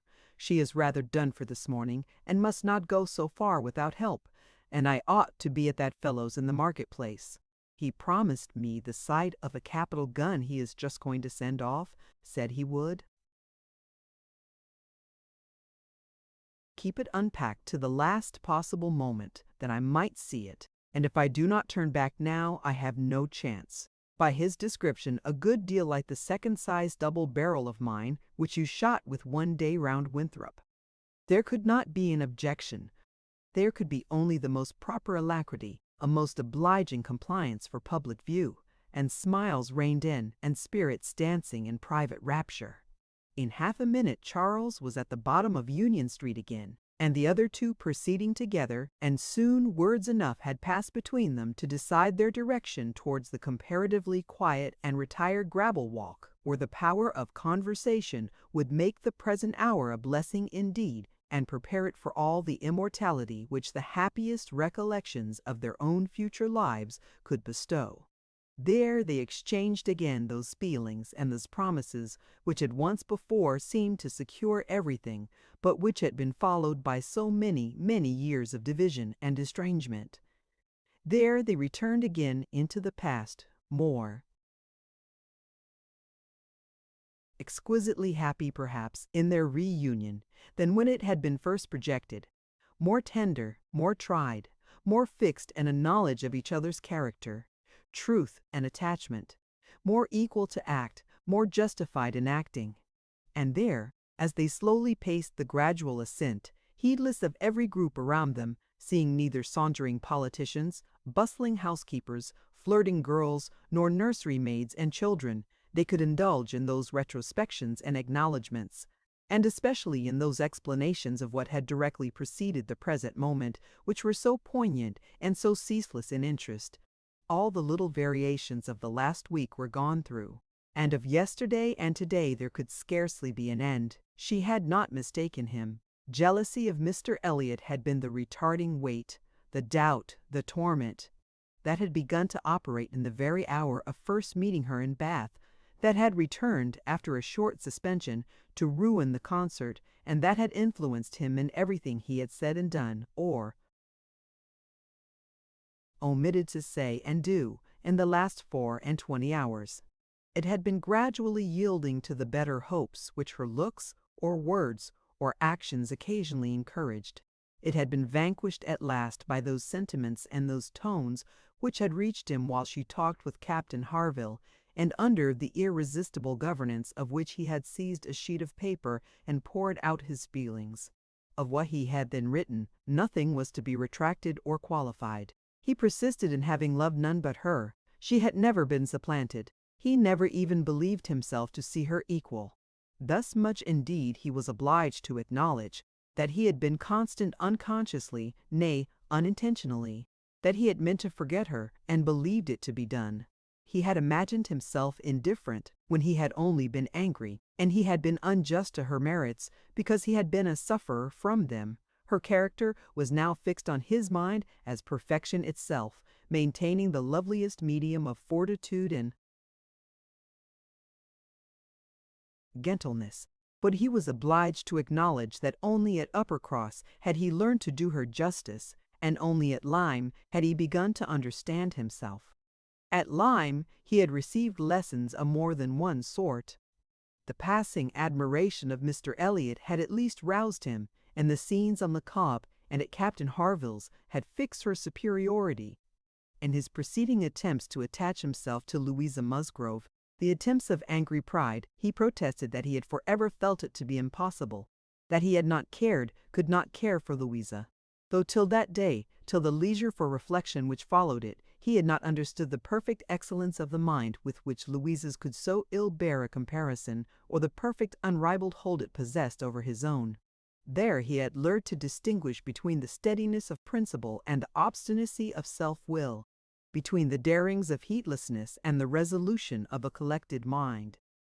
There he had seen everything to exalt in his estimation the woman he had lost, and there begun to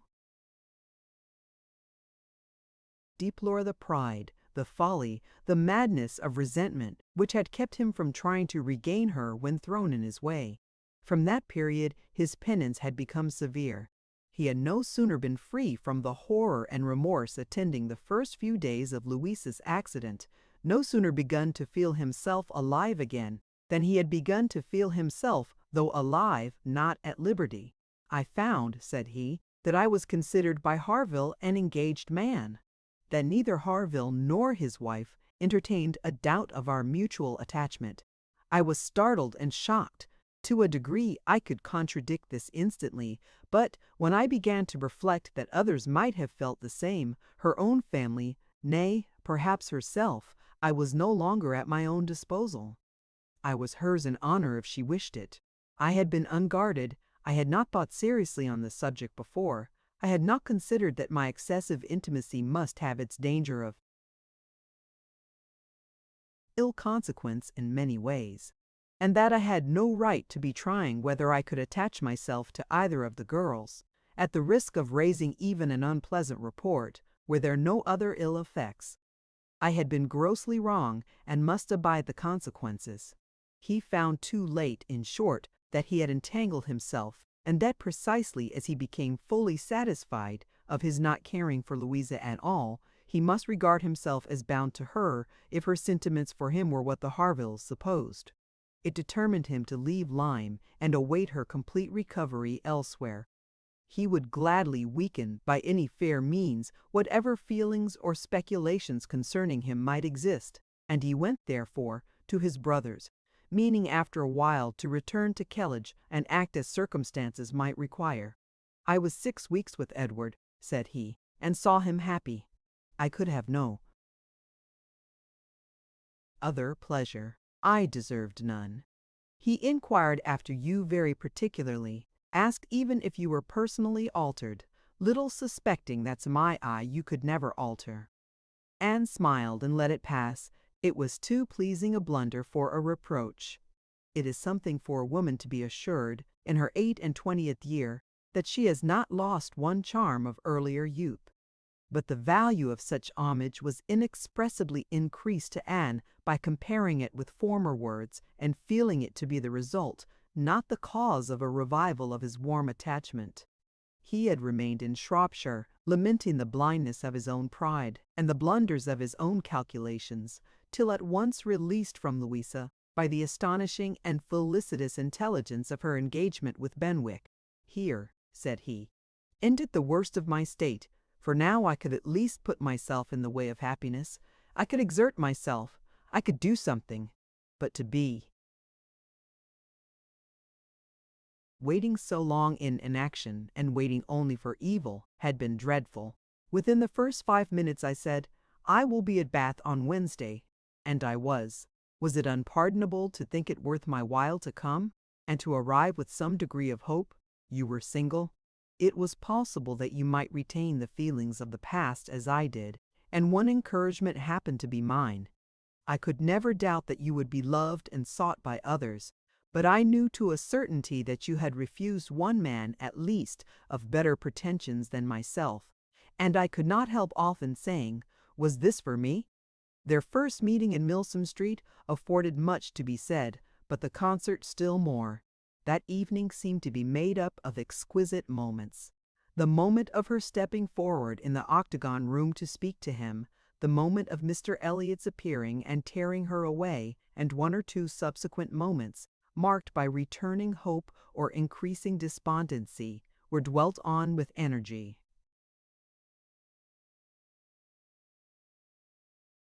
"To see you," cried he, "in the midst of those who could not be my well-wishers, to see your cousin close by you, conversing and smiling, and feel all the horrible eligibilities and proprieties of the match, to consider it as the certain wish of every being who could hope to influence you, even if your own feelings were reluctant or indifferent, to consider what powerful supports would be his.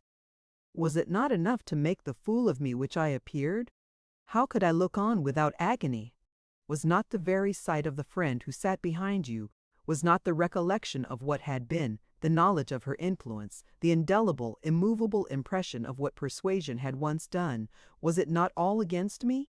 "You should have distinguished," replied Anne. "You should not have suspected me now. The case is so different, and my age is so different. If I was wrong in yielding to persuasion once, remember that it was to persuasion exerted on the side of safety, not of risk. When I yielded, I thought it was to duty, but no duty could be called in aid here. In marrying a man indifferent to me, all risk would have been incurred, and all duty violated." "Perhaps I ought to have reasoned thus," he replied, "but I could not. I could not derive benefit from the late knowledge I had acquired of your character. I could not bring it into play. It was overwhelmed, buried, lost in those earlier feelings which I had been smarting under year after year. I could think of you only as one who had yielded, who had given me up, who had been influenced by anyone rather than by me. I saw you with the very person who had guided you in that year of misery. I had no reason to believe her of less authority now. The force of habit was to be added. I should have thought, said Anne, that my manner to yourself might have spared you much or all of this. No, no. Your manner might be only the ease which your engagement to another man would give. I left you in this belief, and yet I was determined to see you again. My spirits rallied with the morning, and I felt that I had still a motive for remaining here. At last Anne was at home again, and happier than anyone in that house could have conceived. All the surprise and suspense and every other painful part of the morning dissipated by this conversation, she re-entered the house so happy as to be obliged to find an alloy in some momentary apprehensions of its being impossible to last. An interval of meditation, serious and grateful, was the best corrective of everything dangerous in such high-wrought felicity, and she went to her room, and grew steadfast and fearless in the thankfulness of her enjoyment. The evening came, the drawing-rooms were lighted up, the company assembled. It was but a card party, it was but a mixture of those who had never met before, and those who met too often, a commonplace business, too numerous for intimacy, too small for variety, but Anne had never found an evening shorter, glowing and lovely in sensibility and happiness, and more generally admired than she thought about or cared for. She had cheerful or forbearing feelings for every creature around her. Mr. Elliot was there, she avoided, but she could pity him. The Wallaces, she had amusement in understanding them. Lady Dalrymple and Miss Carteret, they would soon be innoxious cousins to her. She cared not for Mrs. Clay and had nothing to blush for in the public manners of her father and sister. With the Musgroves, there was the happy chat of perfect ease. With Captain Harville, the kind-hearted intercourse of brother and sister. With Lady Russell, attempts at conversation which a delicious consciousness cut short. With Admiral and Mrs. Croft, everything of peculiar cordiality and fervent interest, which the same consciousness sought to conceal. And with Captain Wentworth, some moments of communications continually occurring, and always the hope of more, and always the knowledge of his being there. It was in one of these short meetings, each apparently occupied in admiring a fine display of greenhouse plants, that she said, "I have been thinking over the past and trying impartially to judge of the right and wrong, I mean with regard to myself, and I must believe that I was right much as I suffered from it, that I was perfectly right in being guided by the friend whom you will love better than you do now." To me, she was in the place of a parent. Do not mistake me, however. I am not saying that she did not err in her advice. It was, perhaps, one of those cases in which advice is good or bad only as the event decides, and for myself, I certainly never should, in any circumstance of tolerable similarity, give such advice. But I mean that I was right in submitting to her, and that if I had done otherwise, I should have suffered more in continuing the engagement than I did even in giving it up, because I should have suffered in my conscience. I have now, as far as such a sentiment is allowable in human nature, nothing to reproach myself with, and if I mistake not, a strong sense of duty is no bad part of a woman's portion. He looked at her, looked at Lady Russell, and looking again at her, replied, as if in cool deliberation, "Not yet, but there are hopes of her being forgiven in time. I trust to being in charity with her soon. But I too have been thinking over the past, and a question has suggested itself, whether there may not have been one person more my enemy even than that lady, my own self. Tell me if, when I returned to England in the year 8 with a few £1,000 and was posted into the Laconia, if I had then written to you, would you have answered my letter? Would you, in short, have renewed the engagement then?" "Would I?" was all her answer, but the accent was decisive enough. "Good God!" he cried. "You would. It is not that I did not think of it or desire it as what could alone crown all my other success, but I was proud, too proud to ask again. I did not understand you. I shut my eyes, and would not understand you, or do you justice. This is a recollection which ought to make me forgive everyone sooner than myself. 6 years of separation and suffering might have been spared. It is a sort of pain, too, which is new to me. I have been used to the gratification of believing myself to earn every blessing that I enjoyed. I have valued myself on honorable toils and just rewards. Like other great men under reverses, he added with a smile, I must endeavor to subdue my mind to my fortune.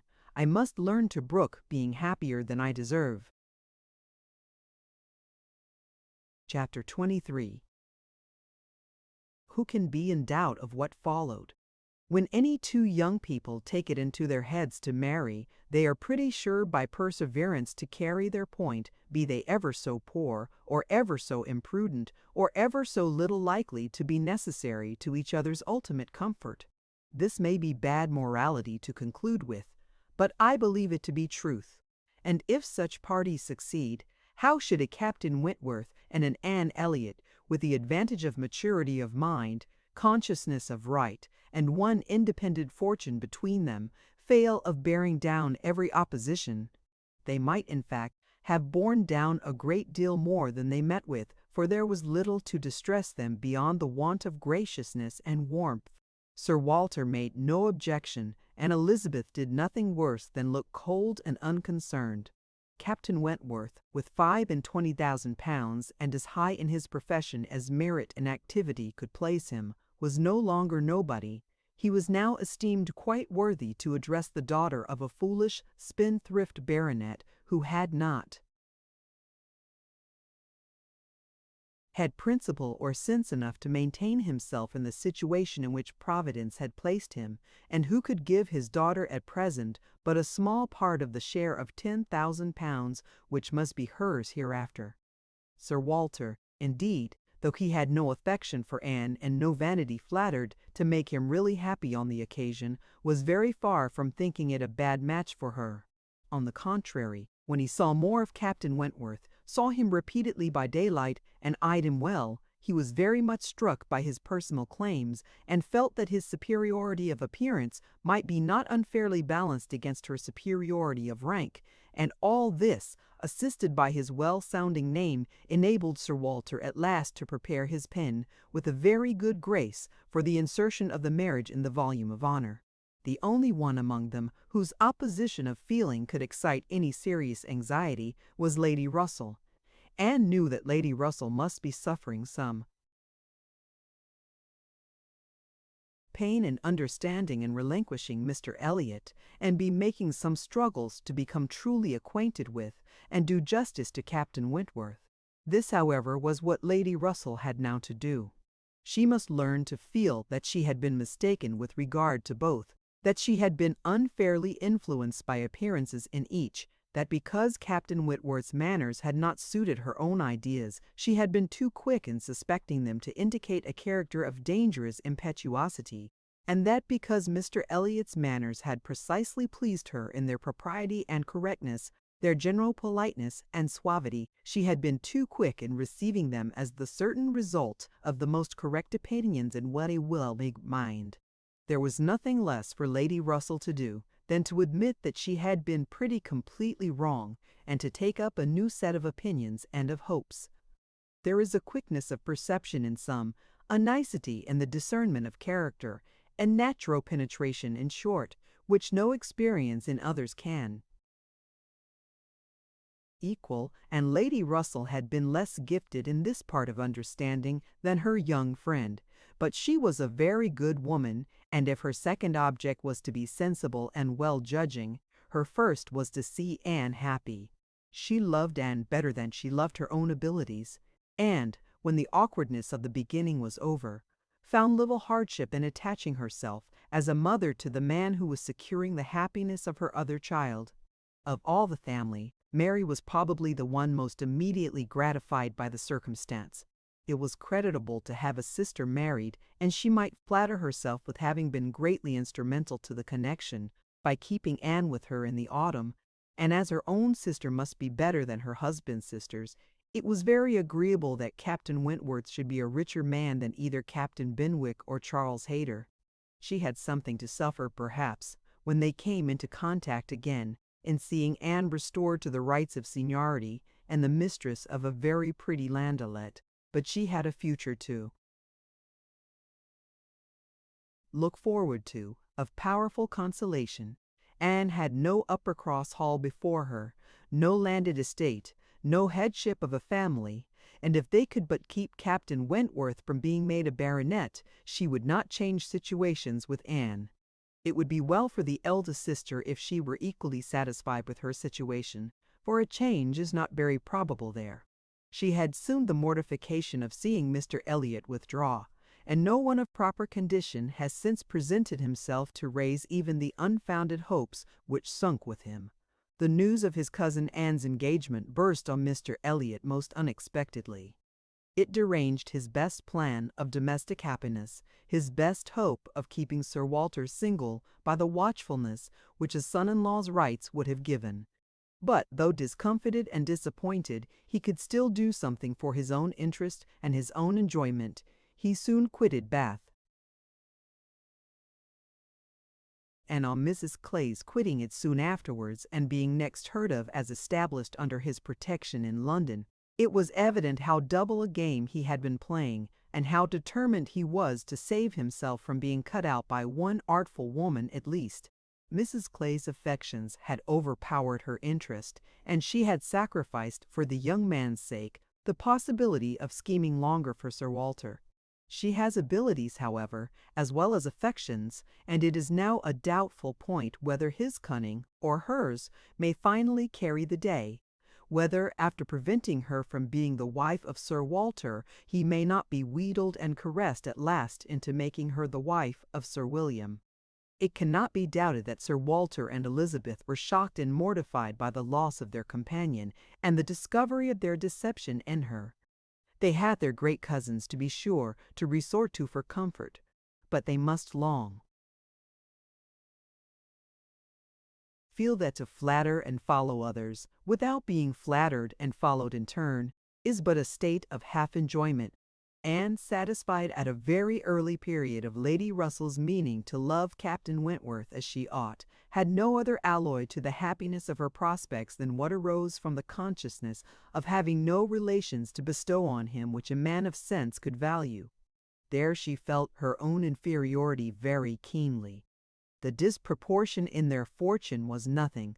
It did not give her a moment's regret, but to have no family to receive and estimate him properly, nothing of respectability, of harmony, of goodwill to offer in return for all the worth and all the prompt welcome which met her in his brothers and sisters, was a source of as lively pain as her mind could well be sensible of, under circumstances of otherwise felicity. She had but two friends in the world to add to his list, Lady Russell and Mrs. Smith.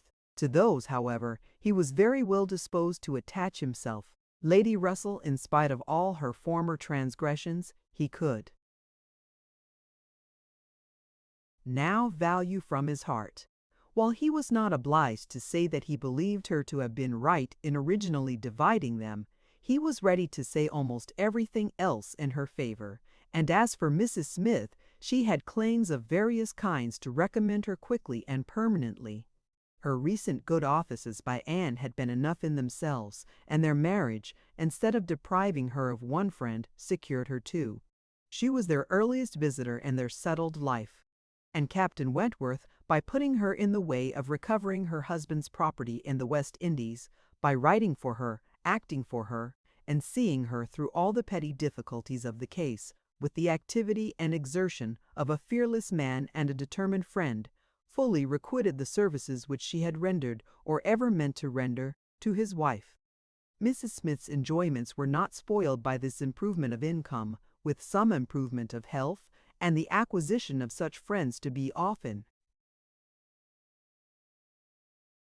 with, for her cheerfulness and mental alacrity did not fail her, and while these prime supplies of good remained, she might have bid defiance even to greater accessions of worldly prosperity. She might have been absolutely rich and perfectly healthy, and yet be happy. Her spring of felicity was in the glow of her spirits, as her friend Anne's was in the warmth of her heart. Anne was tenderness itself, and she had the full worth of it in Captain Wentworth's affection. His profession was all that could ever make her friends wish that tenderness less, the dread of a future war, all that could dim her sunshine. She gloried in being a sailor's wife, but she must pay the tax of quick alarm for belonging to that profession which is, if possible, more distinguished in its domestic virtues than in its national importance. Beanies, 512. The end. Thank you for listening to this story. I hope you enjoyed the journey, the characters, and the world they carried with them. If you enjoyed this audiobook, please subscribe to the channel and leave a comment below. Your support helps keep these stories alive and allows more timeless books to be shared with listeners around the world. Until next time, thank you for listening.